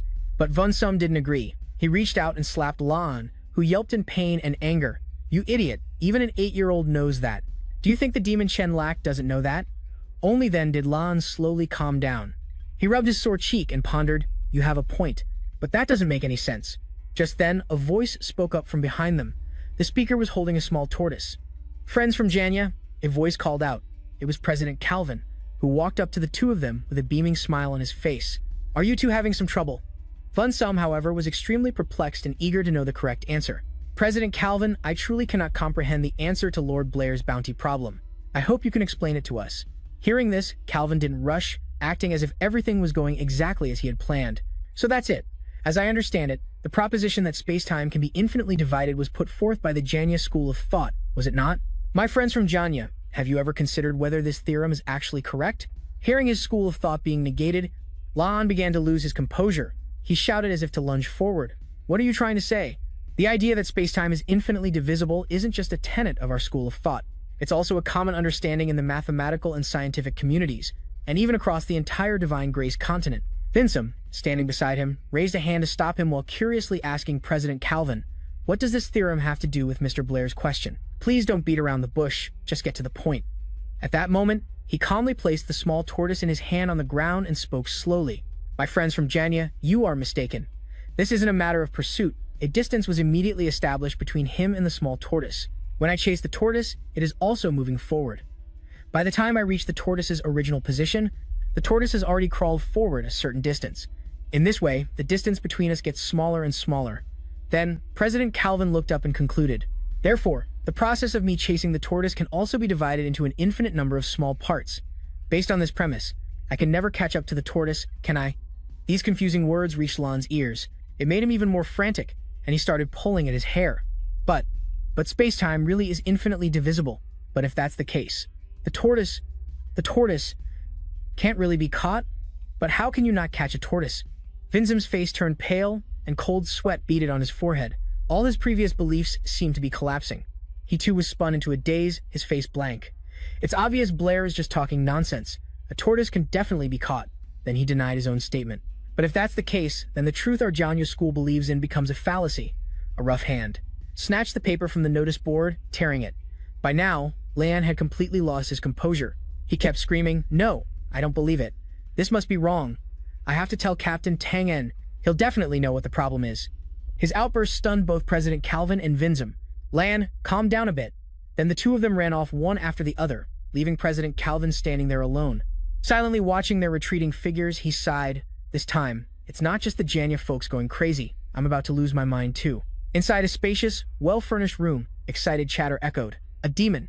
He's truly a demon. The people from Janya passed around the perplexing question paper. If space-time can be infinitely divided, then how do you explain the process of the chase? The more he spoke, the more panicked his face became. On the other hand, if space-time can't be divided, then does that mean there's the smallest possible unit of space and time in this world? That doesn't make any sense. Meanwhile, the small tortoise, the source of everyone's confusion, was slowly crawling across the table. Calvin stared at it, lost in thought for a long time. How on earth can I use mathematics to explain how Achilles catches the tortoise? Just then, Audrey burst through the door from outside, shouting loudly, "You still have the leisure to fool around in here? The Janya people are about to all leave, you know." In response to his questioning, President Calvin replied very calmly, "They can neither solve the problem nor explain the tortoise issue here. If it were me, I'd run too." He lowered his head again, sinking back into his thoughts. Ever since the tortoise question appeared, the Janya scholars have had no way out. Staying here, they'd only face more questions, and we are no different from them. We can't solve this problem either, except for that great person. Faced with Calvin's lukewarm attitude, Vice President Adri began to explode. He slammed his hand on the table and yelled, "What's with your attitude? The royal capital has already sent 3 consecutive letters asking about that tortoise problem, and now you're just letting those Janya folks run off. Who's going to explain this to the king?" At that moment, Calvin suddenly stood up from his chair, startling him. He stopped talking. The man reached out and patted the shoulder of the person in front of him, his expression extremely resolute. He looked straight at Adre. "If you want an explanation, then prepare 7,000 gold. Come with me right now." Outside, the sky was pitch black. A crescent moon hung high, casting its blue light onto the house below. A series of chests were opened, filled to the brim with gold coins that emitted a dazzling light. Tranlax stared, dumbfounded. His eyes saw nothing but gold and silver, and greedy drool trickled from the corner of his mouth. His mind was filled with a single thought. "It's all money. I'm rich." Then a voice snapped him out of his thoughts. "Mr. Blair? Mr. Blair?" Tranlax sheepishly raised a hand to scratch his head, laughing awkwardly. "I wasn't paying attention just now." It was then that President Calvin walked in. "The matter I wish to request of you is the purpose of this visit, Mr. Tranlax. I want to know what that tortoise question is really all about." Tranlax sat on the sofa, head bowed in contemplation, lost in thoughts of Zeno's paradox. The difficulty with Zeno's paradox, aka the tortoise question, is that it isn't purely a mathematical problem. Even if one can provide an answer from a mathematical perspective, it's impossible to clearly explain the essence of the issue. After all, this all relates to the concept of limits. If explained from a physics standpoint, one would have to bring in quantum mechanics. But on the Divine Grace continent, not even the foundation of classical mechanics has been established yet. Casually introducing such an advanced concept would probably drive the people here insane. Thinking this, he casually lifted his head. He feigned helplessness. To be honest, I don't actually know either. But inwardly, he was carefully assessing the situation.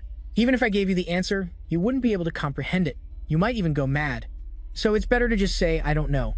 Hearing this answer, President Calvin, sitting opposite him, was stunned and scratched his head. Lord Lack, please don't joke around.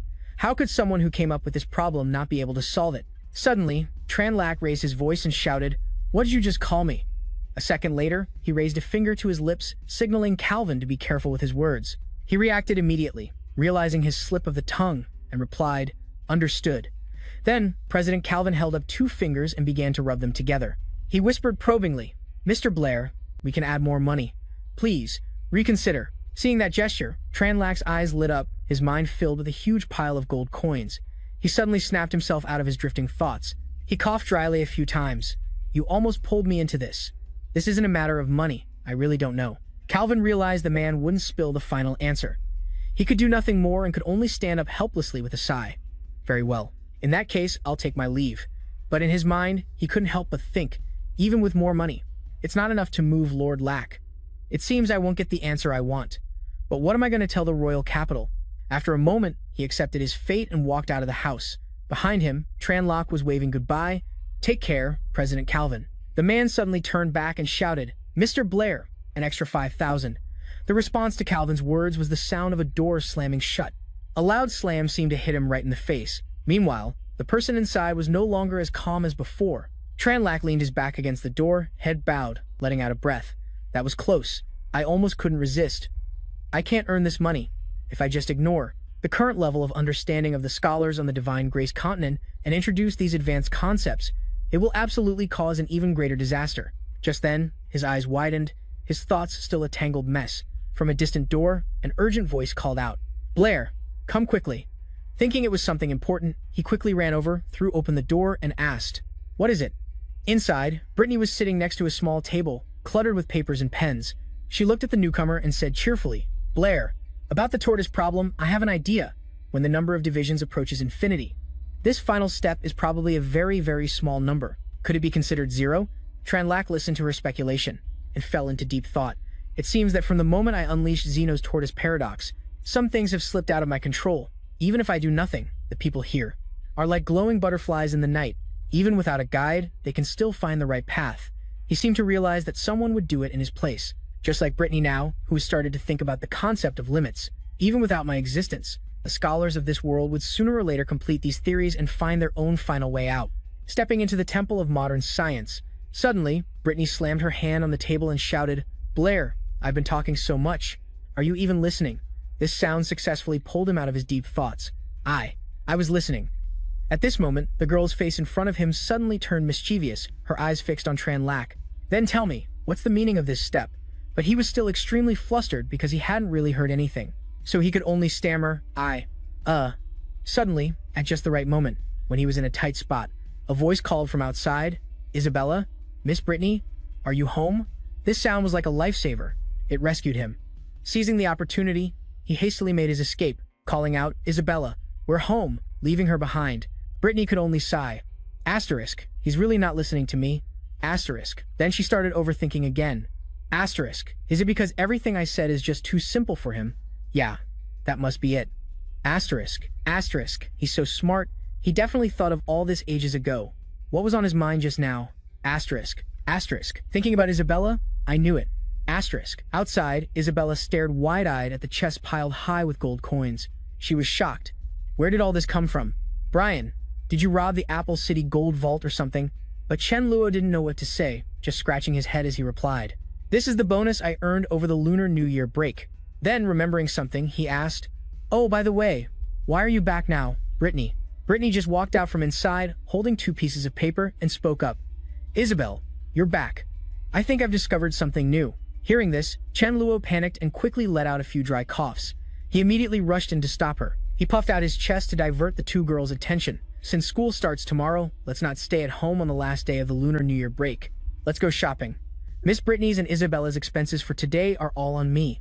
Hearing this, Isabella's interest was piqued. Forgetting all about any new discovery, she rushed over and hugged Brittany excitedly. Miss Brittany, let's go. We get to spend Brian's money. An opportunity this rare doesn't come often. Let's go.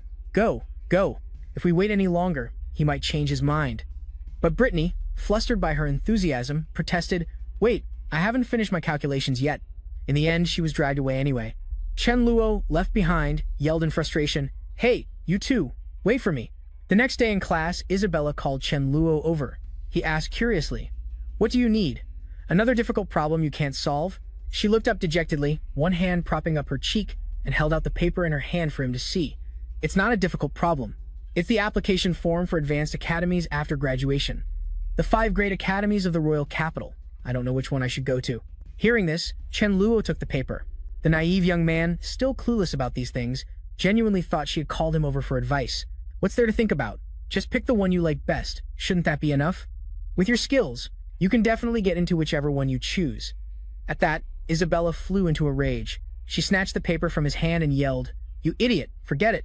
I'm not asking you anymore. Chen Luo was still confused. You called me over just to ask this, but I can't make the decision for you. Her expression grew serious. She leaned her hands on the desk and asked him directly, Fine, then let me ask you. Which academy are you planning to attend after graduating next year? Chen Luo was completely helpless, not getting it at all. I've told you before, I'm not going to any of them. I want to stay. Before he could finish, Isabella cut him off and turned to leave. Never mind, it's clear you only have Miss Brittany on your mind. You can go. I want to be alone for a while. A small and helpless Chen Luo walked out into the hallway, still utterly confused and wondering to himself, What just happened? That's weird. Is she on her period again or something? Just then, a voice calling from behind caught his attention. It was the beautiful senior, Alice. Her entire face was flushed red as she stammered, I have something I want to tell you. Alice walked up and stopped in front of Chen Luo, shyly beginning to explain, Junior Brian. For this round of academy applications, I have to go to the royal capital. We probably won't be able to see each other for a long time, but I'll wait for you in the royal capital. When you get there, we can. Before she could finish her sentence, Chen Luo quickly cut her off. Hold on a second. I'm not going to the royal capital. After graduation, I'm staying in Abo City. I already spoke with Headmaster Angus. I'm staying at the academy to be a teaching assistant after I graduate. This time, it was Alice who was stunned, so much so that the thin paper in her hand slipped from her grasp. It fluttered to the ground. What did you say? The next second, she rushed forward, placing both hands on his shoulders. She shook him forcefully and said urgently, With your talent, no matter which of the Royal Capital's academies you pick, you'll have a much greater future. If you choose the Royal Academy of Science, you could become a great scholar. If you choose the Royal Academy of Magic, you would definitely become a great mage. But Chen Luo's expression remained the same. Senior Alice, he looked calmly and gently at the girl in front of him. I appreciate your kind intentions, but I still prefer Abo City.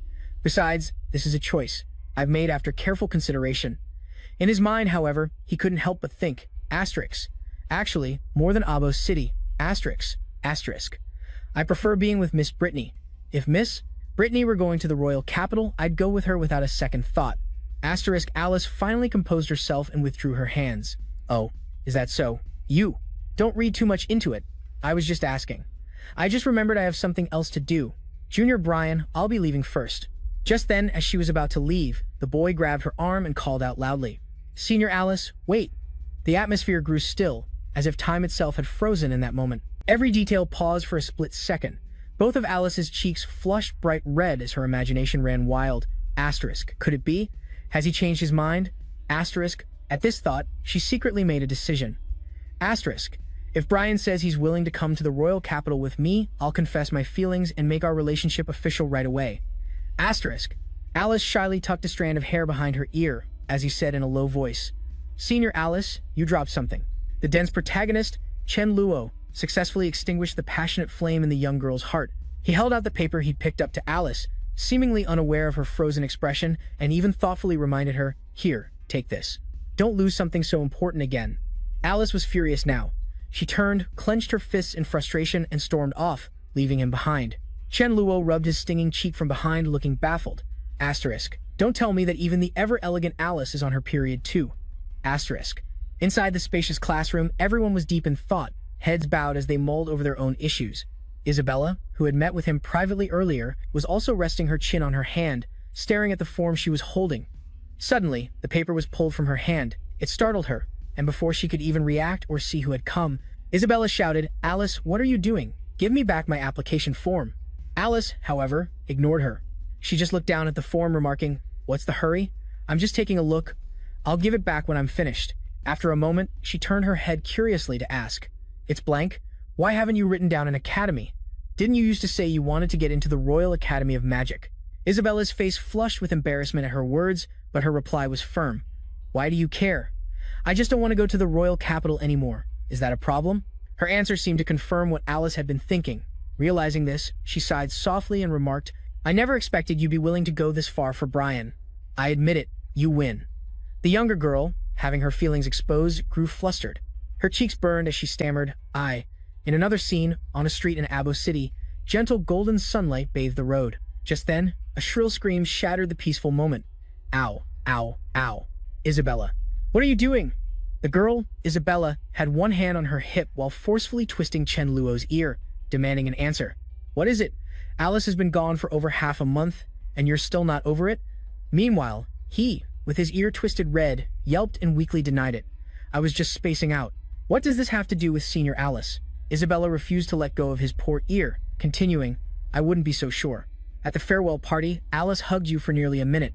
Plus, you were the only male student she hugged. It's only natural that you can't get her off your mind." Being blamed for something he didn't do, his eyes started to well up with tears. Chen Luo cried out in pain. "No, no, no. It's really not true. That hurts. Let go, quick."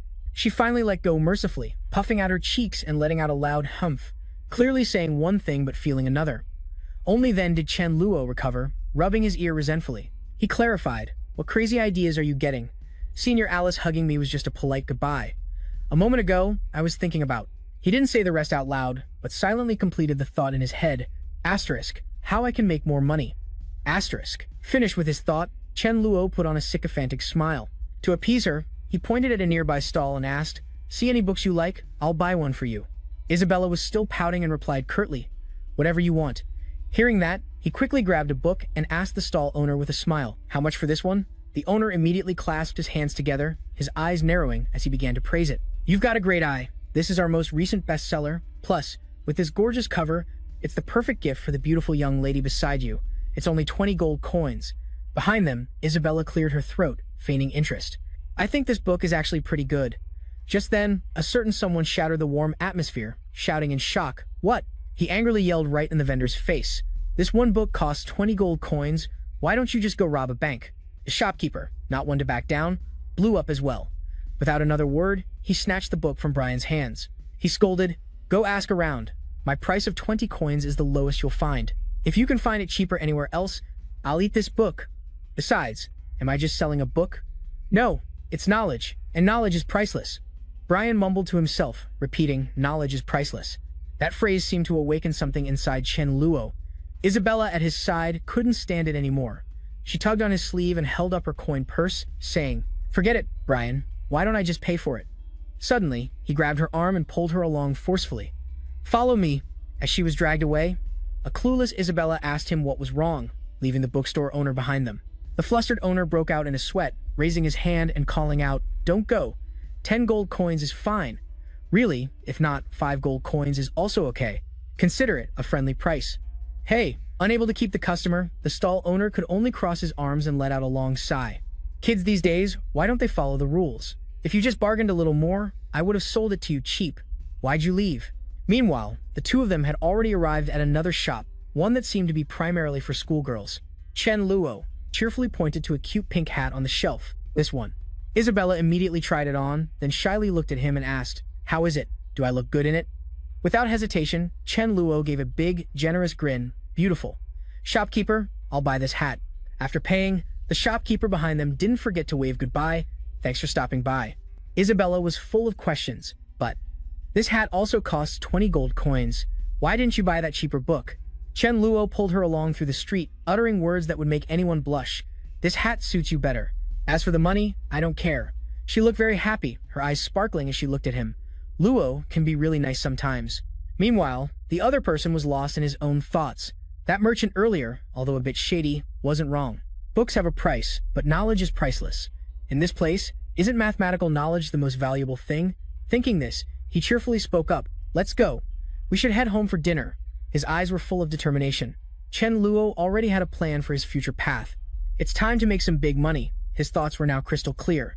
The protection of intellectual property rights on the Divine Grace continent is even better than in the 21st century. With the development of science and technology, scholars who write books can almost sit on equal footing with nobles. That's why books here are so expensive. Only a few wealthy people can afford them. For many years, countless people have been executed for infringing upon the intellectual property rights of scholars. Advanced copyright awareness plus severe punishments. This place is a paradise for knowledge creators. Chen Luo sat at a small table, slowly turning the pages. His train of thought continued to flow. Geometry is the mother of mathematics, the origin of mathematical theory on the Divine Grace continent. Geometry is also the science that scholars are most interested in and have studied the longest. But all of their current research achievements, in reality, don't even amount to 1/10 of modern plane geometry. On the surface of the water in the cup, his pensive face was reflected. Coincidentally, I was a 12th grade math teacher when it comes to plane geometry. Not only can I follow its logical progression, from straight lines to circles and polygons, but every theorem and its corresponding proof within it, I can prove in detail. Plus, back then, to avoid being stumped by the gifted students in my class, I even put in the effort to study obscure formulas and theorems beyond the textbook, including knowledge points that went beyond the high school curriculum. I conducted in-depth research on all of it. Now, it seems that writing a book encompassing all the geometric knowledge I'm familiar with would probably be very well received by the scholars of the Divine Grace continent. That way, not only can I make money from royalties, but I can also help the scholars here start from the most basic mathematical reasoning to improve their mathematical research abilities. He slowly picked up the quill in his hand, gently putting down each character on the white paper. Chen Luo told himself, I've decided. I'll use the ancient Greek elements of geometry as a reference, removing the traces of its origins, and adapt it into a more authoritative geometry book. This will be the final work I leave in the field of mathematics. Half a month later, Chen Luo was slumped over the small table. Warm light from the lamp illuminated the entire room, and the person inside seemed to have fallen into a deep sleep. Indeed, his head was tilted, asleep on the table. He was surrounded by messy piles of paper, likely the fruits of his recent labor. Just then, he suddenly jolted up. He woke up without any warning. It turned out to be Isabella's loud call. She seemed to be shouting with all her might. Luo, wake up. From outside, Isabella bluntly pushed the door open and stormed in, questioning, I've been calling you for hours. Why didn't you? Before she could finish her sentence, the sight before her successfully cut her off. Chen Luo was shirtless from the waist up. It looked like he was about to put on a shirt. I'm getting dressed. I'll be right there. Is something wrong? Isabella blushed again, stammering, You. Hurry up. As soon as she finished, the door was slammed shut with a very loud noise. At the same time, Chen Luo, standing in the room, also breathed a sigh of relief. Good thing I reacted quickly. Otherwise, Isabella would have definitely come into babble. I can't let her see my precious treasure. He put on a black mask that covered half his face, his determined gaze fixed on the stack of papers in his hand. Half a month of effort has finally paid off. Geometry is complete. It's a convergence of the wisdom of countless predecessors, and my own creative upgrades. You, my crystallized treasure, are a one-of-a-kind existence in this world. Don't worry, no one here will be able to refuse you. Chen Luo left, his cloak fluttering behind him with each step. God Luo is a demon who specializes in destroying foundations and shattering the beliefs of others. But Chen Luo is different. He is a god. A new god should spread knowledge and guide humanity. So today, let Chen Luo take the stage. In President Calvin's quiet office, a steady knocking sound suddenly rang out. He frowned slightly and said, Come in. President Calvin didn't turn to see who had arrived. He was still lost in thought. Although God Luo helped us defeat the scholar from Rania last time and saved us some face, in reality, the center of mathematics is still Rania. They are constantly putting out new theorems, while we remain stagnant. The person who entered immediately spoke, greeting him very politely. Long time no see, President Calvin. I heard you've been officially promoted to the president of the Abo City branch. Congratulations. Only then did President Calvin turn around. The figure that met his eyes left him slightly stunned. Where did you come from, you God Luo fanatic? Your outfit really does look like his. The man raised a hand and removed his mask, revealing a familiar face. It's me, Chen Luo. Now it was Calvin's turn to be dumbfounded. Your Excellency, but why are you dressed like that? Have you forgotten that I know? Before he could say more, Chen Luo cut him off. Because today, I am doing business with you as Chen Luo. I wonder if President Calvin is interested. Hearing this, what reason would there be to refuse? In fact, quite the opposite. Calvin was overjoyed at this proposal and clapped his hands with a crisp sound. As God Luo, are you perhaps planning to release a new theorem? The next second, he slapped a thick, bound stack of papers onto the nearby table. Chen Lu looked up and corrected the man's words. You're half right. I wrote a book. Calvin's two eyes immediately started to sparkle. He clasped his two hands together and asked directly, Excuse me, may I read your work first? He quickly agreed to this small request. All right, take a quick look. I also have something to ask you. He picked up the papers one by one and began to read.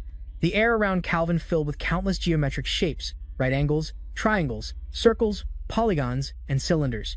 This book covers recent geometry problems that scholars in the mathematics world have been researching. The more he read, the brighter Calvin's eyes sparkled. And these theorems. They are all new theorems that I have never seen before. From behind, Chen Luo spoke up again.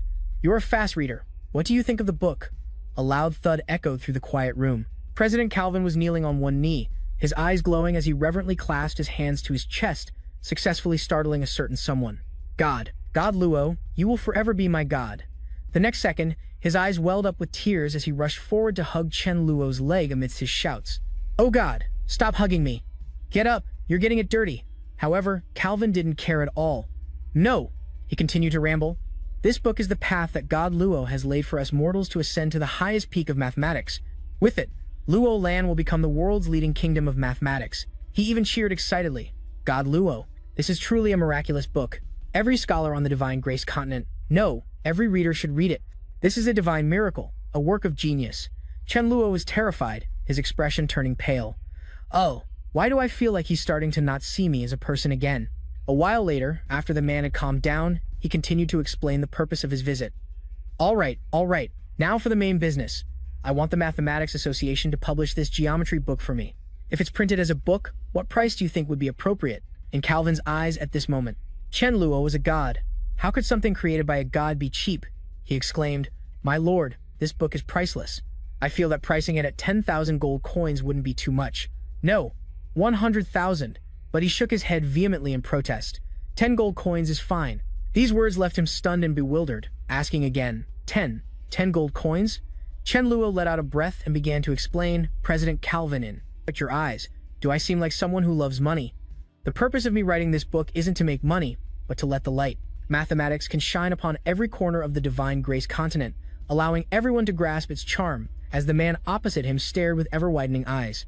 The voice continued evenly. If we price it at 100,000 as you suggested, how many people could possibly afford it? How can the light of mathematics bless everyone then? With these words, he successfully elevated his image in Calvin's eyes, all the way to the heavens. He was in awe, 2 streams of tears running down his cheeks in emotion. My thinking is so selfish and childish compared to God Luo's. That's right. Compared to the light of mathematics that this miracle book brings, what is money? But in his heart, Chen Luo had no such noble thoughts. Everything he said and did was carefully calculated. Calvin is still too green in the business world. He doesn't understand the principle of small profits and quick returns. I've already calculated it. The sales volume from a 10 gold coin price point will bring in much more than a high price, selling to the nobles. He then raised a hand to cover his mouth and let out a dry cough. Oh, right, there's something I wanted to tell you. This geometry series is Chen Luo's final work. From now on, I will no longer involve myself in the world of mathematics. I'll be focusing on researching magic. Hearing this, President Calvin immediately reacted. But without God Luo's guidance, how will we in the mathematics world develop in the future? This reliance made Chen Luo ponder. You think too highly of me. You may see me as a god, but in reality, I am merely an ant standing on the shoulders of giants from another world. The people of that world also once faced arithmetic, not knowing what to do, with no direction.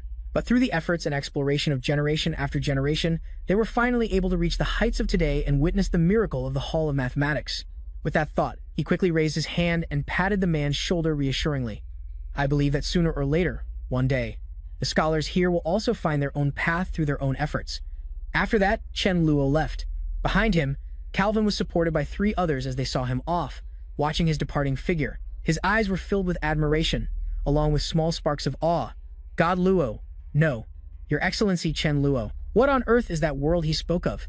Could it be that he really comes from a world more advanced than ours? It must be the god's domain, right? Inside a luxurious palace, young women were raising their hands, touching a blue orb floating in midair. A blonde girl knelt respectfully, her hands clasped to her chest. "Reporting to your highness, we have located that person. He is in the Lauren Kingdom, on the 1,000-year-old Divine Grace continent. The name of his incarnation is Chen Luo."